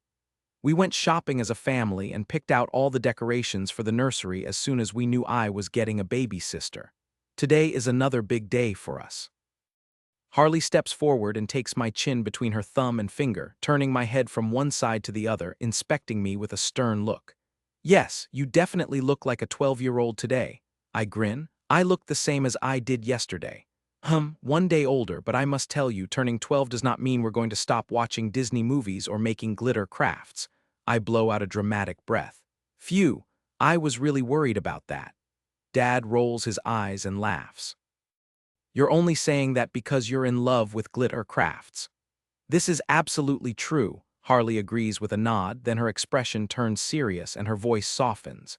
You ready for this? I nod and swallow past the nervous lump in my throat. Good, me too. She looks up at Dad. Me three. He winks, and then we're out the door and in the car. My palms are sweaty by the time we get to the big official-looking building. When we step into the elevator, I take both of their hands and squeeze. I don't know why I'm so nervous, but I keep hold of them because I don't want them to disappear. When we reach the 14th floor, the elevator opens and we walk down another hall, Dad holding the doors open for me and Harley. I'm surprised all over again when Aunt Avery and Aunt London are sitting in the waiting room, along with Uncle Declan and Uncle Jax. Ella and William are on a blanket on the floor, playing together. My aunts push out of their chairs. London is pregnant again too, so my little sister and her baby will be close in age. It means I'll have lots of babysitting practice. I didn't know you guys were going to be here too, I say, stepping into their open arms. Well, it's kind of a big day, Aunt London says, giving me a squeeze before she releases me. We're meeting up with all the grandparents for lunch after this too. It's going to be an all-day kind of celebration. Harley winks and Dad squeezes my shoulder. I accept more hugs from my uncles, and then we're led into a big office with a conference table. It's all a bit overwhelming. An older man named Mr. Rolfe, with a bald spot and big bushy eyebrows that remind me of caterpillars, joins us. He and Uncle Jax must be friends because they do that thing guys do where they shake hands and pat each other on the back. Like a sort of hug, I wipe my hand on my dress before I shake his hand too, because my palms are damp. I hear it's your birthday, Peyton. It's a big day today, isn't it? It is. We're going for lunch at my favorite restaurant after this, and then tomorrow we're going to Disney World for a vacation, and I haven't been there before, but you're never too old for Disney and princesses, I tell him. You're a lucky girl, aren't you? That sounds like it's going to be an amazing birthday week for you. I nod in agreement. I didn't even ask for the trip to Disney World, but Harley loves Disney, and I love Disney, and my grandparents are coming too, and my aunt and uncle and my cousins. I motion to them, realizing how lucky I am that I get to spend a whole week with all of my favorite people. We're going to swim and ride all the rides, and I think it's going to be the best trip ever. And I get to miss school for a week, which is pretty cool too. He laughs. It does sound pretty cool. We should get these papers signed so you can start celebrating, don't you think? That would be great. This is all I wanted for my birthday, so everything else is pretty much a bonus. Dad chuckles and pulls out a chair for me, and Harley squeezes my hand. We all sit down, and Mr. Rolfe pulls out the papers and explains everything. Uncle Jax and Uncle Declan take William and Ella out when they start to get fussy, which only takes about 5 minutes. Explaining everything takes longer than I thought it would, but eventually he slides the papers across the table and my dad signs them first, then Harley. After that we have to wait for it to be given a stamp and a seal and for copies, but finally they hand us the copy of the adoption papers. That's it, I ask. It's official. It's official, Mr. Rolfe says. I turn to Harley, whose eyes are heavy and watery. You're my mom now, for real this time? I ask. 2 tears track down her cheeks and she nods, holding her arms wide. I'm your mom. I step into her embrace and wrap my arms around her, and Dad engulfs us in a hug with me in the middle. My aunts are standing a few feet away, hugging each other, smiling and dabbing at their eyes with tissues. I smile back and absorb all the love in the room. It's a gift to have been given not just one mom who lives in my heart, but a second one who's down here with me. I turn my head, breathing in her familiar shampoo. I love you, Mom. I smile at the way those words settle in my heart. I love you too. She kisses me on the cheek, and I feel the warm wet of tears with it, happy ones though. I love you both, Dad says, squeezing us tight. I send a thank you up to my mom in heaven for sending Harley to me and dad, and for giving me a mom to love and take care of me, and the family I always wanted. Acknowledgements Hubs and Kidlet, you're always my number ones. Thank you for being my biggest cheerleaders. Deb, you're my favorite friend. Thank you for being the pepper to my salt. Kimberly, thank you for always helping me polish these stories so they shine brighter. You're an incredible agent, and I'm lucky to have you in my corner and on my team. Eileen, you're an amazing editor, and I'm so lucky to have been able to give the Spark sisters a home with you at SMP. To my team at SMP, Marissa, Sarah, Lisa, and Krista, thank you for everything you've done to make the Spark sisters so much fun. Jen and my SBPR team, thank you for being awesome and for getting my stories into the hands of readers. You're amazing and all deserve Wonder Woman awards. Sarah and the Hustlers, I can't do this without you. Thank you for being my team. My ARC crew, my SS girls, and my Beaver Den, I adore you. Thank you for always celebrating with me and for being the most amazing readers. Kat, Kristen, and Marnie, thank you for being such wonderful friends and amazing women. To my bloggers, bookstagrammers, and booktokers, thank you for your love of romance and happily ever afters. I couldn't do this without your support also by Helena Hunting Shacking Up series. Shacking Up Hooking Up I Flipping Love You Making Up Handle with Care Standalone Novels Starry-Eyed Love. When Sparks Fly The Good Luck Charm Meet Cute Kiss My Cupcake, The Librarian Principal Felony, Ever After Little Lies. Writing as H. Hunting. All in series A Lie for a Lie, A Favor for a Favor, A Secret for a Secret, A Kiss for a Kiss Lakeside series, Love Next Door Love on the Lake Pucked series Pucked, Pucked 1. Pucked Up Pucked 2, Pucked Over Pucked 3, Forever Pucked Pucked 4, Pucked Under Pucked 5, Pucked Off Pucked 6, Pucked Love Pucked 7, Clipped Wings series Clipped Wings Inked Armor Fractures in Ink about the author New York Times and USA Today best-selling author Helena Hunting lives outside of Toronto with her amazing family and her 2 awesome cats, who think the best place to sleep is on her keyboard. She writes all things romance contemporary, romantic comedy, sports, and angsty new adult. Some of her books include Meet Cute, Pucked, and Shacking Up. Helena loves to bake cupcakes and has been known to listen to a song on repeat 1,512 times while writing a book, and if she has to be away from her family, she prefers to be in warm weather with her friends. Thank you for buying this St. Martin's Publishing Group ebook. To receive special offers, bonus content, and info on new releases and other great reads, sign up for our newsletters, or visit us online at macmillan.com/newslettersignup. This is a work of fiction. All of the characters, organizations, and events portrayed in this novel are either products of the author's imagination or are used fictitiously. Make a wish. Copyright 2022 by Helena Hunting. All rights reserved. For information, address St. Martin's Publishing Group, 120 Broadway, New York, NY 10271. www.stmartins.com. Cover design by Danielle Christopher. Cover illustration by Monique Amy. The Library of Congress has cataloged the print edition as follows. Names: Hunting, Helena, author. Title: Make-A-Wish/Helena Hunting. Description: First edition. New York, St. Martin's Griffin, 2023. Identifiers: LCCN 2,022,037,975. ISBN 9781250,624,741, trade paperback. ISBN 9781250,624,758, ebook subjects. LCGFT. Novels. Classification: LCCPS 3608, U594966, M35 2023, DDC 813-6 DC 23/20220829, LC record available at https://lccn. Lock. gov/2,022,037,975 ISBN. 9,780,1,250,624,750, 8. Our ebooks may be purchased in bulk for promotional, educational, or business use.